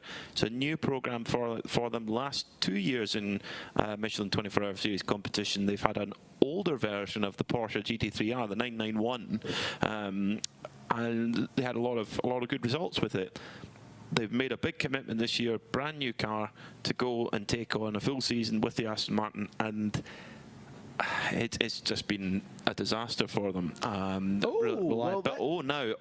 explains why. No, it's been a disaster for them reliability-wise. Generally, it's been the reliability that's been the issue. Yeah. But as you've rightly spotted, Ben, the right rear corner of that car looks severely damaged. I mean, it doesn't look. It's either a wheel that's off, or it's a suspension failure on the rear right corner. It doesn't look like there's been any contact from the bodywork point of view, and it is on the right rear, and they've just gone through 2 left-hand turns. So it'd be unusual, but it does answer as to why they couldn't drag it anywhere. Well, if it's a wheel that's come loose or fallen off, you would think that because Antonio is Spanish, So he's able to converse with the marshals in his mother tongue, and Anthony's English is absolutely grade A perfect, so he could, it wouldn't be a problem. But they would probably say, oh, by the way, you've got a wheel hanging off, so don't try and drive it anywhere. Yeah. But it did seem to take a while, strangely, unless the RACC truck was busy dealing with Seb Lejeune Racing, and there's only one of them. Yeah, quite possible as well. Yeah, especially also overnight. Yes. Reduce the amount of people working. But Antonio is still in the car. He's sitting in the car with the, almost looks like there's a light on in there, like he was reading a book, waiting for his children to come out of school or something. I wonder, a bit young for that. That's not going to be a that's not going to be a retirement, I don't think. Not a bit young for reading a book, but maybe a bit young for having children. But no, it's whether that's a hub failure, suspension failure, or just a wheel not bolted on. Also, let's have a bit more of a dig into this, because had he just pitted before the car stopped? Is this yes, this is a tyre change. I reckon that this is a tyre change, and that wheel hasn't gone on properly. He's come out of the pits, he's got half a lap round and gone, that feels a bit weird, I better stop. Oh, no. That's my detective Joe Bradley hat on. I think that's a fairly good line of inquiry to follow. Means it's easy fix. Now, so we've heard John Hindhaugh speaking French, and we're now going to try and learn Spanish. Laugh. Spanish is the next. This is like I tried Spanish, didn't I? Yep. So we're going to send John Hindhaugh down to E2P Racing to give his. They do, a lot of them do speak. And actually, Javier Marcelo did years in Britcar in the UK, so he speaks very well. Oh yeah, Morchio, yeah. He was always Morchillo to me. So unfortunately, I've been ruining his name for 20 odd years. At least you're consistent. We could probably just about manage Manuel Lauk. Yeah. Yeah, yeah, that's good. E2P Racing. So we're saying we've tried you on French, but now we're going to see how your Spanish is. Spanish. No. So. That's a stretch. Green flag, you can hear the cars echoing. We are racing once more, and Hassarty continue to lead. They nearly have a lap on Proton Huber competition, who I think owe us a pit stop earlier than Hassarty. Manuel Lauk just did a single stop under that code 60, whereas the reason why we saw Hassarty come in and avoid the fuel Bowsers was because they had already come in and got fuel, but presumably were not allowed to change the tyre because of that regulation. What they did was they kept Nicholas in the car for another 2 laps, then brought him back in, then changed driver and changed tyre. So that allows them to change tyres under code 60, because the reset is on the driver, as we saw Era Motorsport get caught out a little bit earlier on. So by changing the driver, they could also change the tyre. They needed to change the tyre. They needed to wait a couple of laps to be able to do so, and so that's why we saw them do 2 stops. But they are still 50 seconds at the head of the field, with Manuel Lauk now, sorry, I said 2 minutes because they were at low speed. They're now at 50 seconds because they're back up to racing speed. It's Jutta Racing in 3rd position, Scuderia Praha Ferrari 4th. The Inter Africa Ferrari is 5th position, 1 minute and 15 back from the Scuderia Praha Ferrari. And then just 5 seconds behind Stuart White in the Inter Africa Ferrari is Alexander Prince and the Hoffer Racing Mercedes. And presumably will be lapping faster, but also has already done an hour on his stint in terms of drive time, but has fresh tyres on. The least fresh tyres in that group is Manuel Lauk, who has 34 laps on his tyre. Got a couple of penalties to cover off. Car 427, which is Team Sorg Rennsport, running 2nd in GT4 with their Porsche. 10-second time penalty for leaving the track and rejoining in an unsafe manner. The number 488, which is the NM Racing Mercedes, former leader in that class, which has lost a significant number of laps to the leader. A 10-second time penalty for not respecting pit stop regulations. And that was a long time ago. Timestamp at 7:40. They were reminded about 20 minutes ago that they hadn't responded to it. So they have to, not only does it get issued, but they have to accept it as well. And they have to say, yes, confirm I have received it. They hadn't done that. They had quite a lot of things going on with a gearbox change or a gearbox issue on their car, but they had to be reminded to accept it, and then they can serve it. And they haven't done that yet. RPM Racing have had a quiet day by their standards. They've had a dominant season in the 992 AM category, where they've won 3 out of the 4 races, 3 in a row to start the season off, and they've had some good overall results in 992 as well. At the moment, they're running in, as things stand, they're running in 6th in 992, 4th in the AM subclass, if you like, which is what they're going for, and they've won the championship in that category for the last 2 years. But they're a little bit, just like I say, having a little bit of a quiet day, but nothing has gone wrong as such, just not quite up the sharp end as we expect them to be. Let's get an update on E2P then with John. That's the Aston Martin, which unfortunately being recovered to the pits. Unusually in Creventic racing, as opposed to others, cars normally get recovered down the pit lane to the front of the pit box, but I think the car. Oh, hang on. I've gone too far in. Right, they've just all run out the back, so I thought it might have been coming down the back, but I think they're just clearing space to be able to do some quite significant work on this. Air bottles are coming out, and I was just about to talk to somebody when they all sprang into action. It's behind the catering area at the moment, according to our tracker. Yeah, I think it might be now making a right turn about to make a right turn towards where the trucks are. As I mentioned earlier, the tracker is absolutely brilliant. I can see on the tracker it is just making a turn outside of race control. I look out the window and it exactly is where the tracker suggests. I think it might have taken a wrong turn at the roundabout. It did look as though it was coming into the paddock via the back. It is now... It's now about to go a la derecha onto the pit lane. Yeah, exactly. Right, they've all now come to the front of the box, guys, so they know the car is nearby. Not sure if they've got an onboard that they're watching themselves that is showing where the car is, but there's an air of expectancy, and again, let's just talk about these teams. This is not Le Mans, this is not the WEC, it's not IMSA, it's not SRO. These guys are working, these are weekend warriors for a lot of them, and they are like a coiled spring at the moment. By the way, whilst I've got the mic with you for a second and I can now see the flatbed coming onto the pit lane, JMEC Engineering, it was in fact a broken engine mount, so the driver was spot on, and originally they thought it was a bit of the rubber engine mount that had failed. It's not. It is a metal part, and I said to them, now, is that the bit from the engine, or is that the bit that the engine fastens onto? Fortunately, it was the latter. So they've got a spare one. They're stripping it off at the moment. They'll get that down. Right, let me see if I can give you some information about the damage on this Aston Martin. It's on the flatbed backwards, so I'm seeing the left-hand side as it comes in on the Iveco truck. Well, this is the side. Left-hand side is where to take the picture. Is where to take the picture for the Auto Trader ad. Oh, this is bad.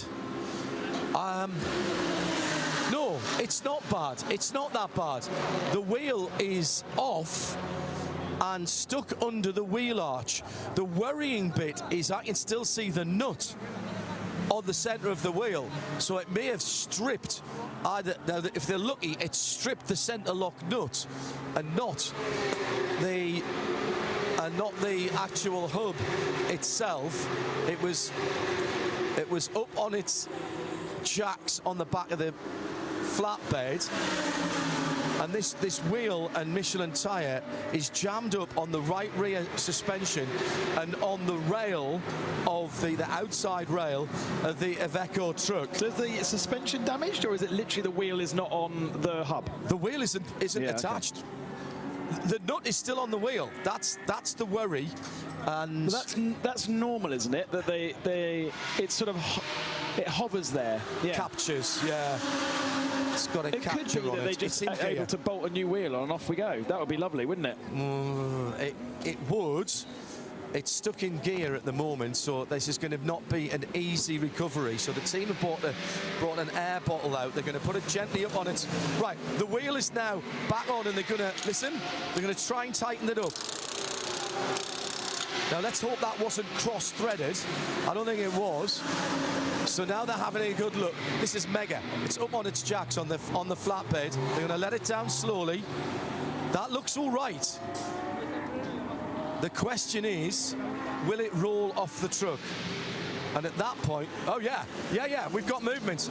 We've got movement on the back. So it's now not in gear. The wheels are turning, and this is going to come off the truck. This may not be anywhere near as bad as we feared, because it did look, Ben, as though that right rear suspension was askew, to say the very least. Now, this is a proper rollback, so there won't be the nightmare of scraping the front splitter across the ground.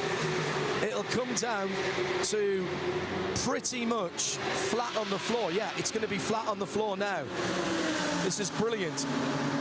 And I think as they roll this forward on the winch, they might be able to get this, have a good look around underneath.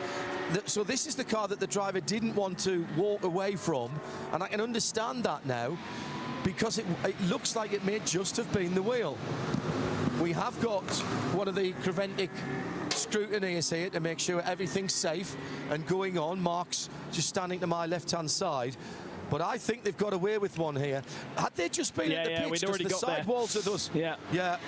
The Michelin tyres look pretty much brand new that have gone onto that. But that's rolled off the flatbed really easily, guys. And now they're having a look. So was it just a bit of finger trouble or a cross thread on the centre lock nut? Because that did tighten back up again. They've got the dollies underneath. They're going to drop it in, and reasonably they're going to put it into the pit and into the box itself. I want to stay out the way of this. The flatbed has done its job. And by the way, kudos to our track services and recovery. They treat that car as if it was their own. Absolute kid gloves.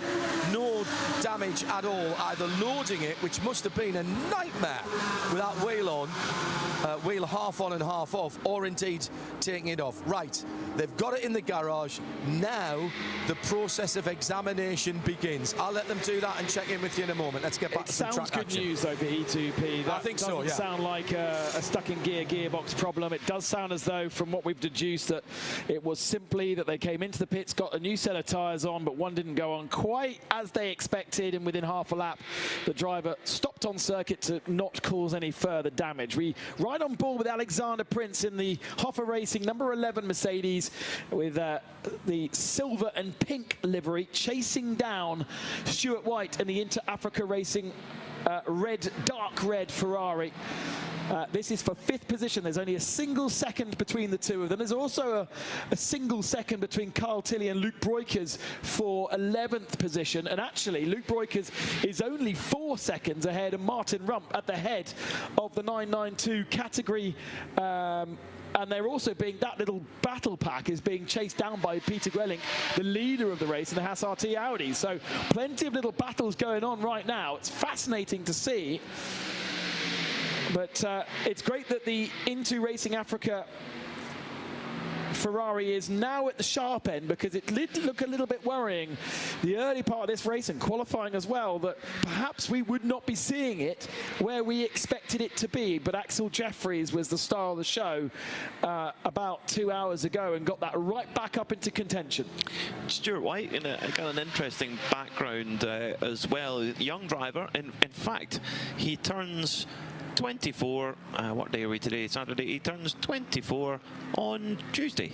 Wow. So, in fact, 20, I have to do mental arithmetic really quickly here. Yes, on Tuesday.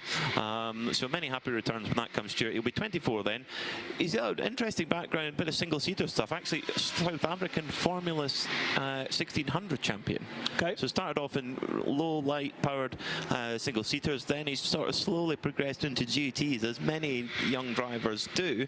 But South African driver, of course, that is the rule. 10 to this team, you've got to be an African driver. We've got 3 South Africans and a Zimbabwean in the team. And the car looks super cool with that kind of deep red on it. I love it. The Dragon element means that it flies under the UAE flag as a team, but all 4 drivers are, as you say, South African and Zimbabwean. They will be hoping to get that team entry as a South African flag in the future, no doubt. The Into Africa link with Jolili Letlaka, the man behind it and the promoter of the Kyalami 9 Hours and motorsport in general. The Kyalami and South African Endurance Series, he runs that down in South Africa, which has a really decent amount of motorsport heritage, South Africa, but just not really known in the world stage so much. And they really could do with getting a Grand Prix back there just to elevate their motorsport heritage a bit more than just off-road racing. It's got super heritage. I mean, you look at, Jody Scheckter is maybe one of the more obvious ones. You have the Van der Linde brothers, who are both BMW factory drivers. Jordan Pepper, another one, Lamborghini factory driver. So there are strong drivers there, but there could be many more. And let's hope that, and I agree, an F1 Grand Prix at Kyalami again. Oh, fantastic. Let's go back down to John Hindhaugh, who's in the pits, and presumably it's okay at E2P? The rear wheel, they've replaced the Michelin tyre because it was scored, of course, having come off at slightly odd angle, so it actually looked like an intermediate rather than the slick that it was meant to be. Let me step to my right-hand side. The car can't be driven out, of course, it's being pushed out. There was a slight delay. Mark, one of our scrutineers, was looking around the front and spotted that that's the Aston fired up and gone. Nothing else done, so just the loose wheel nut or the cross-threaded wheel nut on that. At the front, the toe strap, the red fabric part of the toe strap had pulled off. Well, I think when they were trying to pull it out, and I'm thinking, oh, they'll just stick another bit of fabric on there. Nah, they were already sorted. They pulled the bonnet off. There's a bolt right through one of the chassis members there, and they already had a brand new piece with the bright red toe loop effectively on there. The metal was still there, so you could have put a hook on it, but it didn't have that red fibre band, that thick fibre band that you see on the front. So they already had one made up. It went on, cost them maybe another minute, maybe another 2 minutes. The car, they've cleaned out everything around the front of that car. They've sent it out, and I suspect a little bit of an installation lap, and then they'll be back up to speed. But one brand new Michelin did go on the right rear. That whoever was in that car, and I think they stayed in fact, no, I'm sure they stayed in that car. They actually stayed, they were in the car on the back of the flatbed.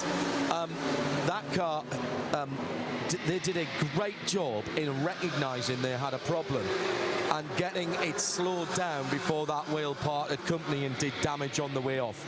Brilliant stuff, and by the recovery guys, and particularly the guys at E2P. Antonio Sainero is the man in the car, back out on circuit now, down in 19th position.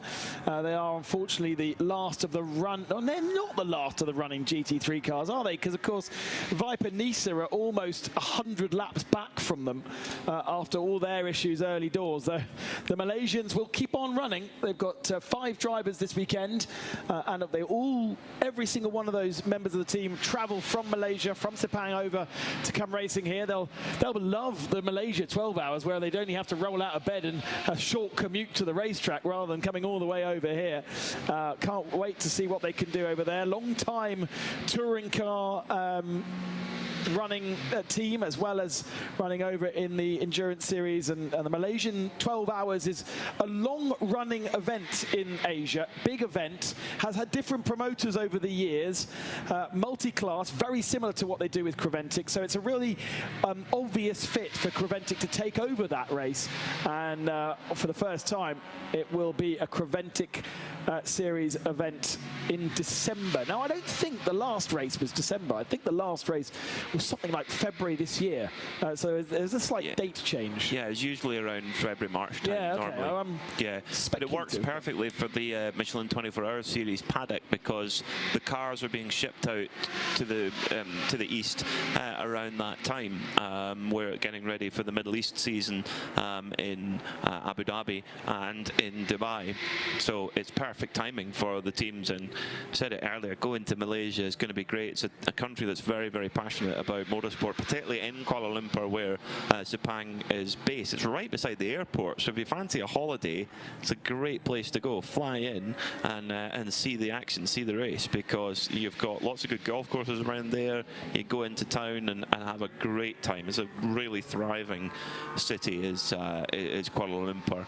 And the one thing we can near enough guarantee, I mean, I'm like Marcus Gronholm, I'm not a meteorologist, but I can say that it's very likely that we will need both the dry and the wet Michelin tyre, because you can almost set your watch to the late afternoon deluge that you get in Malaysia. There's such as the climate there. So it will be likely be a dry into wet and probably back into dry race, which for me is always some of the most exciting endurance racing you'll see. You say that, but the 3 years I've done racing there, we've never had a wet race. You're just walking. Very, very lucky. Walking sunshine, Ben. That's why. How ironic that is. We are coming up to another hour ticked off, aren't we? Because it's 8:53 local time here, which means one more hour of us before we ride on board for the night stints with many onboard cars, actually. You won't miss too much because there's a lot of onboards out there on circuit. And we will rejoin you at 7:30 local time tomorrow morning. And it's a short run, a weirdly short run into the flag. Barcelona finishing at midday on Sunday means that all the teams can be packed up and back home by Sunday evening. But it's an odd one, because for Spa 24 hours, you usually start 4:30 on Saturday, so finish 4:30, 5 o'clock on Sunday. Le Mans is usually a 3:30. Sometimes it's been a bit later, but also has been a 2 o'clock start, I seem to remember. So this early start and finish means we get a very short run to the flag the second day. Daytona's a bit like that as well. Is it? Typically finish, I think it's 1:40 or 12:40, depending. It's the early afternoon anyway. I'm very much of the finish at lunchtime. Start at lunchtime, finish at lunchtime, like we have here. Allow everyone to get home on the Sunday night. Again, this is another reason why, Creventic know their competitor really well. They know what they're looking for, and generally, they're people that have very, very busy home and business lives, and need to, they can only spend as many days at the racetrack as is necessary, and therefore getting away on the Sunday night is really, really important to be able to do that. I was Luke Broiker's taxi driver this morning, and we were talking exactly about that, how logical it is, and he will be in the Creventic office on Monday morning, as will the whole team. They all fly back tomorrow evening, and so they can be up and ready to pick up the phone for anybody who wants to enter into Malaysia or even the Dubai 24 hours and Abu Dhabi earlier this year than Dubai, so they need to be prepped before Christmas, because they don't want to be taking phone calls over Christmas with the is it the first? It's basically the first weekend in January. I think it might be the second, but it's just very early. The second in Abu Dhabi, yeah, because the first weekend, I think, is the first Saturday is the 3rd, so it'll be the 10th. That's right, yeah, okay. Will be the Saturday. I think it's a Friday Saturday race. I can't remember now. So yeah, there's a lot to do there. Aha! JMEC Engineering are back on the go. Ish. It's a big ish. As Oliver Smith going a little bit steady, coming around turn 5 into turn 6 now. The British Racing Green BMW going very gently at the moment on the right-hand side. The field flowing past quite quickly. Now, all the wheels look to be pointing in the same position, and oh no, they've had to pull it over. Oh dear. So is this going to require assistance then, the JMEC Engineering BMW, and for the rest of the field, is this going to trigger a code 60? Well, remember they were saying that this is what they had to do earlier on in the race. Park it up, turn it off, turn it back on again, and then it resets itself. So we've seen this down at turn 2 twice. And there you go. Lights go off on the car. Lights come back on the car. And that has perhaps reset the sensor that is causing issues. And off he trundles. There we go. Third time, the same thing's happened. They pulled the car into the garage to try and fix it. It obviously hasn't fixed that issue. But potentially now they can run for 2 hours before that happens again. So Oliver Smith may well have to bring it back to the pits just to have a quick check, or if he's happy, crack on. At the moment, they now have only a 6-lap advantage over the nearest car, which is Pia Olsen in the Asbest Racing Cupra. So that big gap that they built up at the beginning of the race is, well, it's certainly been useful because it's kept them in the front despite the issues that they're experiencing right now. Last pit stop time, how long were they in the pits last time? It's showing as last pit time, just looking across our timing screen, their last pit time for JMEC Engineering is 36 minutes. That's pretty impressive to change that, to make that kind of repair in that length of time. But yeah, we're not entirely sure what they actually did, though, are we? Because it was an engine mount thing. They thought it was either an engine or a gearbox mount. Right.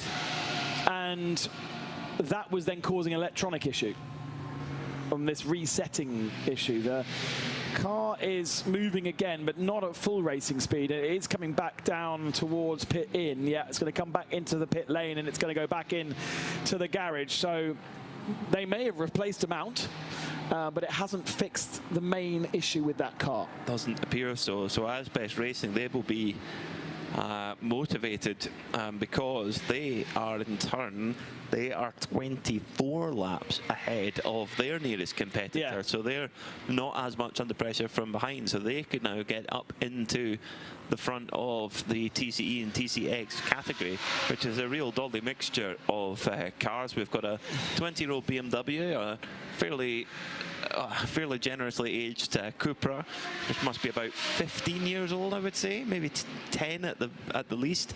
Then we've got a couple of Hondas, the Porsche in there. So the Porsche is probably the one with the biggest performance potential, would you say? Yeah, but it was at the start, wasn't it? It's well ahead. It was, and it's definitely the most modern car as well. James Kellett brings in the HRT number 928 machine from the lead of the 992 AM class. And that TCE category, and we heard from Kevin Clark with John Hindhoff earlier, he said, we've got to keep this category alive. And it's a category that I love because of exactly that reason, whether it be TCX or whether it be GTX. I love to see the variety that pops up there. Remember, we used to have the Megane Trofeo car they used to pop in every so often. In the TCX category, you'd have all things from one-make Clio championship cars and minis and all stuff, and then the bespoke things that get built for these championships that don't really conform to any set regulations. So often, so much of our motorsport now is one-make series of Porsches, Clios. I love to see the weird and wonderful come out, and that is what you get in GTX, and that is what you get in TCX. Well, we had that earlier in the year with the IRC GT, the Australians that came over with their space frame car, which was with panels from a Chevrolet Camaro, and it sounded like a proper V8 supercar. The engine in the front of it, oh my word, it was great. And it's not weird for certain areas and certain places in the world. Not weird. The IRC GT popular in Australia, and of course every country has its cars that are popular. You know, you think like in the United States, you see all kinds of stuff there, which is so popular. I mean, lots of people racing Mazda MX-5s over there, and yeah, lots of different things that you can get your teeth into. and a lot of them can be raced here in the Michelin 24-hour series. At the moment, though, Alexander Prince in the Mercedes AMG GT3 running 4th overall at the moment, 2nd in the AM category.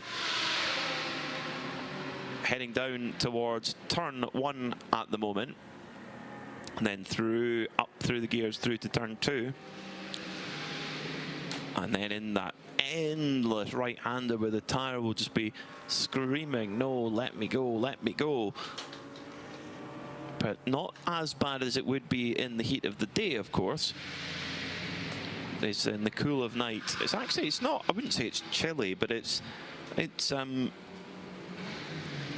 heading towards that way, actually. So conditions should be fairly ideal just now. As long as you know the circuit well and the muscle memory is good, you can put some good lap times, and quite a few cars have put in their personal best over the last 10 minutes or so. We've done our own little driver change in the Comajox. Ben Constanduros is off to go and relax, have something to eat, possibly, maybe an ice cream or 2, or 3. 5, Peter Snowden. That's how many if you had 5 ice creams. No, but Ben will, but they're only small. They are tiny, yes. Little tubs. Yes, and they melt so quickly too, so they don't count. The ones that melt don't count. Although it's runny, whippy ice cream to start with, isn't it? It's not solid. So it's part solidified. See you in the morning, darling. That was to Ben, by the way. Welcome back to the commentary box, Peter Snowden. With my inimitable style, Aston straight Martin in. aficionado. Now, how much of your soul was broken sitting watching that poor little Aston less than Martin that car. back? Yes, that's, yeah. Yeah, I mean, obviously, John had a very good look at it down there. I haven't had eyes on it. He did. But I saw out on track that you could see, even in the dark, that you could see tyre tread. Do not pick me up on the fact it's a slick tyre. You know what I mean? And it's like, that's not good. But there didn't appear to any bodywork damage, so if the wheel nut was on it, as I heard John describing as I was walking over and listening, it does rather sound like a hub, half-shaft suspension type failure, which suggests that it isn't the wheels just come loose, it's a bit more.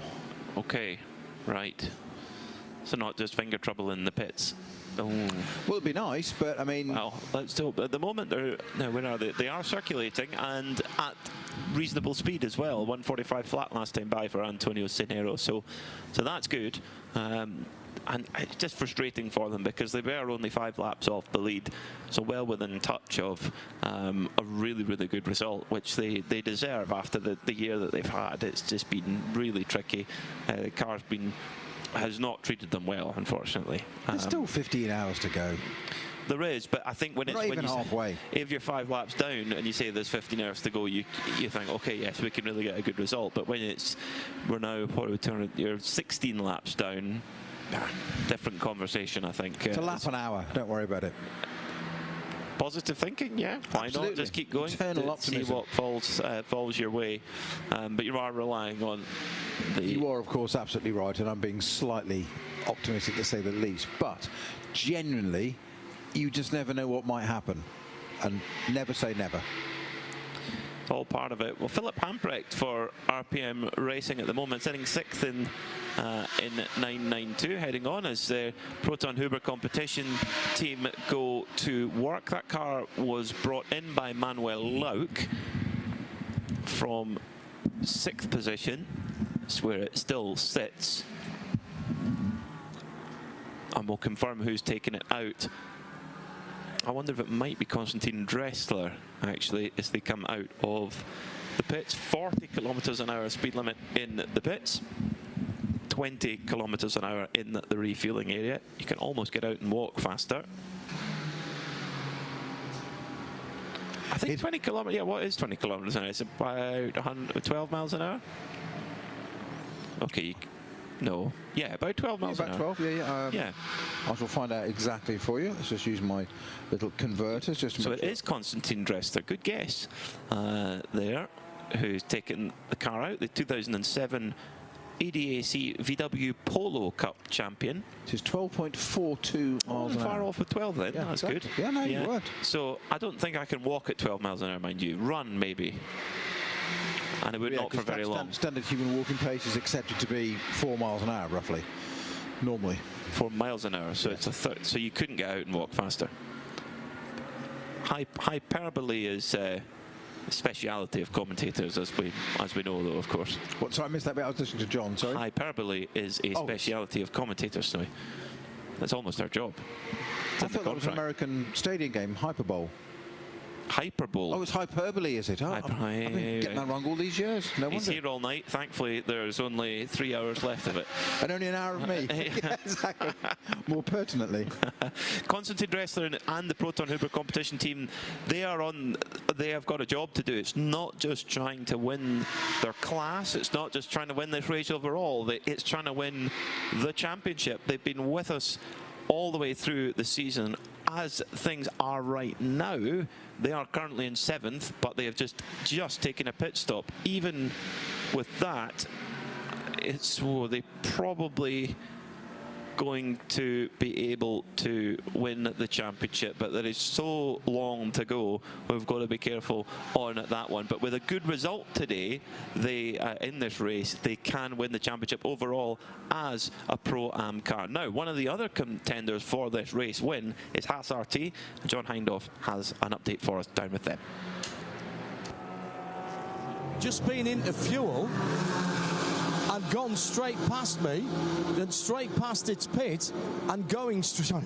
I'm looking up the pit lane at the moment, and straight back out again. So is that now? I mean, yeah, they've cleared off, unfortunately, but you might be able to look on the software and see when that car came in the time before last, because I think that's a double stint. It's at least a stint from the last time that they took tyres, because that was fuel only. I just want to do a little sort of a postcard from the pits at the moment, guys, now that we've got set back for the last hour of our live coverage before we go to onboards. Holmgard Motorsports, I showed you around their pits earlier on. Everything's still ship-shape.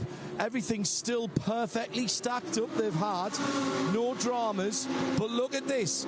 Just down to the left-hand side, they are starting to put together a brake replacement kit. They've been up on the left-hand side cabinets since before the start of the race.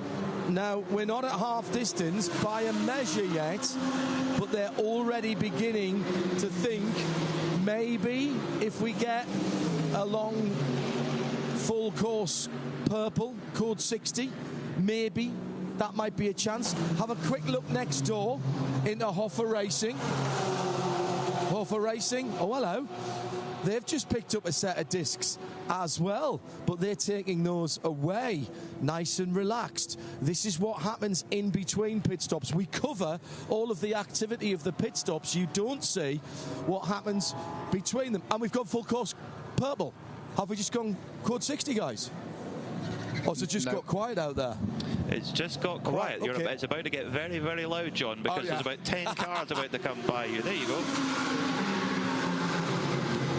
It was very funny because we had one of the GT4 Mercedes coming in and it was running slowly, and I thought, oh, hello.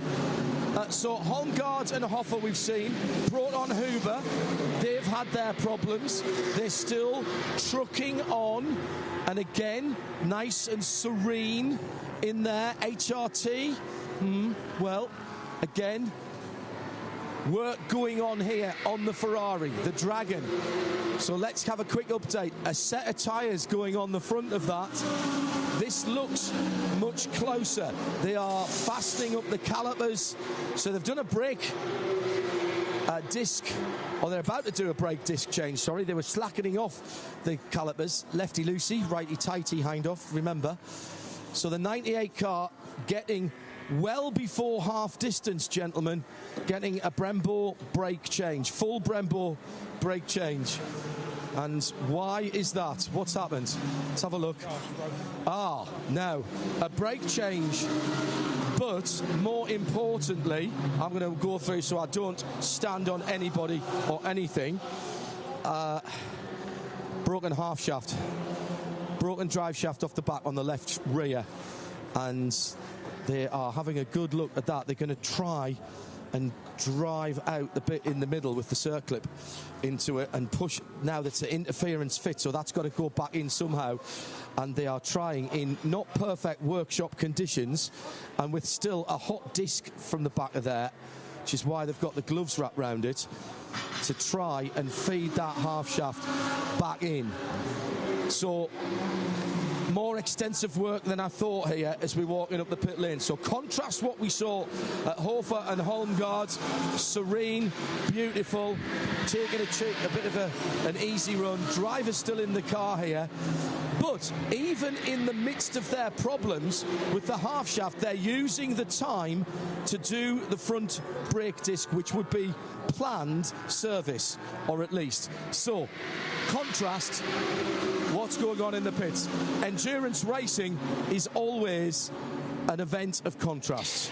It is, and it's certainly a contrast on track at the moment, contrasting fortunes, because Utah Racing have just lost the lead of the race to Hofer Racing. So Hofer Racing, the family team, the Swiss and German team, they are through into the lead. Alexander Prinz, who started the race, as he often does for that team, he's racing alongside his father-in-law, his wife, and of course they have Maximilian Partel and Torsten Kratz, who are honorary members of the family for race weekends, and they have moved into the lead. Remember, they are an AM-class car. They lead overall from, in fact, actually, Snowy, 1, 2, 3 are all AM-class cars at the moment.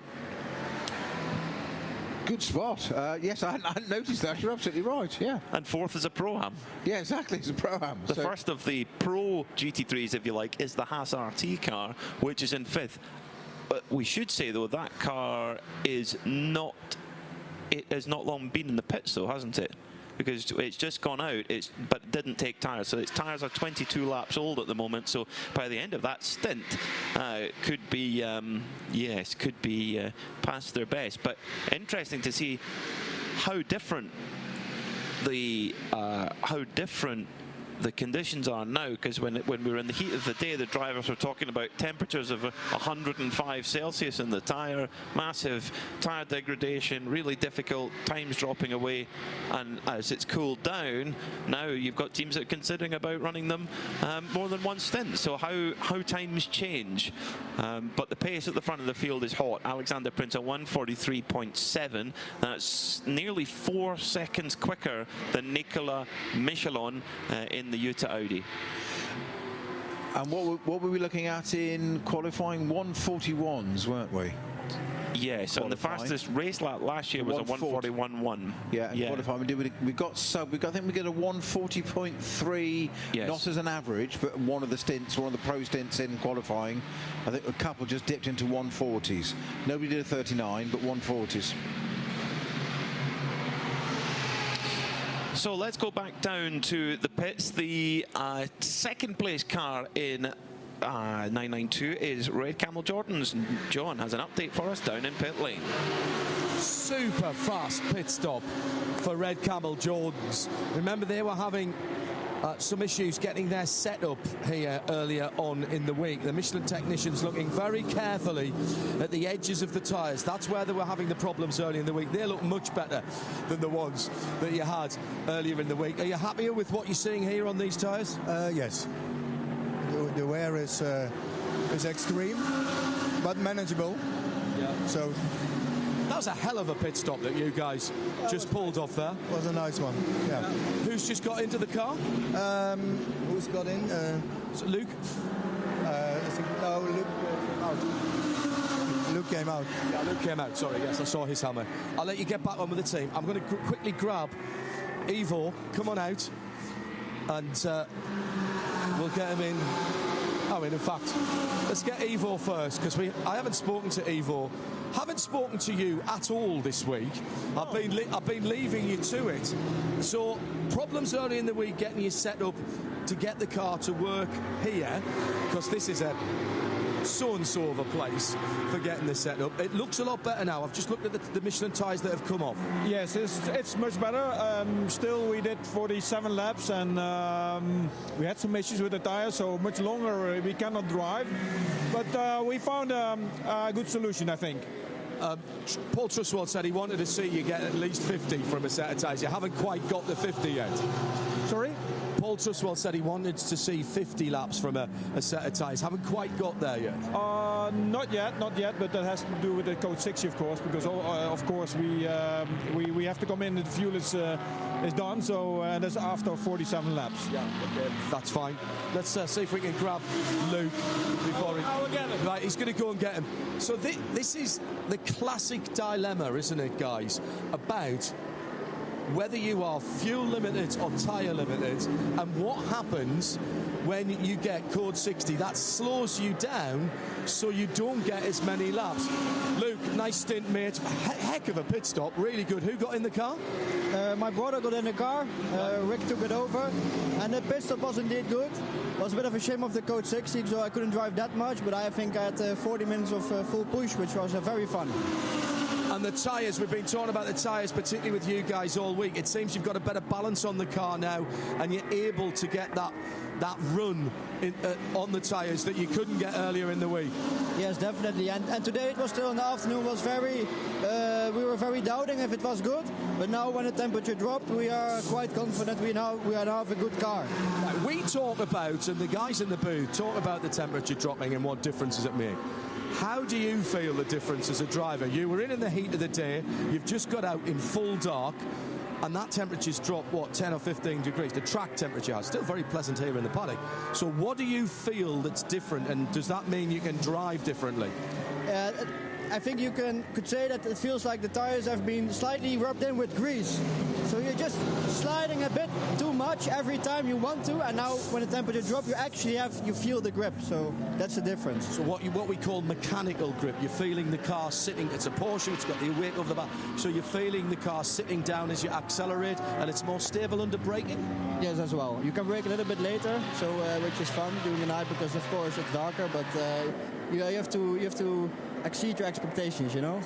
I love driving in the dark. The track doesn't move. That was what somebody told me. The track doesn't move in the dark. It was the same place it was when it was sunshine. Exactly, yeah. Exactly. Right, when are you next back in? Well, I don't know. Rick is now in the car, so we have Ivo and Fabian still to be driven. So let's see. Enjoy it. Good job. Thanks, mate. Right, so a little bit of a rest for Rick and from Luke, sorry, Ricky's brother in the car at the moment. So they mean business. Red Camel Jordan's wanting to take a grip of this race. Don't they always? Yeah, but that shows if you keep putting in your quick drivers, it means that you're wanting to try and strike while the iron's hot, try and put a little bit of distance between yourself and your rivals. There's, of course, in this type of racing where you've got a mixed driver lineup, you've got minimum driver times that you have to serve, and you've got maximum driver times that you've got to be careful of depending on the driver's skill, and you've got to use those tactically all the way through. Now, Haas RT sitting in fifth, but in a reasonably decent position on the amount of fuel they've got in the tank, but all might not be all champagne and roses right now, John Hindhaugh. Well, we mentioned, didn't we, about 5 minutes ago, P-Mac, that they came in, I thought they fueled, but they drove straight through. And now it looks like they're getting ready for another stop, and they're laying out, they've laid out the dollies. We haven't got any tyres, but we do have a new driver. So we've got Ami Sazam here. So what happened last time? Let me just bring it out to the front a little bit. And I know you've got your helmet on, so shout up. So what happened last time? I saw the car go into the fuel and then drive straight through. What was the tactic there, or was there a problem? Well, we couldn't change tires yet because it's less than the 50 minutes. So we just topped up and we sent them straight out, but coming in again now. Okay, that makes perfect sense. Enjoy the night time. Right, there you go. They were just underneath the 50 minutes for the stop under the Code 60, so they took the 25%. That's we know a Porsche team who used to do that all the time, Peter Mackay, don't we? So they took the fuel and they're going to come back in now that they're over. It is 50. It is another Are we back to purple again? Yes, we are. We're back to code 60, but it's gone over the 50 minutes.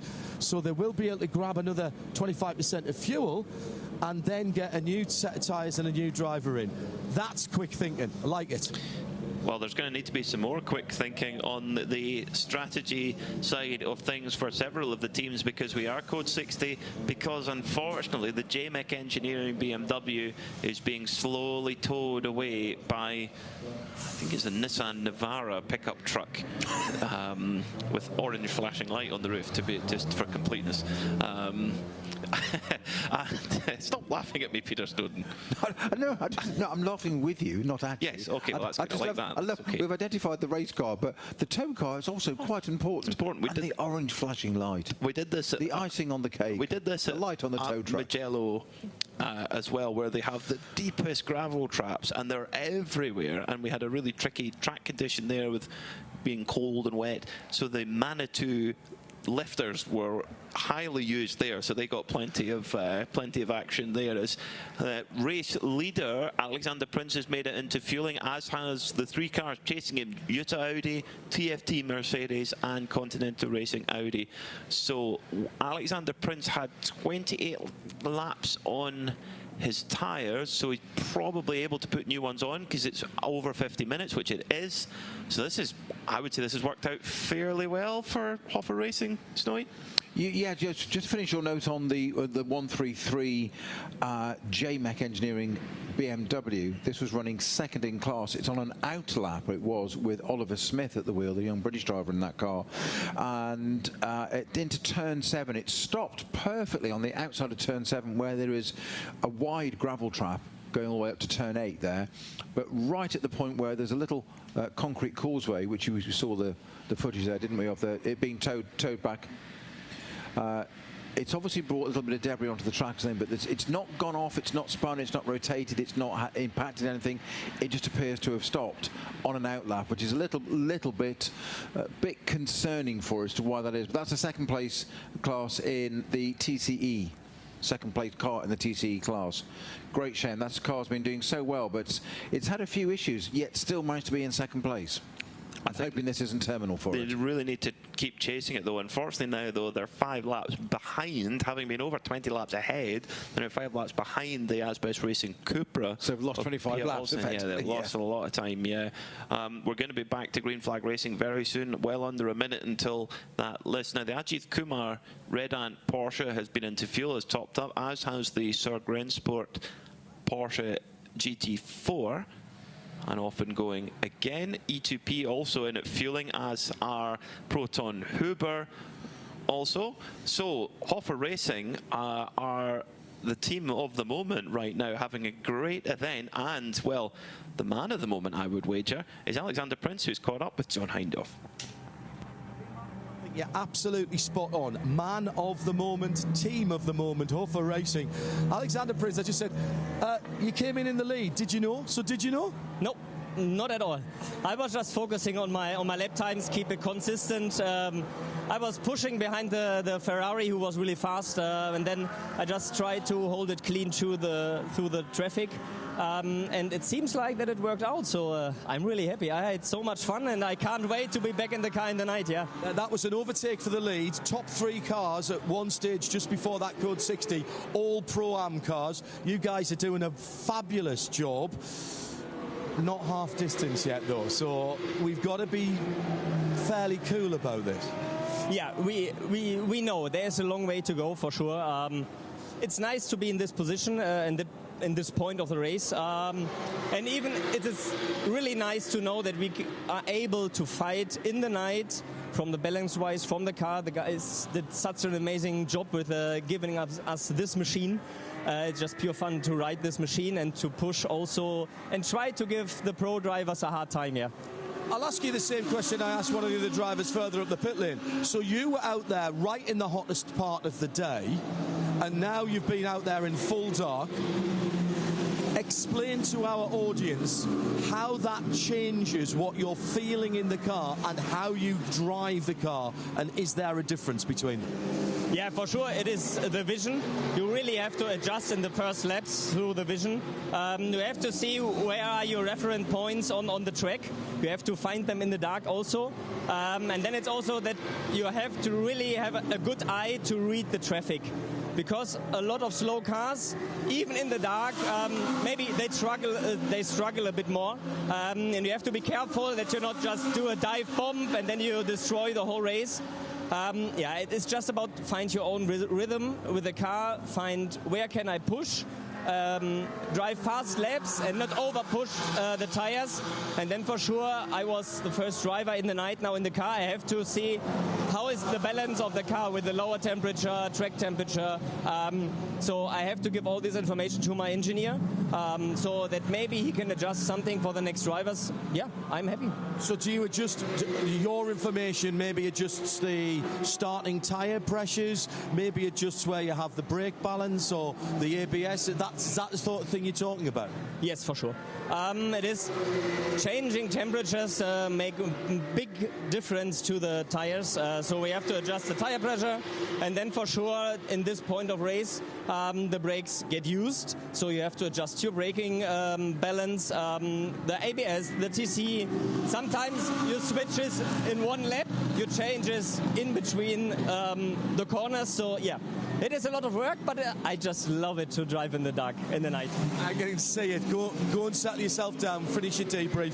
Thanks very much for talking to us. Even before he spoke to his engineers, Alexander Prince came and talked to us. Keep it going. Go well. Thank you very much. Can I just give greetings out to my brother and parents in America? They're cheering the whole night. Where are they in America? What part of America? Virginia, in Richmond. Right. So they all cheer for us till the beginning. Yeah, sorry that they can't be here, but thanks for cheering for me. It's a family affair always. Hello to the Prince family in Virginia as well. We've seen Alexander do the job there, not just in that stint, but at the beginning of the race as well. So it's now over to Maximilian Partel to carry the grey and pink flag onwards. And at the moment, the lead is 18 seconds over the number 28 Mercedes for TFT Racing. It's Jordan Boisson who is driving that car. Vasily Vladikin is now aboard the Continental Racing by Simpson Audi. So at the top three covered by 28 seconds. And then why don't you throw in the Yuta car as well of Zhang Yatzi? That's 36 seconds between the top four. We have got a motor race on our hands, Peter Snowden. We most certainly have, and we're not even half distance. In fact, we're 2 hours of half distance, so it's, a lot can happen. I often use this metric, but a Grand Prix is by definition 200 miles or 2 hours long, whichever comes up first. So they're usually about an hour and a half as a rule. Don't quote me on that, but as a rule. So you've got a whole Grand Prix to go, which we sit captivated in watching, those of us that do, those that don't. Opinions are divided. We've got one of those to go yet before we even reach half distance of this race. Is it any wonder we say never give up, never say never, all those things? Exactly, just crack on. Also, don't get ahead of yourself too. You know, if it's going well, that's often how. And you mentioned earlier about the change at night and temperature and the tyres lasting longer and the psychology of it and all that side of stuff as well. But one of the dangers is also becoming complacent. You've got halfway. It feels okay. It's quiet. It's calm at night. There's an aura. We talked about it. Ben and I earlier made this some revelation that I've decided as a driver. It's spiritual at night because it's moon and it's lunar affected and tides and all that kind of stuff. Not quite sure how we got that forward, but there is certainly a calmness that descends with the lack of light. But it is also not to get complacent because you can just trip over something so easily. But as John just said quite rightly, the track doesn't change, the track doesn't move. It's in exactly the same place, it's just how well lit it is. And the teams and drivers, they've had a lot of track time this week, so the muscle memory will be pretty good, you'd think. And of course, many of the teams have come here for several years. This is often our curtain, well, it is absolutely our curtain call for the end of the season in the Michelin 24-hour series in Europe, and it's a great way to finish it off.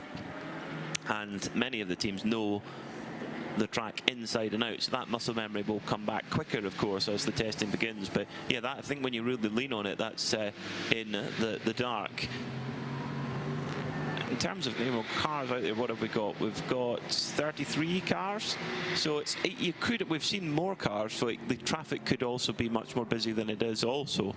And generally, the majority of the cars are GT3s, 992s, etc., which all have a fairly similar pace potential. So pace-wise, yeah, it's definitely the time to just get settled in and into a groove. One team that have been in the groove all season long is Venture Engineering, the British squad with their Mercedes, who came here to this championship for the very first time last year and won on debut. They lead at the moment in the GT4 category. They've dominated the year. They've won 3 out of the 4 races, and the only race they didn't win was Spa, when they had quite a big accident at Eau Rouge. But apart from that, they've had a perfect copybook throughout the season. So they're just wanting to close off the season with a good result and become GT4 champions in the Michelin 24-hour series at the moment. And that car is being driven by Matthew George for the number 421 squad. Their lead at the moment is 10 laps over the nearest competitor. But as we discussed earlier on, Snowy, in GT4 it can turn very, very quickly. NM Racing will certainly attest to that. They were leading the race, and then a strange gearbox problem, and they're right on the back foot again. A set of problems, as you said, Peter. That was a 20-second lead to become a 5-second deficit now over probably 4 or 5 issues. So almost each one of those has cost them 5 seconds of time, if you like. It's 5 laps. A lap, exactly. 5 laps. My apologies. Yeah. Which is, you don't want that accumulative effect. It's not ideal for your result. They were still running second, however, though. So we've got 26 minutes till we get to the top of the racing hour. Great to see so many of you tuning in on Creventic Motorsports TV, and also if you're listening on the Radio Show Limited network of channels, a very good evening and warm welcome to you as well. Lots of chat going on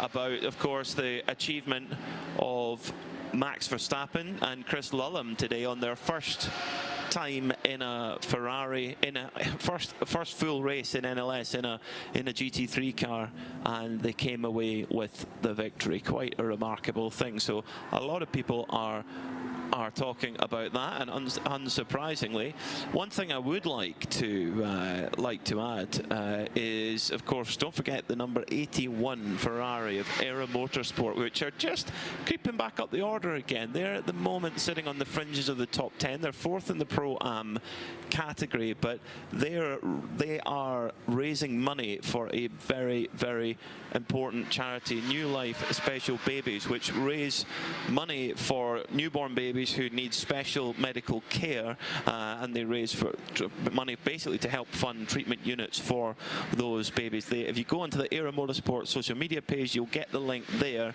where you can donate to that charity, New Life Special Babies. Go on to there and give them a couple of pounds. They're trying to raise £5,000 over the course of the race. Let's get the community together. There's a great community chatting away on Creventic Motorsports TV.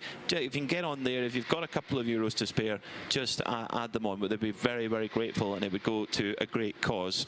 So let's get down to the pits, because, well, we've got action, unfortunately, down at JMEC, and not the type of action we want to see. John? Well, it's bad news, good news, isn't it, P-Mac? Because bad news was the car stopped. Good news is that it's back. Ollie Smith is staying in the car with that distinctive red and white helmet. Does rather look like a midweek motorsport helmet, tribute helmet in there when you get to see it, with the 2 broad white stripes across the red. It's a reverse. It's the away colours, if you will. The Aji decal on the side as well. Very retro. But remember, this is the car that they did an engine mount on this car, brought it in. They had 16 laps lead at the time, brought it in under code 60, replaced the engine mount, and it hasn't helped with the starting and stopping. The car kept cutting out, and they couldn't get full full power. Now he's got to, right, we've got to just take the strop off the back and then let the car roll. I'm going to just push it into the garage. You're not allowed to fire the car up as well. There we go. Nicely done. Now, obviously, it's facing the wrong direction at the moment, and they do share a garage with the Continental Racing Simpson Motorsport R8, but they're going to work with. Now, I do not think, I'm going to stick my neck out here, and I'm going to say, I don't think this is a recurrence of the engine mount problem. I think this is a recurrence of the electrical problem. Yeah, it's not starting. It is not starting. Now, this might be an old car, but the interior's all been updated with a digital dash and a reversing camera, or a rearward-looking camera. That's not even trying to start, guys. So, if it's got fuel, it's not getting a spark, because that isn't even trying to turn over. So, let's. Yeah, it's a good. That's a Snowy. I don't know if that was going to air, Snowy. You're just in my ear, but Peter Snowden's just said when things start moving around in the engine bay, it can cut through wiring looms. The only thing I would say about that, and I hope it isn't the case, is they had that cutting out problem beforehand. Ollie, what happened is that the car cutting out again? There's a problem with the potentiometer in the throttle. So you go, if you ask for full throttle, it just cuts out. So then you have to recycle everything. And earlier it was okay, but now it just won't go. Right. So this is not the problem that we had earlier with the engine mount. That's sorted. That felt all right for you. But it's just you're not. It's what we're talking about here. Effectively, you would hear people say that it was fly or drive-by wire. Yeah, it's a different problem. Yeah. Okay. All right. Sorry, mate, about that. Great helmet, by the way. Love that helmet design. Really good. So there you go, guys. Confirmed from the driver that is a potentiometer on the throttle. Right, action back on the track, PMAC, as we're coming into the last 20 minutes of our full coverage, but of course onboard coverage all the way through the night. The battle is, thanks John, the battle is raging on between TFT Racing and Continental Racing Audi. Just as they go over the timing beam, Continental Racing Audi move up into second position in the number 69 car, but right in behind them, TFT, it's at the moment it's Jordan Boisson driving. Funny enough, right in the mix of them is actually the delayed E2P Racing Aston Martin, which has actually just delayed the TFT car slightly. It's Oliver Campos driving the E2P car just now. So that is actually going to give the Continental Audi of Vasily Vladikin just a bit of an opportunity to try and put a distance between himself and the chasing TFT car, which has been a front runner all the way through the day, particularly in the hands of Maro Engel. But Vasily Vladikin looking up for it right now. Last lap by 146.1. He was 1.6 seconds quicker than Jordan Boisson, and driver with a bit of experience in the Middle East, actually. Multiple race winner in Clio Cup Middle East. So, as is, of course, our colleague, our Middle East correspondent, Phil Anson. He's a Clio Cup Middle East driver, isn't he? He is. He's driven all sorts of things, Phil, actually. Fast Phil. Yeah, indeed. Good to see another name up on the screen that I haven't seen all race so far. And we have talked about a few of these drivers that didn't necessarily take part in qualifying, as in you have 3 drivers of qualifying, you may have 5 drivers in the car. And also when you use your driver. See Ollie Bryant in the ERA Motorsport Ferrari 296. This is number 81 entry, currently running in 9th. Ollie, famous, of course, for racing all sorts of historic cars, Lotuses, AC Cobras, you name it. Very successfully. Yeah, but that's a modern car, though. Oh, sorry, did you say Porsche? 2-litre Cup. My apologies. I was thinking Porsche 997, which you rated as well. My apologies. I missed. 997 would be historic as well. You wouldn't imagine. A very good point. It is now. Yeah.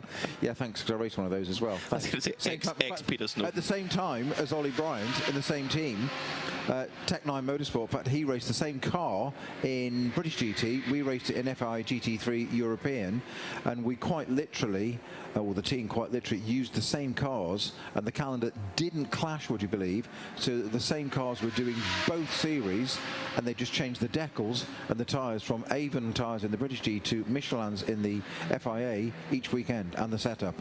Who was quicker? The French tyres were a lot quicker. I'm getting it. Well, I didn't ask which tyres were quicker. I asked who was quicker. We went to the same championship. I'm just getting a blank look from. Well, it's academic because it's a different set. Yeah, of course. I know. I'm being silly. But yeah, Ollie Bryant is a very good driver.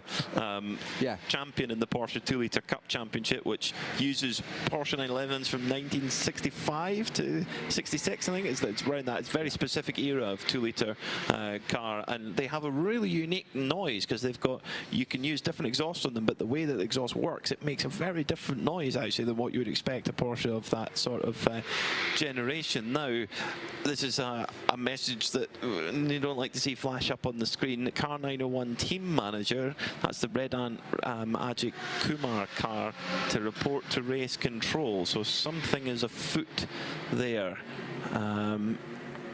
I remember when we went to Estoril a couple of years ago, 2023 it was, and our commentary box was right beside the entrance to race control, so we could see every team manager in and out of the headmaster's office.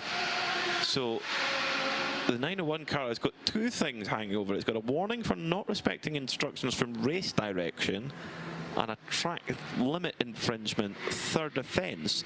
Now, right now, who's driving that car, the number 901 right now? It is Gregory Servey. Interesting. Although it's only got 8 laps on the tyres, so may well have been the previous driver that they're looking to discuss. Interestingly, the fuel light has come on in our global broadcast centre, getting pictures of Mercedes. Now this is interesting. Max Bartel, car number 11, race leader, has not long been in the pits, but the red warning light, Snowy, is something level low. We've got an onboard inside the car, and it's just saying yes, fuel low. That's not good. Fuel level low on the top of the dash. So I'm guessing that may not have reset. But you say that car has just been into the pits, but that is slightly alarming as a driver. This is where, as we've heard from a few of the drivers talking. Fuel level low. Fuel level low, yeah. You said. But this is what, remaining calm. What you'll need to do now is just the car will have pit-to-car radio in these. Are we allowed? Yes, we are. We are allowed it. Close the program. You just want to leave it thing up is to as the well boys. as Noy is that last time did they pit under code 60? Yeah, I'm just thinking, Peter, if we're. Are we allowed pit-to-car radio in this? Yes. We are. Okay, fine. So in which case you will be the driver will just talk to the pit very calmly and just say, I've got the following message. You will literally pass the message on from, this is what I'm seeing in the car. Doesn't matter what your data says or what your laptop says, but you're going to be safe and secure knowing you have just fueled the car. Unless it's all poured out underneath into the pit lane, which you would have been aware of to some extent, you know the fuel's in the car. The only thing is, if it's not picking it up properly, that's a different problem. It's in the tank, but is it getting to the engine? That's a much bigger problem. Well, exactly. Yeah. So that's why you need to alert the team and just say, I am receiving the following. It's like an airline pilot. You go through a procedure like a surgeon. It's a procedure. There's no passion. There's no emotion involved. It's just, I'm seeing this. What's happening? Oh dear, coming into pit. So I think it's more likely because we pitted under code 60, where you can only take 25% of your fuel capacity. So it could just be that. It could be absolutely accurate. So which would be low. Yeah, 25% is much. Yeah.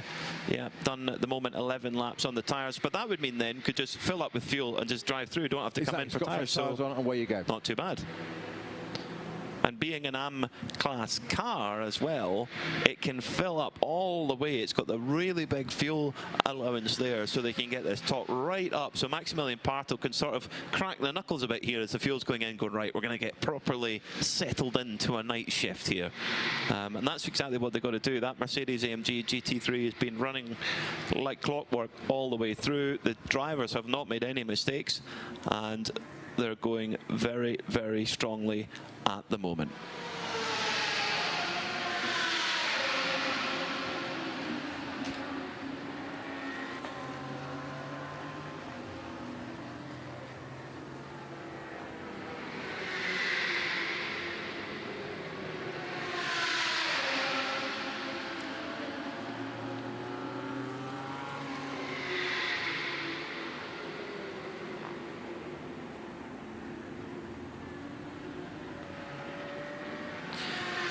So, 13 minutes until the top of the racing hour. Our voices will be fading into the night at that point, but the action will not. So if you want to follow the race all the way through, two things you can do. Stay tuned exactly where you are if you're on Creventic Motorsport TV, because you can follow pictures.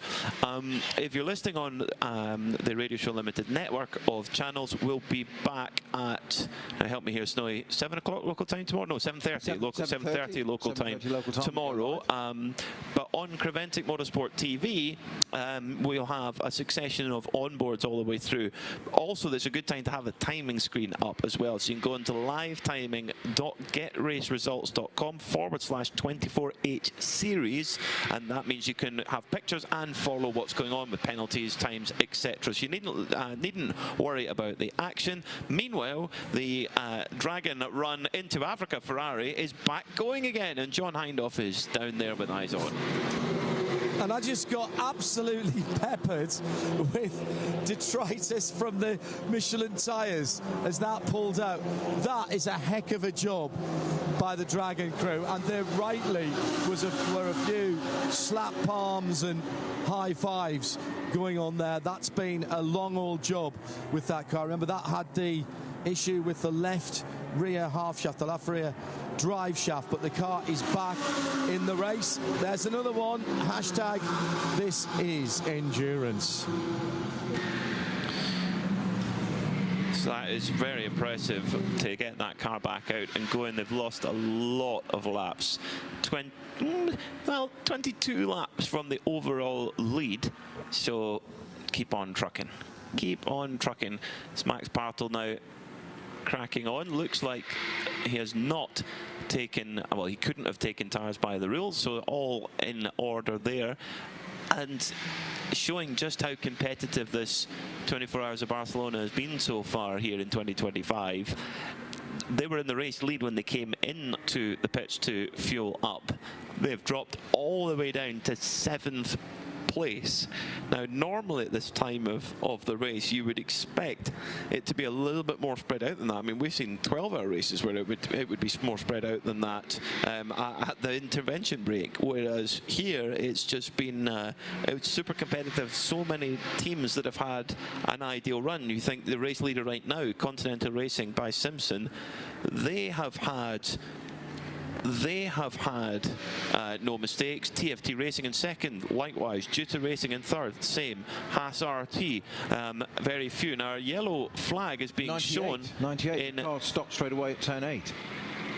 Oh no, that's the Ferrari that's just gone out. Oh, and the Ajit Kumar car around as well. 901 as well, which is where that's turn 3. Turn 3 unrelated then, so that's there. So the 98 Dragon Ferrari that's just gone out of the pits has stopped already on that lap at turn 8, and that is that might well be a code 60 in a minute. If that car's stationed at the side of the track. Two separate incidents of the Gregory Servet just losing it on his own, the rear of that Porsche 911 just coming around as he comes out of turn 2. Very well avoided by the E2P Aston Martin. However, though, the Into Africa Ferrari has ground to a halt on the exit of turn 8. It is dead stick, and we're very likely to go to code 60. While that's going on, let's go down to John Hindhaugh in the pits. This might be exactly what Huffer Racing are waiting for. Right in front of me, 2 sets of brand new discs and pads just being pulled out onto the apron now. Now these discs have been bedded, or the pads rather have been bedded onto the discs. They've got it written on the back that it's set to, so they're waiting for an opportunity to do this. They know they're going to have to do it with at some point in the race. So look at the discs very carefully. They are new, but they are not brand new. There's just the coating taken off the top with the set of pads that are about to go in them. So this is effectively matching the pads to those 2 brand new discs.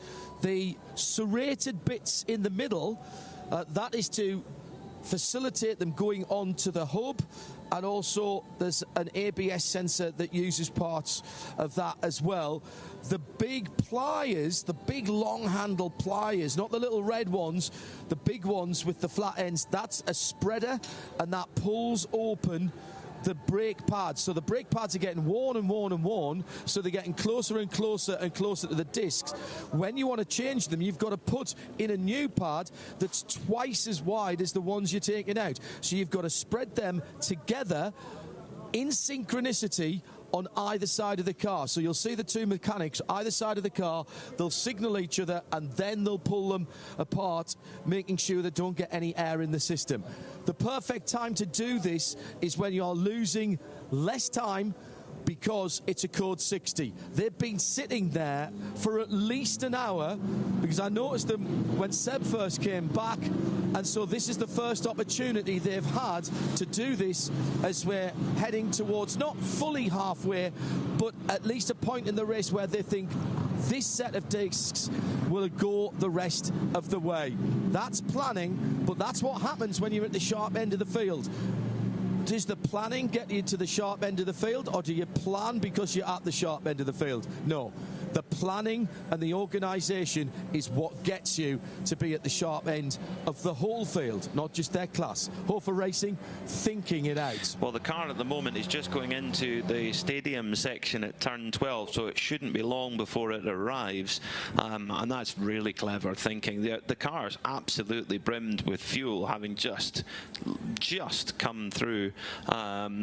So at the moment, I mean, in the stint length last time, yeah, it's, I mean, just a handful of laps, if that, that they've had on the tank of fuel. Last time they pitted was under green, so the tank will be full. There is space if they want to just take the tiniest little splash and go, but I think more maybe what they're going to be thinking about is getting that brake change done quickly, efficiently, and to be able to do it under code 60 will be perfect. Now, the number 98 into Africa Ferrari car, though, it is still showing at turn 8. The track, it is just starting to move ever so slightly, so perhaps that car is already being pulled away on a tow rope, or maybe already being put onto a flatbed. We'll find out. I was thinking, yeah, maybe it's on a flatbed already. That's not moving itself yet, but there's a yellow there. Obviously, it's a code 60 all the way around, but there's a yellow bit there for track marshals working.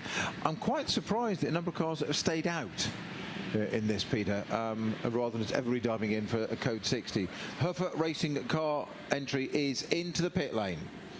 So straight, yeah, no stopping for fuel, straight in to get that brake change done for Hofer Racing. Really experienced crew, of course, have won this race in the past. They won it all the way back in 2013. Can they get that first victory here overall in 12 years? What a story that could be, but they've got a lot of rivals to get through as that change goes on. We're about 5 minutes away from heading into our nighttime coverage, where we'll have a comprehensive range of onboard cameras, and also you can follow along on the live timing as well. livetiming.getraceresults.com/24H series. So if you're watching on Creventic Motorsport TV, you stay with us. The pictures will continue. If you're listening on the Big Shoulder network of channels, you will see you at 7:30 in the morning.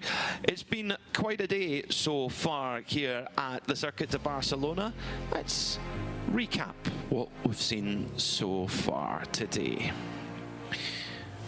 All always a great atmosphere on the grid here for the 24 Hours of Barcelona. Great attendance from the locals, and it was Maro Engel who led away at the front of the field with the Proton Huber competition, Porsche giving chase early on. And in the high temperatures, it was already fraught with the Asbest Porsche taking a trip into the gravel, but they certainly weren't alone. Good pit work, good consistency has been the order of the day. So many cars in the fight for the front. Several teams having to really put their repair skills to the test as well. Viper Niza and the THRW Honda team having to do extensive repairs, even for some of our front runners having to take a little bit of evasive action at points. And who has got the edge on pace? Well, after this amount of time of the race, after nearly 10 hours of racing, you'd expect to give a fairly strong opinion on that. But honestly, the Audis are in there, the Mercedes are in there, there's Ferrari still in with a chance as well, and Porsche too. This is one of the most open 24 Hours of Barcelona we've seen in many, many years. But as night has fallen, so have a few of the cars. Be sure to join us tomorrow. We'll be back at 7:30 a.m.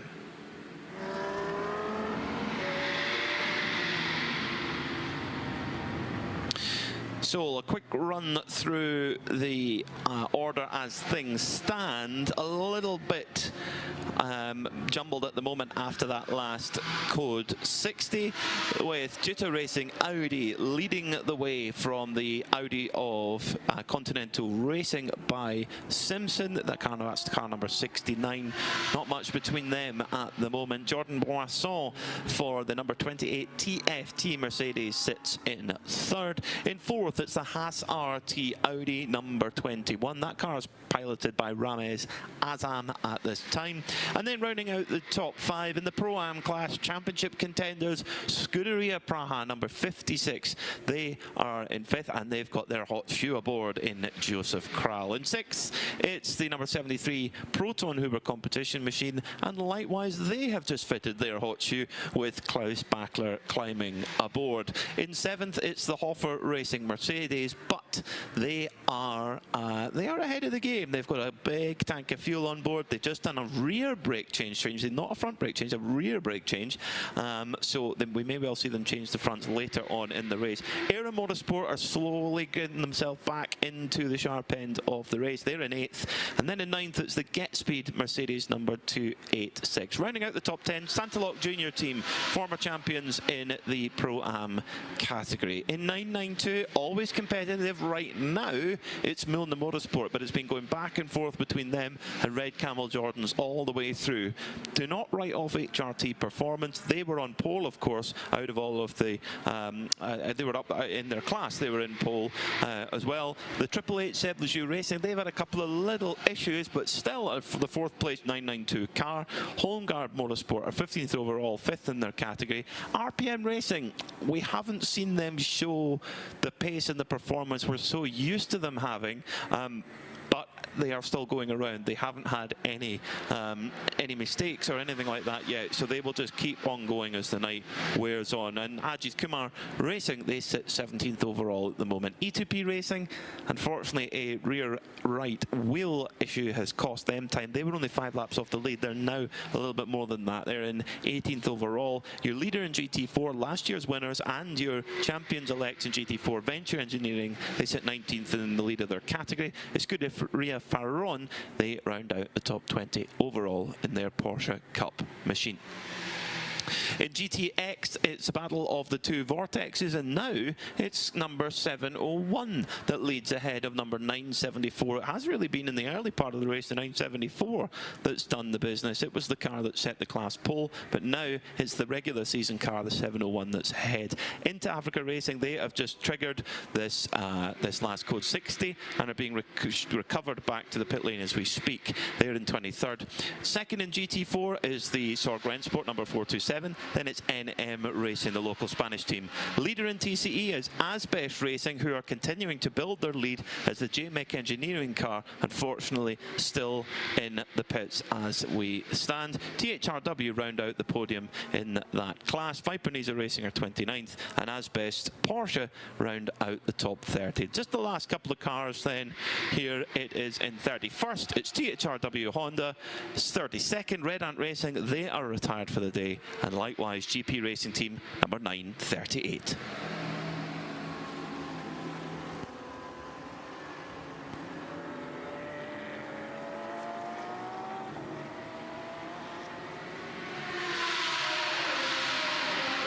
Commentary booth high above the grandstand on the start-finish line as we round up our live coverage with commentary here from the Circuit de Catalunya, Barcelona. With a reminder, the onboards will stay on the air, and tomorrow just afternoon we will be crowning some champions right here on this podium. My thanks also, of course, goes to Ben Constanduris and Carla Velti, who have also been part of our team, and particularly to the man that we affectionately call Das Pit Machine, the man behind that camera at the moment. That's Big Seb, and all of our production crew, camera operators both here and at 0221 headquarters in Cologne in Germany. For the moment, I'm John Hindhoff bidding you farewell. If you want some more live action, don't forget the FIA WEC on RS1 overnight as well via radiolemans.com. Live pictures here, plus timing. I'll be back in the morning, 7:30 Central European Summer Time. From now, from the Circuit de Catalunya, Barcelona, it's a very good night.